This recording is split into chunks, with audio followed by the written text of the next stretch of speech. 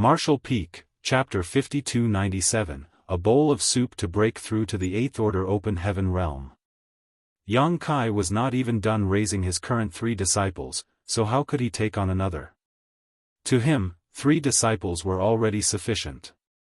In his life, he was proficient in 3 grand Daoists, and so 3 disciples was just right to receive 1 inheritance each.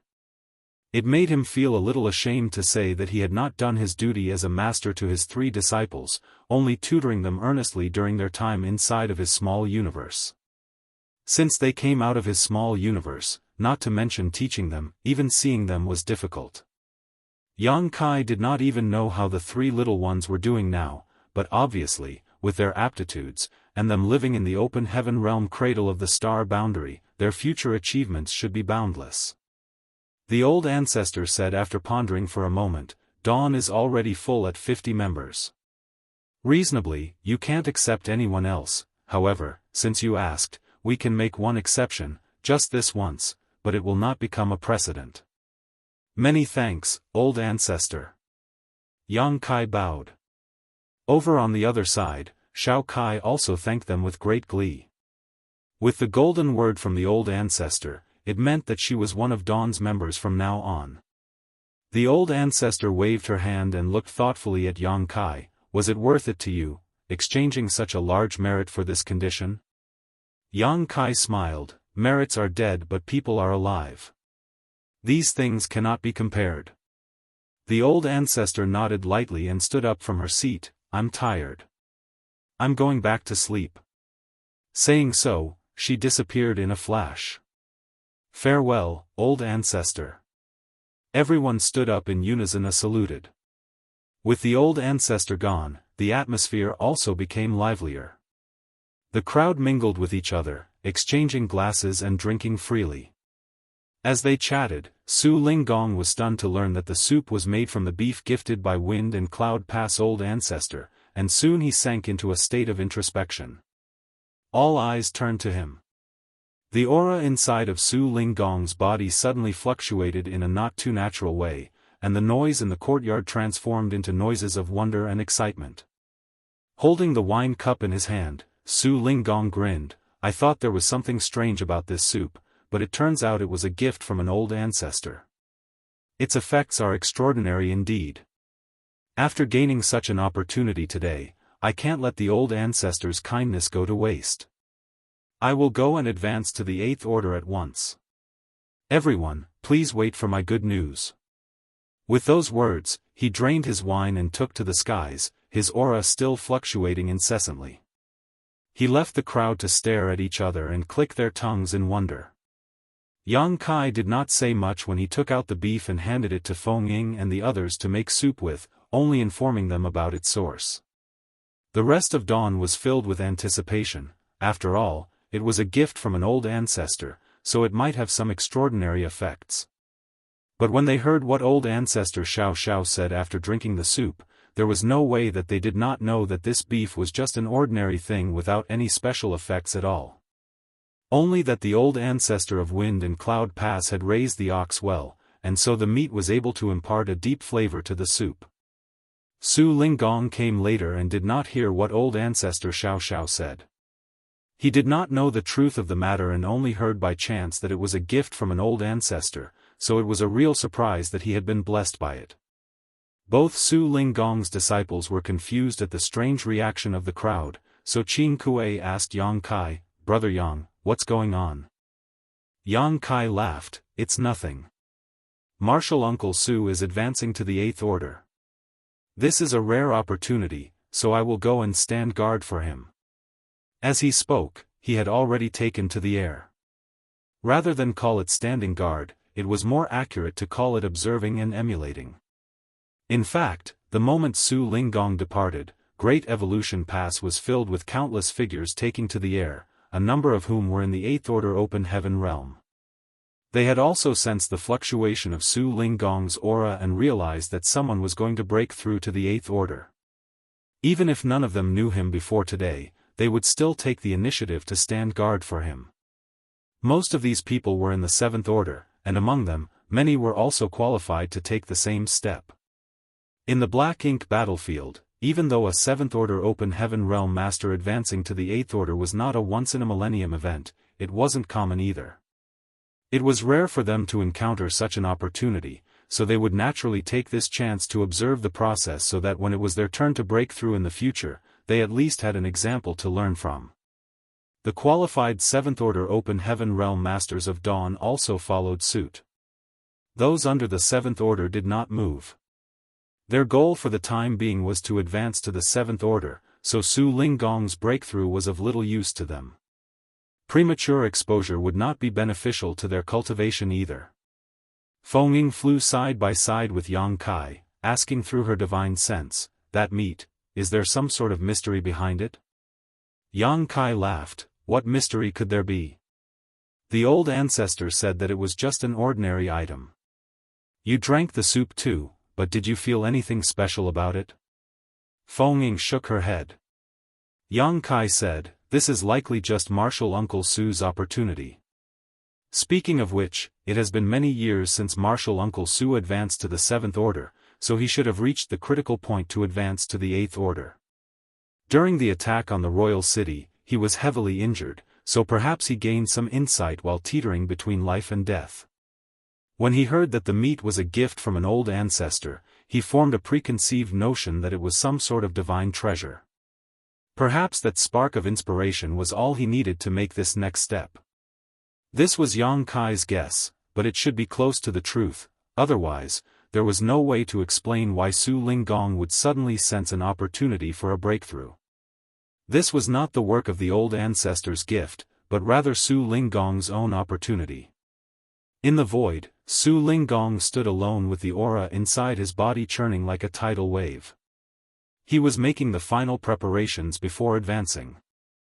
Millions of kilometers away, 8th Order Open Heaven Realm Masters stood ready in case anything were to happen. Even though they wouldn't be of much help if something critical went wrong during Su Linggong's breakthrough, they could still provide a small amount of guidance, which may turn the situation around for Su Linggong at a crucial moment. Further out were the 7th Order Open Heaven Realm Masters, watching from afar. Even old ancestor Xiao Xiao in Great Evolution Pass was looking over in his direction at this moment. The battle to retake Great Evolution Pass caused nearly half of the Great Evolution Army's 8th Order Open Heaven Realm Masters to be lost. Now that there were signs of a 7th Order Master making a breakthrough, she naturally would not ignore it. Breakthroughs in the Open Heaven Realm were different from those below it.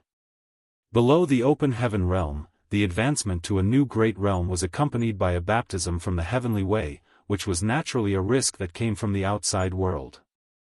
However, after a small universe was created inside the body of an Open Heaven Realm Master, breaking through each order was really an advancement in one small universe, so all of the dangers came from within, which could be said to be even more dangerous. The slightest mistake could cause irreparable damage. As time passed, Su Linggong's aura tumbled more and more violently. Where he stood, a small universe vaguely appeared, and this entire world was expanding and contracting, changing incessantly. That small universe was a manifestation of his martial Tao and all he had comprehended on that journey. As time passed, the small universe gradually grew in size. This growth was destined to break through the limits of the 7th Order and reach the ranks of the 8th Order. The breakthrough took just over a month, which was considered an extremely short amount of time. As expected of Su Linggong as a veteran 7th Order. He had a strong heritage and a solid foundation, so even though the advancement process was not completely smooth, it was still calm and steady. It was clear that he had been preparing for this day for many years. Every Open Heaven Realm Master with plans to advance to the 8th Order was the same. Without sharpening one's spear before battle, who can guarantee that nothing will go wrong? At one point, when the might of the 8th Order Open Heaven Realm swept through the void, a long cry rang out filled with emotions of joy.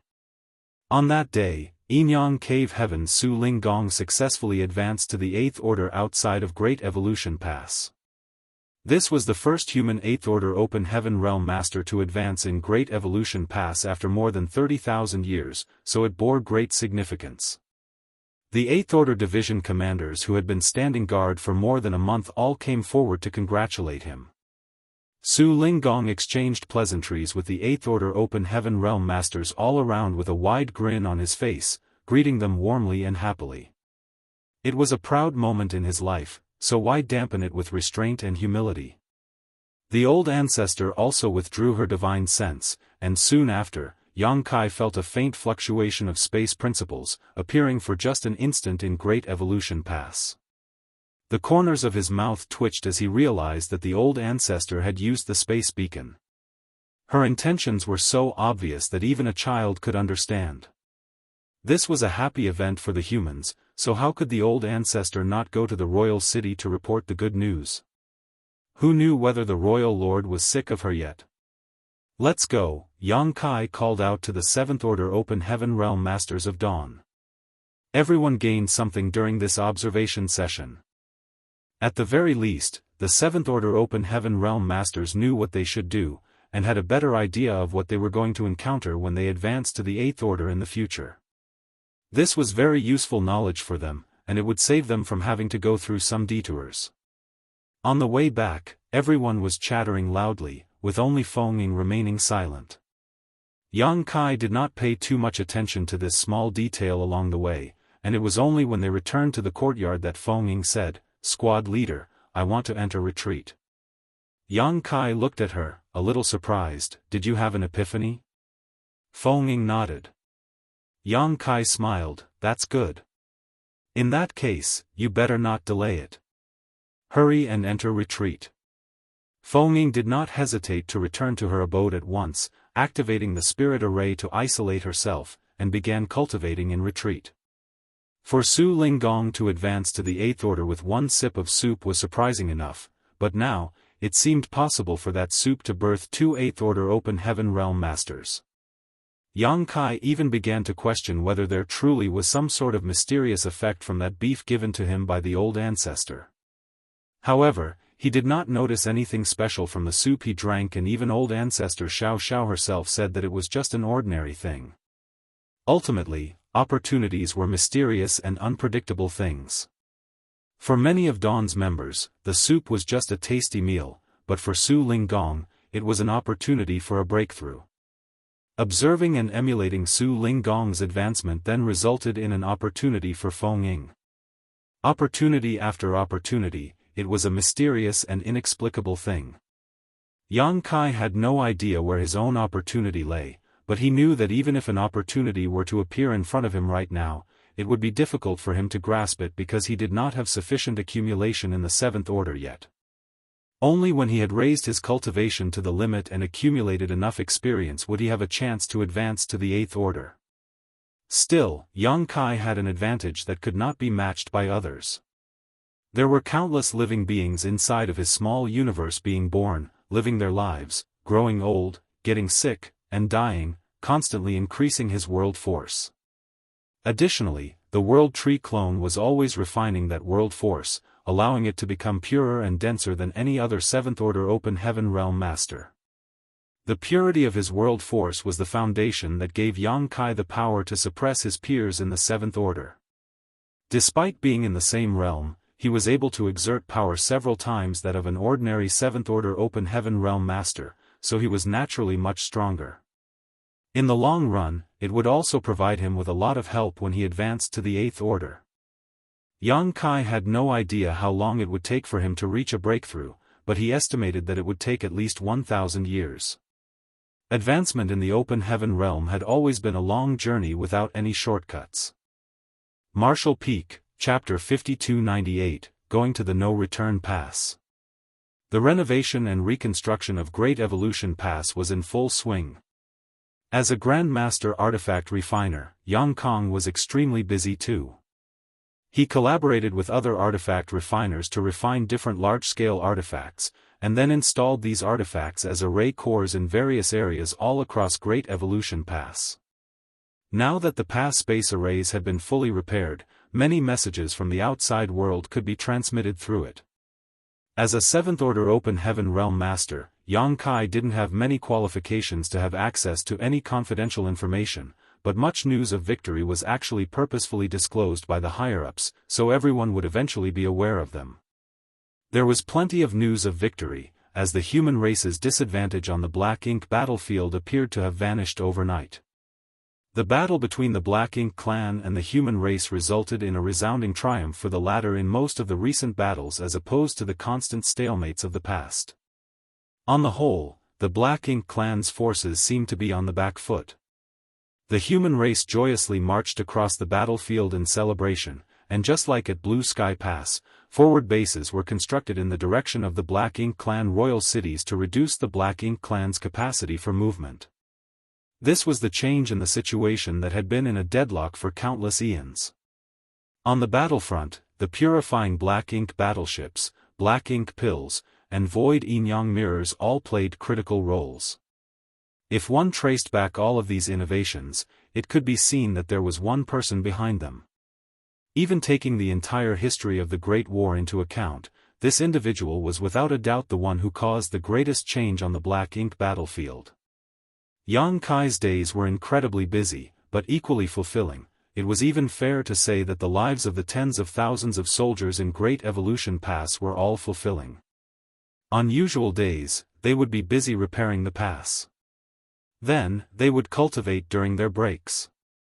Originally, it was estimated that Great Evolution Pass repairs would take 100 years. But in reality, everything was only finished after almost 200 years. The Great Evolution Pass of this day was completely different from when it was occupied by the Black Ink clan previously. It took about 200 years, tens of thousands of people from the Great Evolution Army, and enormous amounts of energy and resources to restore it back to the state of more than 30,000 years ago. It could be said that Great Evolution Pass was not any weaker than any of the Great Passes now. With the current Great Evolution Pass and the Great Evolution Army, the Black Ink clan would never retake it, even if their foundation was restored. Not to mention, the Black Ink clan could only turtle around the royal city, too afraid to cross the humans. For the past 200 years, old ancestor Xiao Xiao occasionally disturbed the royal lord, forcing him to remain on alert at all times. After such a prolonged period, rather than his injuries showing signs of improvement, they had worsened. He was, without a doubt, the most miserable royal lord among all other royal lords.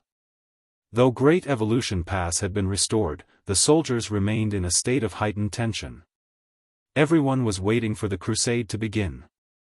The crusade was initially a secret, which only the highest-ranking members of the human race were aware of. However, over time, the soldiers of the lower rankings became aware of the direction the human race was taking.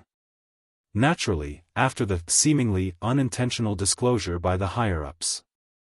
The war with the Black Ink clan had continued for far too long, so long that it was impossible to trace it back to when it began.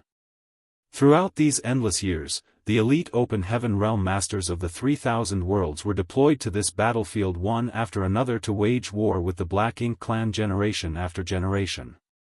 All their sacrifices were to protect the human race's last line of defense. Throughout these years, the human race had suffered countless losses. This situation could not persist indefinitely. Every generation strived to make a difference and eliminate all possible future problems, yet, there was nothing they could do about it.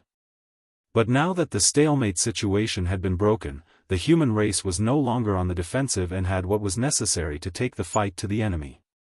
If they had an opportunity to end the Black Ink clan once and for all, the humans on the Black Ink battlefield would sacrifice anything to seize it. For this reason, a crusade was required, and it must be a joint crusade of all humans in every great pass. Only with this, could the Black Ink clan be eradicated. Otherwise, if any single one of the Black Ink clansmen escaped from the battlefield, the war would continue.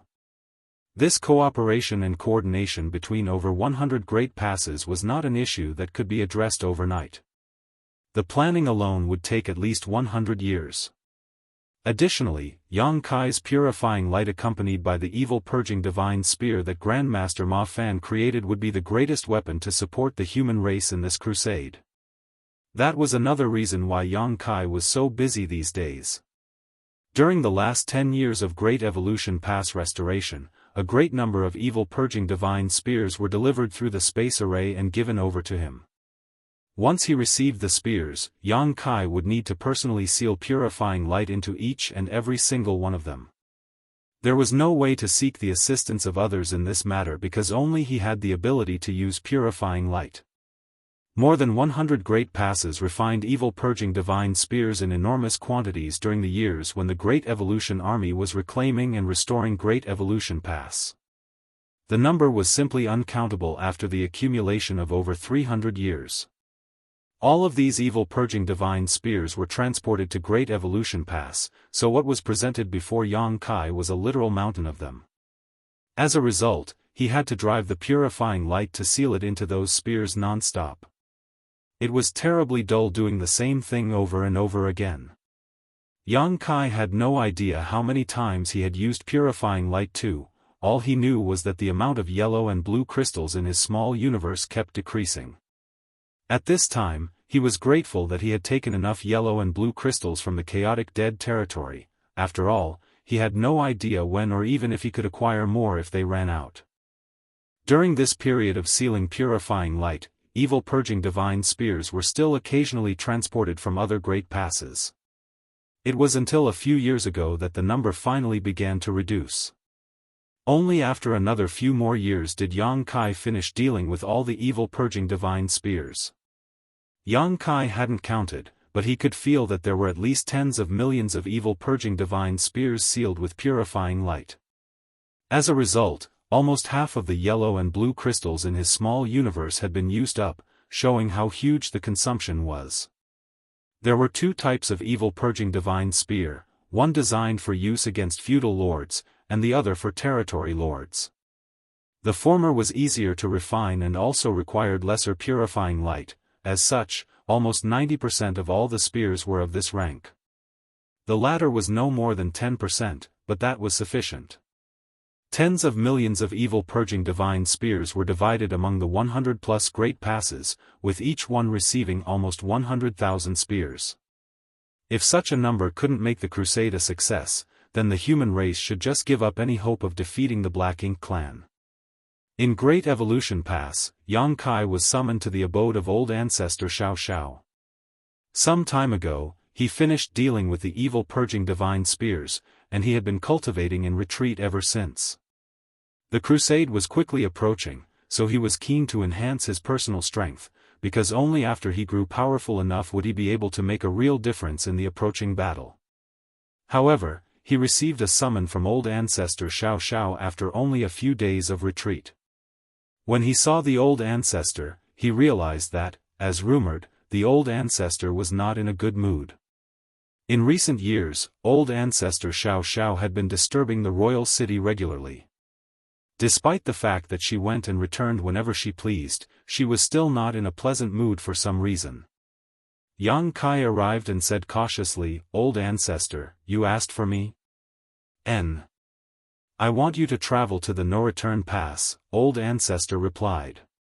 The no-return pass? Yang Kai was taken aback when he heard the words, "What for?" He had heard about the no-return pass many times before.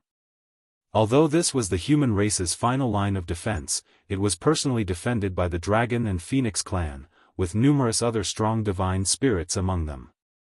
According to the information Yang Kai had acquired, a former Dragon Emperor and Phoenix Empress collaborated back in the Divine Spirit ancestral land in a great war against the Black Ink clan. At the cost of their own lives, supplemented by the 16 sacred treasures of different Divine Spirit clans, they managed to suppress and seal a Black Ink giant spirit god. At some point after that, the Dragon and Phoenix clans left the ancestral land to take up the role of guardians of the no-return pass. Even after so many years, they hadn't returned to the Divine Spirit ancestral land. Not only that, but ancient human great experts set innumerable restrictions on the periphery of the Divine Spirit ancestral land to segregate the inside and outside and completely prevent the Black Ink giant spirit god from escaping. Back then, when Yang Kai and Xia Lin Lang were chased after by Cheng Yang, they strayed into that divine ability sea and experienced a lot of hardship. Upon arriving at the Divine Spirit ancestral land, there were no signs of the Dragon clan nor the Phoenix clan, but a branch of the Phoenixes did remain, headed by Qing Wan, Yuan Chu, Yuzhua, and Hong Hu. Countless years passed as the ancestral land's ancestral strength wore down the power of the black ink giant spirit god, eventually turning him into a lifeless corpse, but to do so, much of the ancestral strength produced in the ancestral land had to be siphoned away. It was only after Yang Kai arrived in the ancestral land and helped unlock the demon sealing land, that the ancestral land's ancestral strength began to be restored, making it more suitable for the divine spirits to live in. Su Yan, Zhu Qing, Shan Qing Luo, and the others from Void Land who had divine spirit bloodlines were currently cultivating in the ancestral land. All of them had divine spirit sources, and cultivating there would undoubtedly bring them great benefits. Hundreds of years ago, as ordered by Xiang Shan, Yang Kai left the Great Evolution East-West Army to circle behind Great Evolution Pass and search for the Great Evolution North-South Army. At that time, Yang Kai was able to sense the no-return pass from afar. That was all due to his golden divine dragon source. The dragon pool was located at the no-return pass, and anyone with a pure enough dragon source and sufficient strength could sense the location of the dragon pool. The feeling Yang Kai had at that time was the constant connection between his own dragon source and the dragon pool. It was said that the dragon pool was the origin of all dragon sources, their birthplace so to speak, the root of the whole dragon clan. When Yang Kai initially first stepped into the 3,000 worlds, seeking out the dragon pool was one of his main goals. After all, it was only through finding the location of the dragon pool that he could further cultivate his dragon source. This thought, however, faded as he became stronger over the years. Unexpectedly, old ancestor Xiao Xiao actually requested him to travel to the no-return pass at this moment. He had no idea whether there was another deeper intention to it. You'll know why when you get there. No need to ask so much, the old ancestor responded. Yang Kai hesitated, but old ancestor, the crusade is approaching. If I leave at this time, you don't need to worry about the crusade. You're just in the 7th order open heaven realm. There won't be much difference with or without you. Even if you miss it, what would it matter? Sneered the old ancestor. Yang Kai went speechless.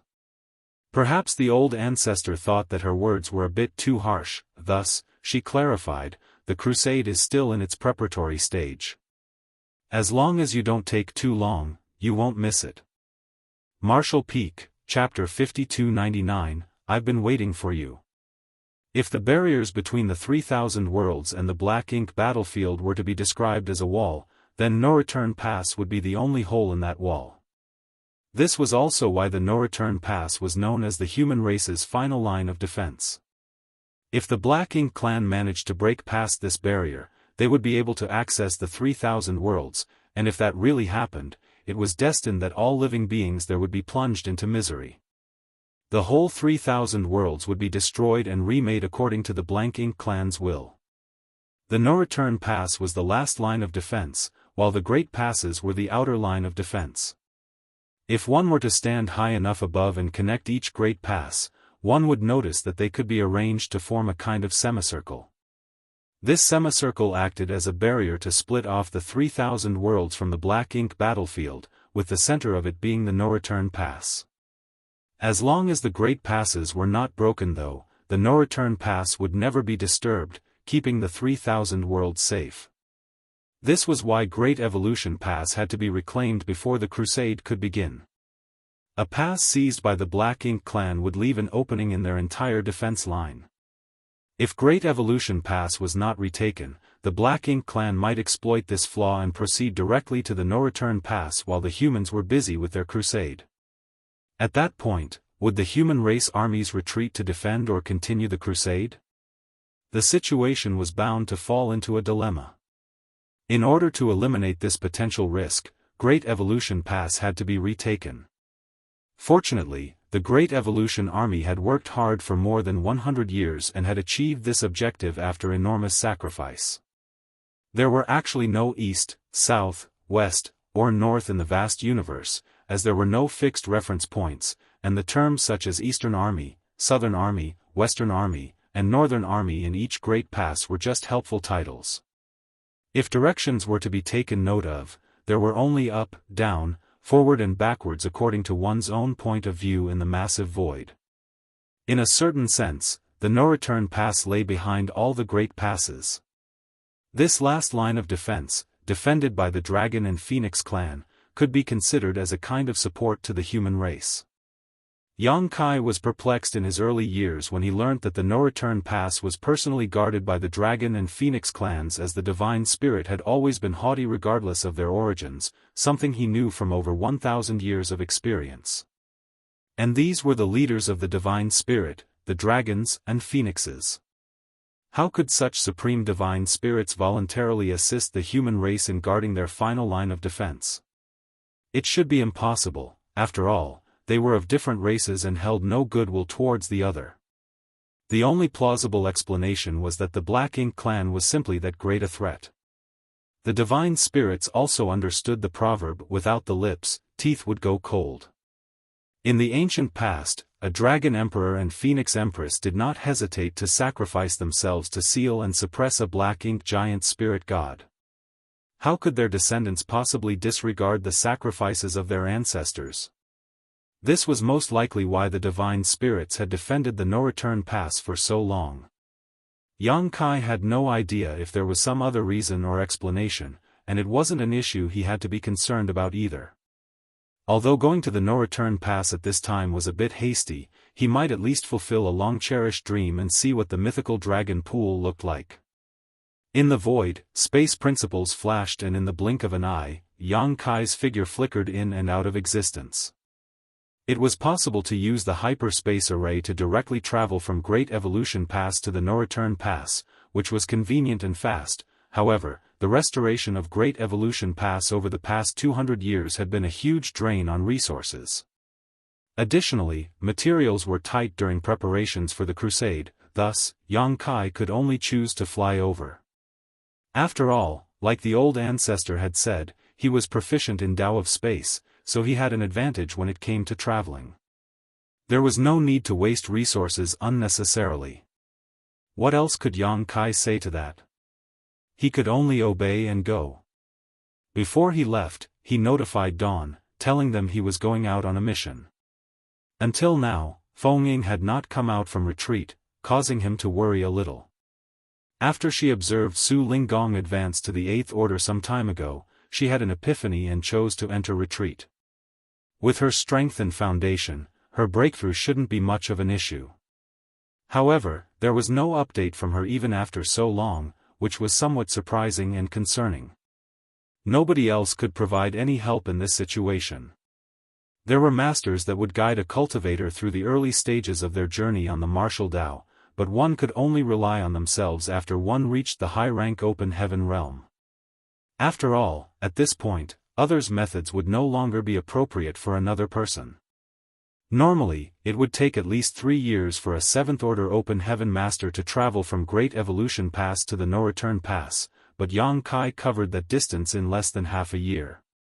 The journey was extremely dull and uneventful. When a huge parasol tree came into view, Yang Kai knew that No-Return Pass was nearby. This was the renowned Phoenix Nest, the ancestral home of the Phoenix clan. Yang Kai had always wanted to see what the Phoenix Nest looked like. Would a magnificent divine spirit clan like the Phoenix clan build a nest on the tree just like any other bird? That would be far too degrading. Naturally, Yang Kai wondered if the Phoenix Nest was only a label. After all, the so-called Phoenix Nest could be referring to a grand palace the Phoenix clan had built. After thinking about it for some time though, Yang Kai felt that he was being too nosy.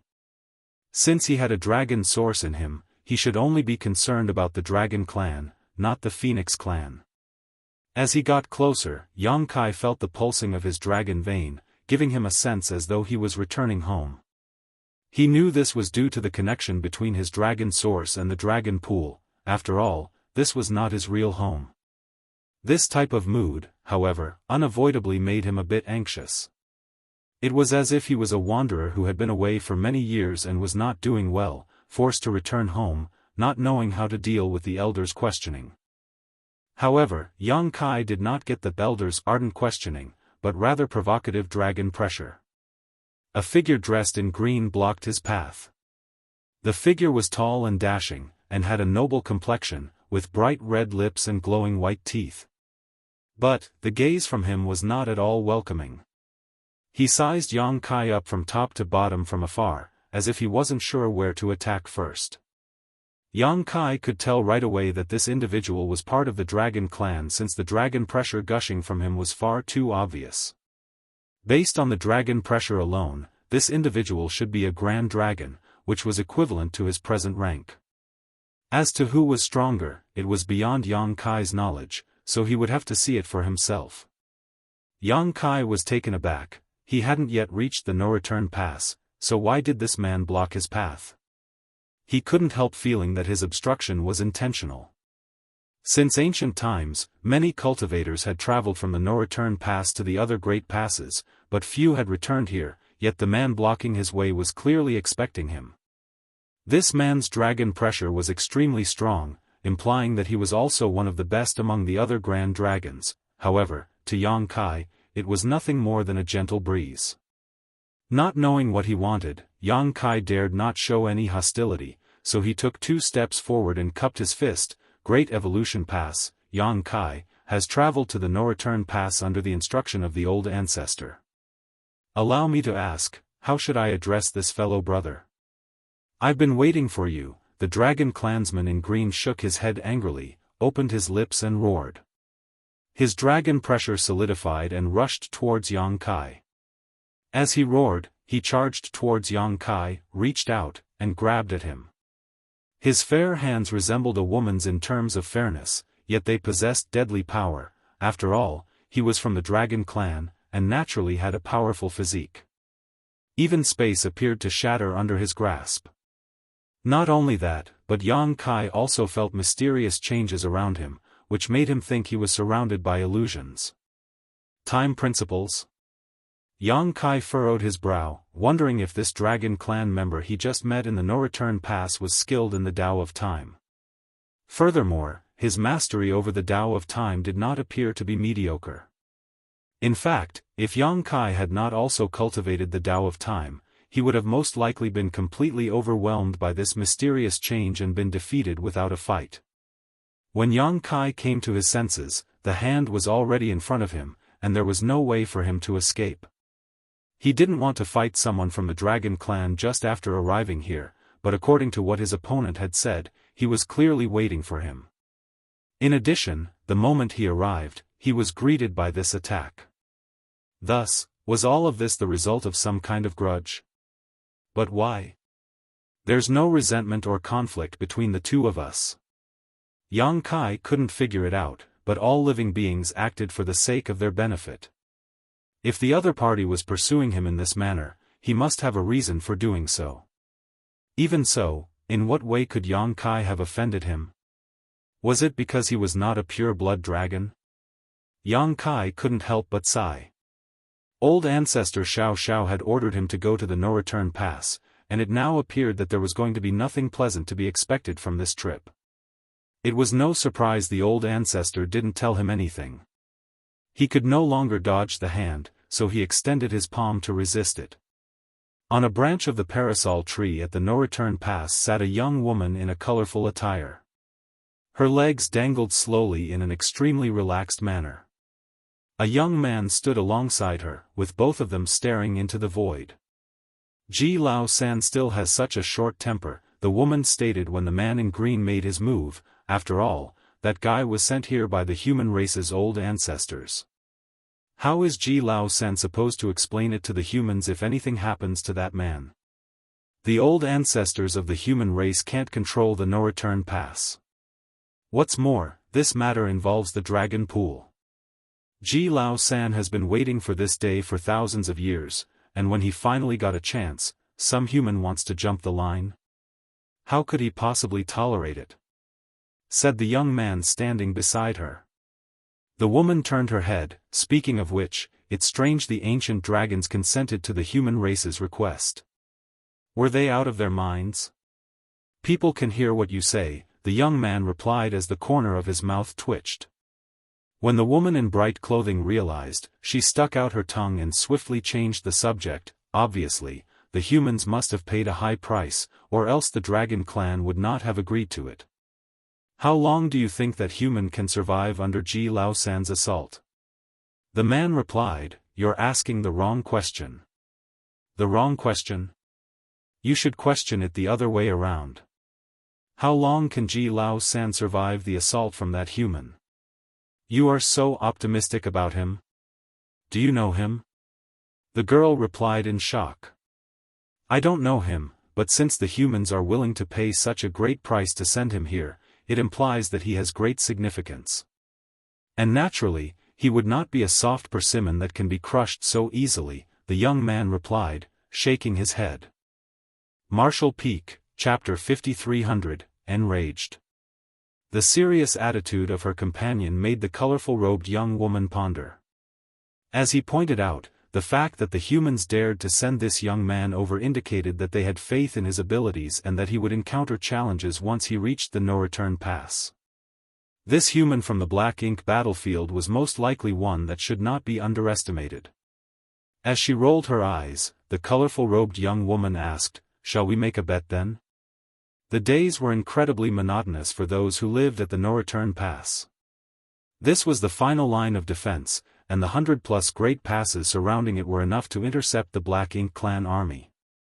When Great Evolution Pass was taken over 30,000 years ago, there were daring Black Ink clansmen that came from Great Evolution Theater to try and break through the no-return pass, but after experiencing the might of the Dragon and Phoenix clans, no Black Ink clansman dared to approach it anymore. The Dragon and Phoenix clans, being the two most powerful of the divine spirits, were naturally bored as they remained at the no-return pass. However, they were bound by the oath their ancestors took and were unable to freely roam about. It was unusual for there to be such a show like today, so people naturally wanted to participate. What are we betting on? The young man replied casually. Let's bet on the visitor and Ji Lao San. Who will win and who will lose, the colorfully robed young woman replied. The prize? The woman placed one finger on her crimson lips, went silent for a moment, then snapped her finger. Whoever loses will give the human a tail feather. The young man glanced at her speechlessly. This way, the human would receive the reward no matter the result. The girl didn't give him a chance to respond before saying, I bet this human will lose. As soon as she spoke those words though, her jaw dropped as an expression of utter disbelief appeared on her face. She already acknowledged that if the humans dared to send this youth alone to the no-return pass, there had to be something about him that made him special. Nonetheless, Ji Lao San wasn't weak. He might not be able to do much harm to this human, but even so, she did not believe he would really lose. It should at worst end in a tie. Right after she had spoken though, the visitor had somehow grabbed Ji Lao San by his neck, as if it was as easy as grabbing a chicken, and strolled over from the void. Their figures had appeared right in front of the pair after just a few steps, leaving behind a trail of afterimages in the distance. Space Principles. The young woman with the colorful robe's eyes were filled with astonishment. With her ability, it was normal for her to notice that this human had cultivated the Tao of space, and to an exceedingly high level of mastery at that. Even she would most likely have to acknowledge his superiority. She had met several exceptional humans who cultivated the Tao of space during her long lifespan, but even so, none had reached such mastery over it. Yang Kai had long been aware that a man and a woman atop the parasol tree were watching him, and that numerous divine senses in the no-return pass were also observing him. Counting the actions of the man who blocked him, Yang Kai had no idea what the no-return pass had been expecting of him. The blocker's acts might have been due to something personal, but that didn't preclude the possibility of him being instigated by the higher-ups of the Dragon clan. Are they trying to test me? Yang Kai wasn't sure why the no-return pass held such an attitude, but he could also be considered as half a divine spirit, thus, he understood that he couldn't be too modest while dealing with other divine spirits. Due to the extreme arrogance of the divine spirits, only those who were more arrogant could speak to them on an equal footing. As a result, when confronted with the blocker's attack, Yang Kai retaliated without holding back. Still, he just didn't expect this grand dragon to be like an embroidered pillow, pretty to look at but overall useless in the end. Yang Kai hadn't even used any strength yet, but the opposite party couldn't resist, thus, currently, he was like a stray cat being dragged around by Yang Kai. This was the simplest conclusion to a battle he had faced since entering the Black Ink battlefield. Even the feudal lords understood how to fight back, but this grand dragon had no power to resist him at all. Yang Kai raised his head and smirked, "Hello, pretty young lady." The colorful-robed young woman's face twitched and she replied, "You have a sweet tongue." Yang Kai then passed what he was grabbing onto her, asking, "Does he belong to you?" She smoothed her hair and shook her head, "He's someone else's." "Oh," Yang Kai simply said, recognizing that the female in front of him should be from the Phoenix clan, which was not surprising given that she was perched on the parasol tree. Ji Lao San on the other hand, who was grabbed by Yang Kai, was exceedingly embarrassed and enraged.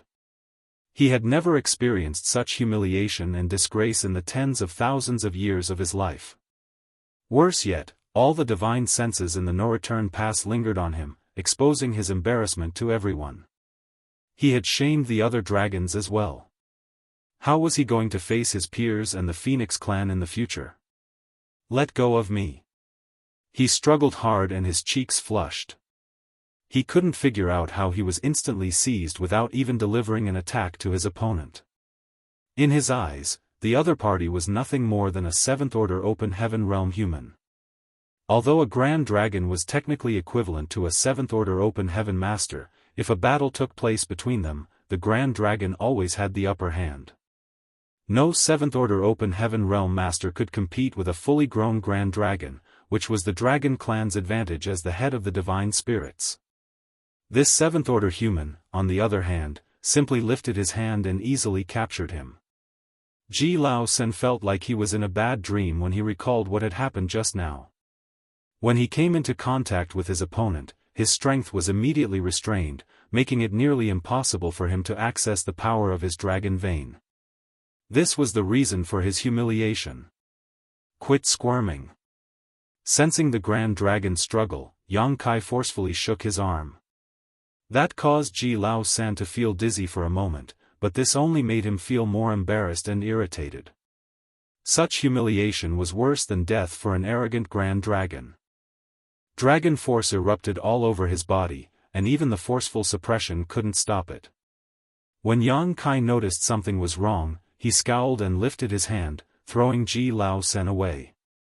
Then, he said, "You and I don't know each other. Why did you attack me?" Ji Lao San's dragon force was out because he unleashed his own dragon bead. This was a move that was equivalent to risking his life. Still, Yang Kai had felt he could merely resist the power of this dragon bead. In fact, if he hadn't released him, even if Ji Lao San could escape, his dragon bead was certain to break, severely damaging the ladder's foundation. Yang Kai had a dragon bead too, so he could identify what just happened and what would happen if he took certain moves. It was not prudent to half-cripple a grand dragon before he even entered the no-return pass, so he chose to let Ji Lao San go. It was necessary to demonstrate one's strength when in front of those from the dragon clan, nonetheless, it was equally important to do so in moderation. When a high-pitched dragon roar erupted, Ji Lao San suddenly transformed into a grand dragon close to 50,000 meters long. The grand dragon's head was held high, and his dragon eyes glared at Yang Kai as if staring at an ant on the ground. His whole body was full of thick dragon scales, as he was clearly inflamed with rage. Yang Kai was as small as dust in the face of this grand dragon. "Trivial human, you dare!" The grand dragon roared violently, and the void around him shook. With a disgruntled expression, the colorful-robed young woman on the parasol tree lifted her hands to cover her ears. "How dare you humiliate me like this? You must pay the price with your life in the name of the dragon clan." When Ji Lao San finished speaking, he opened his lips and spat forth his dragon breath, enveloping the ant in front of him. Dragon breath was the most common attack method of the dragon clan. Though common, it was extremely strong, especially when delivered by a grand dragon. Even a feudal lord would vaporize if hit by such a blast. What's more, time principles were woven into this dragon breath, so along with terrifying destructive force, it also seemed like the withering of 1,000 years was carried along with this secret technique. No seventh-order open heaven realm master could survive an attack like this. After Ji Lao San's rage had subsided a little, his dragon eyes suddenly widened as if he was struck by lightning. Against the force of his dragon breath, there was a figure that was moving upstream. That figure didn't seem hurried, in fact, it seemed like it was taking a stroll in a garden. Arriving slowly at Ji Lao San's massive dragon head, he put out his hand to tenderly tap it while saying, "Anger will only bring harm to the body, you should calm down." With one tap, the majestic and massive Ji Lao San felt his dragon veins shiver violently. Being unable to sustain his dragon form, his body shrank rapidly and returned back to his human form. Yang Kai once grabbed him by the scruff of his neck, and said while facing the no-return pass, "Great evolution pass. Yang Kai has come to the no-return pass under the command of the old ancestor. Is there anyone here?" Noise broke out as the no-return pass gate, which was originally closed, opened. Yang Kai bowed from a distance before entering, dragging Ji Lao San along with him. As he entered the inner sanctum, figures on both sides stared at him. The young man and woman Yang Kai saw on the parasol tree earlier were also present.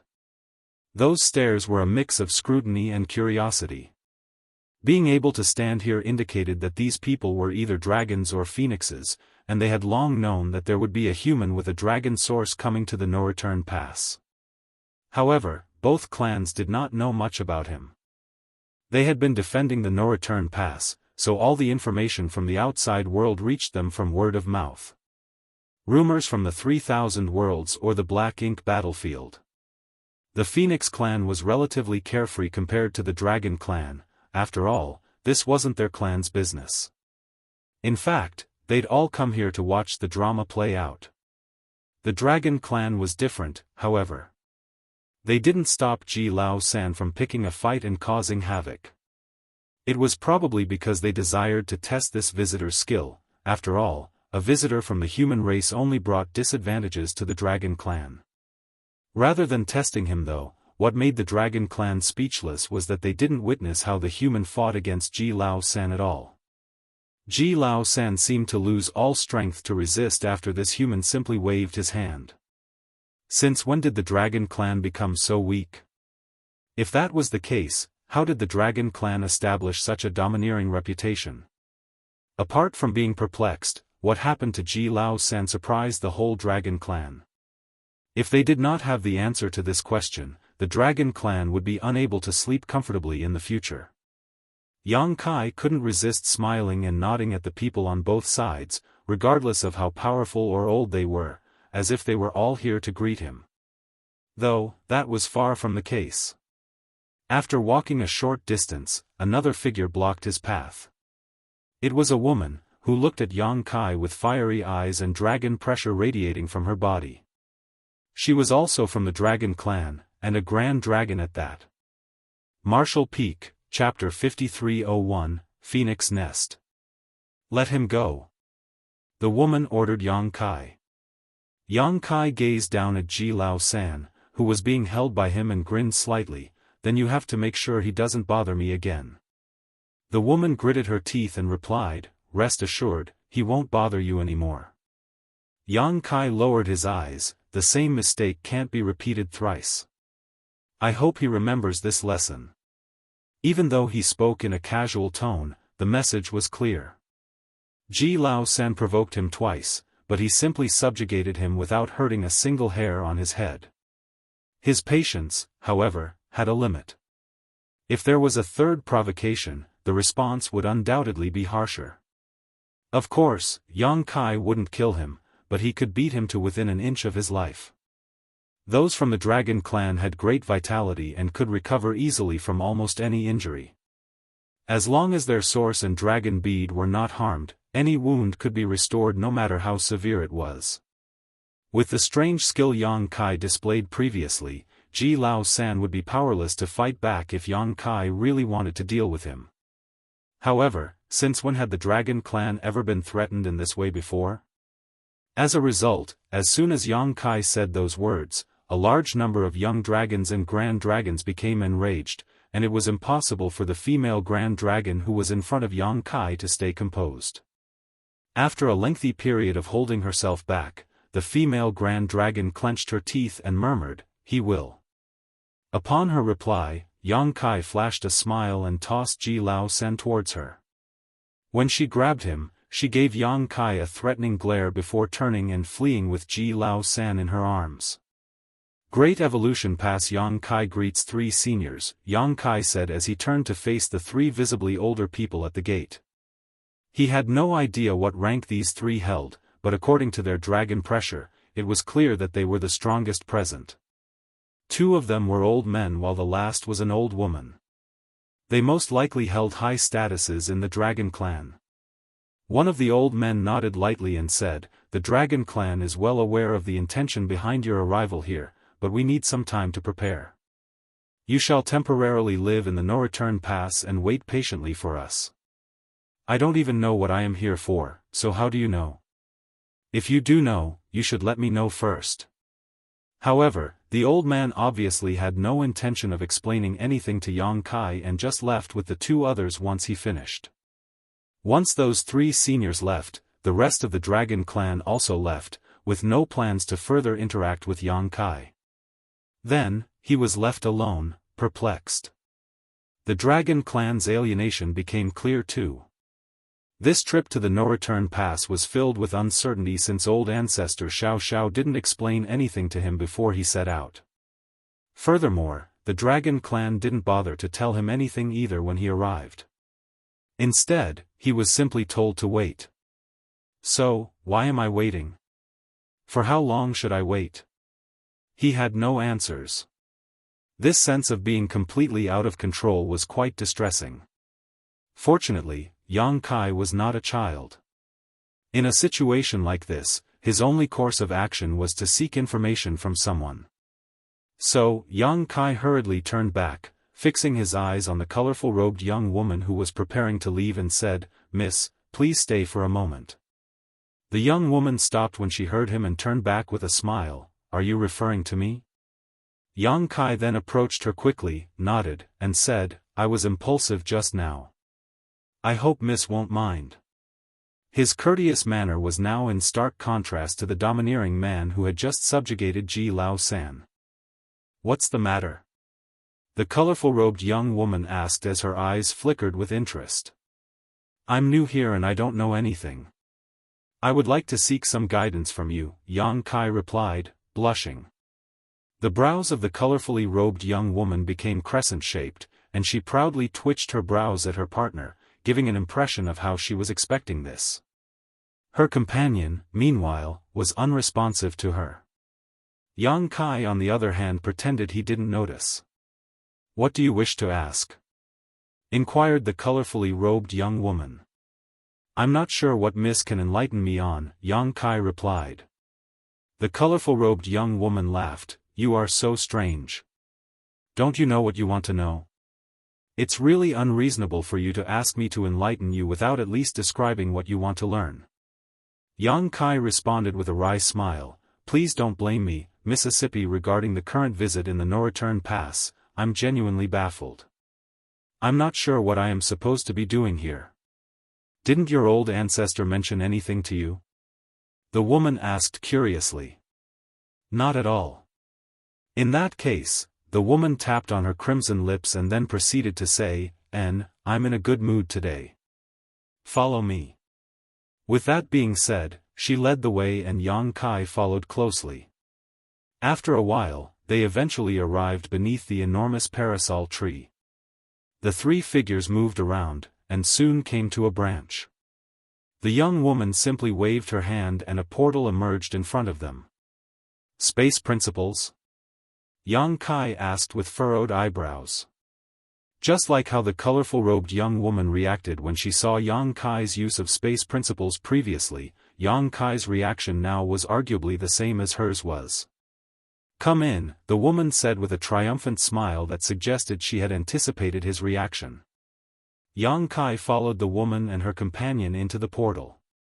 They soon arrived at a location with stunning mountains and rivers. The view was as beautiful and refreshing as a spring day. The mountains were pristine, and the lakes were crystal clear, not to mention the gently flowing clouds and mist. It was truly a majestic view. This was some kind of sealed world. Yang Kai was no stranger to the existence of sealed worlds. After all, the small universe of a high-rank open heaven realm master was a sealed world. The universe paradises and universe cave heavens left behind after the death of high-rank open heaven realm masters on the Black Ink battlefield were also sealed worlds. Yet this sealed world gave him a different feeling. This place seemed to still maintain the aura of the dawn of chaos and the first division of the heavens and earth. The ancient aura was everywhere, giving Yang Kai the illusion of him entering a long-forgotten wilderness. These are the real phoenix nests. The young woman's words resonated in his ears. The Nirvana parasol tree was there at the birth of the Phoenix clan. There are as many phoenix nests on the Nirvana parasol tree as phoenixes in this universe. The phoenix nest is the root of every phoenix, and this space is different from the outside world. Yang Kai instantly understood. It was no wonder the ancient aura was preserved here. It was because this aura was created by the Nirvana parasol tree itself, which had survived since long ago and remained pure and unspoiled like this. So these are phoenix nests. Yang Kai couldn't help but feel ashamed for having assumed that the Phoenix clan would physically build their nest on the parasol tree just like any other bird. Yang Kai quietly reminded himself to avoid basing future decisions solely on the surface. Then, he saw the young woman straighten her body and move right into a huge nest. Yang Kai looked up at the sky and silently followed. The three figures flew inside and sat down cross-legged. Yang Kai took an inquisitive look around and soon realized that from the outside, it appeared to be a massive bird nest, but that once he entered, it was totally different. Without time to investigate carefully, Yang Kai briefly cupped his fist. Great evolution pass Yang Kai. How may I address the both of you? The woman gave a gentle smile and replied, Huang Xianxia. Then, she pointed at her companion, Feng Lu Lang. Yang Kai wasn't certain how to deal with it because their names seemed to be a little too simple. In the Phoenix clan, the males were surnamed Feng while the females were surnamed Huang, which made it concise and clear. At least, it was convenient to address them this way. He was too lazy to delve into the subject, but as he wanted to say something out of courtesy, Huang Xianxia continued, Before you ask something, I have something to give you. Yang Kai was taken aback. He had just arrived and he was already receiving gifts. Were those from the Phoenix clan all this friendly? Immediately, he sat upright, and said solemnly, I dare not reject anything from seniors. While he may have previously addressed her as though they were on an equal footing, he was actually aware that this woman's age was measured in tens of thousands of years.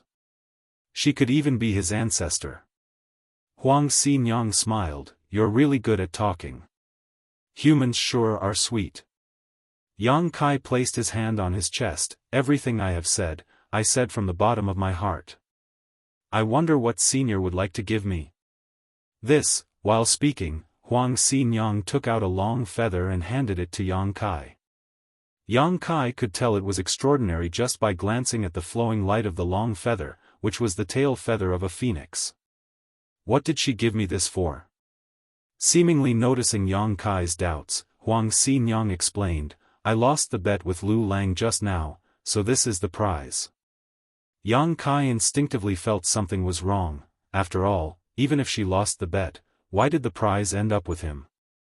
But now that it had been handed over, it wouldn't do any good to reject it, especially when he had other requests for her. As Yang Kai received the feather, his body shook.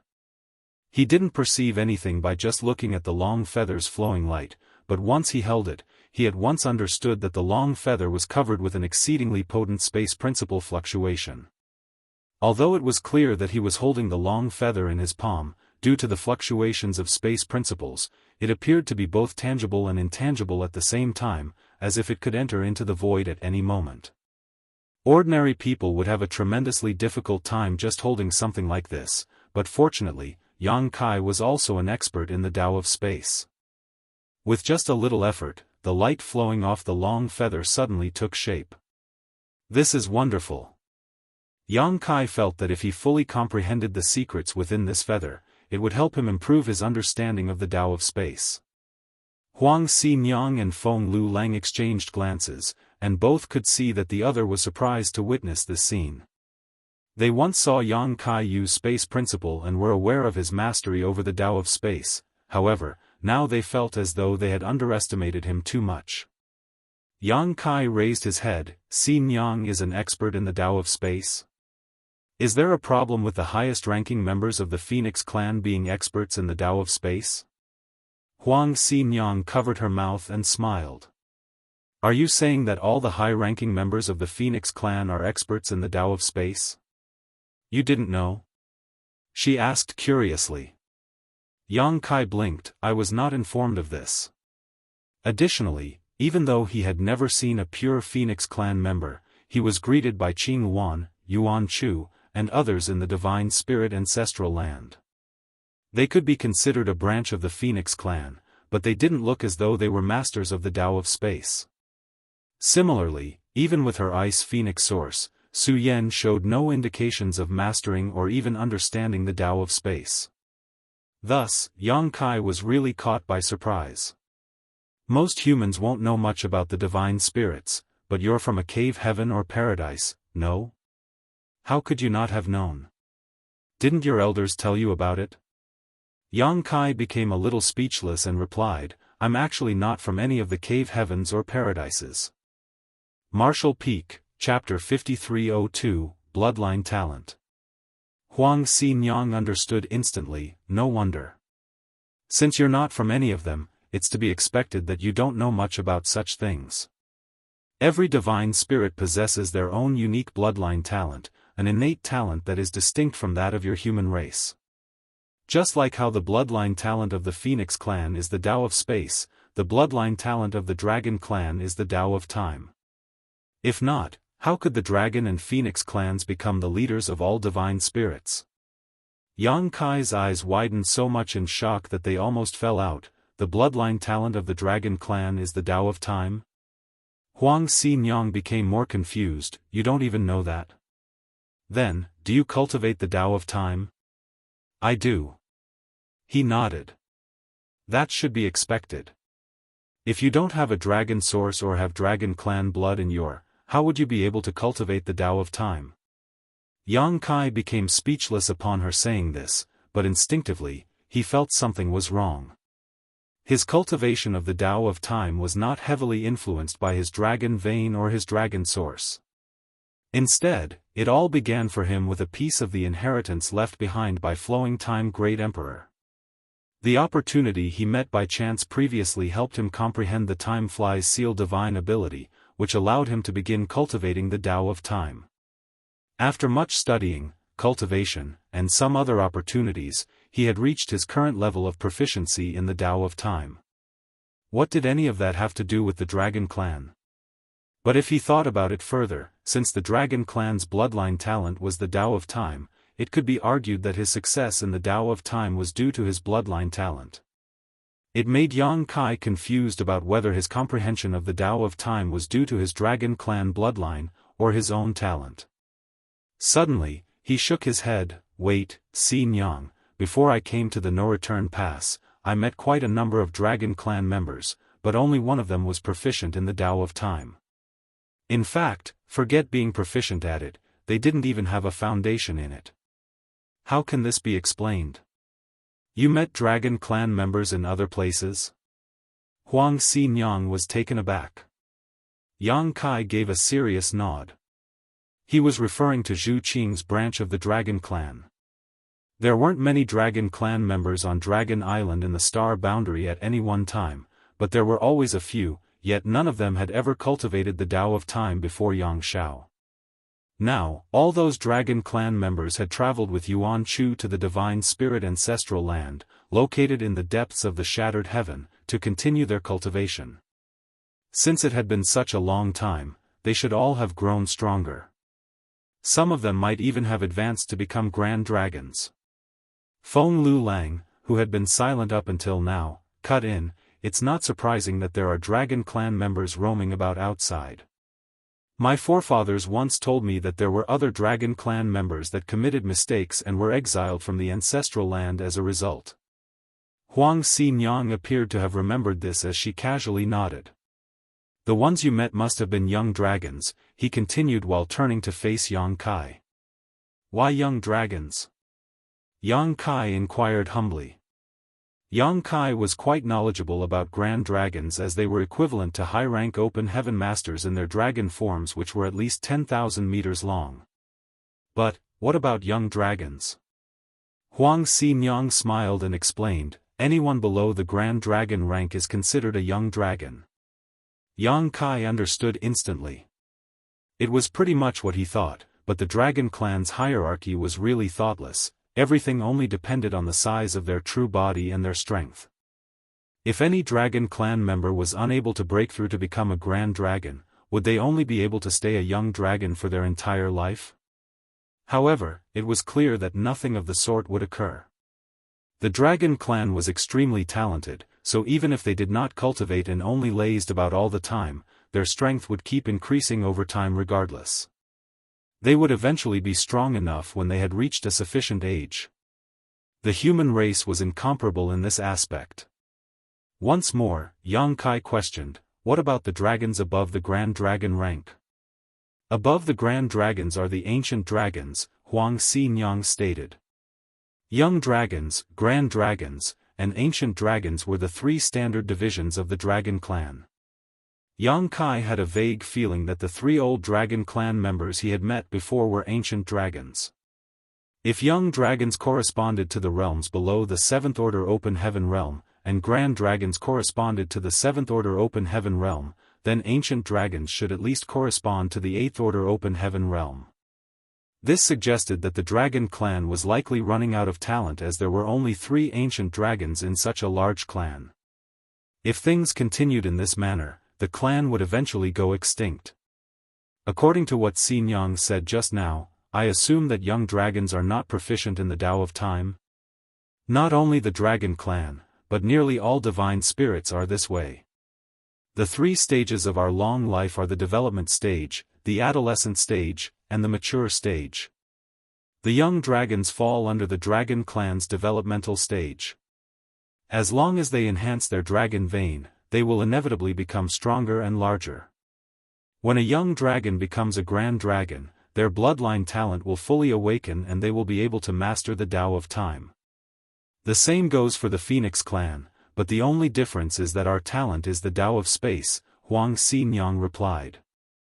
So, that's how it is. Yang Kai instantly understood the reason Zhu Qing and the others still had no grasp over the Tao of Time. Though the Dragon Clan was considered very strong in the star boundary, they were still just young dragons. Their bloodline talent in regards to the Tao of Time was still dormant and would only slowly awaken when they had grown to become grand dragons. This made Yang Kai suddenly think of his adopted son, the little white dragon, Yang Xiao. Raising a brow, he asked again, are there any exceptions? Huang Xianxia smiled, exceptions are always possible. Some have their bloodline talents awaken while they are still young dragons. They are regarded as extremely gifted individuals, however, in the lengthy history of the Dragon Clan, such individuals could be counted within 5 fingers. Yang Kai couldn't help but frown upon her answer. If that was the case, Yang Xiao seemed to be quite the gifted one. Yang Kai deserved some credit for the birth of this boy as Yang Xiao's dragon egg appeared to have some kind of accident after Fu Zhuan gave birth to him. Yang Xiao had been unsuccessful in breaking free of his shell, resulting in his vitality growing thinner and thinner over time. Fortunately, when Yang Kai went to Dragon Island at that time to stir up trouble, he, unintentionally, found the location of Yang Xiao's dragon egg. In order to hatch him, Yang Kai put in a great deal of effort. As a result, this young boy had a natural sense of closeness to him and had known him as though Yang Kai was his father, now adopted father, since birth. In addition to that, the relationship between Yang Kai and Dragon Island softened up a bit thanks to Yang Xiao. Soon after his birth, this young boy demonstrated his talent in the Tao of Time. Yang Kai initially believed it was because of his own comprehension. After all, he used a lot of his own blood essence when Yang Xiao was being hatched, so naturally, inheritance from Yang Kai was to be expected.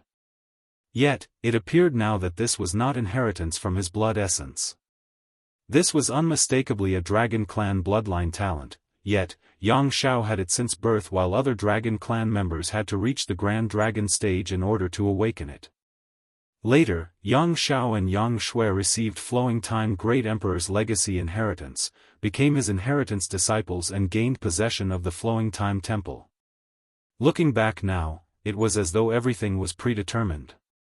The bloodline talent of the Dragon Clan was the Tao of Time, and Yang Xiao had become the disciple of Flowing Time Great Emperor, which would greatly help him with his future cultivation. Yang Xiao was clearly one of the few exceptions that Huang Xinyang spoke of. Of course, this was not limited only to the Dragon Clan, but also other divine spirits. There were always some existences that showed their uniqueness at a very young age, and these existences would somehow achieve great things one day.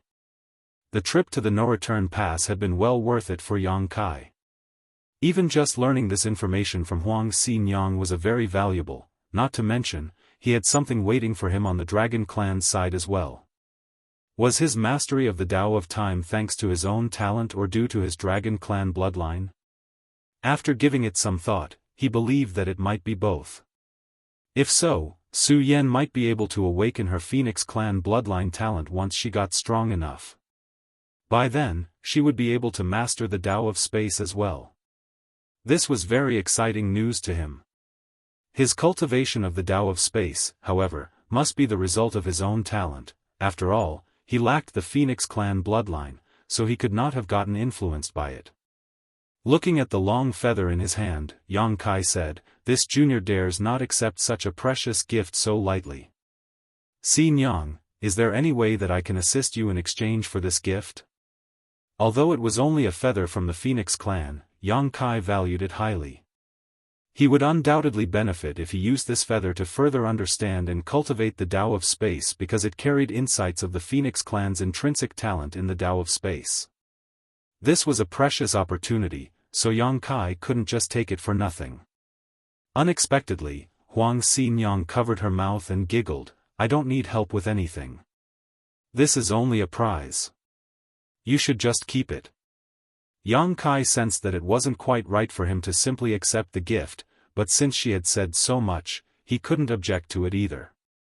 This gift was just too alluring, and he also believed that the Phoenix Clan wouldn't try to harm him. Even if Huang Xinyang would ask him to do something by bringing up this gift matter later, he would comply under the condition that it didn't go against his own principles. Such was what he thought in his heart to repay her. Nevertheless, he still stated for show, "It's not appropriate for me to be rewarded for nothing, is it?" Huang Xinyang took a deep look at him and saw through his thoughts. With a snicker, she stated, "You just said that you dare not reject a gift from your seniors, and now you say you shouldn't be rewarded for nothing? Humans really don't know what they want, huh?" Yang Kai let out a dry laugh upon hearing that. "If you really feel bad, let me ask you a question.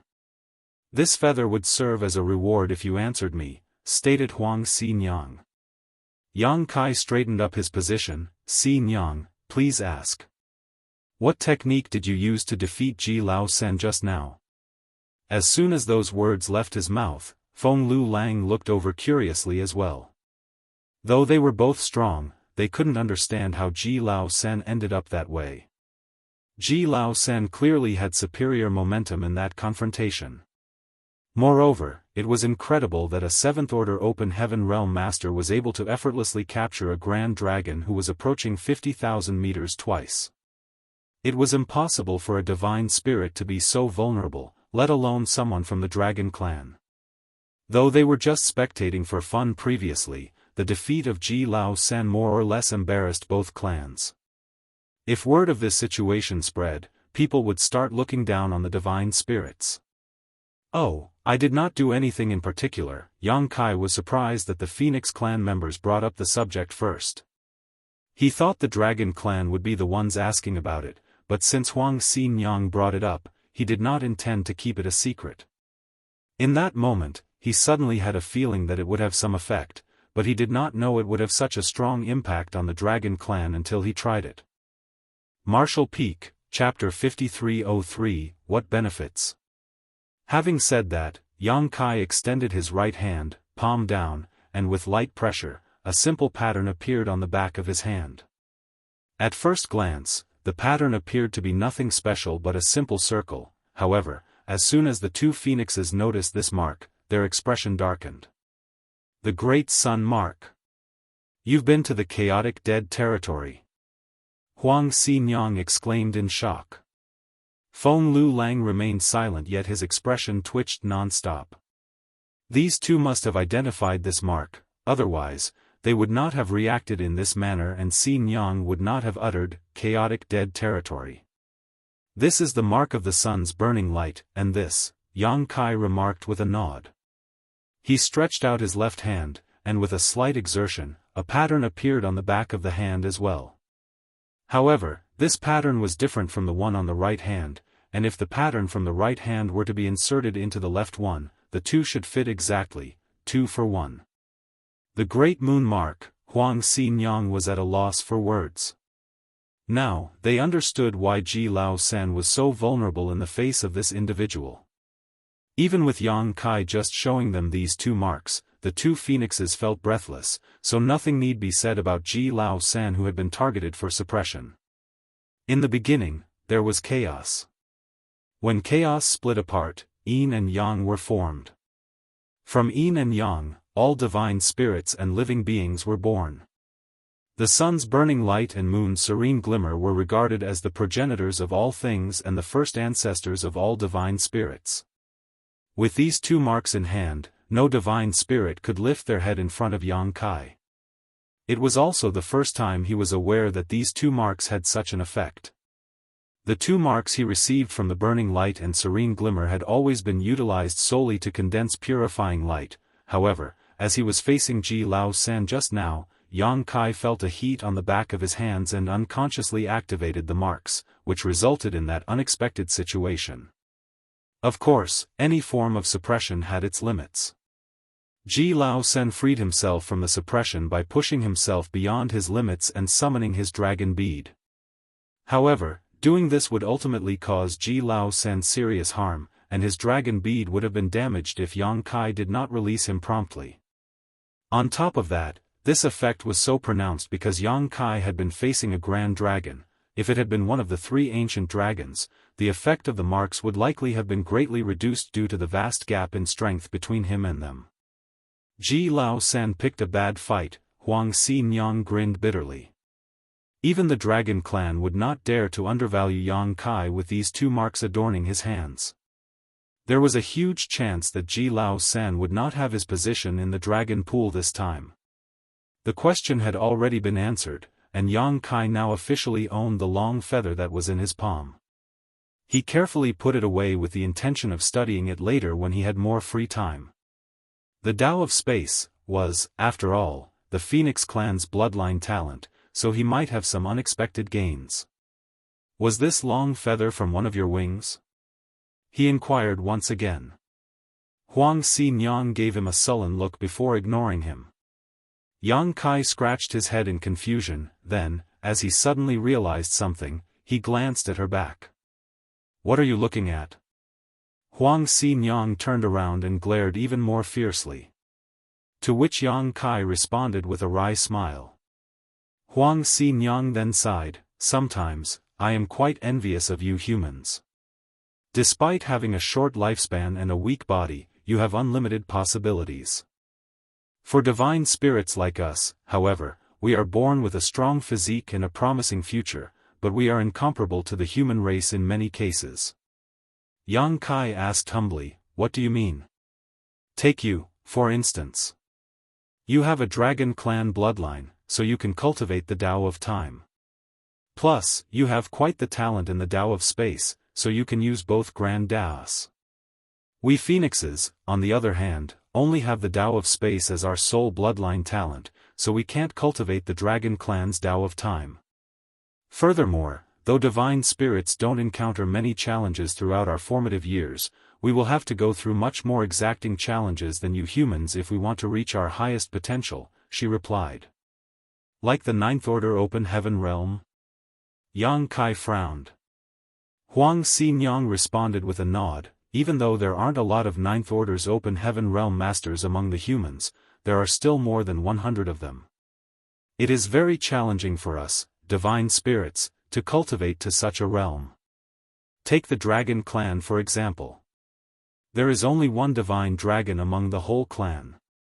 Above young dragons were the Grand Dragons, followed by the Ancient Dragon, then finally the Divine Dragons.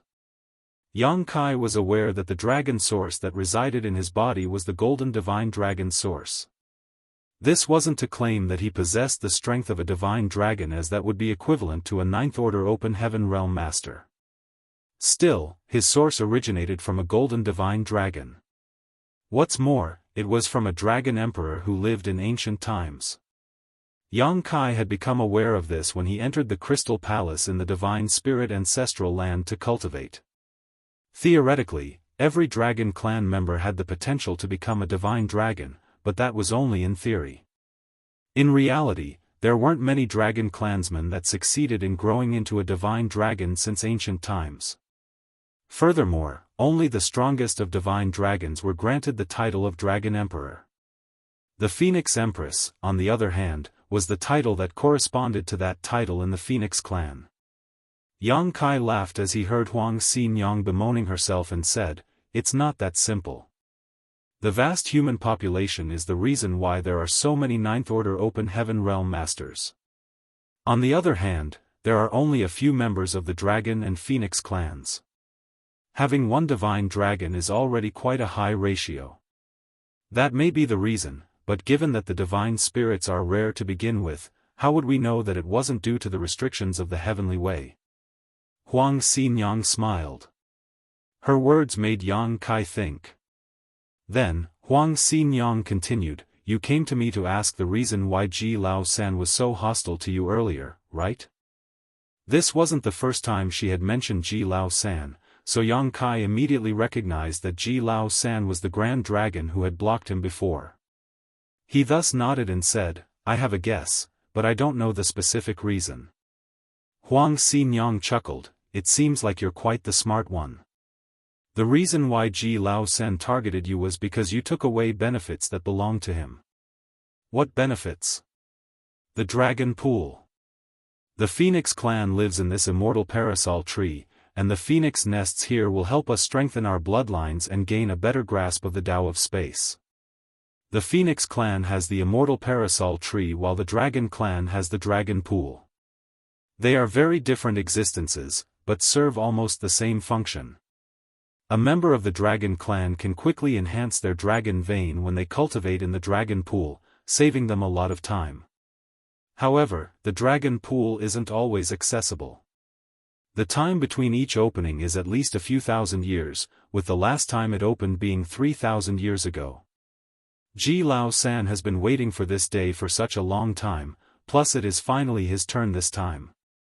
How could he easily agree while you just came along and snatched the opportunity that belongs to him when he was so close to greatly increasing his strength?" Huang Xianxia said. Yang Kai was at a loss for words. Although he knew that he must have somehow threatened Ji Lao-san's benefits, as there would be no reason for the latter to wait for him outside the no-return pass otherwise, he didn't expect it to be related to the Dragon Pool's opening. It was no wonder that Ji Lao-san showed such rage when he first approached him. Yang Kai would have not tolerated it either if it was him. The Dragon Pool is only open to those of the Dragon Clan. You are the first individual who was born a human with an acquired Dragon Clan bloodline that has been allowed to enter the Dragon Pool. The human race must have paid a lot in exchange for this opportunity. Besides, Ji Lao-san is not the only one who is unhappy. Others in the Dragon Clan are also unhappy. This was also the reason behind the Dragon Clan's approval of Ji Lao-san's assault against Yang Kai. If Yang Kai lost to Ji Lao-san, the humans wouldn't be able to say anything about it either. After all, the chance to enter the Dragon Pool to cultivate was rare, so no weakling would ever be given such an opportunity. However, neither Ji Lao San nor the Dragon Clan at the No Return Pass imagined that Yang Kai, a 7th Order Open Heaven Realm human, would be able to defeat a Grand Dragon with such ease. When Yang Kai heard this, he frowned. What price did the human race pay? I have no idea about that, answered Huang Xinyang while shaking her head. It must have been a trade between the Dragon Clan and the 9th Order old ancestors of the human race. Despite us living together in the No Return Pass, we hardly ever speak to one another. As long as the Dragon Clan members do not disclose anything, we, the Phoenix Clan, won't stick our nose into it either. Yang Kai sighed in his heart, finally understanding everything. He would undoubtedly encounter numerous dangers during the upcoming crusade, and while he might be strong for his realm, he was ultimately only a 7th Order Open Heaven Realm Master. On the Black Ink battlefield, even an 8th Order Open Heaven Realm Master could be killed at any moment, let alone a 7th Order Master. Yang Kai had just ascended to the 7th Order Open Heaven Realm a few hundred years ago, meaning he was still a long way away from the 8th Order. Old ancestor Xiao Xiao probably felt like he couldn't make a breakthrough to the 8th Order in the short time they had left, so she ordered Yang Kai to head to the No Return Pass. It seemed he now owed her a huge favor. The Dragon Clan has always acted aloof with the humans, except for the 9th Order Masters, of course, as the biggest fist will always have a say in things. But relatively speaking, the Dragon Clan hates humans like you who intentionally or unintentionally get the chance to integrate with a dragon source. The source originally belonged to the Dragon Clan after all, but now, it has merged with humans like you. In the eyes of the Dragon Clan, this is an intolerable blasphemy. If you had not come from the Black Ink battlefield, I'm afraid that you would have been torn apart by those ancient dragons on sight. They would take away your dragon source before you even left the No Return Pass. This was another reason why the Dragon Clan had acted so cold towards him. In the end, Yang Kai's foundation was still human. It might be said that him merging with the Golden Divine Dragon Source was his own opportunity, yet, from the perspective of the Dragon Clan, it was disrespectful to their ancestors. This applied not only to the Dragon Clan members of the No Return Pass, but to the Dragon Clan members in Dragon Island as well. When Zhu Qing first encountered him, she engaged in a battle with him in an effort to reclaim the dragon source from his body. Of course, that little episode wound up with her losing the rice she wanted to steal a chicken with. The later easing of the relationship with the Dragon Island dragons was largely due to the birth of the small white dragon, Yang Xiao, plus the fact that Yang Kai provided help when heaven-devouring Great Emperor, Wu Kuang, caused trouble in Dragon Island. Listening to all this, Yang Kai finally understood the reason for his visit to the No Return Pass as well as the hostile attitude the Dragon Clan had towards him.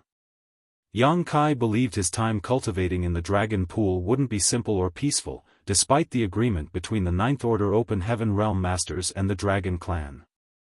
As such, he needed to make some plans. Of course, the attitude of the Dragon Clan wasn't enough for him to just give up. Old ancestor Xiao Xiao had hoped that he would be able to get stronger to defend himself with the help of the Dragon Pool, so he had to give it his best. Marshall Peak, Chapter 5304, Staying Overnight in Another's Home. When will the Dragon Pool open? Yang Kai asked again. The dragon force of the Dragon Pool has recently surged, indicating that the opening of the Dragon Pool will be in the coming months. However, the opening of the Dragon Pool is a significant occasion for the Dragon Clan, so they are still in preparation. Yang Kai only feared that he would have to wait for several dozens to hundreds of years. If so, there was no point as the crusade would have already started or even ended by then. Such a situation wasn't impossible either because, for races with as long a lifespan as the divine spirits, several dozen to hundreds of years was just like a snap of the fingers to a mortal. If it was only a matter of a few months, Yang Kai could still afford to wait. After pondering for a while, Yang Kai asked, since the bloodline talent of the Phoenix clan is the Tao of space, why didn't the human race come to you for help to repair the universe temples in the 3,000 worlds during the early years when they were only damaged and not yet disabled? In the end, he was asked to solve this particular problem, causing him to spend a lot of time studying the universe array and the universe temple in order to repair those abandoned universe temples. Yang Kai previously believed that the human race was helpless because there wasn't anyone proficient enough in the Tao of space until his appearance. But now that he was aware of the Phoenix clan's ability, it made him question this conclusion. It is true that those in my Phoenix clan are naturally skilled in the Tao of space, but this is a bloodline talent that we innately possess, which is very different from the human race's mastery over the Tao of space through rigorous training and studies. So, the way members of the Phoenix clan interpret and use the Tao of space is quite different from the way humans do, which makes our methods and knowledge somewhat incompatible. Additionally, repairing the universe temple not only requires knowledge of the Tao of space, but also of the Tao of spirit arrays, so it wasn't an issue that the Phoenix clan could easily resolve. Besides, both the Dragon and Phoenix clans are restricted by the great ancestral bloodline oath to not leave the no-return pass. Oh, Yang Kai plainly remarked. To think of it, though the Phoenix clan members were proficient in the Tao of space, it didn't mean that they knew how to repair the universe arrays. On top of that, there was the great ancestral bloodline oath. Yang Kai didn't know much about what this great oath mentioned, but since ancestral bloodlines were involved, it was clearly something quite serious. He also inquired about some Dragon clan information that wasn't confidential, so Wang Lin answered him honestly. After half a day, Yang Kai stood up sincerely to show courtesy. Many thanks, Lin, for dispelling all of my doubts. He would still be perplexed at this point if Wang Lin hadn't explained so much to him. Even though there would always be a path to the destination, it would be preferable if he had known what he was about to encounter sooner so he could prepare himself. Looking at it now, the Dragon clan and the Ninth Order's old ancestors must have reached an agreement. The Dragon clan would uphold its end of the bargain as long as Yang Kai did not willingly withdraw. Regardless, Yang Kai was unsure if there would be any obstructions along the way. It's nothing. It has always been boring living in the no-return pass all these years. It's unusual for something interesting and fun to happen, so it was quite nice being able to watch the show just now, Wang Lin said honestly. As to whether her words would offend the Dragon clan, they clearly wouldn't. They were prideful, but not neurotic. I have another request, and I hope Lin will agree to it. Yang Kai bowed with a sincere attitude. He had to humble himself as he requested help. It didn't matter because Wang Lin might appear to be a young woman, but she should already be quite old. Tell me. Then, I'll decide. Since Wang Lin was not a fool, she didn't agree immediately. Yang Kai chuckled upon her reply and said shyly, "This is this junior's first visit to the no-return pass, and I have nowhere to stay. The Dragon clan doesn't seem to have the intention of welcoming me either. I'm part of the Dragon clan nevertheless, so it is sad to see them treating me like an outsider. Can I temporarily stay here at Lin place since there is still some time before the Dragon pool opens?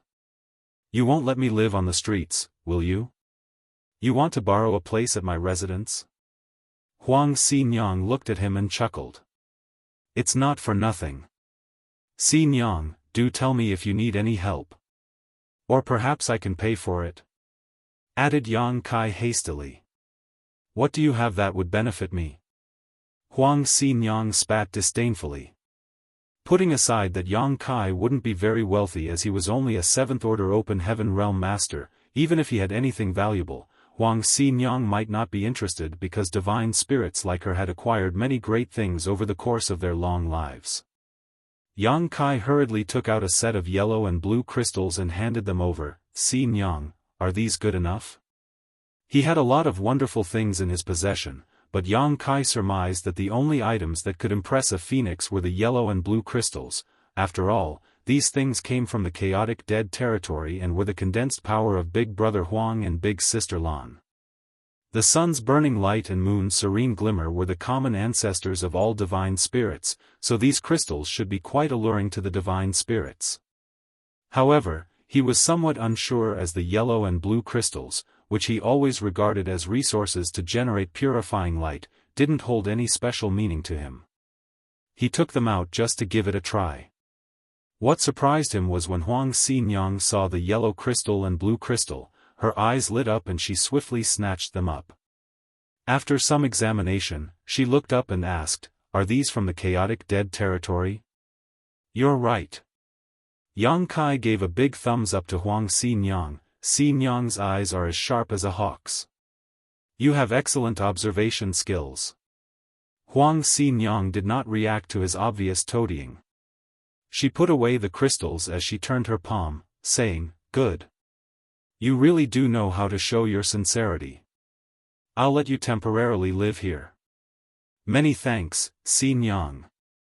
Yang Kai rejoiced. "Then, this junior shall go take a rest. It has been a tiring journey here. I won't be disturbing Xinyang for now." With that being said, he rushed away in a blink of an eye. The inner space of the phoenix nest was actually really large. Watching his leaving figure, Huang Xinyang shook her head and said, "That slippery brat." Feng Luliang, who had been silent the whole time, said suddenly, "You normally don't like to interact with humans. You sure were acting very differently today." The arrival of humans was not rare at the no-return pass, as it was the only transit point between the 3,000 worlds and the Black Ink battlefield, so fresh manpower was sent here quite frequently. Still, over the years, Huang Xinyang never had such interaction with any human. Huang Xinyang glanced at him and pointedly stated, "I don't believe that you didn't feel it." Feng Lu Lang replied, "It seems like it's not my imagination. That kid has a Phoenix Clan's aura on him."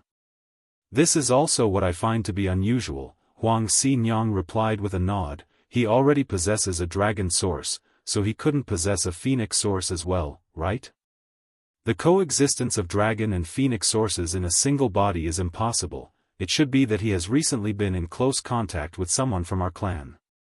Huang Xinyang shook her head. "As far as I know, he has been on the Black Ink battlefield for hundreds of years and has had no chance to come into contact with anyone from our clan. Even if he had, the aura would have quickly dissipated. I'm not sure why this is happening either. Those from the Phoenix clan are rare, and most of them are currently living within the immortal parasol tree. However, there are still some who wander outside. I have no idea if they are still living or not, but perhaps we can locate one of them if we identify who he interacted with," he replied. "That's why I want to keep him here. By keeping Yang Kai close, they could observe him more easily." Although Yang Kai had taken out a set of yellow and blue crystals, which contained the essence of the burning light and serene glimmer from the chaotic dead territory, they were actually quite useless to Huang Xinyang. Just when they were talking here though, the entire phoenix nest shook abruptly, making Huang Xinyang's beautiful face pale. Atop a mountain, some distance away, Yang Kai was sitting cross-legged. His world force surged, and space principles rippled, resonating with the rich space Tao essence contained in this sealed world. When Yang Kai entered the phoenix nest, he saw that the universe's ancient aura was still preserved here. Additionally, because it was a phoenix nest of the Phoenix clansmen, space Tao essence was incredibly rich and abundant. With the help of these space Tao essences, the Phoenix clan members could continue to cultivate and become stronger in their own phoenix nest, which was why it was said that the phoenix nest was the root of every phoenix. If someone else came to a phoenix nest, they would only get to experience the ancient aura of the universe. But it was different for Yang Kai, as he benefited greatly from the incredibly rich space Tao essence present in this place. His mastery over the Tao of space could be made stronger by absorbing and refining these Tao essences. At the same time, comprehending the differences of the grand Tao of space between ancient times and now would further enhance his mastery. In addition, as this Tao essence was preserved in its most primitive form, it made it simple for Yang Kai to refine it, as it was extremely pure, without any trace of impurity. To Yang Kai, that place was a cultivation paradise. This was an unexpected gain. He had intended to cultivate and better his dragon clan bloodline in the dragon pool when he arrived at the no-return pass, but before he had even entered the dragon pool, he gained advantages from the Phoenix clan. Fate was truly unpredictable. On his side, Yang Kai devoured and refined the space Tao essence in the phoenix nest eagerly, while on Huang Xinyang's side, her beautiful face paled due to how quickly the space Tao essence in her phoenix nest was dissipating. She needed to cultivate like him too, and although the immortal parasol tree would gradually replenish the Tao essences even if they dissipated completely, Yang Kai's method of cultivating was akin to him drying out the lake to catch all the fish. It was not beneficial for her if the Tao essences here were all consumed. After all, replenishment took time, and if the balance in the phoenix nest was disrupted, the entire structure would be at risk of rupturing. Yang Kai's action right now was comparable to him stealing all of her family's property. To be honest, Wang Lin knew that once Yang Kai started to cultivate, the space Tao essence in her phoenix nest would definitely decrease, but she never expected such a situation. She and Feng Lu Lang both greatly underestimated Yang Kai's mastery over the Tao of space. He might even be a level higher than them.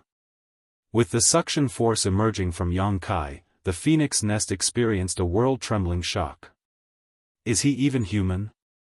Wang Lin and Feng Lu Lang felt that they were incomparable to Yang Kai when it came to cultivating the Tao of space at this point. A loud cry echoed throughout the phoenix nest as Wang Lin shot into the air, quickly rushing over to Yang Kai. Martial Peak, Chapter 5305, Ownerless Phoenix Nest. Moments later on the immortal parasol tree, a portal opened up. Yang Kai, who was held by the neck by Wang Lin, was tossed out onto his butt. Scram. Yang Kai stood up and rubbed his behind, not knowing whether to laugh or cry. Yang, if there's anything wrong, you can speak to me nicely. Why get mad? I have nothing to say to you, thief. Leave. With an innocent look, Yang Kai cried, how can I be a thief? I've paid to stay. No. I have paid the rental and greeted you, Yang. I was just temporarily using your place to cultivate. Why did Yang kick me out? Just as the words left his mouth, a yellow crystal and a blue crystal were thrown onto him. I'm returning those to you. Never come back again. Ever. Those crystals weren't anything precious and she only kept them because they were unique. Did he really think that they meant a lot to her?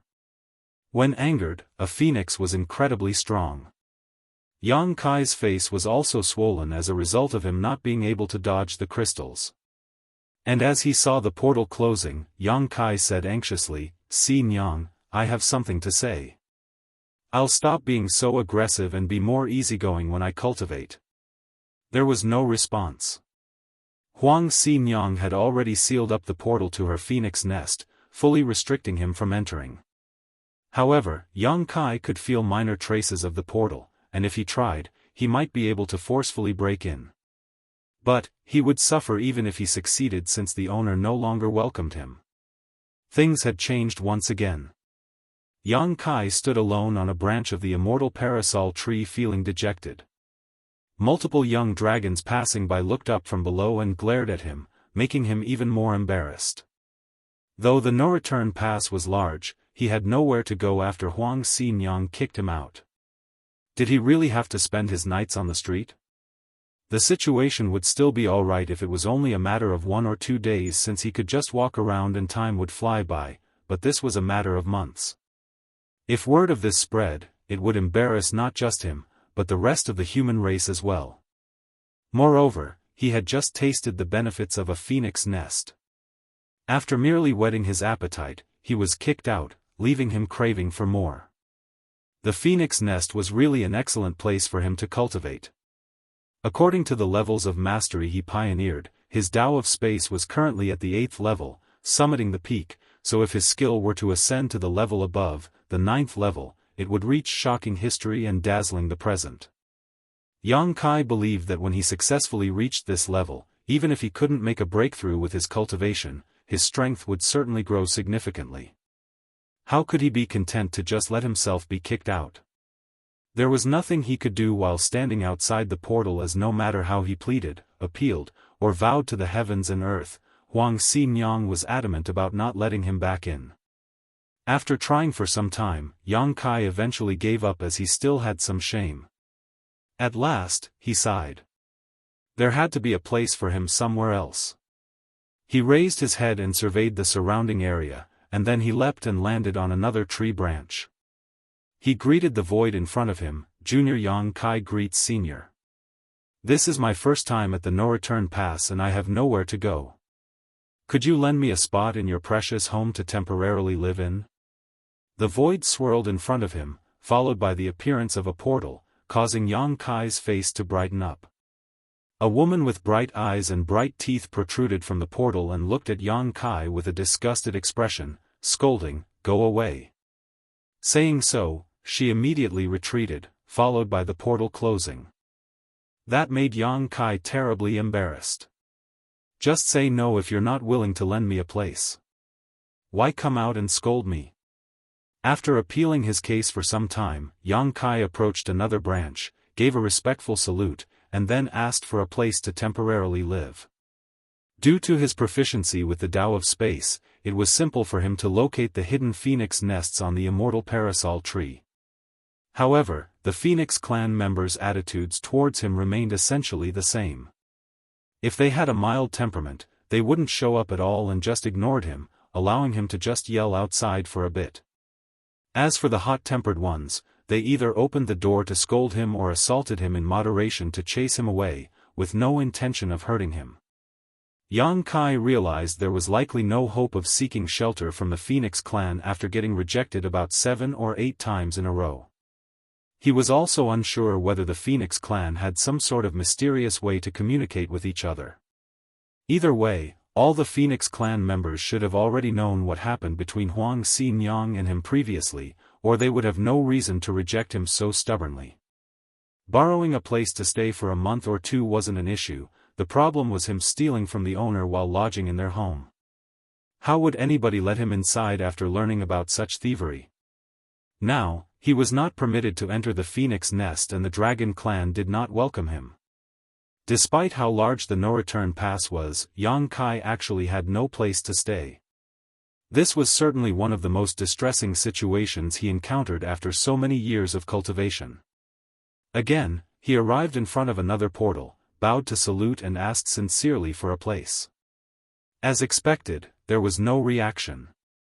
Perhaps this was a mild-tempered phoenix, so they did not bother with or assault Yang Kai. No matter the situation, he couldn't just force his way in if the owner didn't open the door. Exasperated and dejected, he wanted to head to another phoenix nest to try his luck. However, just when he turned to leave, he frowned, carefully examining the void in front of him. After some time of examination, he flashed to another phoenix nest. He had changed multiple locations before making his way over to Huang Xianxia's phoenix nest. He lifted his hand and knocked on the void in front of him, saying, "Xianxiang, I have a question." There was no response from Huang Xianxia, as she was obviously ignoring him. Yang Kai continued, "I'm really here to just ask a question, not to borrow a place." The void rippled a little, and Xianxiang stuck her head out with a cautious look on her face. "What?" Yang Kai didn't know whether to laugh or cry. "You're still a noble and powerful phoenix, there's no need to be so on guard against me." He looked into the phoenix nest and before he could say a word, Huang Xianxia reprimanded, "What are you looking at? You can't come in. If you need to say something, say it. Otherwise, leave." Yang Kai wanted to ask if he could come in for a conversation, but after seeing Huang Xianxia's attitude, he was scared that he would receive another scolding if he did. Brushing off that thought, he said, "I just made my way across the immortal parasol tree, visiting many Phoenix clan seniors and I came onto something odd." Huang Xianxia sneered because she witnessed what happened. This brat was thick-skinned enough to say that he was only visiting them after getting rejected so many times. Then, he pointed to the phoenix nest he visited last. The portal of that phoenix nest seems to have not been opened for many years. Is the senior cultivating in retreat inside? There hasn't been any motion from it. Could they have encountered an accident? Huang Xianxia glanced in the direction he pointed, frowned, and replied in surprise, "You can tell that the portal hasn't been opened for many years? Every time a portal is opened, it will leave a few unnoticeable traces. These traces are undetectable to others, but you and I should be able to see them, right?" He nonchalantly said. Huang Xianxia replied flatly, understanding that this brat really did have a higher comprehension of the Tao of space than her, otherwise, he wouldn't be able to notice things like this. She initially couldn't be bothered anymore, but still explained out of kindness, there are some phoenix nests that have no owners. The owner of the phoenix nest you were referring to hasn't returned for a long time. Although members of the Phoenix clan were scarce, some were still born over time. Most of the Phoenix clan members lived on the immortal parasol tree, but there were always some others venturing outside. The majority of these venturing Phoenix clan members had been involved in accidents and perished, whereas some might have come across accidents where they were stuck and were unable to flee. The Phoenix nest of these members remained, but nobody had entered them for many, many years. Yang Kai's eyes lit up when he heard it, an ownerless phoenix nest. Huang Xianxia knew what he was up to based on his expression and said with a smile, "There are as many phoenix nests on the immortal parasol tree as there are phoenixes in my phoenix clan. A phoenix nest is the origin of a phoenix clan source. In other words, the existence of both is interconnected. Unless the source is destroyed, the phoenix nest will remain forever. Those phoenix nests which currently have no owner may have already been involved in an accident and have fallen. Nevertheless, their source survived. However, it is most likely that those carrying these phoenix sources aren't pure Phoenix clan members, so they can't locate this place and arrive here." The slightly sidetracked Yang Kai then said, "What Xianxia means is that every Phoenix clan member's source correlates to a phoenix nest. If the individuals who obtain the Phoenix clan source discovers this place, they will be able to own their personal phoenix nest?" "Correct," Huang Xianxia nodded. Any existence that arrived here and cultivated in their phoenix nest would eventually transform into a pure Phoenix clan member, regardless of how they attained their Phoenix clan source. "So that is how it works," Yang Kai muttered. "Nothing else, right? If there's nothing else, stop bothering me." Without allowing Yang Kai to respond, she snapped and retracted her head. "Xianxia, wait," Yang Kai raised his hand to stop her but was too slow. According to her attitude, Huang Xianxia made it obvious that she didn't want to talk to him anymore. Of course, Yang Kai didn't push the issue, but if what Xianxia stated was accurate, then one of these ownerless phoenix nests on this immortal parasol tree would belong to Su Yan, another to Jiu Feng, and another to Lu Yan. These three individuals possessed Phoenix clan sources. Now, things were getting interesting.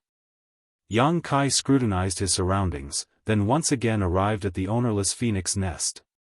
He rubbed his chin and pondered. On the other hand, in Huang Xianxia's phoenix nest, Feng Lu Lang asked after holding it back for a long time, "Why did you mislead him?" She snorted lightly, "To keep him busy. Or else, he would come to disturb me again. So annoying." Feng Lu Lang sighed, deep down knowing Yang Kai was about to get in trouble again. Huang Xianxia did not lie to him, but she did not make things clear either. It was true that each phoenix nest on the immortal parasol tree corresponded to a Phoenix clan source, but also, those Phoenix clan sources were the only keys to unlock these phoenix nests. Without the corresponding Phoenix clan source, no matter how proficient Yang Kai was with the Tao of space, he would never be able to open these unowned phoenix nests. There was an undetermined amount of phoenix nests. Since the creation of the universe, the immortal parasol tree, and the Phoenix clan, the number of the phoenix nests had increased and decreased as a result of several factors over the ages. A greater number of phoenix nests indicated a greater amount of phoenix sources remaining, and decreased phoenix nests indicated decreased phoenix sources. Nonetheless, these two factors were unrelated to the life or death of a phoenix. Even when a Phoenix clan member fell due to an accident, as long as their source remained, their phoenix nest would never be destroyed. If anyone obtained that source by chance and cultivated it in a phoenix nest in the no-return pass, they would have the opportunity to shed their former body to be reborn as a pure member of the Phoenix clan. Marshall Peak, Chapter 5306, Su Yan's Phoenix Nest. In fact, just like the Phoenix clan, the Dragon clan was the same, with the exception that dragon sources were from the Dragon Pool. Hence, for both the Dragon and Phoenix clans, those places were the root of their entire clan, the dragon pool being the dragon clan's origin and the phoenix nests being the phoenix clan's origin. Yang Kai once wondered if the decline of talents would lead to the eventual extinction of the dragon clan, but this was simply impossible. As long as the dragon pool remained, the dragon clan would never go extinct. There might be situations where the clan becomes momentarily weak and vulnerable, but that was unavoidable if it was the will of the heavenly way. However, the fact that there were ownerless phoenix nests on this immortal parasol tree surprised Yang Kai. Didn't that mean he could enter the ownerless phoenix nests at will? As the saying went, one would wear out iron shoes seeking their feet. Besides, Huang Xianxia didn't seem to have any intention of stopping him from entering these ownerless phoenix nests. Wasn't this a tacit agreement?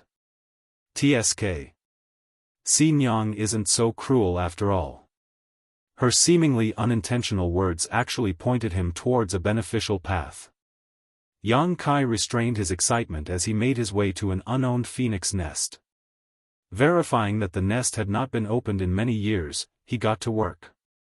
Space principles rippled as he made a wiping movement to connect to the phoenix nest portal.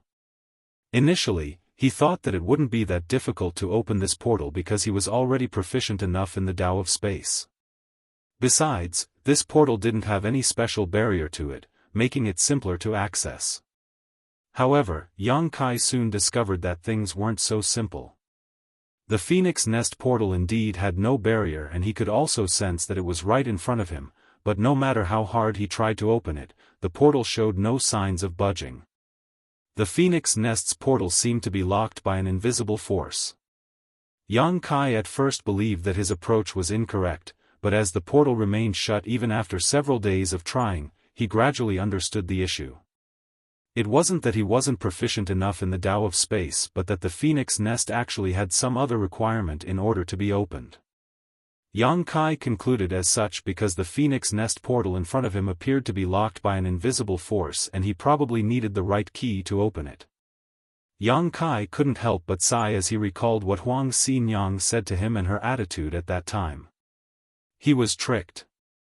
Now, Yang Kai figured the matching phoenix source was necessary in order to unlock this phoenix nest. In other words, the key to these phoenix nest portals was the phoenix sources themselves.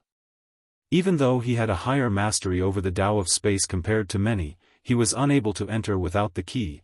After all, the immortal parasol tree was a unique existence that was born soon after the universe came into existence.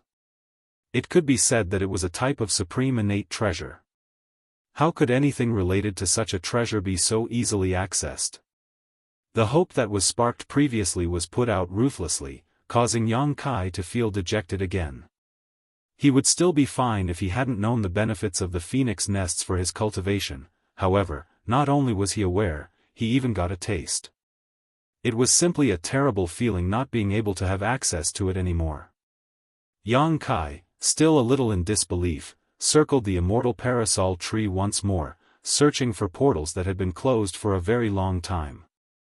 He tried 3 other phoenix nests consecutively, all to no avail. When he got to the 4th nest, Yang Kai assumed the situation would be the same, but after exerting quite a bit of force, the void in front of him rippled, and a portal hazily formed. Yang Kai looked on in pleasant surprise. As he was ready to go all out to pry open this portal when he suddenly felt that something was wrong. This portal didn't seem to be responding to his actions, but rather a different power from the inside. Yang Kai's expression darkened. Oh no. Sure enough, a phoenix's head appeared from the portal, asking as it glared at Yang Kai with blood-red phoenix eyes, "Little bastard, what do you think you're doing disturbing me?" Saying so, its sharp beak was aimed at Yang Kai, attempting to peck him. Yang Kai's hair stood on end. This seemingly normal peck might actually open a big hole in his body if he was hit by it, possibly even tearing apart his soul in the process. This phoenix nest was not at all an unowned phoenix nest, its master had simply been in retreat for a long time, which was why it hadn't been opened in many years. Thinking about it now, Yang Kai realized that this was probably the case for other seemingly ownerless phoenix nests. As the saying went, when one often walks by the river, getting wet is inevitable. Senior, this is a misunderstanding.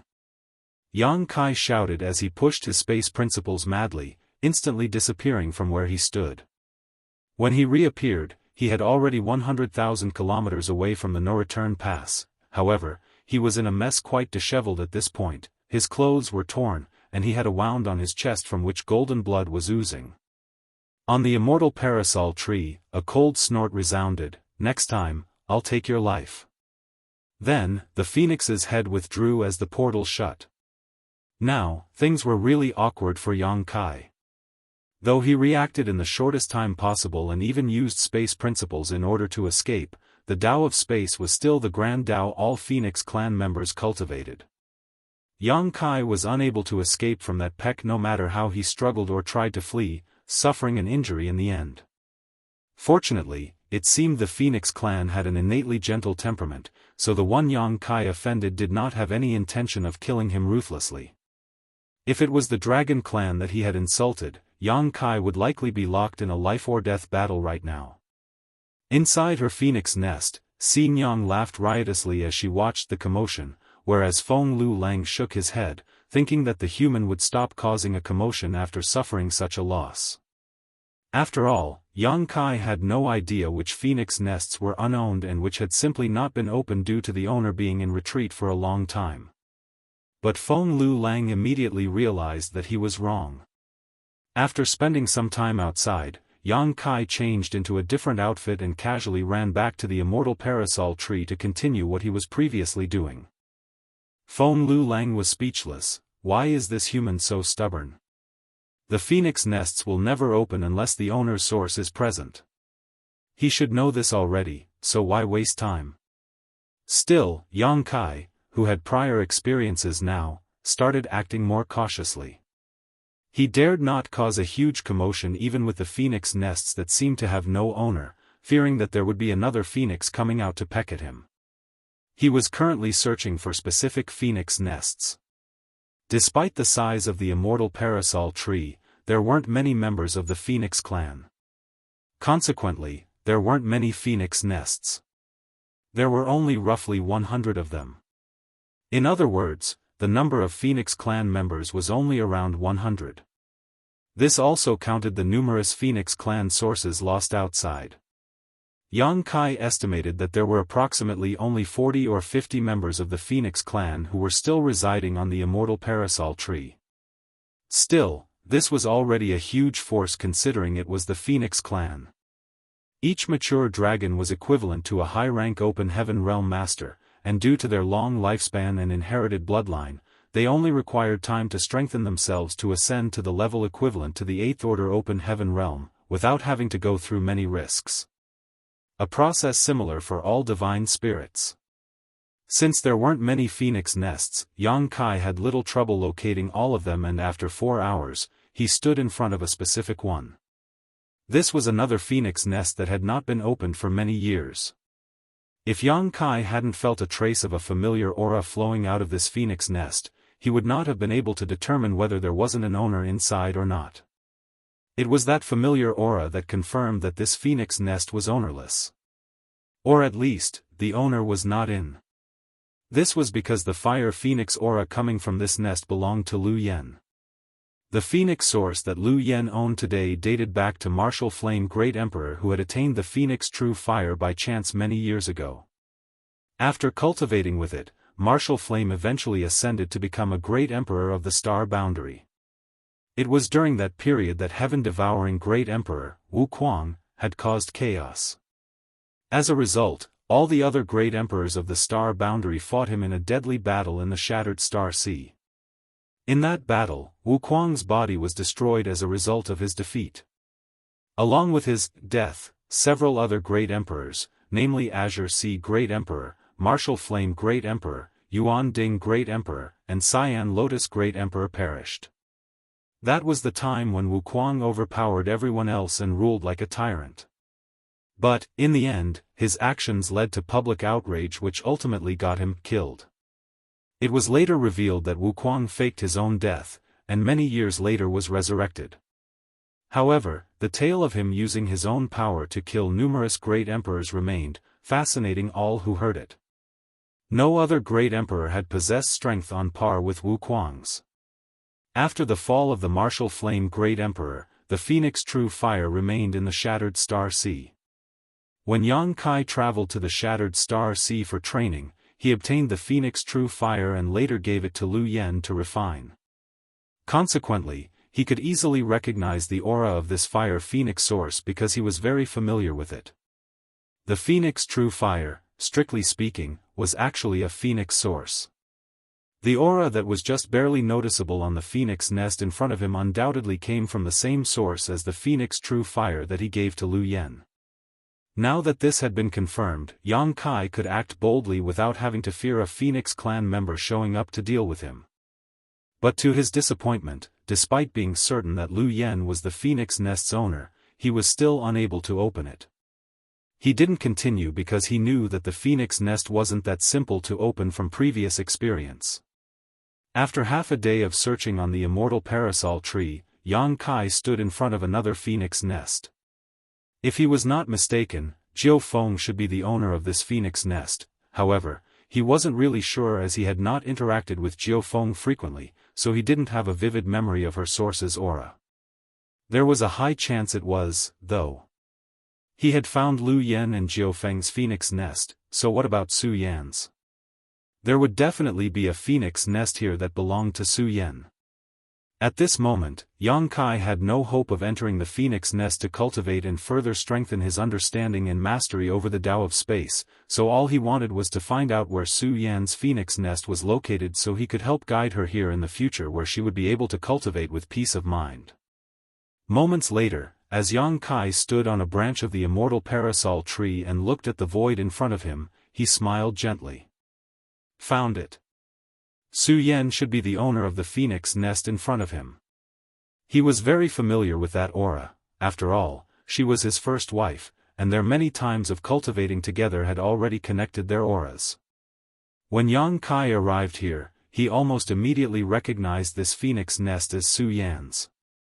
Martial Peak, Chapter 5307, How did he enter? This familiar aura made Yang Kai sigh in reminiscence. He had not seen Su Yan for hundreds of years before entering the Black Ink battlefield, and now several hundred more years had passed, yet his parting with her and the others felt as though it only happened days before. To a master like Yang Kai, the higher their cultivation, the less emphasis they put on time.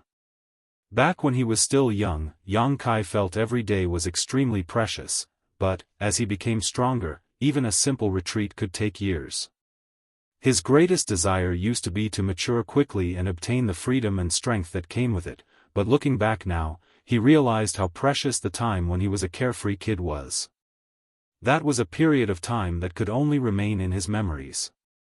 He had spent his entire life traveling around, from south to north and back again. Though there had been a lot of women around him, he had never really spent much time with them. Yang Kai felt deeply that there was more time spent away from his family and loved ones than with them since he began his journey on the martial Tao. It was still fine before as there would always be occasions to gather, but after he had entered the Black Ink battlefield, he knew he would never see them again unless the Black Ink clan was completely eradicated. Was all this really worth it? He thought to himself.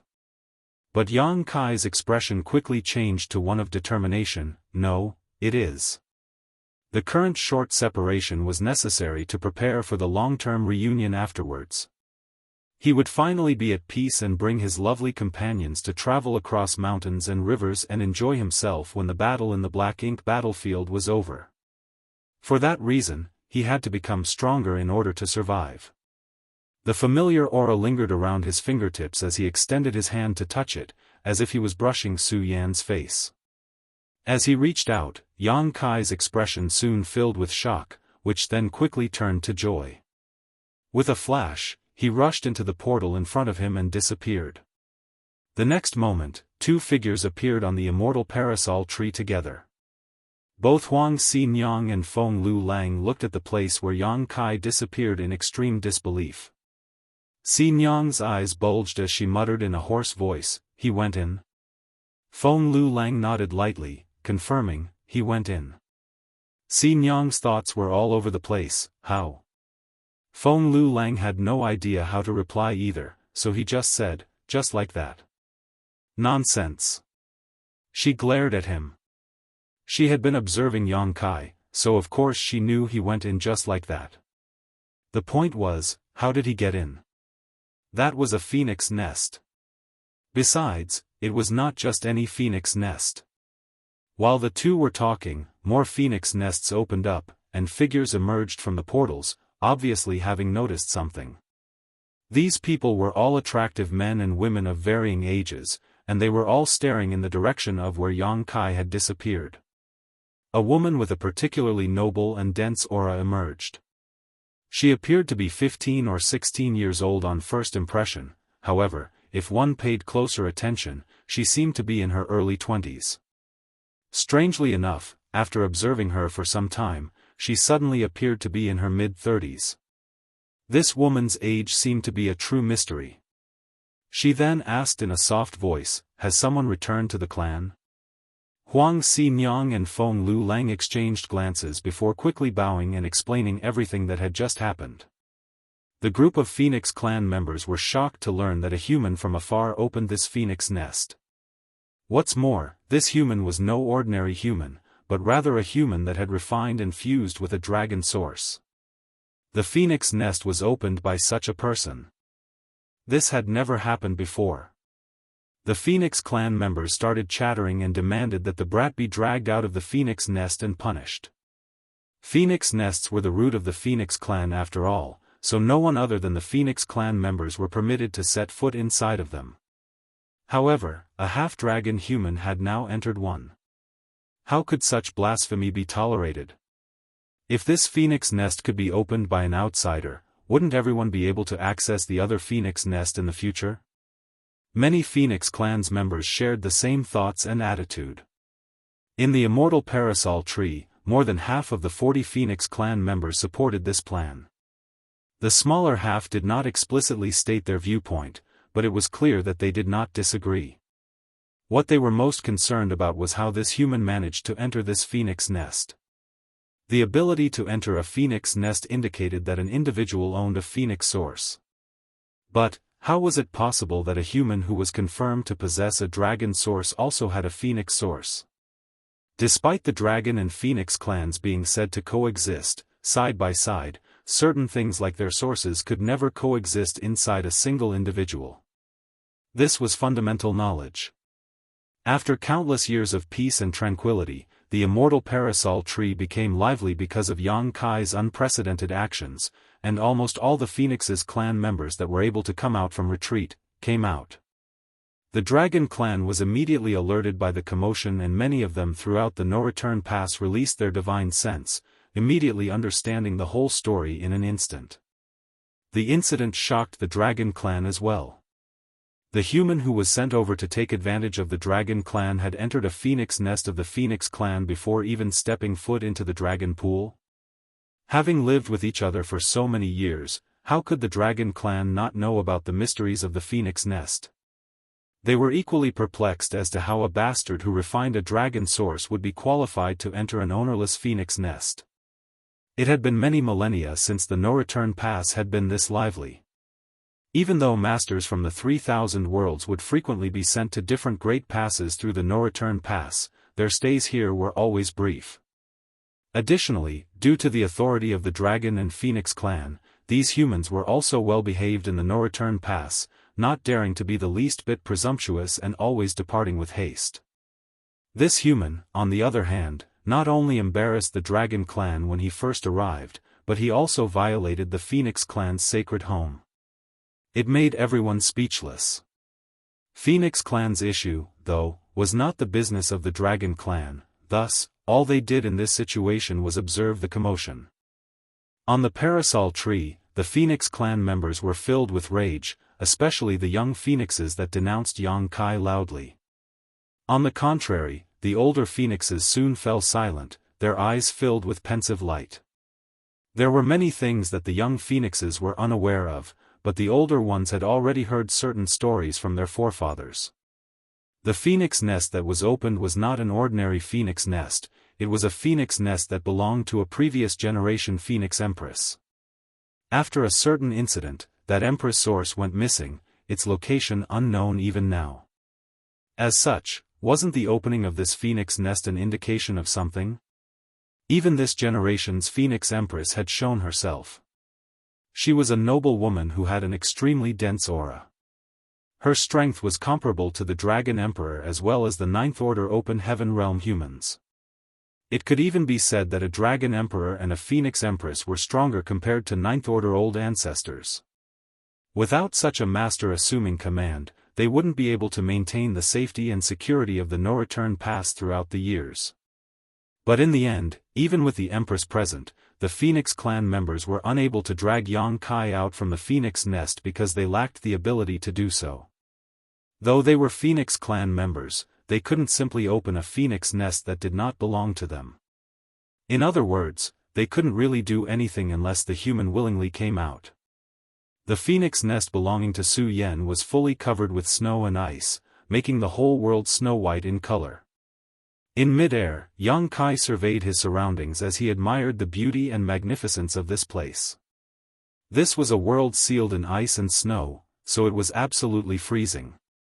The fact that Su Yan owned this phoenix nest made it reasonable that this was the case. Su Yan's phoenix clan source was an ice phoenix source, so naturally, her phoenix nest was filled with ice principles. The cold inside was the kind that permeated one's soul. Even Yang Kai felt a bit uneasy when he first arrived here, but thankfully, he felt much better after circulating his world force. A moment later, he felt overjoyed. Just like Huang Xinyang's phoenix nest, this place was filled with dense, primordial space Dao essence. On top of that, this Dao essence was 10 times denser than it was in Huang Xinyang's nest. That was an immense difference. This was also a reasonable situation though. The Phoenix clan members cultivated in their Phoenix nests, where they refined the ambient space Dao essence to enhance their own understanding of this grand Dao. At the same time, the mysterious power of the immortal parasol tree would replenish the space Dao essence. Of course, as long as the Phoenix clansmen could maintain a balance, the Dao essence of their Phoenix nest would never completely deplete, allowing them to slowly cultivate for as long as they wished. However, it was different for Su Yan's Phoenix nest. Throughout the years when nobody refined the space Dao essence in this ownerless Phoenix nest, the Dao essence had accumulated to become very dense.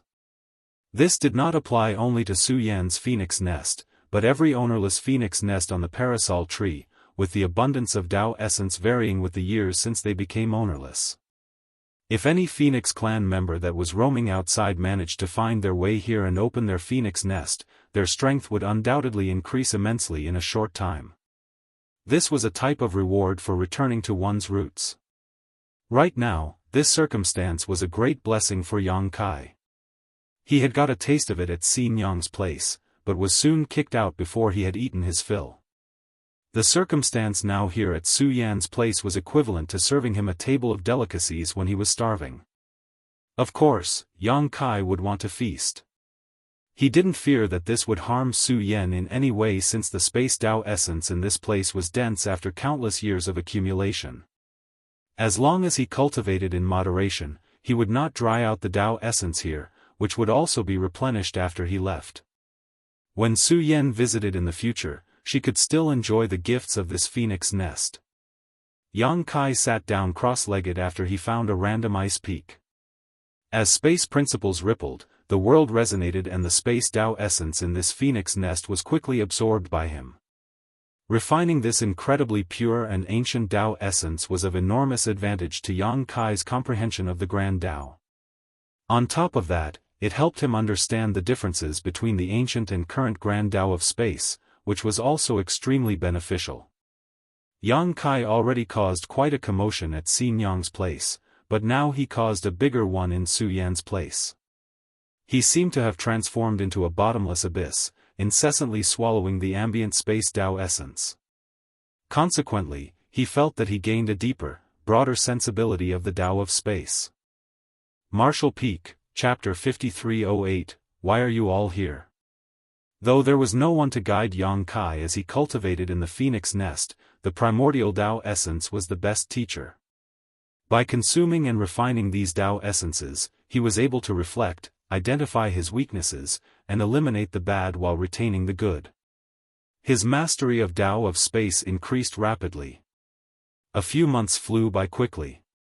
Yang Kai opened his eyes and reviewed his gains.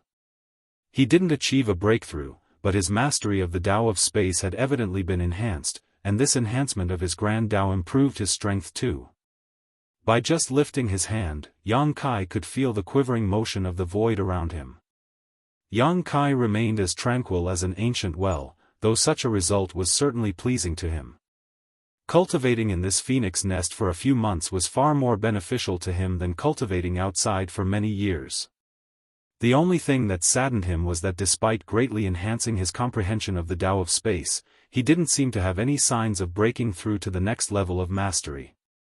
According to his own division of a grand Dao, the last stage was shocking history and dazzling the present, a stage that few had ever attained throughout history. Though he did not break through this level, he had gained a lot, so he had no regrets. He believed that he would eventually reach such mastery one day in the future. Deciding it was time, he stopped cultivating. The initially dense space Dao essence in this phoenix nest had noticeably diminished after his months of intensive refining, precisely like those in Wang Lin phoenix nest had. He couldn't just keep cultivating though, because Su Yan would eventually return here to cultivate in the future. The more space Dao essence he absorbed, the less would be left for Su Yan. The situation right now was just right. He had absorbed a sufficient amount of Dao essence which would be replenished by the immortal parasol tree over the coming years. That way, it would not cause any hindrance to Su Yan when she arrived here to cultivate.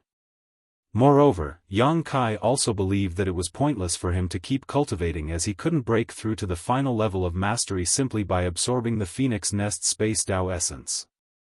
In order to reach the highest stage, he had to fully understand the Dao of space by himself. Besides, he didn't know when the dragon pool would be opened. If he accidentally missed it while he was cultivating here, the dragon clan would definitely not wait for him. It was thus time for him to leave. After feeling the familiar aura of this place one last time, Yang Kai shifted his thoughts and pressed on something in the void. The phoenix nest portal opened, and he exited. Yang Kai was startled by the scene in front of him. Many sets of eyes that were dispersed across the parasol tree glared at Yang Kai with all sorts of emotions including scrutiny, confusion and even hatred. Under the envelopment of so many divine scents, Yang Kai's body froze up. What's happening? Yang Kai was confused. Without having the need to count, he could judge that at least 30 pairs of eyes were focused on him. Furthermore, based on the divine sense intensity, several Phoenix clan members who were equivalent to 8th Order Open Heaven Realm Masters were present. He knew that the whole Phoenix clan had gathered in this place. No ordinary person could have the opportunity to witness a single pure-blooded Phoenix throughout their entire life, yet Yang Kai was not delighted even if there were several dozens of them in front of him now. This was all due to their unfriendly expressions which looked as though they wanted to tear him apart. I'm being blocked by the Phoenix clan now? Why? There's no need for this. All I did was make use of Su Yan's phoenix nest. The Phoenix clan members won't be that petty, right? Why are you all here? Yang Kai stated dryly while squeezing forth a smile. There was no response. Yang Kai secretly began condensing his space principles, preparing to flee at any moment. Although the Phoenix clan members were also experts in the Dao of space, and he might not be as fast as them if he tried to flee, it was his only hope. That was his last resort since he didn't want to cause too much trouble. As he locked eyes with Wang Lin, intending to ask about the situation by glances, she openly pretended not to notice. It made Yang Kai curse in his heart, this woman is too wicked. If it weren't for her invitation, how could I have come to the immortal parasol tree? But, when things turn out like this, she pretends not to know me. Yang Kai made several assumptions about the existing circumstances. It was undoubtedly due to his entrance to the phoenix nest despite the fact that he was a human, but wasn't this just too much? He couldn't help but get a headache. Since ancient times, the dragon and phoenix clans had guarded the no-return pass. Though there were other divine spirits, these two clans were still the most crucial among them.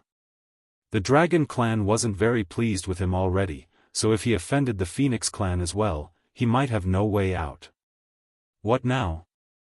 While he was pondering, a noble-looking woman suddenly asked, "Do you possess a phoenix clan source?"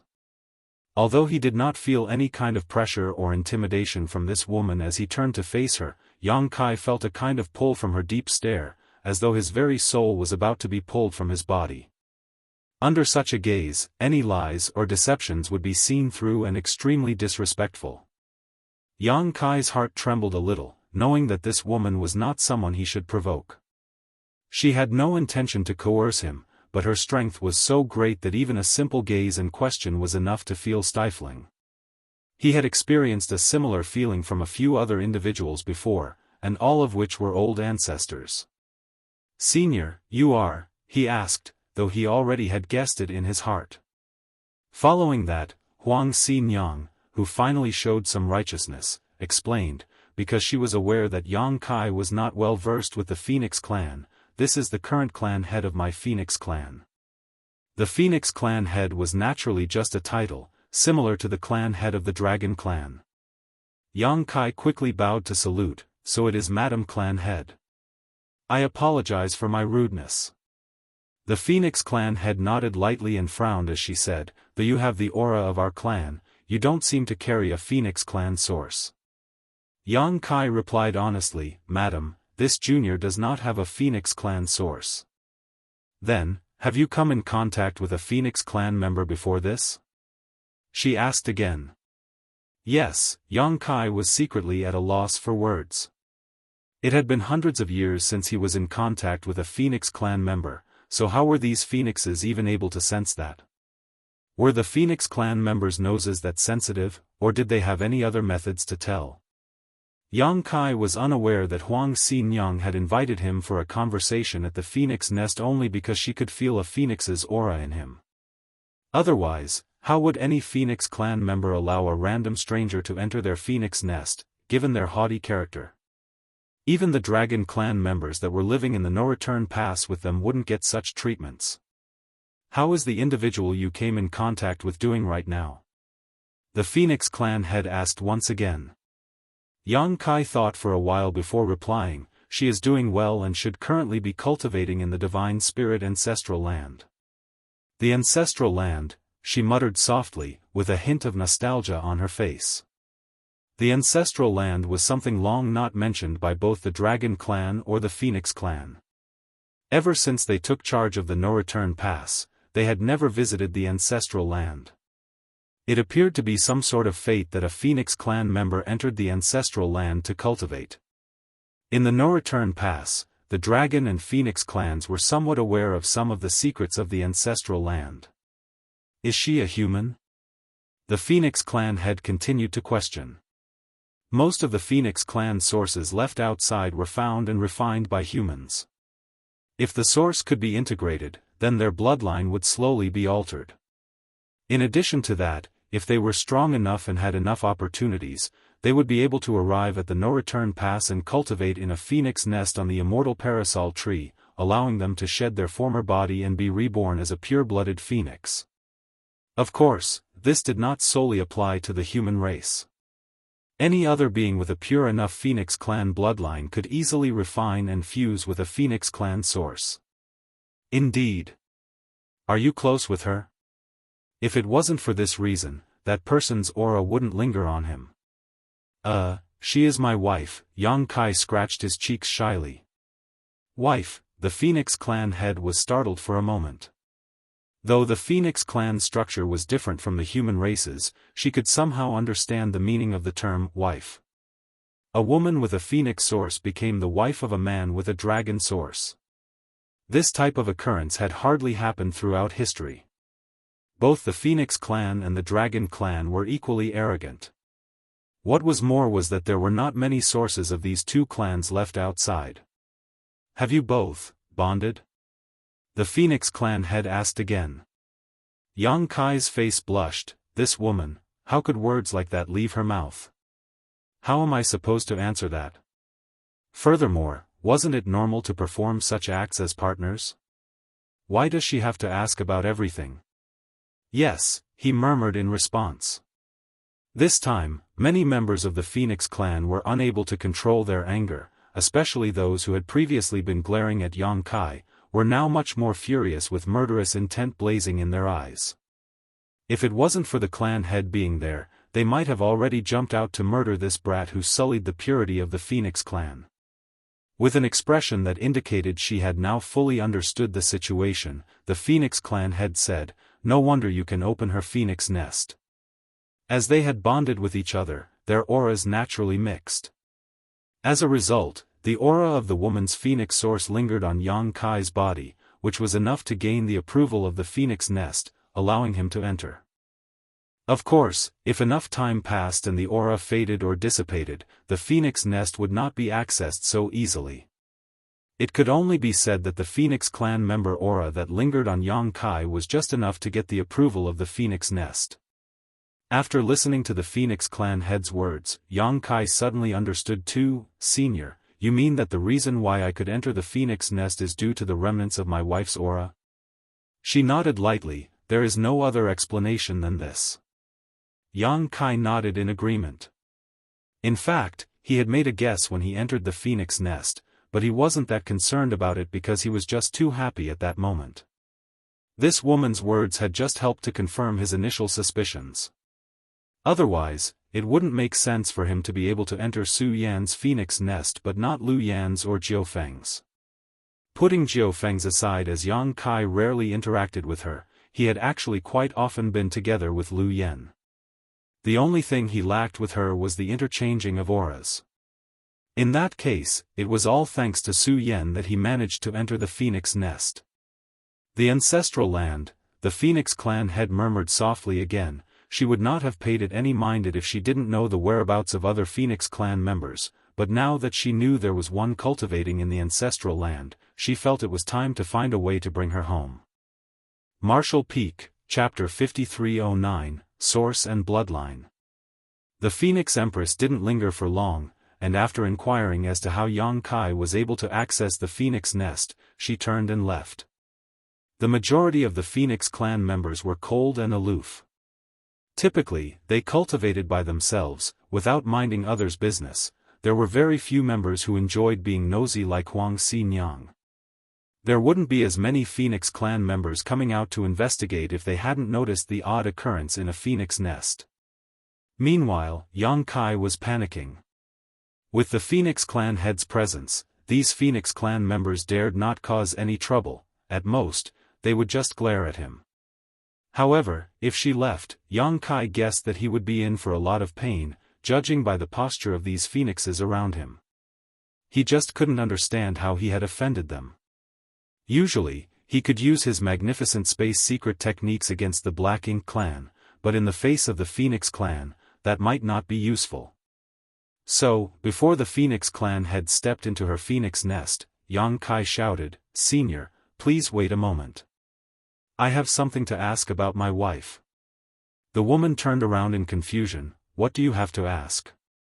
Yang Kai rubbed his hands and replied awkwardly, There are too many people, so it's not convenient for us to speak here.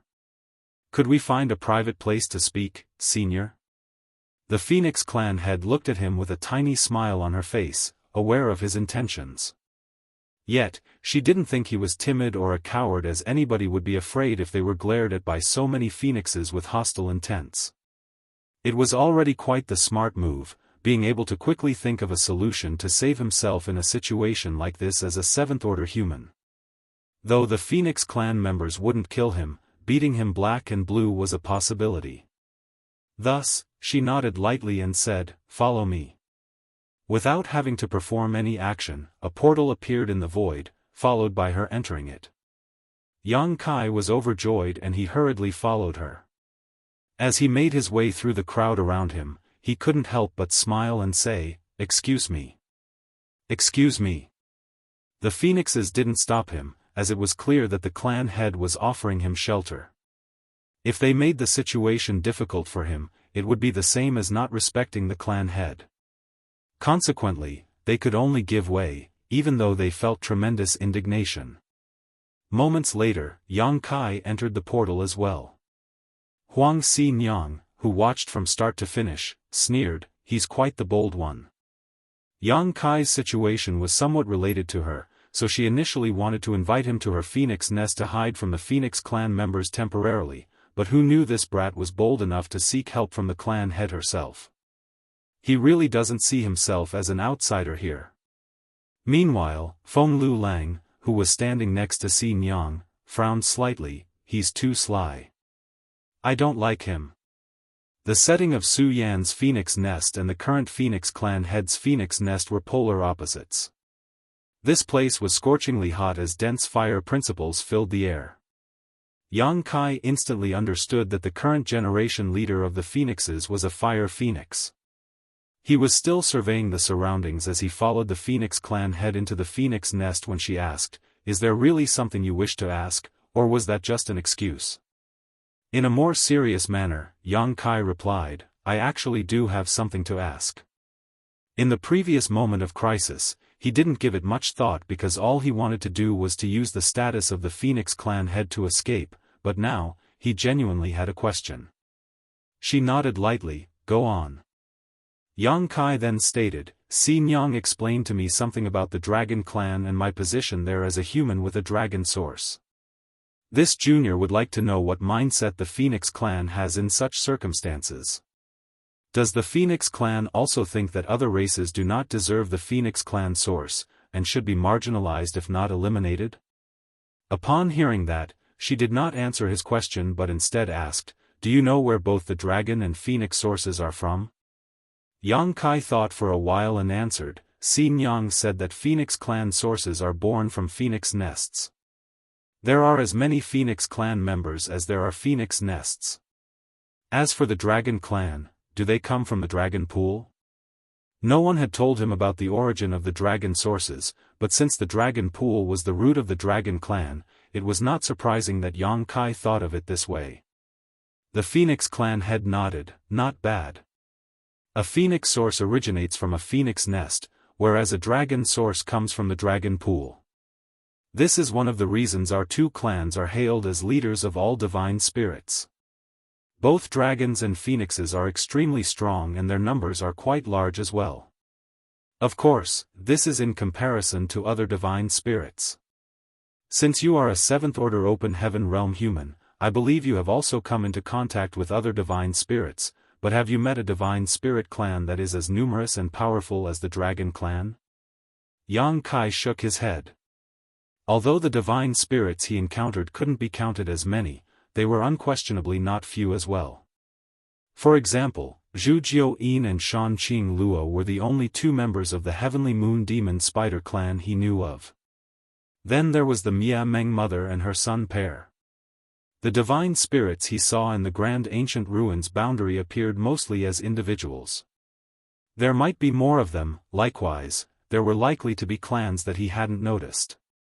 Only the Kun clan in the Divine Spirit Ancestral Land had a few more members, but there weren't more than 10 of them. In comparison, the dragons and phoenixes each had dozens of clansmen, which indeed made them far stronger and larger clans. Logically speaking, the more powerful a race, the more problems they would face in terms of reproduction, but the situation was somewhat different for the dragon and phoenix clans. Due to their ability to produce the dragon and phoenix sources, the Dragon Pool and Phoenix nests were the foundation of these two clans. With more sources, naturally, there would be more clansmen, and as long as the Dragon Pool and the Phoenix nests were not destroyed, both clans would never go extinct. In contrast, other divine spirits did not have such advantages. The continuation of their bloodline and reproduction solely depended on the bonding between clansmen. The Dragon and Phoenix clans could not only rely on the bonding of their clansmen, but also on the Dragon Pool and the Phoenix nests. With these two supreme treasures, they would not end up like the diminishing of other divine spirits even if their clans did not expand too much. The Dragon and Phoenix clans have produced a large number of clansmen over the ages, no less than tens of thousands of them. Among these clansmen, it is not unusual to encounter accidents outside which result in death. If they pass away, their blood and source will naturally be lost too. If the blood or source is acquired, refined, and integrated by a member of another race, it will lead to that individual having either a dragon or phoenix clan bloodline. Of course, far more blood is lost than sources, so the former is much easier to come across than the latter. Yang Kai nodded his head continuously in agreement, as he was one such example, so he resonated with her words deeply. In most cases, blood lost by the dragon and phoenix clans will be obtained by you humans due to your enormous population and widespread activity. So, other than the pure-blooded in this world, there are also other living beings that have some dragon clan bloodline or phoenix clan bloodline in them. Naturally, your descendants might carry a thin trace of the dragon clan bloodline or phoenix clan bloodline. This is something that both the dragon clan and my phoenix clan are aware of. A divine spirit's bloodline inheritance is incredibly mysterious. No matter how thin the bloodline is, given enough time, there will come a day when it will be purified and awakened. One becomes more and more like a dragon or phoenix as that day approaches, regardless of whether you are originally human or a member of any other race. However, bloodline alone is insufficient if one wishes to become a true dragon or phoenix. A source is also required. In reality, the source and bloodline are complementary. Those who possess a divine spirit source are definitely owners of a divine spirit bloodline, but many may have a divine spirit bloodline but not necessarily own a source. Do you understand so far? Yang Kai nodded. The source is the root, and the bloodline is the derivative of the source. Just like the flood dragons, though they have a dragon clan bloodline, they do not have dragon clan sources. Indeed. This is exactly how it works. However, if these flood dragons manage to purify their bloodline to a certain extent, a source can evolve from it. When that occurs, they can transform into a true dragon and become an official member of the dragon clan. So, does that mean if I could refine my dragon vein to a certain degree, I would officially be part of the dragon clan? Yang Kai seemed to have some thoughts in his mind. The Phoenix clan head looked at him briefly and said, "You can put it that way. This is the same for the Phoenix clan as well." Yang Kai couldn't help but think of Qing Yuan and others in the divine spirit ancestral land. According to the woman's words, existences like Qing Yuan and Yuan Chu all possessed strong Phoenix clan bloodlines, which would only require one last step before evolving into sources. After taking that step, they would officially become pure-blooded Phoenix clan members. Of course, even if they didn't take this step, they were still powerful divine spirits. It is just that. You know how the dragon clan is. There is an abundance of living beings in this world with dragon clan bloodlines, whereas there are very few who have a Phoenix clan bloodline. Yang Kai gave an awkward laugh. It's the nature of a dragon to be lascivious. It's still acceptable if you solely possess a dragon clan bloodline. The dragon clan wouldn't care about that since there are many living beings that have a dragon clan bloodline as a result of the dragon clan's own actions. You, however, possess a dragon source, which means something to the dragon clan. If your source is taken away and returned to the dragon pool, the dragon clan will undoubtedly have an additional heir in the future. Yang Kai frowned. The dragon clan do such things? To which she shook her head and replied, not anymore. If it was a long time ago, they would certainly do so. While it is also conceivable for you to strengthen your bloodline and eventually turn into a pure member of the dragon clan, that is merely a possibility. Instead of clinging to that faint hope, it was preferable for them to simply extract your source and return it to the dragon pool. The Phoenix clan head was referring to an extremely ancient period when she said that it was a long time ago, but the dragon clan definitely did such things back then. However, given Yang Kai's current standing, it was clear that the dragon clan didn't like him but wouldn't do anything to him either. What about the Phoenix clan? This was the issue that Yang Kai was concerned about. The Phoenix clan head knew what he was thinking, so she smiled and said, "Rest assured, the Phoenix clan will not be as unscrupulously as the Dragon clan. Since your wife has the Phoenix clan source, that is her opportunity, and it also means that she is a member of my Phoenix clan. If she comes to cultivate in her Phoenix nest in the future, she will certainly be able to fully awaken her Phoenix clan bloodline." Yang Kai heaved a sigh of relief upon hearing her words. The Phoenix clan was indeed far more friendly than the Dragon clan. "My wife can come and cultivate in her Phoenix nest?" Yang Kai asked again. "Of course." She nodded. This was great news. Su Yan had already been cultivating in the Divine Spirit ancestral land for some time, which meant her strength must have been greatly increased. If she came to her Phoenix nest to cultivate now, she might be able to purify her bloodline and become a pure-blooded Phoenix clan member. After all, her source was no ordinary source, but the source of a Phoenix Empress, even stronger than the woman in front of Yang Kai now. He had to find a way to bring Su Yan and the others over here, but now that he was on Black Ink battlefield, it was pretty challenging for him to do so. It seemed like he had to ask for a favor from the Phoenix clan. Martial Peak, Chapter 5310, Open. After the matter was brought up to the Phoenix Empress, she smiled and replied, "Even if you didn't ask, I would have done so. There is nothing I can do if I don't know the whereabouts of my clansmen, but now that I do, I will bring her back to the Phoenix nest." Pleasantly surprised, Yang Kai quickly thanked her. More and more, he felt that the Dragon clan's actions were unreasonable. Just look at the Phoenix clan.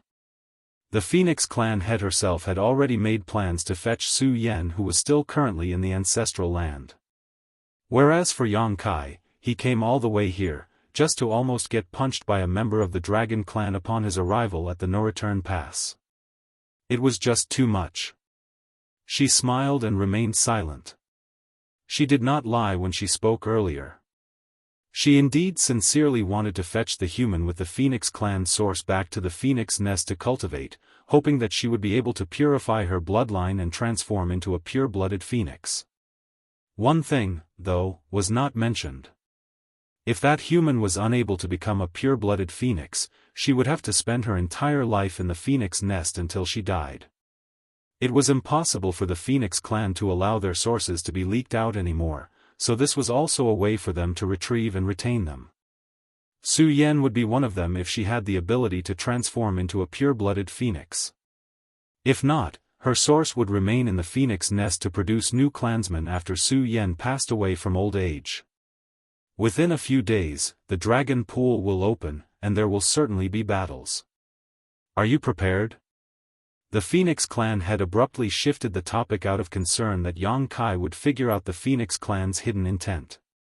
Yang Kai was a little confused. "We need to fight to enter the dragon pool?" The woman shook her head and replied, "There is no need to fight to enter it, but there will always be battles inside the dragon pool." Yang Kai continued to ask humbly, "Senior, would you care to further enlighten me?" The Phoenix clan head paused briefly, as if debating whether or not to tell him, but even if she didn't, Yang Kai would soon find out when he entered the dragon pool. "So," she continued, "the dragon clan's root is the dragon pool, so cultivating inside is significantly beneficial to purifying a dragon's bloodline.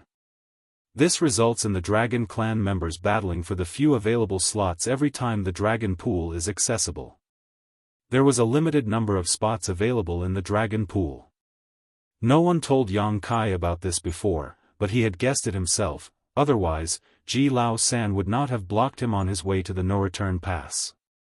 Just like how Huang Xinyang said, Ji Lao San had waited for this opportunity for a very long time, but just when his turn finally arrived, his spot was snatched by Yang Kai. How could Ji Lao San tolerate it? In general, when the dragon pool opens, a portion of the young dragons and a number of grand dragons will enter. As for the ancient dragons, it wouldn't help much even if they cultivated in the dragon pool since their bloodlines are already close to the peak. As such, no ancient dragons will enter the dragon pool. As far as I know, there are 3 spots for young dragons and 10 for grand dragons. Ji Lao San had one of them, but his spot was taken by you, the Phoenix clan head cast a thoughtful glance towards Yang Kai, as if to suggest that Yang Kai should now understand why Ji Lao San was after him. Yang Kai simply listened in silence. After all, he sort of figured this out already. Unlike our phoenix nests, which are visible to the naked eye, the dragon pool is a mysterious place. Since ancient times, only dragon clan members have been able to connect with it and open it. It is also solely the dragon clan members who have entered the dragon pool, who would know exactly what the dragon pool is like. Even the Phoenix clan is not fully aware of the details. That being said, from what I understand, the deeper you dive into the dragon pool, the greater the benefits you can obtain. So, when you enter the dragon pool, you should head as deep as you can. Who knows? You might be able to gain something unexpected if you can dive deep enough. Since fighting is inevitable in the dragon pool and the dragon clan also loves battling, your time in the dragon pool might not be easy. Hearing this warning, Yang Kai was unconcerned and declared lightly, as long as no ancient dragon enters, none of them can be my opponent. Yang Kai was also a grand dragon, so why would he be afraid of other young and grand dragons in the dragon pool? After entering the dragon pool, those dragon clan members would be fine if they didn't make trouble for him, but if they dared to do so, they would definitely be humiliating themselves. The Phoenix clan head appeared to want to warn him about something, but after some consideration, she replied as she softly nodded, "Fair enough. That is all I know about the dragon pool." With a courteous bow, Yang Kai said, "Many thanks, senior, for enlightening me." The woman simply waved her hand and replied, "You must be worth it since the human race is willing to send you here. Even though the dragon and Phoenix clan are different from you humans, everyone's stance on the black ink battlefield remains the same. You would have learned of these things when you entered the dragon pool even if I didn't mention them to you." Shaking his head, Yang Kai insisted, "No matter what, it is always better to be prepared than to have to make decisions on the spot." The Phoenix clan head smiled lightly, "I'll let you know when the dragon pool is about to open." Yang Kai understood her implications. Then, "This junior shall not disturb senior anymore." Saying so, he flew off and found a quiet spot in her phoenix nest. After sitting down cross-legged, he started to rest. He didn't refine or absorb the ambient space Dao essence here because he had already gained enough from Su Yan's phoenix nest, so it would be pointless to do so again. Instead, he needed to figure out how to digest and absorb his recent gains. Besides, the Phoenix clan head was kind enough to allow him to temporarily take refuge in her home. It would be extremely ungrateful of him to also try to steal her belongings. Several days went by. As Yang Kai was reflecting on the Tao of space, a voice sounded in his ears, "The dragon pool will soon be opened. You should go." As the word sounded, the void in front of Yang Kai rippled and a portal formed. Yang Kai instantly stood up, paid his respects to the Phoenix clan head, then stepped through the portal. Looking at the place where Yang Kai disappeared, the woman closed the portal while thinking to herself, "This time, the dragon clan will probably have to suffer a bit." The dragon clan was unable to determine what kind of source Yang Kai had refined because he hadn't shown any of its aura since arriving at the no-return pass. So, they only thought of it as any ordinary dragon source. After all, the dragon clan had left behind a sizable number of sources outside, many of which now belonged to living beings that had a dragon clan bloodline. Those sources were not conceived by the dragon pool, but rather born after a bloodline had reached a sufficient purity. The dragon clan didn't know about his source, but the Phoenix clan head had some guesses. Because he was able to access that Phoenix nest. In ancient times, a dragon emperor and Phoenix empress of a certain generation sacrificed their lives to seal a black ink giant spirit god. They had fallen at that time and their sources vanished along with the shattering of the void. Back then, the Black Ink clan was threatening the 3,000 worlds. Consequently, the Dragon and Phoenix clans lacked the time and resources necessary to search for the Emperor and Empress sources due to the urgency of the situation. After many years, when the situation finally stabilized, no traces remained to be followed. The Dragon Emperor and Phoenix Empress source of that generation were thus lost forever. However, based on the situation of the phoenix nest, even though the Phoenix Empress source was missing, it should still exist somewhere. Otherwise, the corresponding phoenix nest would also be destroyed if the source had been destroyed. Since the phoenix nest remained, it indicated that the source was safe. Only its location remained unknown. Now, many years later, a human boy with a dragon source arrived at the no-return pass, received the approval of that generation's Phoenix Empress phoenix nest, and easily entered it. There were several indicators that suggested the source refined by this human should be that generation's Dragon Emperors. Since the sources of the Dragon Emperor and Phoenix Empress were lost at the same time, it was no surprise that they would be found at the same time too. If this was the case, those trivial grand dragons would be no match for him, and even the ancient dragons of the Dragon clan might face a lot of pressure in front of him. At this moment, dozens of the Dragon clan members had gathered in the massive square of the no-return pass. However, except for a few young dragons, all other Dragon clan members had transformed into their human forms. Those few young dragons lacked the proper fine control over their power, so they found it less energy-consuming to simply remain in their dragon form. Though they were titled young dragons, some were several thousands of meters long. Some were hovering above the square while some were curled up nearby, dragon pressure lingering in the air. In the square, 5 statues had been erected, all of them in the form of a true dragon, with the only difference being their color. One was red, another was white, one was gold, then green, and finally black. They were lifelike despite being statues, and at first glance, they looked like genuine Dragon clan members. The 5 statues formed a circle around the square, the mystery behind this unknown. Other than the statues, the Dragon clan members had all gathered, including the 3 ancient dragons that Yang Kai saw the other day.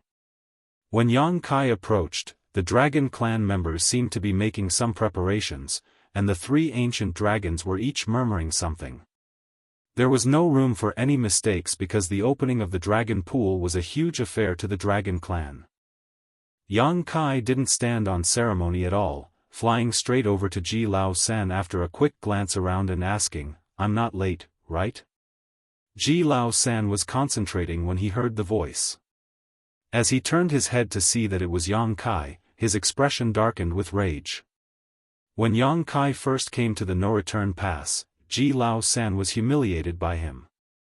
He was a grand dragon, yet a 7th-order human actually grabbed and carried him by the neck as if he was a common chicken.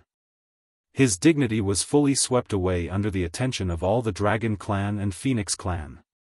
Every time he thought of the scene that day, he felt so humiliated that he wanted to cough up blood.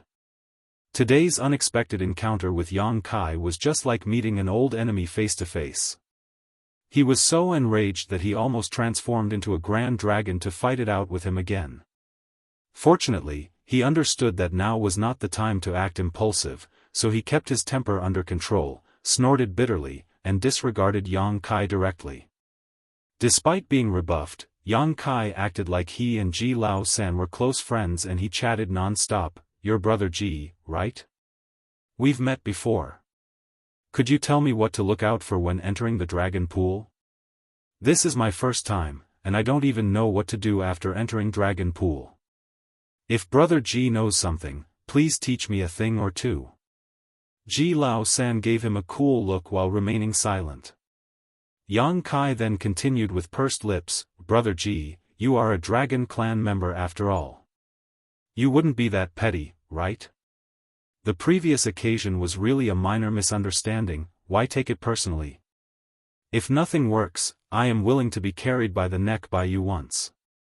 As the saying went, never mention someone's pain. No matter how good Ji Lao San's self-control was, he couldn't bear it anymore and shouted, "You court death." With an innocent expression, Yang Kai blinked at him and asked, "Why is brother Ji so angry?" Just as Ji Lao San was about to speak, one of the ancient dragons abruptly opened his eyes and glared in their direction. He did not say a word, but the coercion in his silence was replete with warnings. Ji Lao San froze, whereas Yang Kai quickly controlled his demeanor. Martial Peak, Chapter 53:11, Entering the Dragon Pool. It would not be wise for Yang Kai to enrage an ancient dragon at this time, so after he sensed the warning, he immediately stopped talking. What was currently taking place should be the dragon pool's opening ceremony, a cumbersome, long, and boring ritual. While the whole dragon clan was paying full attention, Yang Kai was incredibly disinterested. Despite having a dragon vein, he was born human, making it challenging for him to comprehend the current mood of the dragon clan. Finally, after half a day, the ceremony finally seemed to be winding down. Together, the three ancient dragons opened their eyes, and the middle one yelled, "Today marks the opening of the dragon pool, which will harness the ancestral power to aid dragon descendants to strengthen their bloodline. May our descendants continue endlessly and our clan last forever." Immediately after, there were endless, continuous dragon roars. These roars shook the no-return pass, and dragon pressure filled the air. At the same time, the 5 enormous dragon statues that were in the square underwent an odd change. They were obviously statues, yet they appeared to be coming to life at this very moment, all of their eyes shining brightly. Yang Kai noticed a faint tremble of the dragon source in his body, as if it was somehow connected to one of the statues. He couldn't help but be in shock, and as he focused his gaze on the statues, noticing that the one that had some kind of connection with his source was the dazzling, golden statue. While cultivating in the divine spirit ancestral land's black ink sealing land, inside the dragon clan's sacred treasure, the Crystal Palace, Yang Kai witnessed the ancient battle where the Dragon Emperor and Phoenix Empress of old suppressed and sealed a black ink giant spirit god. From that, he knew that the source he possessed belonged to the Dragon Emperor of that generation, the Golden Divine Dragon. Naturally, given the circumstances, he was bound to make some associations. Those 5 statues were all of the different colors, yet the golden one was connected with him. If that's the case, these 5 statues were dragon emperors from different generations? Otherwise, there is no way to explain this sensation. In other words, there had been a total of 5 dragon emperors in the dragon clan's history. Undoubtedly, this number was quite small compared to the number of top human masters, but to the dragon clan, it was already quite a high number due to their long lifespans. It had to be acknowledged that a dragon emperor was the strongest in the entire clan, so, if there weren't any accidents, such a master would only pass away due to old age. Since ancient times, the dragon clan had had 5 dragon emperors in succession. There should also be one in this generation, but Yang Kai had yet to see him and was unsure of his whereabouts in the no-return pass. The connection he felt was extremely subtle, which should also be undetectable by other dragon clan members according to their reaction. Yang Kai focused hard on it, but couldn't feel anything special about it. While he was in deep concentration, the 3 ancient dragons of the dragon clan all shook their bodies and assumed their dragon forms. Young dragons, grand dragons, ancient dragons, and divine dragons were the different divisions of the dragon clan. The length of their body alone could reveal their cultivation. They were young dragons if they were below 10,000 meters, they were grand dragons if they were between 10,000 and 50,000 meters, the ancient dragons ranged from 50,000 meters to 100,000 meters, with anyone at or above 100,000 meters being a divine dragon. The strongest master among the divine dragons was the Dragon Emperor. For instance, Ji Lao San's dragon form, which measured close to 50,000 meters when he previously transformed, could be deemed the upper bound of being a grand dragon. If he entered the dragon pool this time, he would certainly ascend to the ranks of ancient dragon. It was for this reason that Yang Kai was blocked outside the no-return pass by him. How could Ji Lao San easily let this go when Yang Kai had taken his chance to ascend? Of course, the dragon pool would still open in the future, but nobody knew how long it would take. The 3 ancient dragons had obviously been cultivating for a very long time, so they had basically reached the 100,000 meters limit. If they had fully transformed to their original size, the no-return pass might not be able to contain them. So, the 3 ancient dragons didn't assume their full transformed state and instead restricted their size to about 10,000 meters long.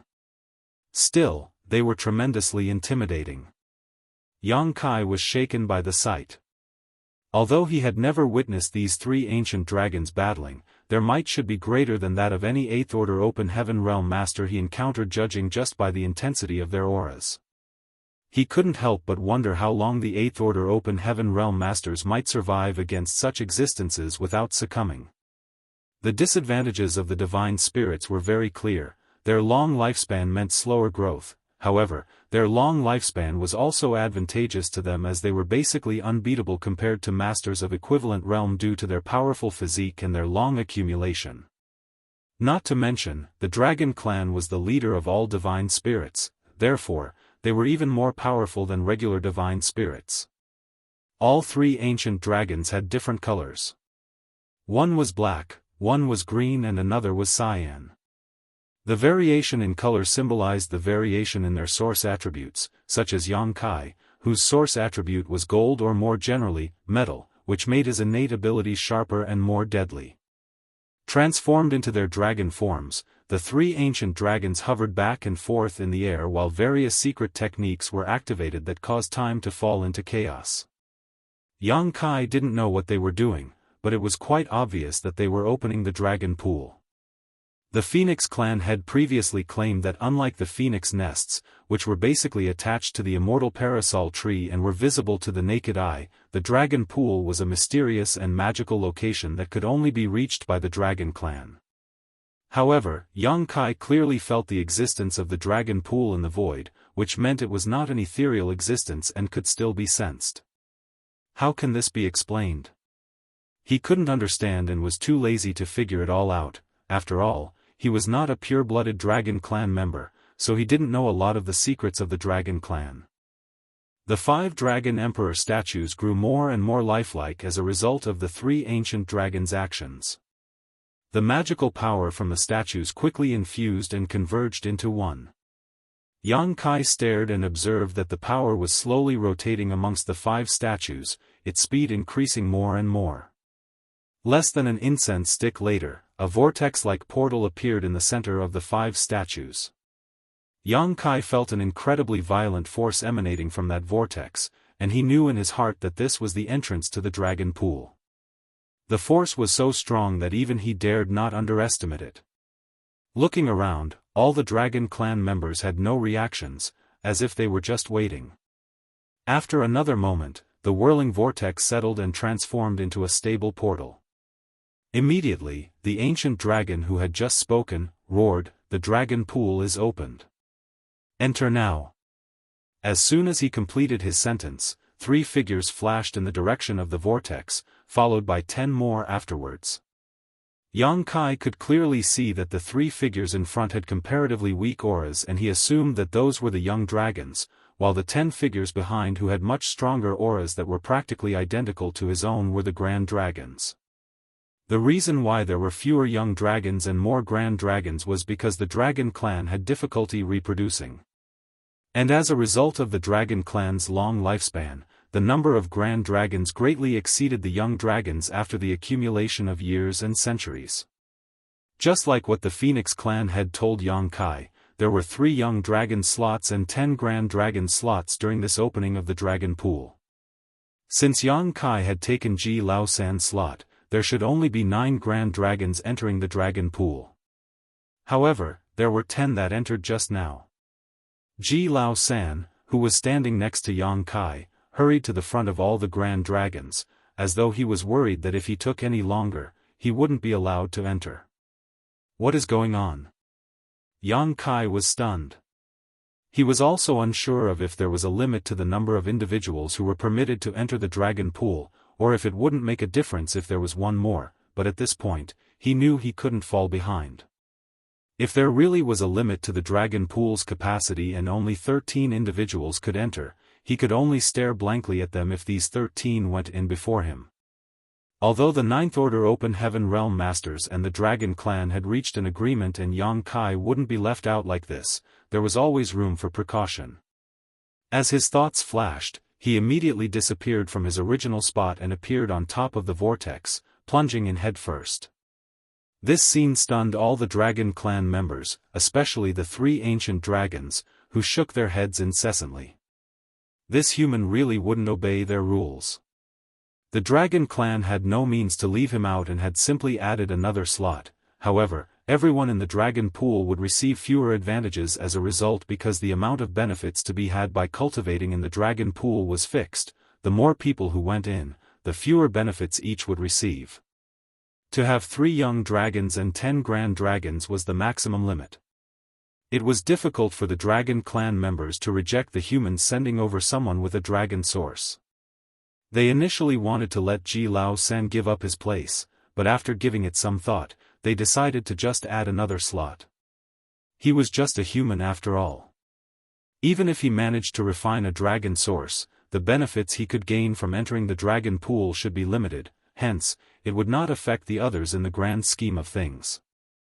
Every time the dragon pool was opened previously, the young dragons would enter first, followed by the grand dragons. But now, that human ran in first. It couldn't be helped, though, as he was proficient with the Tao of space. The whole thing happened so quickly that even the 3 ancient dragons were not able to stop him.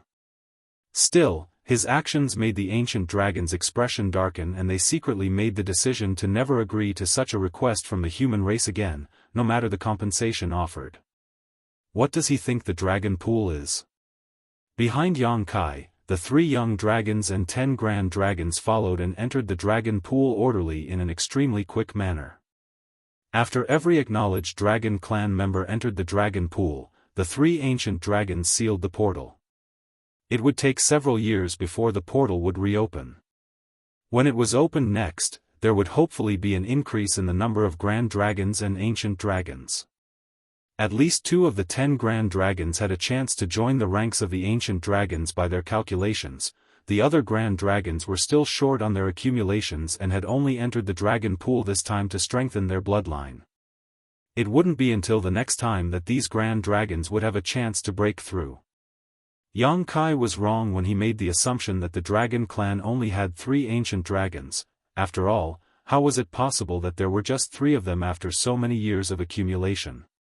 It was just that these 3 were the oldest and the strongest, so they were the leaders of the dragon clan, in charge of all day-to-day activities, including the dragon pool's opening.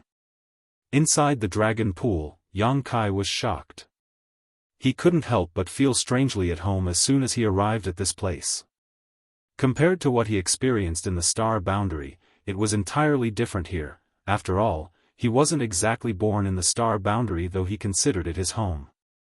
But in the dragon pool, Yang Kai had a feeling like he had returned to his mother's womb, which helped him to relax both mentally and physically. It might be due to the magical power of the dragon pool that Yang Kai, without taking the initiative, transformed into his grand dragon form the moment he entered. It seemed like they could only exist in their dragon forms in this place. His over 35,000 meters dragon form indicated that he was quite strong even among the grand dragons.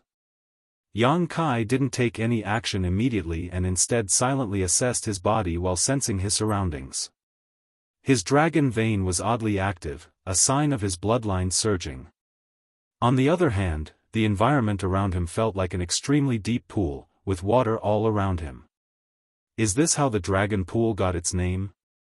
Martial Peak, Chapter 53:12, Depths. The water in the pool did not appear to be ordinary. Instead, it had an unusual power that, if absorbed and refined, would greatly help a dragon enhance their bloodline. Yang Kai faintly understood why the dragon clan valued the dragon pool so much. This place could strengthen a dragon's bloodline power, and it also existed as the root of the dragon clan, so it was not surprising that they considered it sacred. Before he could savor the wonders held in the dragon pool's water, there was a burst of dragon roars all around, followed by the forms of true dragons appearing all around. After following him into the dragon pool, the 3 young dragons and the 10 grand dragons also transformed into their dragon form involuntarily, just like him. The young dragons were all less than 10,000 meters long, while the grand dragons ranged in length from 25,000 meters to close to 50,000 meters long. As soon as these dragons entered the dragon pool, they immediately dispersed and surrounded Yang Kai. What's going on? Yang Kai scrutinized his surroundings with his large dragon eyes. The aura of the Grand Dragons locked Yang Kai, and it was obvious that they had malicious intentions. Since it was inconvenient to attack me outside, are they trying to take action now that we are in the dragon pool? It seemed that the Phoenix clan head's warning about battle occurring in the dragon pool was true. It wouldn't be that easy for him to gain benefits from this place as a human. One of them was a familiar black dragon, who appeared to be Ji Lao San. Ji Lao San had shown his dragon form outside the no-return pass, though he was quickly forced back into his human form after being captured by Yang Kai. Despite this, Yang Kai would not forget this dragon form so quickly. As Ji Lao San narrowed his eyes, he stared at Yang Kai fiercely, and after moments of struggling, he let out a dragon roar. The top 10,000 meters of the dragon pool is yours. If you dare to dive any deeper, don't blame us for not being polite with you. Yang Kai listened in a daze. For Yang Kai, who was 35,000 meters long in his dragon form, 10,000 meters of space was naturally insufficient. Even if he coiled himself up tight, it would still take more than 10,000 meters of space for him to fit. Ji Lao Shan clearly did not have his best interests in mind when he gave this ultimatum. This should be a consensus of all Dragon Clan members as they roared incessantly after those words left Ji Lao San's mouth, their dragon pressure in the air flowing towards Yang Kai. The dragon pressure was very useful when it came to opponents with a weaker bloodline, even if they were stronger in terms of cultivation. Yang Kai's own dragon pressure played a significant role when he was dealing with Zhu Qing's Dragon Clan previously. It was evident from the dragon pressure of Ji Lao San and others that their bloodlines were extremely strong since they succeeded in ascending to the rank of Grand Dragon. Any Grand Dragon, including those just below 50,000 meters, would not be able to sustain themselves being enveloped by that much dragon pressures. Even Yang Kai felt a lot of pressure, but he was still able to resist it. After warning Yang Kai, Ji Lao San stared at him fiercely again, flicked his dragon tail, and plunged down to the depths of the dragon pool, followed by the other Grand Dragons and young dragons. Before leaving, Ji Lao San's eyes gave off the impression that he was still unwilling and reluctant. In truth, he had petitioned for all the Grand Dragons to immediately team up after entering the dragon pool to force Yang Kai out, preventing him from exploiting the Dragon Clan's benefits. Battle was inevitable in the dragon pool, and besides, the Dragon Clan was not a submissive race. The Dragon Clan frequently engaged in deadly battles each time the dragon pool was opened in an effort to occupy a better position, with the winner being able to gain more advantages. However, the three ancient dragon elders rejected this idea.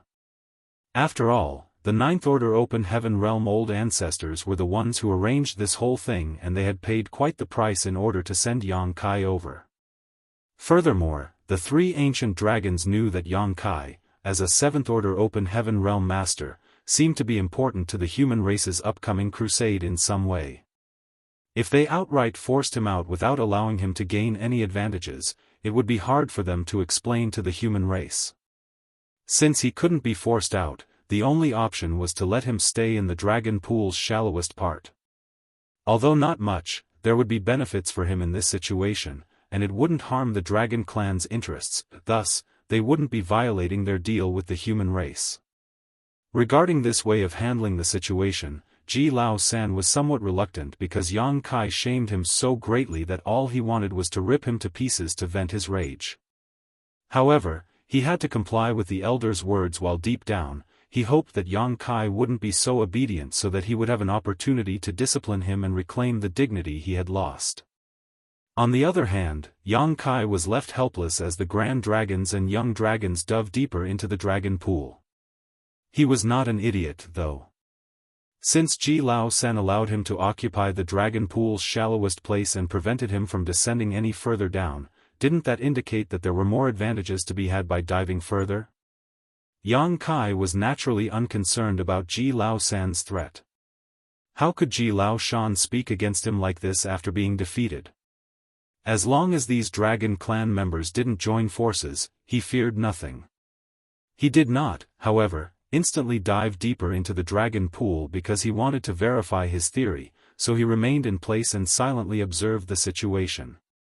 The water around the pool did indeed have a marvelous power concealed within, and this power clearly benefited no other living beings than the dragon clan. When his dragon vein pulsed, Yang Kai could clearly feel the magical power in the dragon pool being absorbed into his body, enhancing his own bloodline and purifying it. The dragon pool was simply a cultivation paradise for the dragon clan. Even if one did nothing in this place, their bloodline could be rapidly enhanced. In addition, this was only the shallowest part of the dragon pool, so what would happen if he went deeper? Having noticed the effect of the cultivating at this shallow part of the dragon pool, Yang Kai wasted no time and swept down with a flick of his body. But, he frowned immediately after. He initially wanted to manipulate space principles to hurry deeper, but was taken aback when the space principles which he usually used at any time and anywhere could not be activated in this place. Is there some kind of restriction in the dragon pool? After trying several attempts, he confirmed that he couldn't manipulate space principles here at all. In this dragon pool, it appeared that only the dragon clan's different techniques could be used. Yang Kai couldn't help but chuckle. He was wondering how Ji Lao Shan had the audacity to speak to him so condescendingly after being defeated so badly, but now he understood.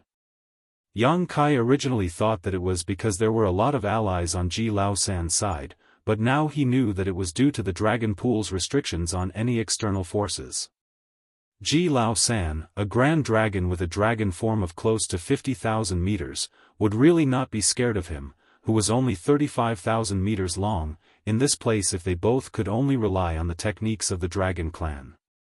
With a quick thought, the back of Yang Kai's right claw slightly heated up, and the great sun mark appeared on it. His thoughts flashed again, and on his other dragon claw, the great moon mark appeared.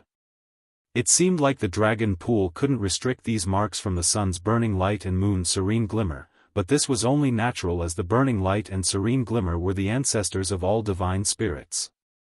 Consequently, no matter how great the dragon pool was, it could not restrict the marks granted by both these ancestors. Yang Kai had only wanted to test whether he could access the two marks in the dragon pool, but when he really activated them, he discovered that the magical power contained in the water of the dragon pool rapidly began flowing into the two marks. His own source swiftly surged, and another dormant power in his body reawakened, fused into his bloodline. It purified it at an astonishing speed. Yang Kai was tremendously shocked. He previously used these two marks given by the burning light and serene glimmer to condense purifying light. With the great sun mark absorbing the yellow crystal's power and the great moon mark absorbing the blue crystal's power, purifying light could be formed under the fusion of the purest yin and yang. Yang Kai was surprised by these two marks when he was blocked by Ji Lao San. Under the activation of these marks, Ji Lao San was immediately powerless to resist. Now, there was another new pleasant surprise. These two marks were able to absorb the mysterious power of the dragon pool. With these two marks, Yang Kai could benefit more from the dragon pool than any other dragon clan member. As for the power that was reawakened in his body, it was the power given to him by Big Brother Huang and Big Sister Lan when they left the chaotic dead territory the first time. Yang Kai knew nothing about it except that this power could greatly help the enhancement of his bloodline. This power had already been awakened twice before, once right after he left the chaotic dead territory, and again when his dragon bead cracked in battle. Both times, this power had greatly enhanced his bloodline. It also rapidly repaired the damage to his dragon bead, fixing what would normally have taken hundreds or even thousands of years in less than a decade. However, that power was simply too profound and mysterious, as it did not run out once his dragon bead was restored and instead just fell dormant again. Now, it was once again reawakened with the guidance of the dragon pool. This power already served the purpose of purifying one's bloodline, so coupled with the power of the dragon pool, Yang Kai instantly felt tingles all over, like he was shedding his former body and being reborn. His bloodline was clearly being enhanced at an astonishing speed. His dragon bones made audible cracking sounds, his dragon scales shivered slightly, and dragon blood oozed out from his skin. He certainly felt that his dragon form was growing. However, this situation didn't last long, and less than an hour later, due to the great sun and moon mark's incredible absorption rate, the power in the water of the dragon pool was significantly reduced. This reduction caused the just awakened power to slowly fall dormant once more. In his heart, Yang Kai understood the mysterious force granted to him by Big Brother Huang and Big Sister Lan, the great sun and moon marks, and the dragon pool's power all needed to work in tandem. The dragon pool's power was the stimulant that awakened the mysterious power, and his marks were the beacons which drew in the water's power. Thus, in order to continue strengthening himself, he needed more dragon pool power. However, after his intense absorption, there was not much dragon pool power left nearby. So, it would not be as effective if he remained and continued to absorb the power from there. When Yang Kai inspected himself, he realized that his dragon form had increased by about 20 to 30 meters in this short period of time. An increase 20 or 30 meters to a body that was 35,000 meters long was nothing, but this was just the beginning. After releasing the great sun and moon marks, Yang Kai looked down with his dragon eyes. The dragon pool power deeper down should be far denser than it is here, since Ji Lao San and the rest all rushed down there. Without hesitation, Yang Kai flicked his tail and rushed down to the depths of the dragon pool. How would Yang Kai care about Ji Lao San's warning? The most important thing right now was to gain as many benefits as possible from the dragon pool. Martial Peak, Chapter 53:13, Passing Through. As Yang Kai guessed, the deeper he went into the dragon pool, the more intense the mystical power became. However, he did not have any intentions to stop. Since he knew this, it was obvious that the deeper he dove, the better. This might be the only time he could ever enter the dragon pool, thus, he should endeavor to reap as many benefits as possible. The dragon pool seemed bottomless, and Yang Kai dove down tens of thousands of meters, but still saw no signs of any of the other dragon clan members. It made him wonder if the space inside the dragon pool was somehow distorted. There were 3 young dragons and 10 grand dragons who just came in. There should be no reason why there were no signs of them. Finally, after several thousand more meters, Yang Kai finally came across dragon clan members. 2 young dragons, both at only around 7,000 to 8,000 meters long, were fighting. They did not use any peculiar secret techniques and simply used their physical strength. Yang Kai arrived just as the 2 young dragons were engaged in a fierce melee. They roared as they clawed each other ruthlessly as dragon scales were torn off and dragon blood splashed everywhere. Yang Kai was surprised as he did not expect that the dragon clan's internal clashes would be so violent and bloody. Yang Kai could guess that they were fighting for this spot. This place was already several tens of thousands of meters deep into the dragon pool, which appeared to be limits of these young dragons. Although they could get more benefits if they went further down, they might not be able to withstand the pressure. They could grow rapidly by purifying their bloodline at the physical limit of their bodies, so the deeper position in the dragon pool would only belong to the one who was strongest. The 2 young dragons were about the same size and strength and were in an intense fight when Yang Kai arrived. The 2 young dragons seemed to sense Yang Kai's aura and suddenly stopped fighting. They turned their heads towards him and one of them shouted angrily, "How dare you come down here?" The other young dragon also roared, "Get out of here, or I'll teach you a lesson." Yang Kai's huge dragon form passed between them, and with a swipe of his dragon tail, he sent the 2 young dragons flying. How dare these 2 young dragons of less than 10,000 meters speak so disrespectfully to him? They were so ignorant that Yang Kai did not even bother to reply to them. When Yang Kai dashed past them, the 2 young dragons tumbled as their vitality roiled. They stared momentarily in the direction that Yang Kai disappeared before they suddenly roared in unison and rushed towards each other to continue their struggle. They were too weak to be Yang Kai's opponents, so since their warnings were ignored, they did not try to stop him. There were other grand dragons deeper down who would naturally drive Yang Kai away. The fight was in full swing with the winner getting to stay while the loser would have to retreat. Yang Kai went down another 10,000 meters and encountered the 3rd young dragon. For this opening of the dragon pool, only 3 young dragons had entered.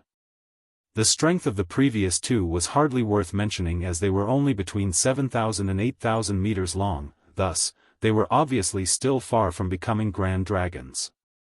However, this third one was about to advance.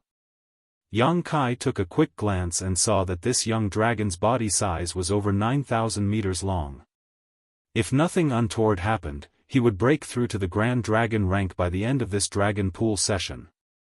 This was also the reason why he could cultivate at this depth without any worries, because he was much stronger than the two young dragons above and could occupy a deeper position. On the contrary, the earlier two young dragons had to fight for the best position above. This young dragon was more sensible than his companions. When he sensed Yang Kai's aura approaching, not only did he not try to stop him and simply made way for him. He was not looking for trouble, and Yang Kai naturally also did not bother him, so he just brushed past the young dragon and continued down deeper. This time, Yang Kai did not encounter a grand dragon until he dove another 100,000 meters down. However, this grand dragon was less than 20,000 meters in length, so he should be one of the weaker grand dragons. This grand dragon wanted to stop Yang Kai, but after looking at Yang Kai's more than 35,000 meters golden dragon form, he restrained himself. Within the dragon clan, golden dragons were known for their ferocity and lethality. With the same bloodline purity and same body size, none could defeat a golden dragon. Yang Kai was almost twice his size, so he knew that he was no match. The main thing was that Yang Kai seemed to be diving deeper and was not trying to steal his territory. Yang Kai continued his descent and came across two more grand dragons who simply made way. So far, his journey was uneventful. Yang Kai realized a pattern as he dove deeper. The young dragons were separated by about 10,000 meters of depth, while the grand dragons were about 100,000 meters apart. Every 100,000 meters there was a grand dragon, so it could be said that the power of the dragon pool within 100,000 meters was owned by the dragon clan member who took up station there. This should be a dragon clan rule passed down from ancient times. Yang Kai was outraged when he realized this. How could Ji Lao Sen only permit him the top 10,000 meters of space? That wasn't even enough for him to stretch his body. Such impudence. However, Yang Kai was alarmed at how deep the dragon pool was. He was already hundreds of thousands of meters deep, and still was nowhere close to the bottom. Could it be that the dragon pool was millions of meters deep? Did it even have a bottom? He swam through the territories of two more grand dragons before he was finally stopped by one. This grand dragon was about the size of Yang Kai, around 35,000 meters long. When this grand dragon saw Yang Kai approaching from above, he was furious and roared, "Your courage isn't small. How dare you come down here?" He did not waste any time and lunged towards Yang Kai with his dragon claws. With a 35,000 meters long dragon form, these dragon claws were both enormous and sharp. Even if Yang Kai was also a grand dragon, he would lose a chunk of flesh if he was hit by these claws. When he attacked, the grand dragon also activated his dragon pressure as he rushed towards Yang Kai. Yang Kai had expected such a situation.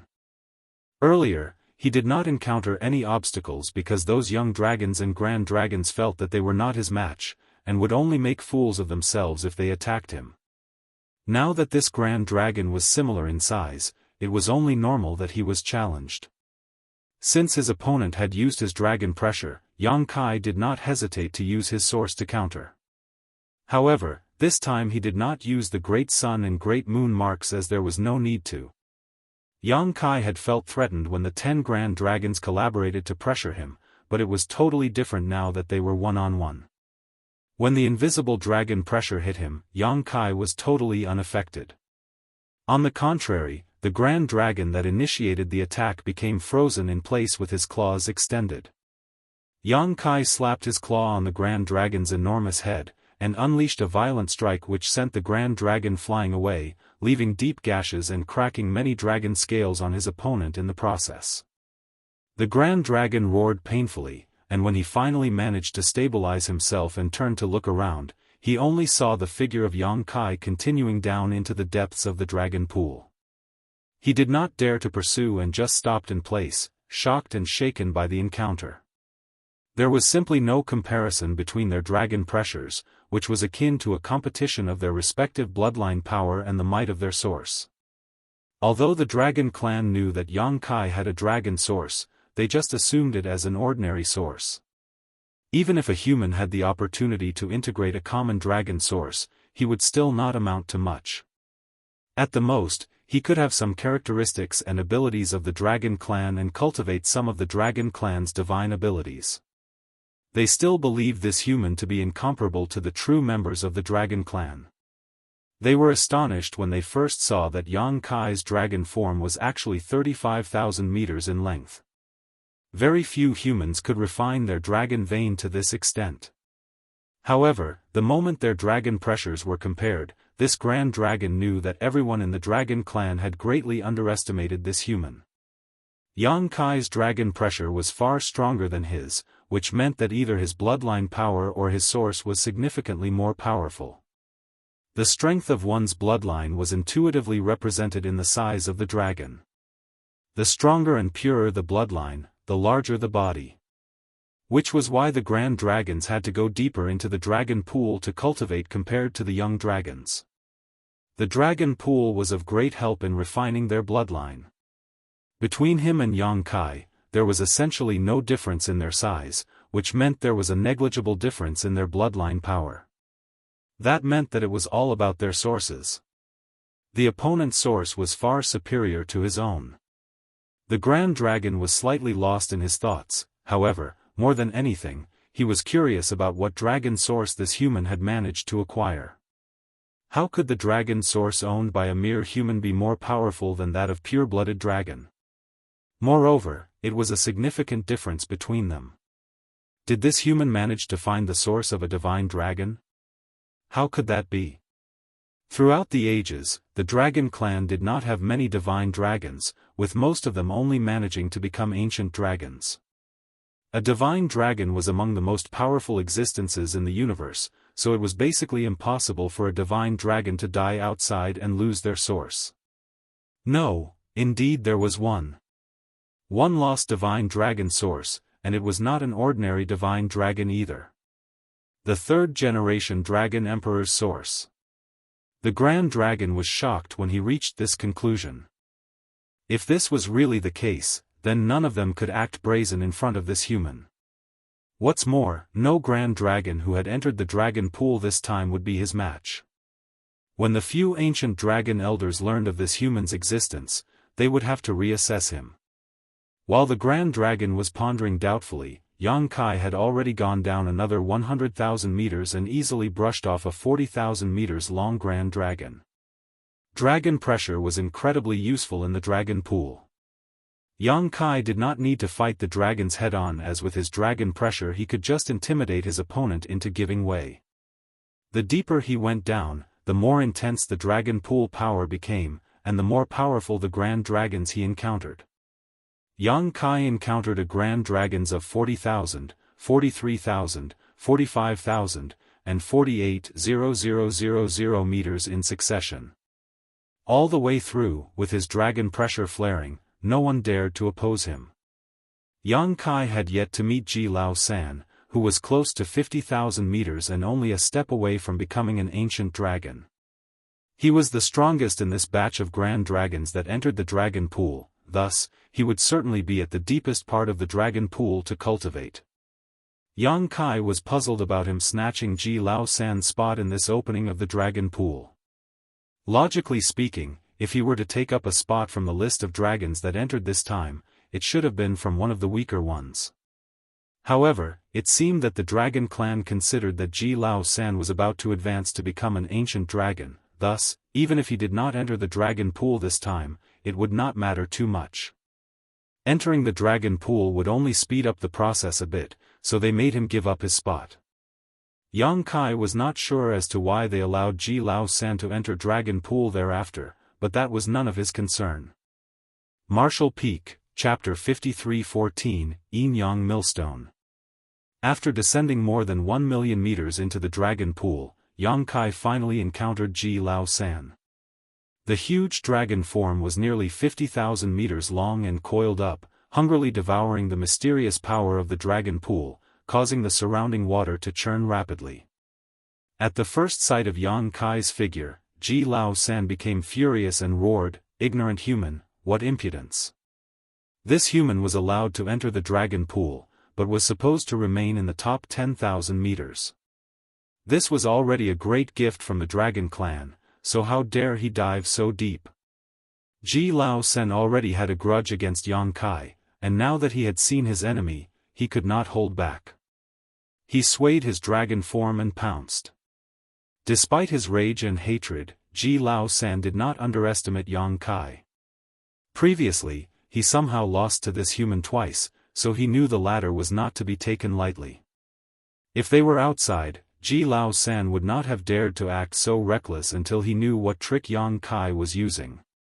But this was the dragon pool. Within this domain, all external abilities could not be used. The only thing they could rely on was the dragon clan's own strength and techniques. He was about to break through to become an ancient dragon, so how could he be afraid of Yang Kai, who was just a grand dragon of around 35,000 meters? Since Yang Kai ignored his warnings, this time he would teach the former a good lesson. It was also a chance to avenge his previous shame. Whether Ji Lao San would kill Yang Kai remained to be seen, as that would depend on the latter's attitude. If Yang Kai begged for mercy, he would consider being merciful and let him live. With many thoughts passing through his mind, Ji Lao San opened his maw, *ho. Star. A dragon roar suddenly filled the surroundings with intense dragon pressure. Ji Lao San's huge figure froze in place, and the roar he was about to unleash caught in his throat. The dragon roar just now was not Ji Lao San's, but Yang Kai's. The dragon pressure suppression was incredible, and Yang Kai had not held back. Since Ji Lao San blocked his way, he immediately opened his mouth and roared, unleashing the might of his source to cut through the latter's dragon pressure. The next moment, Ji Lao San watched helplessly as Yang Kai's claw slapped his face. He took the full force of the immense power and his whole body was sent tumbling into the distance. He hissed painfully as dragon blood blurred his vision. Ji Lao San even felt his nose had collapsed. "That bastard is really brutal," he snarled. Meanwhile, the golden dragon had already swam deeper into the dragon pool, with only a faint golden glow looming in the depths. The faint golden glow soon disappeared as it was too dark to be seen. Ji Lao San froze in place and had no intention of pursuing. He also appeared stunned and uncertain of what he should do. A pure-blooded dragon clan member, who was about to break through to become an ancient dragon, was smacked aside by a grand dragon who was only 35,000 meters in length, and was also a human. No one in the clan would believe such an encounter, but it was the truth. Ji Lao San still could not figure out why he lost to Yang Kai the last time they fought. However, the reason for his defeat just now was obvious and undeniable. He realized that Yang Kai's dragon pressure was much stronger than his own, to the point where he was frozen in place by the bloodline suppression. If that was not the case, it would have been impossible for him to not fight back when he was more than 10,000 meters bigger. Ji Lao San was shocked when he came to this realization. He was about to advance to become an ancient dragon, so the only ones that could exert total bloodline suppression against him were the pure-blooded ancient dragons in his clan. But what was Yang Kai? He was a human, so even if he had the coincidental opportunity to refine and integrate with a dragon source, that did not change his original nature. So, how could he exert such potent bloodline suppression? There was only one explanation for this situation. The source that Yang Kai refined was extraordinarily powerful. Even if the original owner had died, the innate strength of the source did not weaken much. The only possibility was that Yang Kai's source was a remnant of a powerful ancestor of the dragon clan. An ancient dragon source? No, that wouldn't be enough. Could it be a divine dragon source? Ji Lao San shuddered at the thought. Could the source that this human had refined be a legendary source of the dragon clan? If so, it was understandable that he was not Yang Kai's opponent. It was also no wonder that Yang Kai could reach this deep without the other Grand Dragon stopping him. Even Ji Lao San was no match for him, let alone other Grand Dragons who were not as powerful as him. The biggest clue as to Yang Kai's source's origin was his dragon form, golden in color. Golden dragons were very rare in the Dragon Clan, and only 2 or 3 golden dragon sources had been lost throughout history, with one in particular being of special importance. This is something big. Ji Lao San's heart began to pound. Although he was only a Grand Dragon, he knew how much effort the Dragon Clan had spent searching for that lost source. Unfortunately, they could not find anything after countless years and had to finally give up the search. Unexpectedly, that source had returned, refined by a human. If he was not in the dragon pool, Ji Lao San would have gone to report this to the elders immediately. Now that the dragon pool was sealed though, it would be years before it opened again. He suppressed his multitude of thoughts and comforted himself. If Yang Kai really had that source, then it only made sense that he was no match for him. He felt much better when he thought about it this way. Yang Kai smacked him, moved on, and did not seize his territory. That alone was a blessing in disguise. Without wasting any more thought on this, Ji Lao San quickly focused on refining the dragon pool's power. He was just one step away from becoming an ancient dragon, so he could definitely succeed during this training session. It would not be too late to seek revenge against that hateful human after he advanced to become an ancient dragon. It was impossible for a 35,000 meters dragon to achieve a breakthrough in just a few years by absorbing the benefits of the dragon pool. When the dragon pool opened once again in a few years, he would be an ancient dragon and that human would still be a grand dragon. Even though Yang Kai's source was powerful, Ji Lao San would no longer be suppressed so easily. He could then settle their accounts. What was that human's old adage? Yes, 10 years is not too long for a gentleman to seek revenge. Yang Kai stopped when he was 500,000 meters away from Ji Lao San. At this position, he began to feel a trace of pressure not from his body, but from his dragon vein. The further down the dragon pool one dove, the denser the ambient power, so this position was 100 times better than the top 10,000 meters he was originally granted. However, each dragon clan member had their own limit. That was why the 3 young dragons and 10 grand dragons occupied different positions to cultivate based on their own strength. This location was the limit for Yang Kai, as he could feel that if he were to go further down, not only would he not be able to get more benefits, it would probably be detrimental to him. Upon realizing this, Yang Kai decided not to dive any deeper. He allowed his body to float in the pool of water while he activated his golden divine dragon source, devouring and refining the power contained in the dragon pool. All of a sudden, the dragon veins in his body throbbed and dragon blood flowed through his veins like numerous raging rivers were connected to it. Invisible power was absorbed into his body and integrated into his blood to refine the power of his dragon bloodline. The tingling sensations came again, and Yang Kai instantly felt like a million ants were gnawing on his body from the inside, drawing a roar of agony from his mouth. When he first entered the dragon pool, Yang Kai tried to devour the dragon pool's power to refine his bloodline, and although he got some benefits, those were only superficial. Moreover, the power at the top of the dragon pool was not very dense.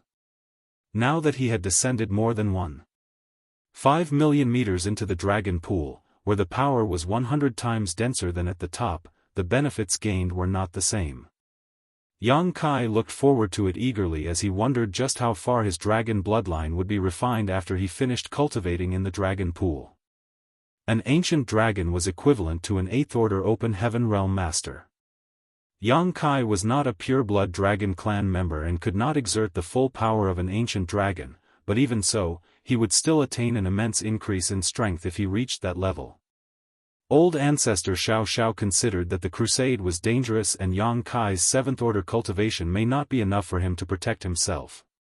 Thus, she along with the other old ancestors struck a deal to allow him to come to the dragon pool to enhance his strength. If he could advance to become an ancient dragon, then Yang Kai's ability to protect himself during the crusade would be greatly increased. Yang Kai didn't know what price the human race paid to get him into the dragon pool, and the dragon clan did not mention it, so he didn't bother to ask. Since the price was already paid, he certainly had to make sure he got their money's worth. This trip was for him to improve his bloodline as much as possible to become as strong as he could. After gradually getting used to the gnawing sensations, Yang Kai immediately activated the Great Sun Mark and Great Moon Mark on his 2 dragon claws. Generally, when the dragons entered the dragon pool, they would do everything they could to devour and refine the mysterious power in the water. They would activate their own dragon source and use it to draw in and refine the power of dragon pool. That was the only way for them to strengthen themselves. However, Yang Kai was different.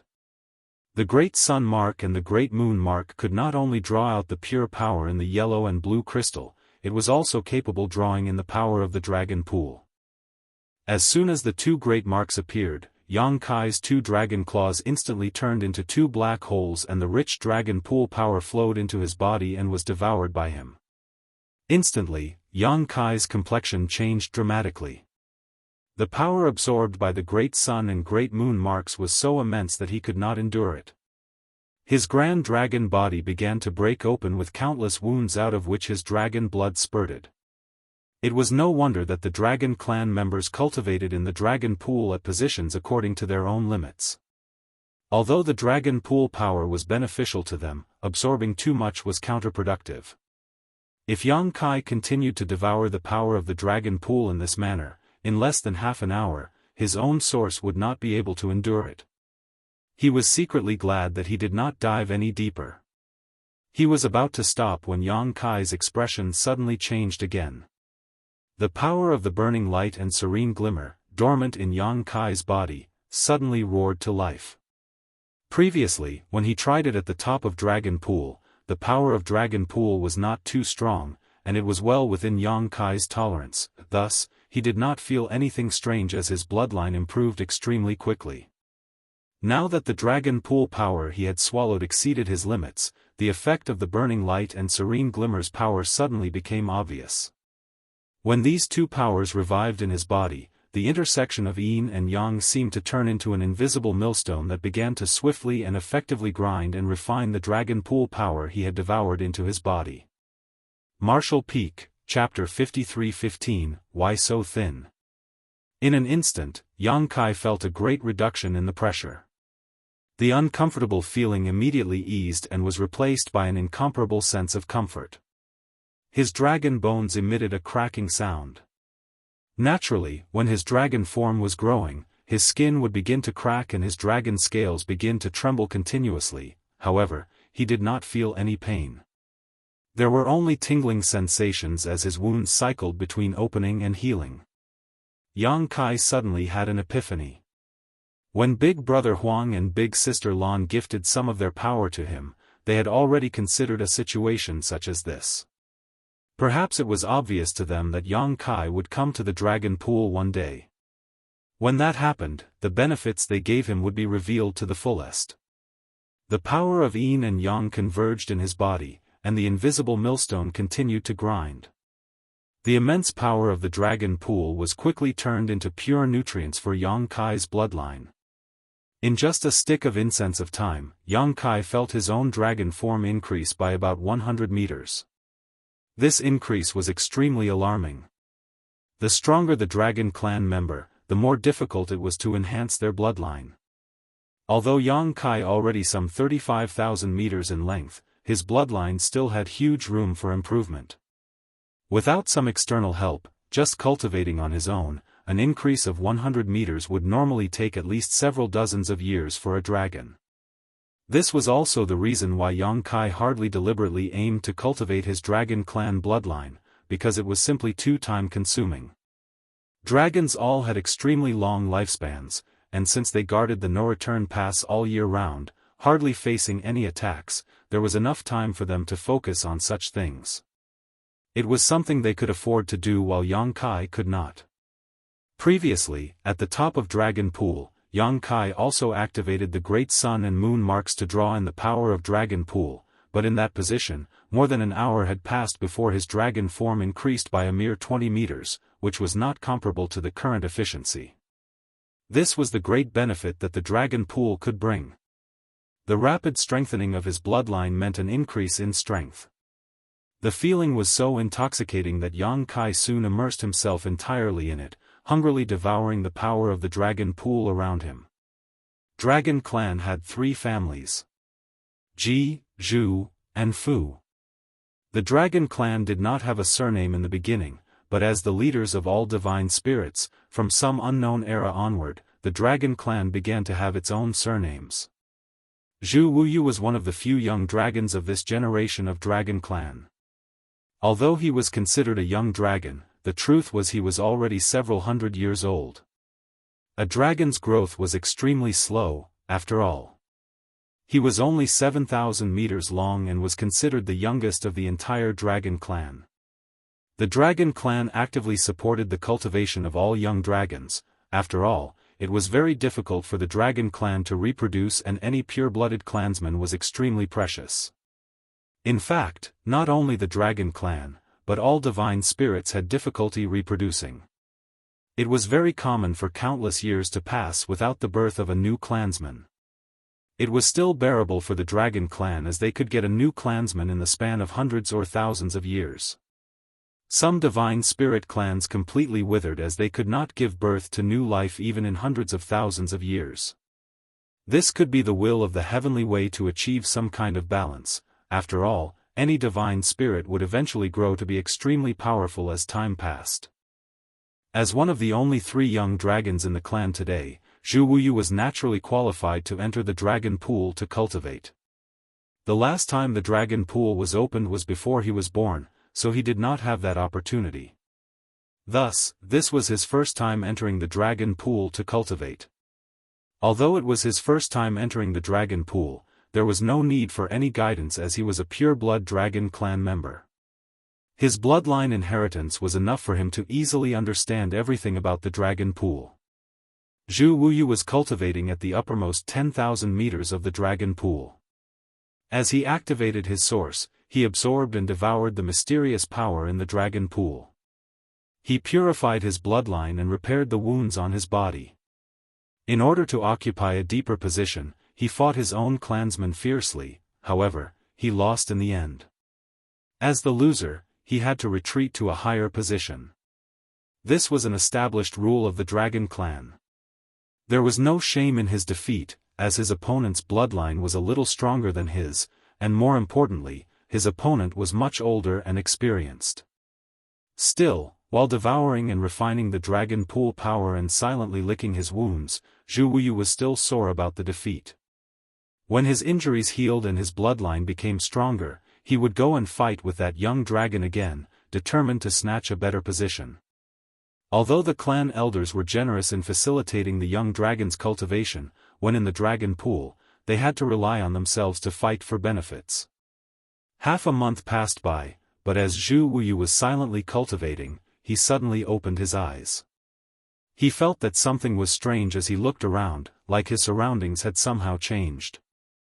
After a few moments of careful observation, Zhu Wuyu finally realized what was wrong. The dragon pool power had become incredibly weak at his location. What is happening? Zhu Wuyu began to worry. His position was bad enough to begin with, and now the dragon pool power had become incredibly thinner. How could he refine his bloodline properly in this scenario? Was the stored power in the dragon pool too weak when it opened? I've only been cultivating for half a month. Could I have already absorbed almost all of the power within the top 10,000 meters? He originally thought that he would be able to advance this time. After all, his more than 7,000 meters long dragon body was not too far from becoming a grand dragon. One trip to the dragon pool to cultivate should be enough for a breakthrough. However, if the dragon pool power was too thin, then it was not possible for him to achieve a breakthrough. After taking a closer look at himself, he realized that his dragon form had increased by more than 100 meters in this half a month of cultivating. This was acceptable as he could cultivate in the dragon pool for several years this time. However, now that the dragon pool power had become so thin, it would be extremely difficult to further improve and grow. After pondering for a while, Zhu Wuyu swam down. Since his own region did not have enough dragon pool power, he could only rob others of it. He knew that he would have had to do this at some point, but he did not expect it to be so soon. A short while later, at 10,000 meters down, he heard a roar, "Zhu Wuyu! You court death!"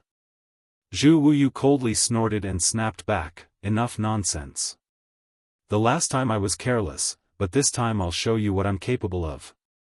Amid the roars, the two young dragons, one around 7,000 and the other around 8,000 meters long, entangled and began to claw at and bite each other. The fight was vicious and bloody. In the dragon pool, no external powers could be utilized. The dragon clan could only rely on their own skills. The Tao of Time was a dragon clan's bloodline talent, but the two young dragons were not qualified to utilize this power. During their fight, they could only pit their physical strength against the other.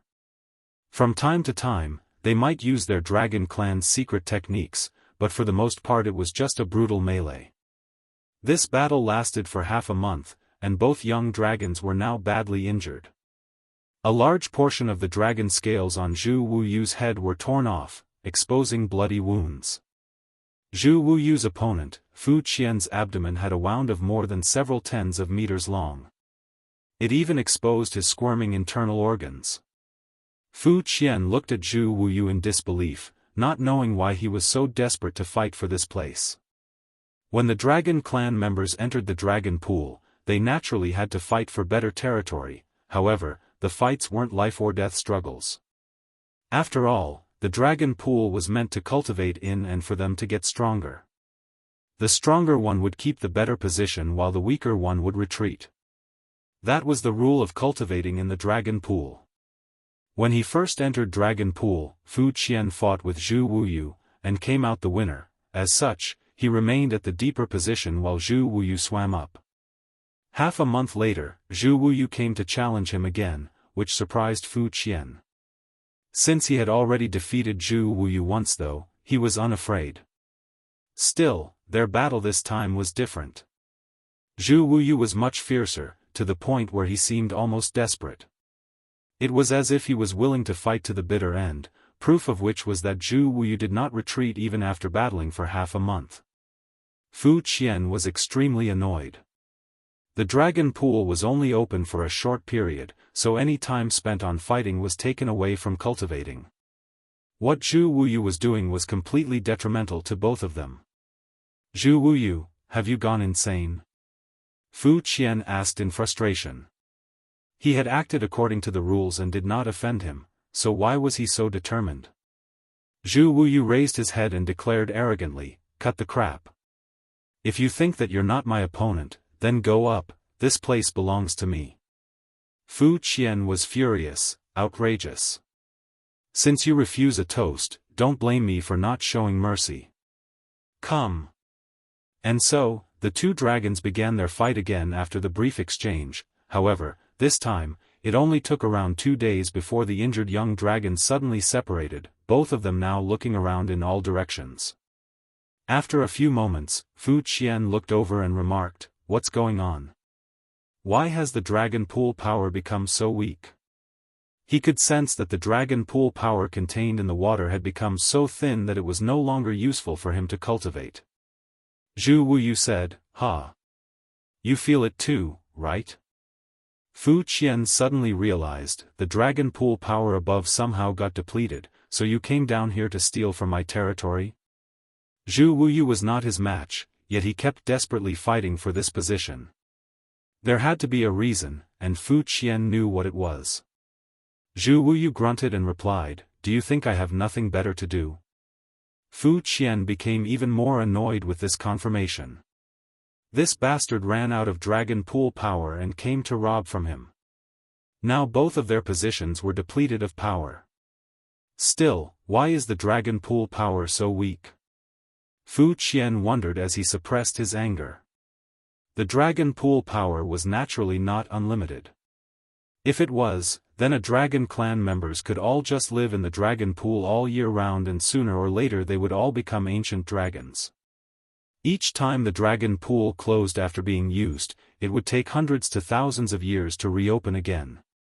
That was because the dragon pool required time to restore its power. When the power of the dragon pool was basically fully restored, it would reopen. Thus, there was no fixed duration to the time between its closure and the next opening. It all depended on how long the dragon pool needed to restore itself. However, generally speaking, the time between openings did not differ much, and it happened sufficiently frequently to meet the needs of the dragon clan. This time, something was clearly different.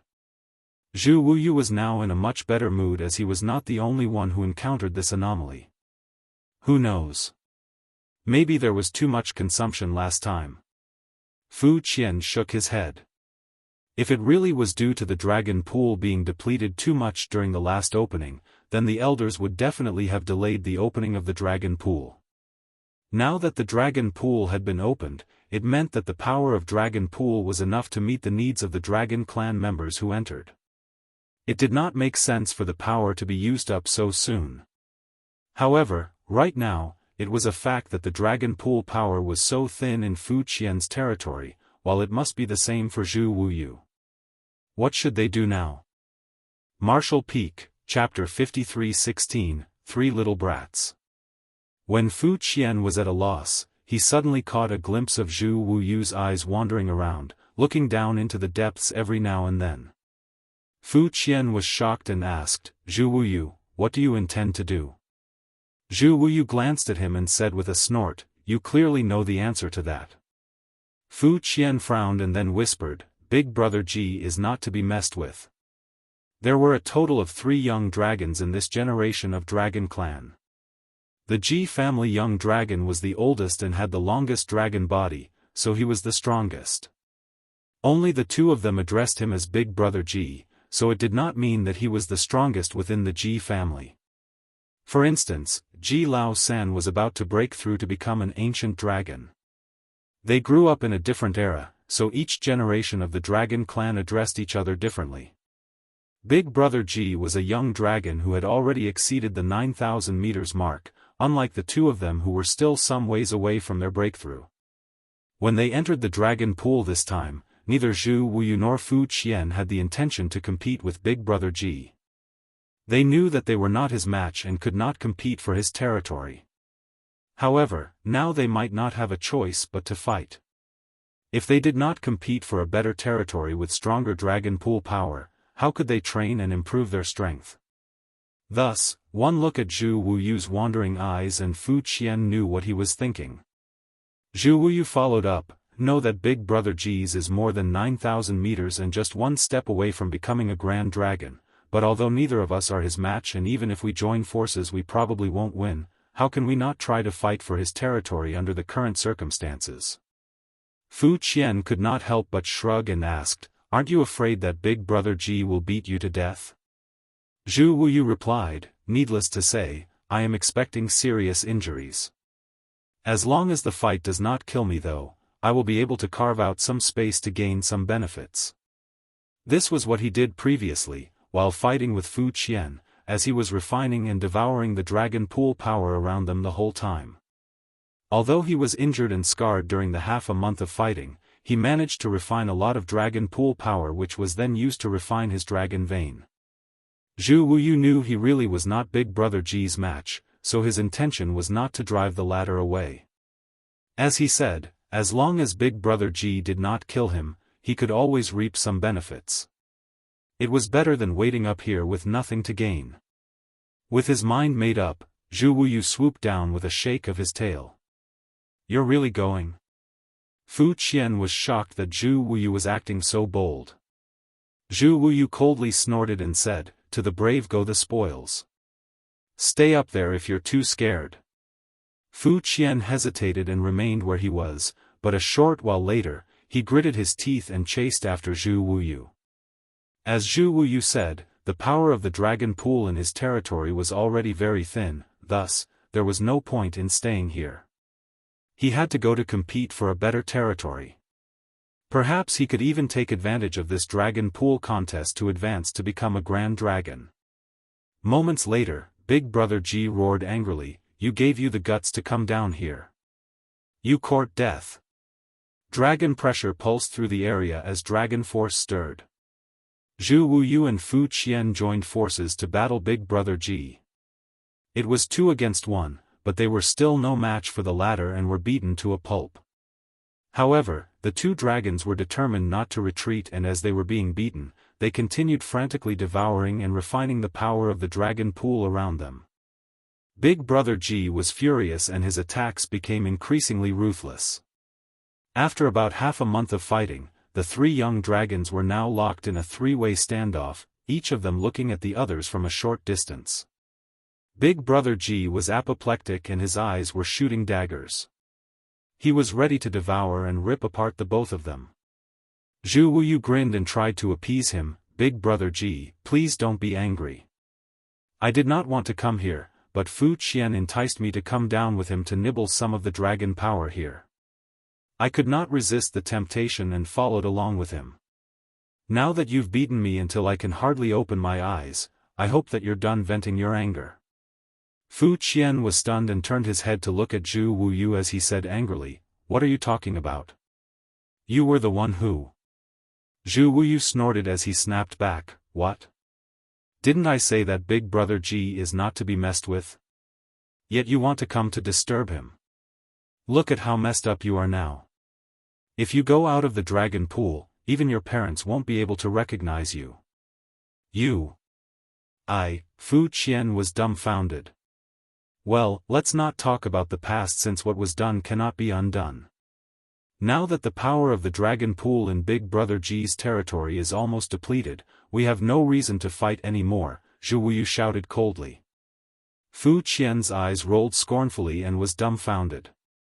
Previously, he had the impression that Zhu Wuyu was despicable, but now he knew that he was also shameless.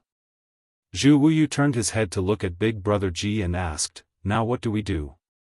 Do we wait for the dragon pool to open again and go back in disgrace?" Big Brother G was furious and did not know how to vent his anger. If possible, he really wanted to hammer these 2 to death. However, as Zhu Wuyu said, now that his dragon pool power was almost depleted, there was no point in fighting any longer. The current dragon pool session was an opportunity. With his more than 9,000 meters long dragon form, he could easily be promoted to become a grand dragon. However, he still had a way to go until he broke through. It was not that easy to advance without the help of sufficient dragon pool power.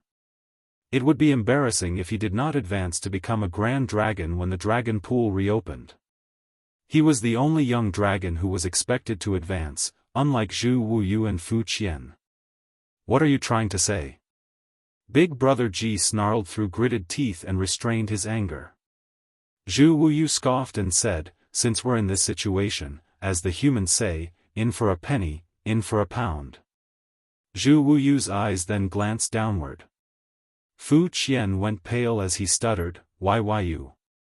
Previously, when Zhu Wuyu proposed stealing some of Big Brother G's dragon pool power, Fu Qian already felt that he was too outrageous. Now it was even more excessive that he was considering competing with the grand dragons below. Those were grand dragons. How could they even hold back their wrath when 3 young dragons intruded into their territory? "Shut up!" Zhu Wuyu shouted with utter contempt, "What a coward!" Fu Qian almost choked to death. When Big Brother G did not say a word, Zhu Wuyu was disappointed and sighed as he lamented, "For generations, our dragon clan has constantly guarded the no-return pass. It sounds honorable, but at some point it seems we lost our courage. Now, we dare not even compete in a fight. Sigh, I guess I will just go back to my own territory and have a good sleep and wait for the dragon pool to open again. I am the weakest among us, so it's fine for me not to become a grand dragon this time. But, Big Brother G, if you are not going to become a grand dragon this time, then I'm afraid you'll ultimately be punished." Big Brother G muttered, "Stop taunting me." Zhu Wuyu chuckled, "How dare I? Big Brother G is the leading figure of our generation." Fu Qian and I have always taken you as a role model, right? Fu Qian was confused for a moment.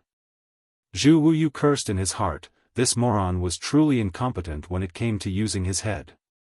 Zhu Wuyu brushed Fu Qian aside and said, there is not much time left in this opening of the dragon pool. Our advancement has been very slow. If we don't think of a way forward, we will stagnate as we are. I don't know about you guys, but I refuse to accept this situation. Big Brother Ji, as long as you say the word, I, Zhu Wuyu, will fight with you.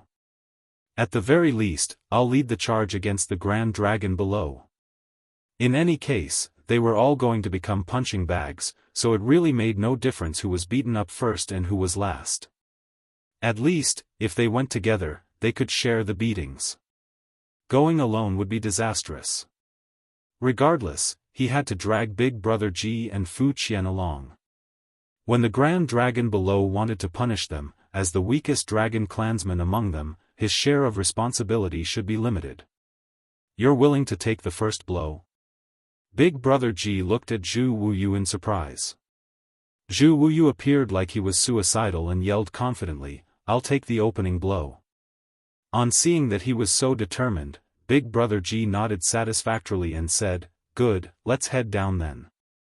Fu Qian suddenly came to his senses and shouted, wait. Setting aside the fact that there are grand dragons down there, the three of us are only young dragons. We may not be able to withstand the pressure below. Zhu Wuyu looked at him with frustration and yelled, are you stupid? The dragon pool power above us is so weak, so how dense can it be below?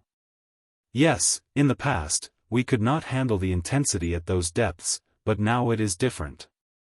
Fu Qian thought about it and admitted, you have a point. Zhu Wuyu braced up and said, then let's do it. Big Brother Ji and Fu Qian looked at each other and both nodded their heads. Let's go. Zhu Wuyu did not hesitate, and with a flip of his dragon tail, he swam deeper down. A short while later, a grand dragon roared, three little brats. You've got some nerve coming down here. Zhu Wuyu immediately screamed and shirked the responsibility, Big Brother Ji brought us here, third uncle. Don't hit my eyes, I can't see. Big Brother Ji was immediately offered up as a sacrifice.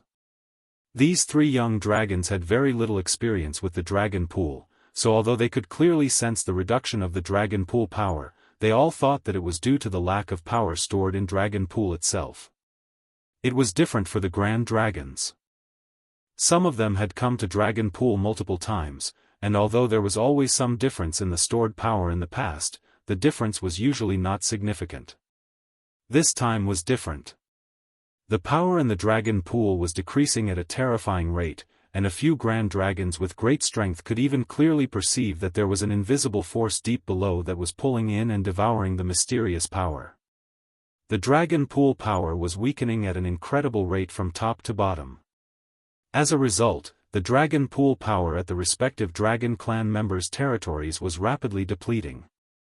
When the dragon pool power weakened, the dragons could not get the necessary benefits and could only dive deeper down to fight for and snatch new territories.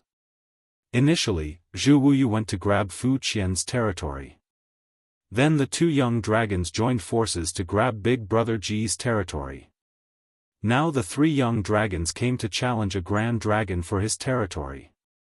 Now, 3 months later, the team has expanded to 2 grand dragons and 3 young dragons.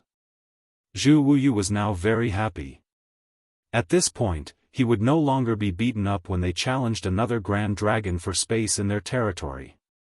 While the seniors fought, he only needed to observe from far away and take the opportunity to refine the dragon pool power. Indeed, the further they went down, the stronger the dragon pool power became, but unfortunately it did not last long before it ran out. Since ancient times, no young dragon had ever descended more than 100,000 meters into the dragon pool. However, this time, these 3 young dragons vastly exceeded this feat. In a span of just 3 months, Zhu Wuyu and Fu Qian's dragon forms had increased several hundred meters in length, and Big Brother Ji was about to break through to become a grand dragon. They were only young dragons with huge room for improvement, so although they were only following behind their seniors, their growth was very obvious. Zhu Wuyu silently pondered. With such a rate of improvement, he now stood a good chance of becoming a grand dragon during this dragon pool cultivation session. Looking at the seniors who were now fighting, Zhu Wuyu grinned sinisterly. Fight, keep fighting.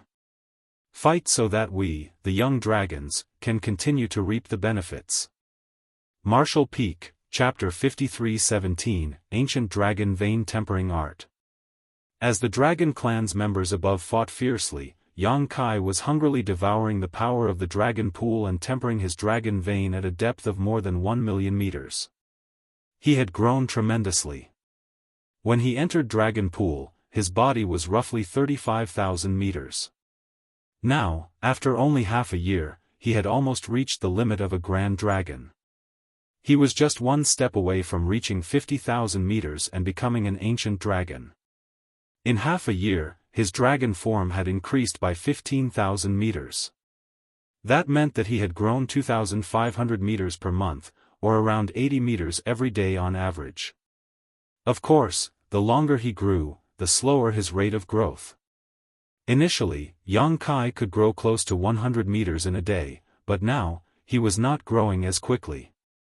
It was not easy for him to become an ancient dragon. In fact, Yang Kai had stagnated for more than 10 days now. He had reached a bottleneck. Yang Kai did not have any issues when he advanced from a young dragon to a grand dragon, however, now he felt resistance when he sought to advance from a grand dragon to an ancient dragon. In fact, any dragon's breakthrough to the realm of ancient dragon was a big hurdle and was often accomplished by using a special secret technique. This was not part of a bloodline inheritance though, but was instead developed through Dragon Clan's own research over the generations. For a pureblood Dragon Clan member, when he or she was ready to advance to become an ancient dragon, the Dragon Clan's elders would teach them this secret technique. Just like Ji Lao San, who was about to break through to become an ancient dragon, he was taught this method by the ancient dragons of the Ji family before he entered the dragon pool. However, Yang Kai did not have this opportunity. No one taught him how to achieve the breakthrough. After arriving at the no-return pass, while the Phoenix clan was willing to interact with him somewhat, the Dragon Clan totally ignored him. Needless to say, they did not share with him the typical breakthrough method. Yang Kai also realized the problem when he went 10 days without any progress. Although he was still devouring the dragon pool power, it was not much help to him like before. Previously, every drop of dragon pool power was able to refine and enhance his bloodline and dragon vein such that he became more powerful. He did not know how long the dragon pool would remain open this time, but it certainly would not be too long. If he does not become an ancient dragon by the time it closed, then he would be disappointing old ancestor Xiao Xiao and the other human masters who obtained this opportunity for him. This was the first time Yang Kai encountered such a situation, so he had no clues about how to deal with it. Looking around, Yang Kai grit his teeth and swam deeper into the dragon pool. 6 months ago, this was the limit of his bloodline and dragon vein. Over the past 6 months, his dragon form had increased by 15,000 meters, and his dragon vein had improved tremendously, thus, this depth was no longer the limiting factor. Now, he was qualified to go deeper. Yang Kai's thought process was very simple. Since his dragon vein had reached a bottleneck, then he needed to use a lot of energy to overcome it. As long as he had sufficient energy, he would be able to achieve a breakthrough. After diving several hundreds of thousands of meters, Yang Kai felt like he had reached his limit once again, however, this time he did not stop and instead continued to descend. Since he decided to accumulate more power to force a breakthrough, he had to go deeper. After all, the dragon pool power was naturally denser at the deeper depths. Only after diving another 1,000,000 meters did he finally stop. This is about right. At this point, Yang Kai felt a huge pressure on his dragon vein. Any further down and he would be courting death rather than seeking a breakthrough. The surrounding dragon pool power was incredibly dense, more than 10 times what it had been at his previous position. It would not make sense if he could not break through to become an ancient dragon here. Yang Kai composed himself and then activated the great sun and moon marks on his dragon claws. Instantly, the rich power of the dragon pool surged into his body. Yang Kai's dragon eyes instantly rolled backward as he felt as though he had severely overeaten. He felt extremely uncomfortable and nauseous. However, he did not stop and instead urged the great sun mark and great moon mark to continue drawing in the ambient power. As before, when stimulated by this immense influx, the dormant power of the burning light and serene glimmer awaked. The power of yin and yang converged, turning it into an invisible millstone, grinding the incoming dragon pool power so that it was softer and easier to absorb. Earlier, with the help of this power, Yang Kai was able to refine the dragon pool power easily without feeling too much pressure. But not anymore. Even with the power of Big Brother Huang and Big Sister Lan helping him, the huge dragon pool power began to accumulate in his body, causing his blood to run wild and his dragon vein to pound. Pain ripped through all parts of his body, and the place where Yang Kai hovered instantly glowed a bright golden color. The dragon pool water around him became tainted with dragon blood as Yang Kai could feel his own skin cracking. The power accumulated in his body was too much, and he was unable to refine and absorb it fast enough, so he ended up wounding himself. Yang Kai clenched his teeth and held on, letting his dragon blood spurt out. Under the intense pain, his dragon scales almost stood on end while trembling. However, at this moment, his dragon vein was like a sealed funnel. No matter how much dragon pool power was swallowed and refined, he could not absorb any of it. If his dragon vein could not absorb the power, it meant that he could not strengthen it and he could not advance to become an ancient dragon. Yang Kai did not care though, as he firmly believed that as long as he persisted, there would be a moment when this situation would change. Just as Yang Kai activated the great sun and moon marks, in the madness of devouring the power of Dragon Pool, a pair of giant eyes opened 1,000,000 meters below and looked upward. Previously, when Yang Kai was devouring the Dragon Pool's power 2,000,000 meters above, the being below did not feel anything. However, now that Yang Kai was only 1,000,000 meters away, he was able to perceive the disturbance in the Dragon Pool. Since the isolation power of the Dragon Pool was very strong. Even though this being could only vaguely perceive something was happening, it couldn't really tell what was happening. It took a few moments of silent observation before the beast with the giant eyes frowned and muttered, "What reckless idiot is trying to use the ancient dragon vein tempering art?" It was not that the ancient dragon vein tempering art could not help one achieve a breakthrough, it was just too difficult and the requirements for success were prohibitively high. Special means must be used to absorb the huge dragon pool power, and the whole refining process was also extremely dangerous. The slightest mistake could result in one's dragon vein being destroyed. In ancient times, the dragon clan did utilize this method to refine their dragon vein to achieve breakthroughs and strengthen themselves. However, in those days, there were too many dragons who failed. Failure meant that their foundation was severely damaged. It would take hundreds to thousands of years in order to recover from such damage, if it was even possible. In serious cases, the dragon's death was even possible. This resulted in many in the dragon clan falling. The dragon clan was already scarce in numbers, thus, they could not accept such risks. Therefore, the masters of the dragon clan spent a lot of effort to develop a set of secret techniques specifically for breaking through. After generations of improvements, this secret technique was now all but perfected. With this secret technique to use during the breakthrough to the realm of Ancient Dragon, although it was much slower than the ancient method, and the process was not as efficient, it was a lot safer. At least, when the breakthrough failed, the Dragon Clan member could try again. It had been many generations since someone from the Dragon Clan last used the ancient method to break through. But now, someone had appeared and was trying to do exactly that. Although he also appreciated the determination of this junior, the Dragon Clan did not approve of this method. Members of the Dragon Clan had long lifespans, but they were few in number. There was no shame in taking the safe path and avoiding unnecessary risks when time was not a concern. Now that this junior had chosen to use the ancient dragon vein tempering art, the being in the depths could not stop him, nor could he offer any assistance. It would be impressive if this junior could use the ancient method to advance and become an ancient dragon, but if not, it was his own choice and no one else was to blame.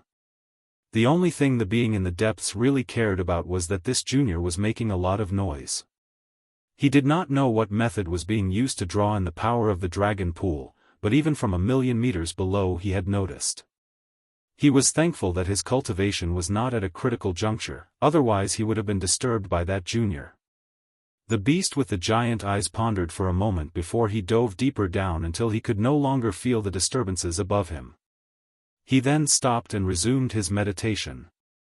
Yang Kai's dragon eyes continued to ooze blood, looking extremely appalling, as the golden light around him bloomed to the extreme. He was suffering from intense physical pain, which would have been bearable if that was all. However, his restorative ability was incredibly strong, and after his physique was torn apart, it began to heal and would then be torn yet again. And so, the process repeated itself over and over again. Yang Kai felt like he was being subjected to the cruelest torture. The so-called death by 1,000 cuts could never be compared to his current situation. However, it still wasn't enough.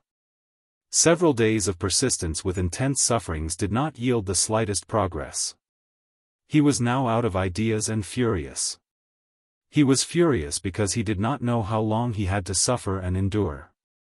He was also angry because if someone from the dragon clan could advance to become an ancient dragon, there was no reason he could not achieve a breakthrough. Although he was a human, his source was no worse than any others in the dragon clan. With bloodshot eyes, Yang Kai gritted his teeth, and descended more than 100,000 meters further. During this time, the great sun and moon marks continued to draw in the power of Dragon Pool. Simultaneously, the Enyang millstone continued to grind and refine this power to nourish his body. The unbearable pain pushed Yang Kai almost to madness. Yet, he had no intention of stopping. Old ancestor Xiao Zhao's concern was reasonable. The human race's crusade would certainly be dangerous, so Yang Kai's 7th Order Open Heaven Realm cultivation might not be able to protect himself. It was difficult for him to improve his strength within his current order in such a short period, thus, the only option was to strengthen his dragon vein. Now that he had this opportunity, he could not let it go to waste. With this thought in mind, Yang Kai gritted his teeth and persevered. At one point, he could not hold back anymore and roared. While he was in intense pain, the battle of the dragon clan members above him had almost ended. The 3 young dragons and a few grand dragons were all badly mauled. One of the grand dragons was particularly angry and gritted his teeth as he roared, "You bastards!" In the past, although there were dragons fighting for territory in the dragon pool, they basically only sparred against each other. Whoever was strongest stayed and whoever was weakest retreated. This time, he was quietly cultivating in his own territory, but several grand dragons and 3 young dragons suddenly came at him. He was alone, so how could he fight off so many enemies at once? Even when he valiantly resisted, he was beaten to the point where his dragon scales were sent flying and dragon blood spattered all about. As he spoke, he glared viciously at the 3 young dragons and snarled, "Never mind that the grand dragons came to fight for territory, what are you 3 young dragons doing here?" Zhu Wuyu and the other 2 young dragons were startled when questioned by this grand dragon. Their 13th uncle was not known for his graciousness, so he might shift all the blame back to them. Naturally, the 3 young dragons felt a bit remorseful, but they had little choice as the situation had forced them to follow the seniors down the dragon pool to fight. Otherwise, they could not obtain any benefits at their original depths. Martial Peak, Chapter 53-18, Naked. In the silence, a grand dragon sighed as he explained, "Shi Lu, we can't help it. The power of the dragon pool above has been depleted, so there was no way for us to cultivate." Fu Shirlu shouted angrily, "So you came down here to rob from me?" Another grand dragon said, "That has been the rule of the dragon pool since ancient times, what do you have to complain about?" Fu Shirlu glared viciously at the grand dragon who spoke second. He really could not complain when his other clansmen were competing for his territory. however, they came as a group to fight him for his territory, which was why he was so angry. There was no point in dwelling on this subject now, though, as the dragon pool power in Fu Shilu's territory had almost been depleted as well. Suppressing his anger, Fu Shilu looked down into the depths of the dragon pool and asked, "Did something change down there? Why is the power of the dragon pool so weak this time?" A grand dragon replied, "If you carefully sense what is happening below, there seems to be some kind of force that is drawing in and devouring the power of the dragon pool at an incredible rate. That's why our positions were affected. If I'm right, it should be because of that senior down there." Upon hearing this, the other grand dragon seemed enlightened. Another grand dragon nodded and said, "Yes, if it's really due to him, then it explains the changes in the power of the dragon pool. If he is trying to achieve a breakthrough, then he will certainly need a lot of power. Then what do we do? We won't know how long he will take to break through. We can't just wait here and do nothing. Naturally, we cannot wait here. Since there is no more dragon pool power up here, then we should continue down.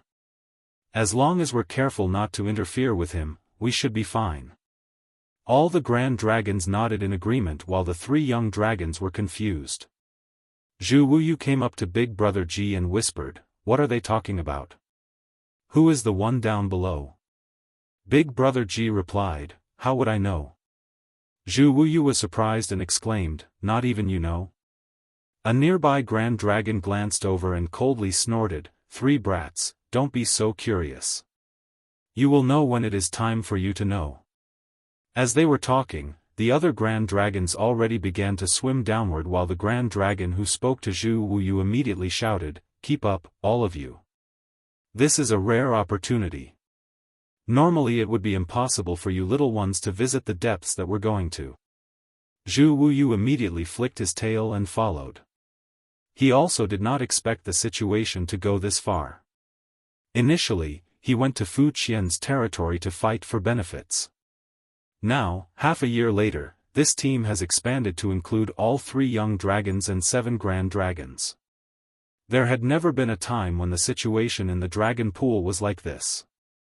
What Zhu Wuyu was more curious about was who the grand dragons were referring to. Unfortunately, the grand dragons would not tell him anything and he could not do anything about it.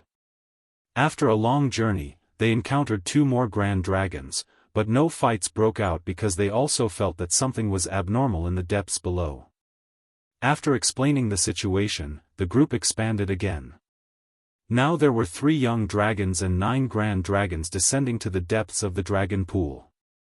Except for the strongest Ji Lao San, the rest of the young dragons and grand dragons were all gathered together. Soon, the group arrived at Ji Lao San's territory. The leading grand dragon took a look from afar and stopped the clansmen behind him. The other grand dragons were puzzled, looked towards Ji Lao San and also sensed something. Only the 3 young dragons were completely confused and did not understand why everyone had stopped. The isolation power in the dragon pool was too strong at this depth, and they were too weak to detect the situation Ji Lao San was in. Zhu Wuyu was blunt, impatient, and spoke without thinking twice, so he swam towards the lead grand dragon and asked softly, "Uncle Shilu, what is the situation down there?" Fu Shilu glanced at him, wanting to ignore this cheeky brat, but he soon realized that Zhu Wuyu would just keep pestering him if his curiosity was not satisfied, so he reluctantly explained, "He's about to break through." Zhu Wuyu was surprised and exclaimed, "Third uncle is about to achieve a breakthrough just half a year after entering the dragon pool?" Fu Shilu replied, "Your third uncle was just 1 step away from becoming an ancient dragon. Furthermore, his source is not bad. There is nothing strange about taking only half a year to achieve a breakthrough. In fact, this can already be considered slow. Previously, we all believed that he would only need 3 months to break through. The reason for the delay must be that the dragon pool power had become thinner, causing Ji Lao San to take a few more months to accumulate enough." Big Brother Ji asked with great concern, "Uncle Shilu, now that the dragon pool power is so weak, will third uncle be affected?" Fu Shilu replied, "Of course he will be impacted if he does not accumulate enough power. Now that he has accumulated enough though, his bloodline is undergoing a transformation and the need for external power is not as great. Thus, the depletion of the dragon pool power will not interfere with his breakthrough.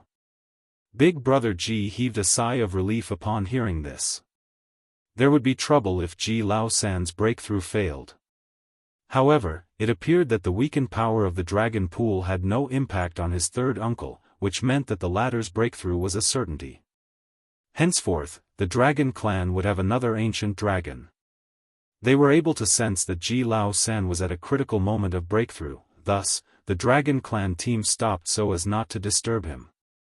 As Ji Lao San was about to achieve a breakthrough, Yang Kai was also happy in the deeper parts of the dragon pool.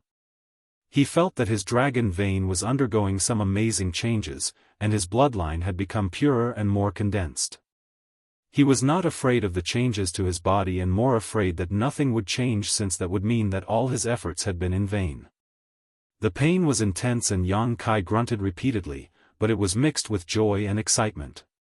Then suddenly, Yang Kai's entire body was invigorated and he felt as if he had broken through some kind of shackle, allowing his dragon vein and bloodline to suddenly rise to a higher realm. His skin cracked and his dragon scales that were trembling began to shed. This sudden change caught Yang Kai off guard. Dragon scales could be said to be a dragon's strongest protection. With his current length of 50,000 meters, even if he took a direct blow from a 7th Order Open Heaven Master, his dragon scales might not fall off. But now, a few had actually shed on their own. Before he knew what was happening, more dragon scales fell from his body. Yang Kai was shocked. He did not know if this was a good sign. After all, without their dragon scales, how could a dragon protect itself? Not to mention, his dragon scales gave him a majestic and imposing look. Without those dragon scales, he looked naked and hideous. Yang Kai could not even bear to imagine a naked dragon without scales. Yang Kai was powerless to stop the continued shedding of his dragon scales though. At the same time, his dragon bead was pulsing. Every time the dragon bead pulsed, a mysterious power would escape and be absorbed into his dragon vein. In just half an hour's time, Yang Kai's body had been stripped clean of dragon scales and he had indeed become a fully naked dragon. Is this how a dragon breaks through? Is it always like this? Yang Kai was not sure if his dragon scales could still grow out. Although it was likely that they would grow out again, there was always a chance that they might not, as he was not a pure-blooded dragon clan member. If they really didn't grow back. Yang Kai secretly made up his mind that if that happened, he would never show his dragon form to others in the future, it would simply be too embarrassing. While he was thinking that, fresh blood oozed out of his cracked skin, and strangely enough, the fresh blood that oozed out was not golden. Yang Kai had been bleeding golden blood since long ago. But now, instead of golden blood, the fresh blood oozing out of his body was red in color. Yang Kai could not be bothered to think about his image now. As the fresh red blood continued to seep out, it seemed that some wonderful changes were happening within himself. It was as if something was being purged from his body along with the blood. A thought suddenly flashed across Yang Kai's mind. Is this because I'm human? A divine spirit source was an extremely profound and mysterious treasure. Anyone who had attained a divine spirit source had the capacity to transform into a true divine spirit if they could cultivate it to the limit. Dragon and Phoenix clan sources were no exception. However, the chances of this were very slim, which was why the Dragon clan had an innate dislike for Yang Kai. Even if he managed to obtain and refine a dragon source, it did not change the fact that he was still human. At best, he only managed to acquire an impure dragon bloodline. Although Yang Kai previously bled golden dragon blood, that was not the blood of a pure-blood dragon. At his core, he was essentially still human. Now, Yang Kai could clearly feel that he was being transformed into a pure-blood dragon, and the human part of him was being purged. He was shocked as he did not expect this to happen during his advancement to becoming an ancient dragon. As a human, Yang Kai never felt inferior to any other race. The human race was indeed inherently weak, without all the innate advantages a divine spirit possessed. However, it was the weakness of the human race that enabled it to have so many possibilities. Without humans, the 3,000 worlds would be empty and uncivilized, completely lacking in culture, though the beauty of nature might be more apparent. If he was not human, he would not have been able to see the black ink battlefield, where the countless human soldiers sacrificed their lives to protect their homes and families. As a human, Yang Kai did not feel inferior. Since he was born weak, then he had to try harder to be strong. Compared to the divine spirits, the human race could really be considered weak. Even so, he was born a human, and was proud of it. Was his root as a human going to leave him now? Yang Kai suddenly felt a bit conflicted. He had never considered this possibility previously. He had always assumed he would be a human even if he possessed a dragon source. However, at this moment, he began to think a lot about such matters. He never imagined that he would care so much about being human. The dragon bead was still pulsing endlessly, and as his bloodline continued to agitate, more portions of his human physique were rejected. Now, his close to 50,000 meters dragon form was covered in fresh red blood. Yang Kai opened his mouth and released a deep dragon roar. Why should he care about being a human or dragon? As long as he could kill the Black Ink clan, what did it matter? So what if his human blood was purged? Did that mean that he was no longer a human? He was born and raised by humans. His parents were still in the star boundary. More fresh blood poured out and soon completely engulfed Yang Kai. His dragon roar gradually subsided and the dragon pool fell silent. At the same time, further up the dragon pool, another dragon roar sounded. Ji Lao San had become an ancient dragon. Although the power of the dragon pool had weakened considerably, he had accumulated enough to achieve a breakthrough. Of course, his advancement was not as problematic as Yang Kai's. After all, he was a pure-blood dragon and did not need to purge anything from his body. It was easier for him since he could omit this step. Had he been in Yang Kai's position, it was unclear if he could achieve a similar breakthrough. Martial Peak, Chapter 53:19, also 50,000 meters. If Ji Lao San took on human form, he would appear as a youth who looked about the same age as Yang Kai, but in reality, he was many times older than Yang Kai. Dragons were strong and had long lifespans, however, they grew extremely slowly. After nearly 10,000 years, Ji Lao San finally shed his former body and was reborn, breaking through his bloodline shackles and advancing to become an ancient dragon. The excitement was overwhelming, and he continued to roar in celebration. Amid the dragon roars, Ji Lao San's nearly 50,000-meter-long dragon body finally achieved a breakthrough. His dragon vein was enhanced as his dragon form continued to extend. 500 meters, 1,000 meters, 2,000 meters, finally the increase slowed to a stop at nearly 3,000 meters. Each breakthrough a dragon accomplished was accompanied by a leap in strength. Although when compared to before entering the dragon pool, he had only grown around 3,000 meters, Ji Lao San's strength now was leaps and bounds greater than before. Now, he would be able to fight and defeat 3 of his previous selves from before he entered the pool. If he encountered that human's dragon pressure again, he was confident that he would be able to block it without any difficulty. The other party might have obtained a divine dragon source, but he was only a grand dragon. How much of the source's strength could he utilize?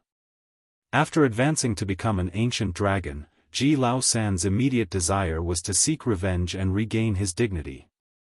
Of course, it was impossible for him to kill Yang Kai as the humans had some agreement with the dragon clan. He would be in big trouble for killing the human, but certainly, a beating was acceptable. Fights in the dragon pool were a common affair and would not draw any attention from the elders. Therefore, after his breakthrough, Ji Lao San immediately dove down towards the depths of the dragon pool. "Where is third uncle going?" Zhu Wuyu asked when he sensed that Ji Lao San's aura was getting further and further away. A grand dragon next to him thought, he must have gone to pick a fight with that human. Of course, that was only to be expected when he was so agitated and impatient when he left. Zhu Wuyu froze and asked, "Hey, how come I haven't seen that human as we descended all the way here?" Big brother Ji looked at him scornfully and said, "Are you stupid? Since you did not see him, he must be deeper down, otherwise, why would third uncle swim deeper in anger?" Zhu Wuyu remarked in disbelief, "Does that mean that human is so powerful he could dive deeper than third uncle?" Among these current dragons in the dragon pool, Ji Lao San was the strongest with the purest bloodline. Thus, his territory was the deepest in the dragon pool compared to the other dragon clan members who entered this time. How could that human have gone so much deeper than Ji Lao San? Was his bloodline and source so much more powerful? Zhu Wuyu's casual remark caused the grand dragons to look at each other and begin to wonder what was going on. "Let's follow," said a grand dragon before he immediately swam down after Ji Lao San. Even if they were not going down for the spectacle, the dragon pool power at this level had been depleted and they had to go deeper for their respective needs. Since they had to go deeper anyway, they might as well tag along to see how Ji Lao San dealt with that human. All the young dragons and the grand dragons had naturally encountered Yang Kai when he was diving deeper into the dragon pool and had lost to him. Thus, they felt humiliated and were eager to see him being taught a lesson by Ji Lao San. They wanted that human to know that the dragon clan was not to be messed with. The only reason why they were not his match was because they were not strong enough. Along the way down, the grand dragons slowly began to have an ominous feeling. This couldn't be helped, as it was getting too deep. The position where Ji Lao San was before should be the limit of his tolerance, but now, they had dived 2 million meters down and still they did not see the human. They even began to suspect that the human had been overconfident, dove too deep, and been crushed by the pressure of the dragon pool. But then, why had they not seen any signs of his remains? If he was not crushed, that would be even more terrifying. The grand dragons were also aware of this and the atmosphere suddenly became a lot more serious. Although the three young dragon did not give it much thought, they could sense how solemn the situation was getting. Even the normally talkative Zhu Wuyu kept quiet along the way. Hundreds of thousands of meters further down, the lead grand dragon's eyes suddenly lit up as he exclaimed, "Third brother." All the dragons fixated their eyes on Ji Lao San, who was one step ahead of them. Now, he had stopped to one side and did not descend any further. None of them knew what he was doing. Soon, all the dragons arrived at Ji Lao San's position and the lead grand dragon said, "Congratulations on your advancement, third brother. The dragon clan now has one more ancient dragon." The other grand dragons also congratulated Ji Lao San.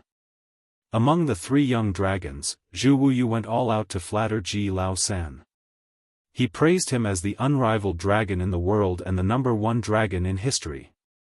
It was an exaggeration for him to be deemed as the #1 dragon, however, at only 10,000 years old, to have become an ancient dragon, Ji Lao San was definitely extremely talented even among the dragon clan. Many older dragons were not as talented and would go through their entire life as grand dragons, were never able to take the final step to breakthrough. On average, the grand dragons who had the ability to take this step were around 20,000 years old. This alone indicated how gifted Ji Lao San was. However, what was strange to all the dragons was that Ji Lao San did not react to their well wishes at all. In fact, he appeared quite sullen, puzzled, and in disbelief as he continued to look straight down. The dragons looked in the direction of where he was staring, but could not see anything. "Third brother, what happened? Aren't you happy that you've become an ancient dragon?" A grand dragon, who had spoken earlier, asked in bewilderment. If he became an ancient dragon, he would be so overjoyed that he could not sleep. Ji Lao San, on the other hand, looked bitter and dejected, which was really quite puzzling. Zhu Wuyu also asked, "Where is that human? Has third uncle already killed him?" That human was too arrogant. When they entered the dragon pool earlier, he was slapped aside by that human. Unfortunately for Zhu Wuyu, he was not strong enough to beat that human, otherwise, he would have fought with him to the end. It would be fine if he was beaten by his own Dragon Clan seniors, but how dare a mere human beat him? Since Zhu Wuyu was incapable of taking revenge on his own, he could only count on Ji Lao San. When he said this, a Grand Dragon asked, "Yes, where is that human? Why is he nowhere to be seen?" Ji Lao San, who had not moved, sighed unnoticeably before motioning slightly with his head, indicating the human was below. The expression of the Grand Dragon, who asked the question, changed as he remarked in disbelief, "He's down below?" Ji Lao San was about to nod, when he suddenly frowned and shouted, "Brace yourselves." As he said that, he used his dragon force to bring the 3 young dragons into his protection. The other 9 grand dragons were bewildered and couldn't help wondering, brace ourselves? For what? They soon knew the answer. Deep in the dragon pool, a strange sound like that of a heartbeat pulsed. It was extremely faint, but at the same time, all the dragons felt their bloodlines resonate with it. The unusual feeling caused the dragons to become very anxious and they began to surge their dragon pressure. This was only the beginning though. Following the initial pulse, a powerful dragon pressure suddenly erupted and enveloped all the dragons, immediately causing them to feel a sense of intense dread. They felt helpless, like children facing a fully grown man. Their throbbing bloodlines were instantly suppressed as they looked at each other in panic. Not only the grand dragons, but even Ji Lao San, who had just become an ancient dragon, felt suffocated. Only then did the dragons understand why Ji Lao San had brought the 3 young dragons under his protection. If he had not done so, the dragon pressure would have been too much for them and they likely would have been instantly crushed. Luckily, this intense pressure disappeared as quickly as it came. A grand dragon wondered aloud, was that from that senior? That feeling felt familiar to him, as he had once angered one of the clan's ancient dragon elders. When that elder became angry, he unleashed a type of dragon pressure that felt similar to what they had just experienced. Although he did not specify exactly who he was talking about, Ji Lao San was aware of the situation in the dragon pool and naturally understood who he meant. Still, he slowly shook his head and said, "No. No?" Everyone gasped. The Grand Dragon was asked in surprise, "Who then?" From their position, the Grand Dragons could not see the situation below, but Ji Lao San, who had become an ancient dragon, was clearly able to sense something, otherwise, he would not have stopped here. Before the strange pressure swept over them, Ji Lao San had reacted in advance, which meant that he could see the situation at a much deeper depth than them. Ji Lao San did not answer, though he appeared to be very reluctant and in utter disbelief. Another Grand Dragon hazarded a guess, "Third brother, if it is not from that senior, don't tell me it was from that human?" Even he felt foolish for asking such a question. How was that even possible? The dragon pressure they felt was extremely pure, and they had all seen that human in his Grand Dragon from as he descended through the dragon pool. Although the dragon pressure he showed was indeed potent, if they closely scrutinized it, that human's dragon pressure was still impure. It must have something to do with him being a human. Although he had refined and merged with a dragon source and had a dragon clan bloodline, fundamentally, he was still human. So, it was impossible that a human caused such a commotion. But unexpectedly, Ji Lao San muttered, "It was him." All the dragons were shocked. "How can that be?" they exclaimed in total disbelief. Ji Lao San laughed bitterly. If they asked him, who was he supposed to ask? Who could tell him what had happened? He should be full of joy when he advanced to become an ancient dragon. He then dove deeper into the dragon pool to look for the human to restore his dignity. How could he have anticipated encountering such a situation? It was totally inexplicable. The dragon scales on the human had completely shed, and his dragon body was covered in a layer of fresh red blood that continued to ooze out, encompassing him entirely.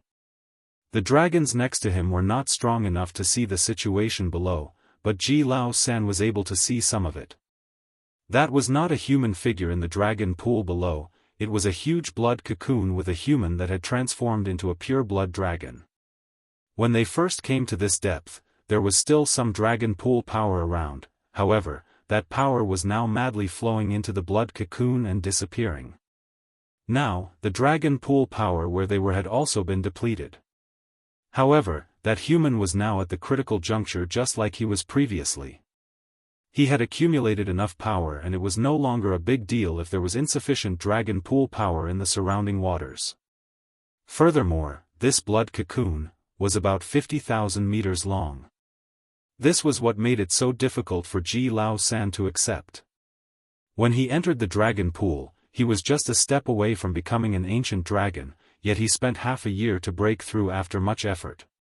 What about that human? When he entered the dragon pool, he was only 35,000 meters. Half a year later, he was now 50,000 meters. That was an increase of 15,000 meters. Since ancient times, no dragon who entered the dragon pool to cultivate had ever seen such a terrifying increase in size. 15,000 meters. How many years of cultivation was required to achieve that? At first, Ji Lao San also thought that the dragon pool's change had something to do with the senior below. Now, it seemed that was not the case. Rather, it must be caused by this human, otherwise, how could he have grown by so much in such a short time? The more Ji Lao San thought about it, the harder it was for him to accept.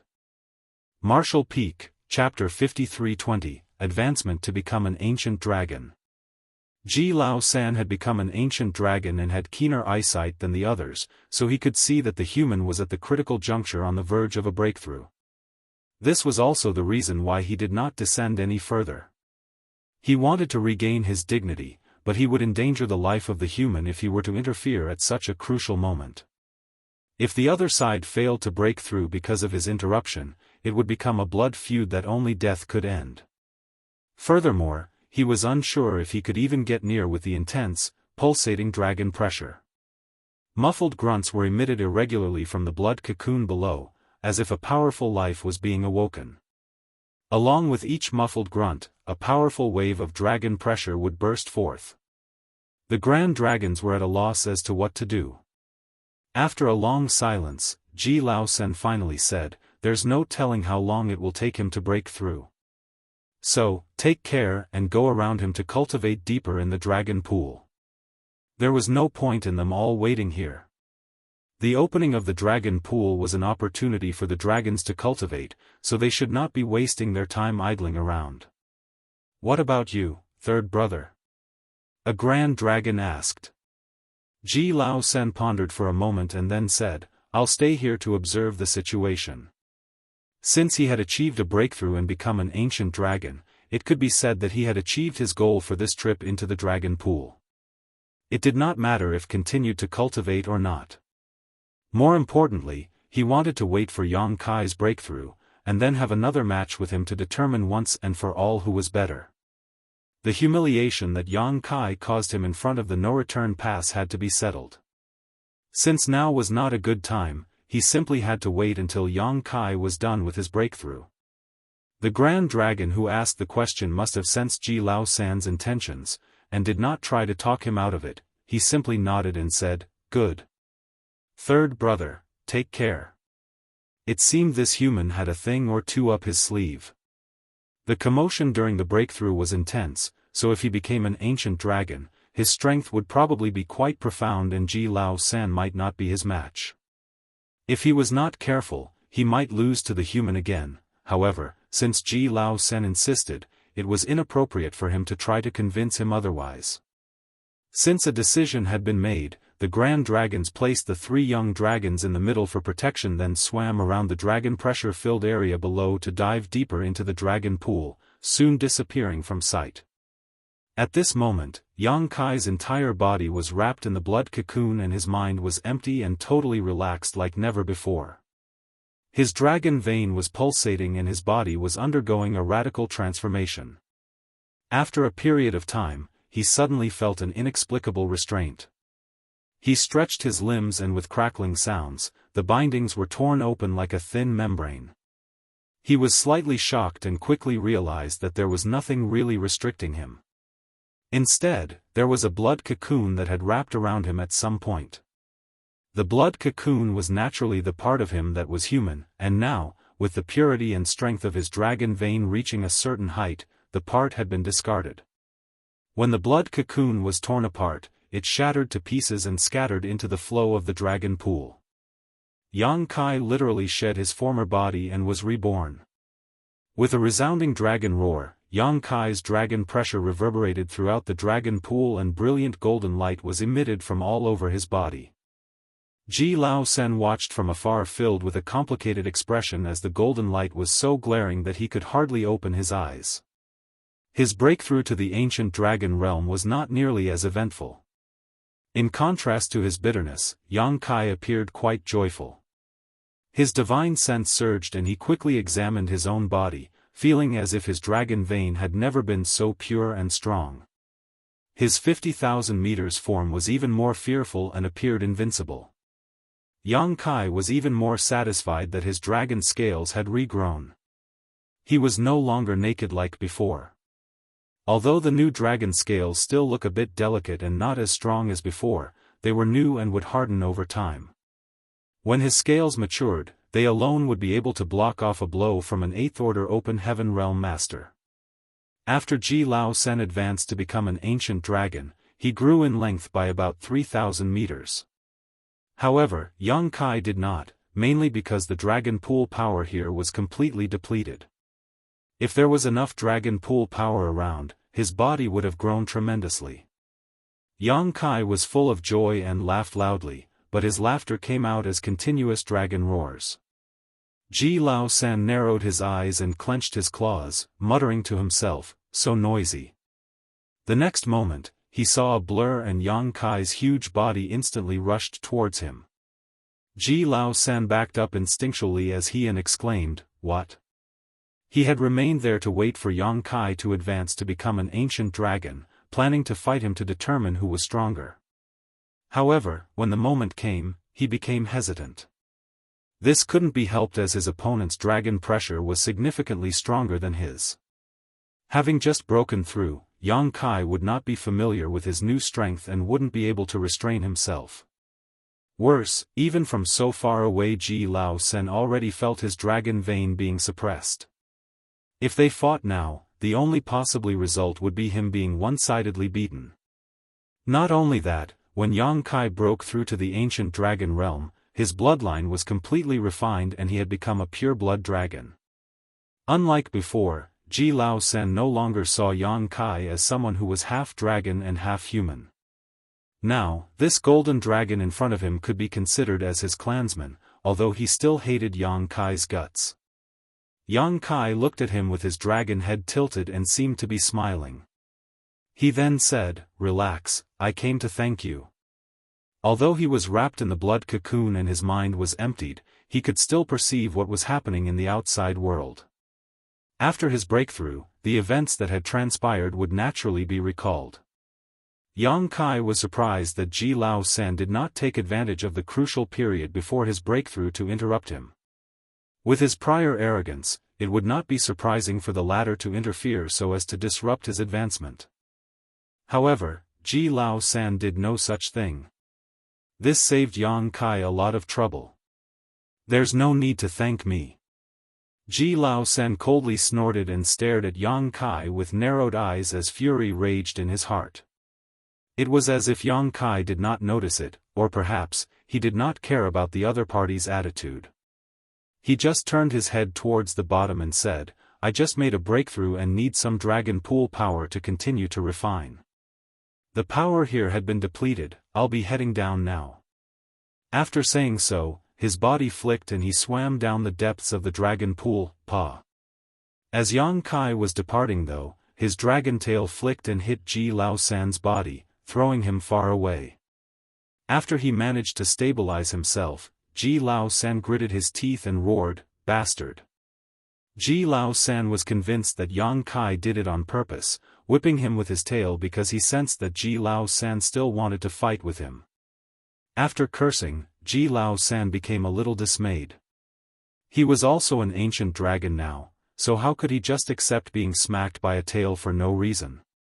He was hit by Yang Kai only because the moment Yang Kai made a move, his dragon pressure had suppressed Ji Lao Sen, which caused his reaction to become extremely slow. Ji Lao Sen secretly sighed, knowing his desire to fight against Yang Kai was pointless. Since Yang Kai knew that Ji Lao Sen was not his match, he smacked him with the tail as a warning to him. He had now confirmed that Yang Kai had refined a divine dragon source, otherwise, it was impossible for him to have such powerful dragon pressure. The golden divine dragon source, it could be none other than that legendary existence.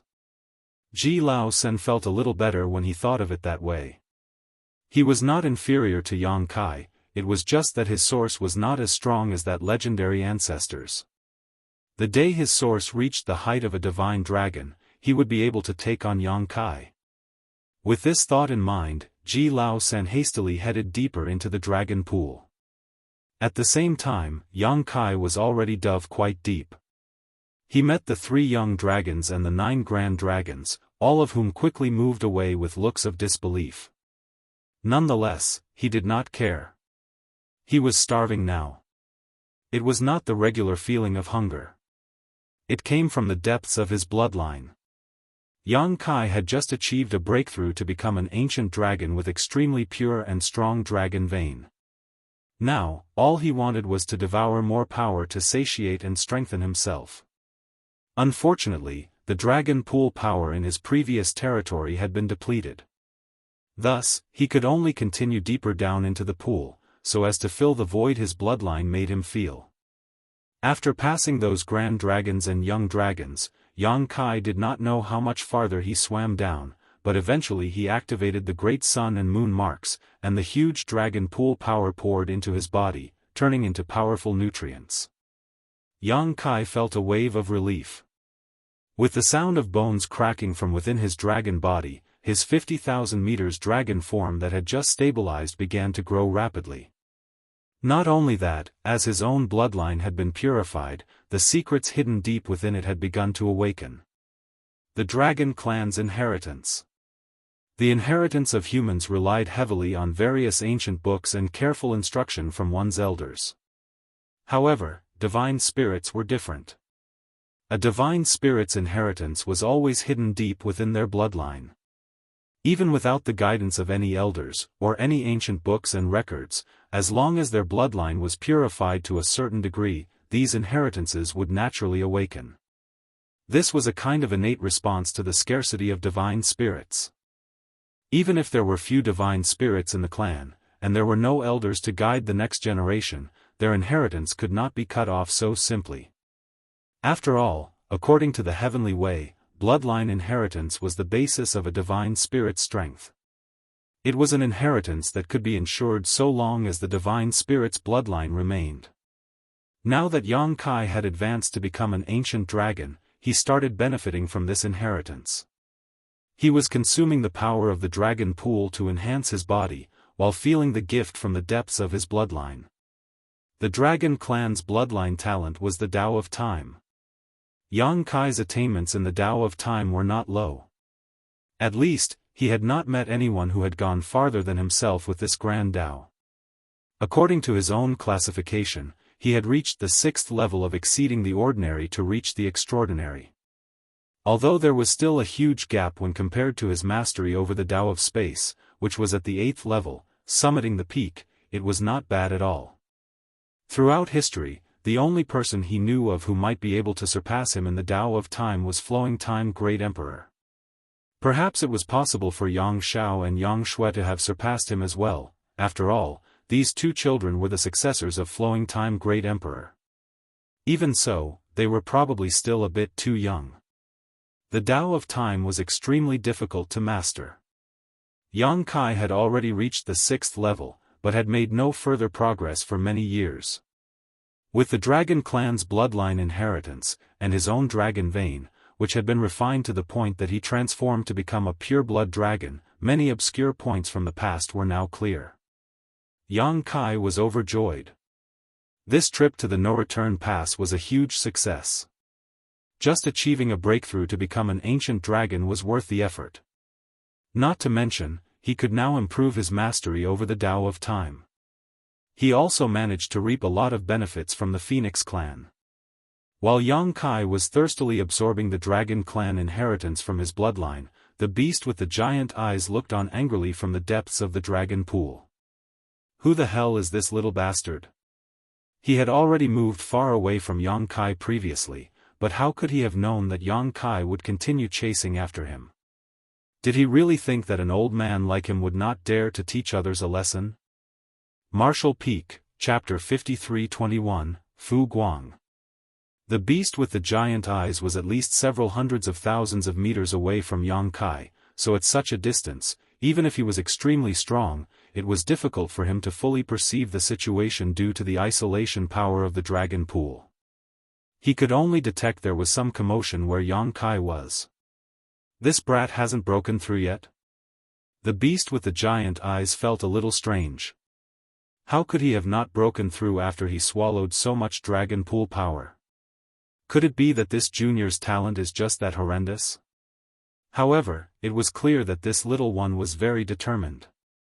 The beast heaved a sigh and was satisfied that Yang Kai had the right attitude.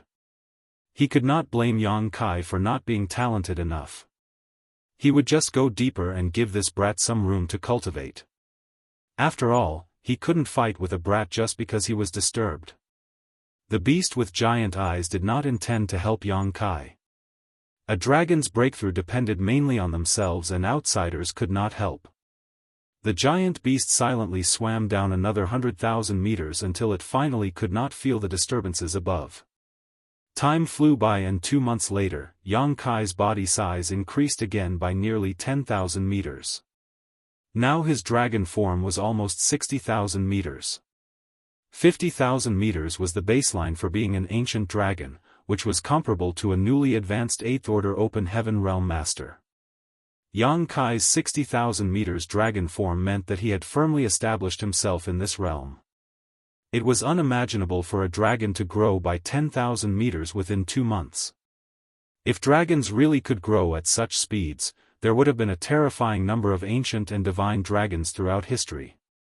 This was all because Yang Kai was able to devour enormous amounts of the dragon pool power during that short period of time, and even that was only possible with the assistance of the great sun and moon marks. The yin-yang power left behind by the burning light and serene glimmer was also essential as it acted like a millstone to grind and refine the power from the dragon pool so Yang Kai could more easily absorb it. However, Yang Kai also noticed that the more he progressed, the more difficult it became to improve. When he first came here, his body size could increase by several dozens to over 100 meters a day, but currently, it was down to less than a dozen meters a day. One reason was his dragon vein was stronger and purer, so the same amount of dragon pool power was unable to enhance him as much as before. The second was the dragon pool power at his location had again been depleted. After such wanton consumption, the dragon pool power was much thinner than before. This time, Yang Kai did not wait for the dragon pool power to be completely depleted. As soon as he felt that the power was significantly weaker than before, Yang Kai proceeded downwards another 100,000 meters. The beast with the giant eyes was disturbed once again and flared his nostrils furiously. What's the meaning of this? Is that brat intentionally taunting me? He wondered. He was understandably upset, but once again, he decided to avoid a confrontation by swimming deeper. Another 2 months later, he felt a disturbance from above. It appeared like the annoying junior had descended again. The beast's veins at his temples throbbed in frustration. Suppressing his anger once again, he continued descending through the dragon pool. He decided that 3 times was the limit of his tolerance. One more intrusion into his territory and he would be forced to discipline that brat. 2 months later, the beast with the giant eyes looked up again, but now he was not angry and instead full of doubts as he once again perceived movement from above. He previously thought that those movements were made by that junior using the ancient dragon vein tempering art, but now it seemed like something was amiss. After so much time, whoever it was should have achieved a breakthrough already. If he or she had failed at achieving a breakthrough, then this junior should have been crippled if not killed by the amount of dragon pool power they had absorbed. How could they just continue to cultivate? Now curious and suspicious, he gathered his aura and silently swam upward to have a look at what was going on. Yang Kai was dividing his attention between devouring the dragon pool power with the great sun and moon marks, and cultivating the Tao of time using the bloodline inheritance he had just unlocked. The main reason why Yang Kai went deeper every 2 months was he was aware of the inconveniences he was causing the grand dragons and young dragons above. The dragon pool power seemed to bubble up from bottom to top, so if he depleted all the dragon pool power where he was, then the grand dragons and young dragons above him would not be able to cultivate properly. Thus, when he sensed that the dragon pool power around him was getting thinner, he would descend another 100,000 meters. Even if he was eating all the meat, leaving some soup for others was only polite. It had been half a year since his breakthrough, and his achievements were significant already. His dragon form had increased by nearly 20,000 meters, for a grand total of 67,000 meters.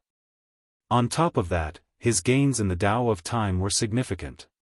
Yang Kai felt that with a little more effort, he would be able to ascend to the next level of mastery over the Tao of time. When that happened, his Tao of time would reach the 7th level, standing above all others within sight. However, while he was concentrating on his cultivation, he suddenly had a strange feeling. The yin and yang power of the burning light and serene glimmer in his body was rapidly weakening. Yang Kai was momentarily stunned, but quickly realized that the two powers were about to run out. The power Big Brother Huang and Big Sister Lan gifted him back then had already purified his bloodline and dragon veins several times over the years. Even now, they were intermingling like a millstone, grinding the dragon pool power for him to absorb. Unfortunately, these powers were not his own and would eventually run out one day. Yang Kai was also prepared for this, but obviously did not expect it to be so soon. He was not disappointed, however. If it was not for this yin-yang millstone helping him, he would never have been able to refine the dragon pool power so quickly, even if he could withstand the huge amount he absorbed into his body. His progress would not have been so rapid. Yang Kai had already gained enough benefits. Before entering the dragon pool, his grand dragon body was only 35,000 meters in length, but 1 year later, he had grown to 67,000 meters. In this time, his dragon vein had become incomparably pure. How could he not be satisfied with his achievements and progress? The external power was not his anyway. The power of the burning light and serene glimmer had already helped him lay a solid foundation. How far he could go in the future depended largely on him. As the power of the burning light and serene glimmer weakened, the invisible millstone in his body also began to collapse. Yang Kai soon felt the pressure inside his body increasing. When the millstone was grinding, regardless of how much dragon pool power he devoured, it was quickly refined and absorbed, but that was over now. Too much absorption was now causing him to become bloated. Yang Kai suspected that if he continued on like this, he would eventually explode and die. The dragons who entered the dragon pool would dive to an appropriate depth, claim a stretch of territory, and cultivate. The further they went down, the denser the power became. However, they had to be able to absorb and refine the dragon pool power to benefit from it. Each member of the dragon clan had to find their own limits when entering the dragon pool. Yang Kai relied on the power of the burning light and serene glimmer to ignore these limitations and dive to a depth of over 1 million meters with a meager size of 35,000 meters. The power Big Brother Huang and Big Sister Lan gave him declined extremely quickly, like an arrow at the end of its flight. Just half an hour after Yang Kai noticed the diminishing returns, the two forces had completely disappeared without a trace. Yang Kai frantically stopped the great sun and moon marks, but even so he felt a lot of pressure. The dragon pool power he was wantonly absorbing before now felt like a huge burden he could barely resist with the power from his dragon vein. What's more, the outside pressure was also beginning to affect him as he could not absorb the ambient power. He could not remain at this depth any longer or something bad would happen to him. With his mind made up, Yang Kai decided to head back up. However, when he opened his eyes, he was shocked. Two huge eyes were staring at him, glimmering and full of curiosity. Yang Kai was now 67,000 meters in length, which was a considerable size, so if he felt that the entity in front of him was huge, then what was looking at him must be enormous. Yang Kai's dragon pressure instantly surged and he almost clawed at the stranger who was looking at him. However, he managed to hold back at the last moment because he could see what was in front of him was a huge dragon head. Looking behind the dragon head, he could not even see the end of this being. In an instant, Yang Kai could tell that this was an ancient dragon, an extremely powerful ancient dragon with a body of almost 100,000 meters. If the ancient dragon realm started at 50,000 meters, then above 100,000 meters would naturally be the divine dragon.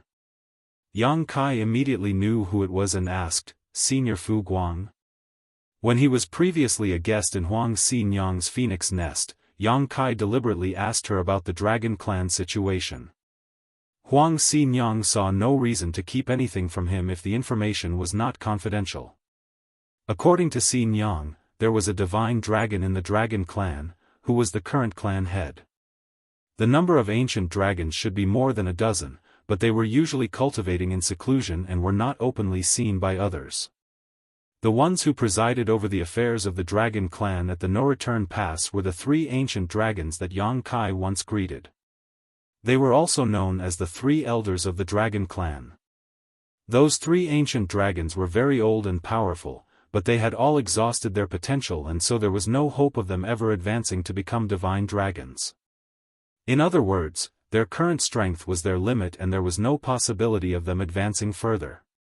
However, among the members of the dragon clan, there was one ancient dragon who had reached the upper limits of his current realm but had not exhausted his potential and thus had hope of breaking through to become a divine dragon. Fu Guang. More than 5,000 years ago, Fu Guang had already reached the limits of the ancient dragon realm and then entered retreat deep in the dragon pool. He had not been seen since. According to Xinyang, Fu Guang would either become a divine dragon and emerge from the pool, or die in the dragon pool's depths. If he died, then his dragon force would escape into the dragon pool, leaving behind a legacy for the future generations.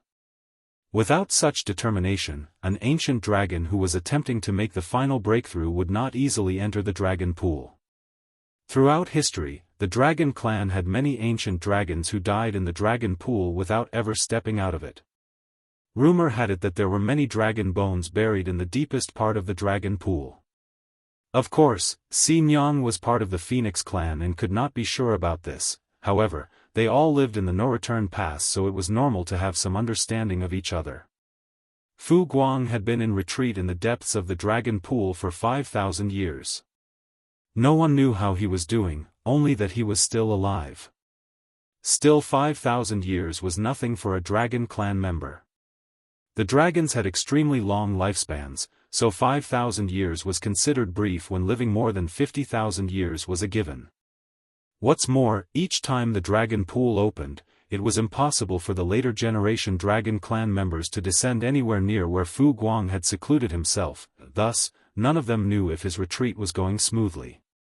However, for him to remain in the depths of the dragon pool for 5,000 years, it was obvious that progress was not coming easily to him. When an ancient dragon, who was close to becoming a divine dragon, appeared at this depth of the dragon pool, Yang Kai was certainly able to guess his identity. This was a white dragon, and even at this depth in the dragon pool, it was difficult to hide its pure glory. Although the ancient dragon did not exert any dragon pressure, Yang Kai felt stifled just by being stared at by those eyes. Although his source was slightly inferior to Yang Kai's, this ancient dragon's bloodline was much stronger than his. Fu Guang nodded lightly and asked curiously, "Which family do you hail from?" Martial Peak, Chapter 53-22, You want to do what with me? The dragon clan was divided into three families, the Fu, Zhu, and Ji. The dragon clan's bloodline was being continued by these three families. Which was why Fu Guang was surprised that he did not feel the bloodline aura of any of these three families from this young one. Moreover, if he was not mistaken, when he first perceived this youngster, he was using the ancient dragon vein tempering art, which meant that he was not yet an ancient dragon. Under up-close observation, this youngster was already a nearly 70,000 meters long ancient dragon. It was simply unimaginable for a dragon to have such a huge improvement in less than a year's time. Even for someone as gifted as himself, it was impossible to have such an achievement. Throughout history, no dragon had ever grown so rapidly. It was completely beyond Dragon Clan's ability to understand how this could be accomplished. While asking the question, Fu Guang inadvertently looked at Yang Kai's two front dragon claws. When he noticed the great sun and moon marks, he realized that they must have something to do with this junior's rapid growth and the enormous consumption of dragon pool power. Senior, I am not a dragon of the no-return pass. Since he was sure that the ancient dragon before him was Fu Guang, Yang Kai had nothing to fear. At least, he would not be attacked for no reason. You're not a dragon of the no-return pass? Fu Guang was slightly surprised as he continued to ask, did you return to your roots from the outside to pay respects to your ancestors? Yang Kai shook his head and explained, no. I am human.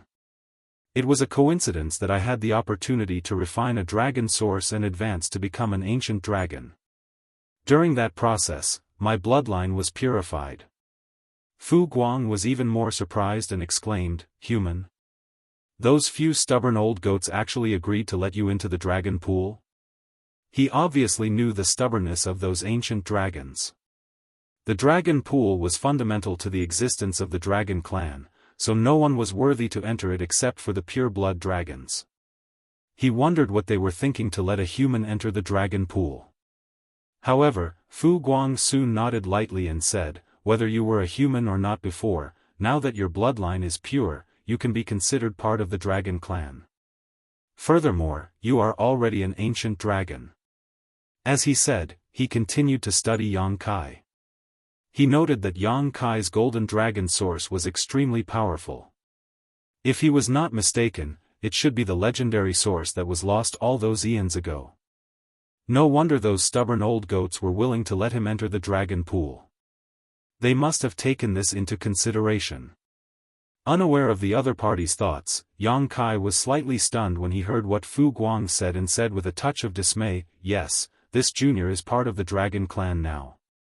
Fu Guang laughed slightly and asked, what's the matter? Are you reluctant to give up being a human? Yang Kai replied, not really. It's just that I'm not used to it yet. Fu Guang nodded and said, although someone like you is very rare, there have been a few recorded in my dragon clan's history. I do not understand your feelings as there is no downside to being part of the dragon clan.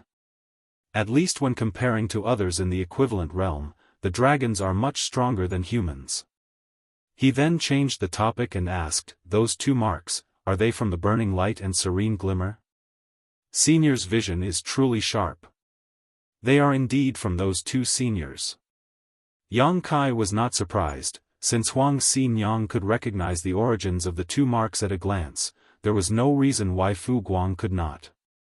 Fu Guang swam around Yang Kai with some curiosity and asked, those two marks can draw in and absorb the dragon pool power?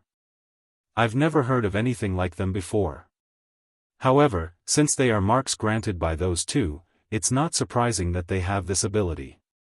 What I wonder is how you managed to withstand such a huge amount of power inside your body. By right, you should have exploded long ago. He had been observing Yang Kai for a while and was truly puzzled by this situation. Yang Kai explained, when those two seniors granted me their marks, they also gifted me a portion of their pure yin and yang powers. When this junior sucked in the dragon pool power, the yin and yang power turned into something like a millstone and ground it down, allowing me to rapidly absorb and refine the dragon pool power. Fu Guang was amazed and exclaimed, there is such a thing? He had never known of such a possibility. Even the entire dragon clan knew nothing about this, otherwise, the ancient books would have records of these capabilities. This brat in front of him not only had the marks of the burning light and serene glimmer, but he had also received a part of their powers. That meant that they considered him in high regard. The burning light and serene glimmer would never grant their powers to others lightly. At least, Fu Guang had never heard of anyone having such an opportunity before. Come, activate those 2 marks again, Fu Guang asked eagerly. Yang Kai shook his head rapidly and said, Senior, unfortunately, this junior has exhausted the yin and yang powers of those 2. If I draw in any more dragon pool power, I won't be able to handle it. What are you afraid of? Just do as I say. I'm here and will take care of you. Fu Guang spoke with utmost confidence, as if he wanted to reassure Yang Kai and let him act boldly. Yang Kai was at a loss for what to do and about what Fu Guang's intentions were. However, considering that Fu Guang was close to becoming a divine dragon, he was surely not a match if things got out of hand. Besides, it should not matter if he just demonstrated the 2 marks ability a little for Fu Guang to see. With that in mind, Yang Kai nodded his head and said, In that case, Junior will show you how they work. He then activated the great sun and moon marks on his 2 dragon claws. The moment the marks shone, they started to suck in the rich dragon pool power from the surrounding area. Yang Kai was prepared to stop at a moment's notice as he did not have the yin-yang millstone inside him anymore. He really could not withstand too much dragon pool power entering his body. However, just as he activated the 2 marks, Fu Guang made his move. His nearly 100,000 meters dragon form vibrated immediately and his dragon scales stood on end. As he did so, Fu Guang's dragon body suddenly turned into what seemed like a bottomless abyss, madly devouring the incoming dragon pool's power. Feeling his dragon vein roar and his bones crack loudly, Fu Guang's eyes lit up. Yang Kai was not experiencing too much pressure, because almost 80% of the dragon pool power drawn in by the great sun and moon marks was being intercepted by Fu Guang, leaving a mere 20% to enter Yang Kai's body. Although it was still a bit uncomfortable for Yang Kai, it was within his ability to tolerate. At least he would not be at risk of dying anymore. Yang Kai suddenly understood Fu Guang's intention of requesting him to activate the great sun and moon marks. Xin Yang said that Fu Guang had been in retreat in the depths of the dragon pool for 5,000 years. If he had not broken through yet, it meant that advancing from an ancient dragon to a divine dragon was no easy task. If Yang Kai could help him achieve a breakthrough, it would be an enormous favor, not only to Fu Guang himself, but to the entire dragon clan. The dragon clan had only 1 divine dragon right now, so their overall strength would soar with an additional 1. As Yang Kai was thinking about this, Fu Guang signaled to Yang Kai to stop. Yang Kai obediently did as he was told.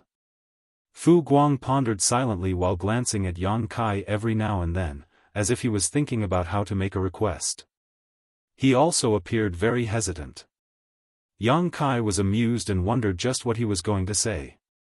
What is there to hesitate about?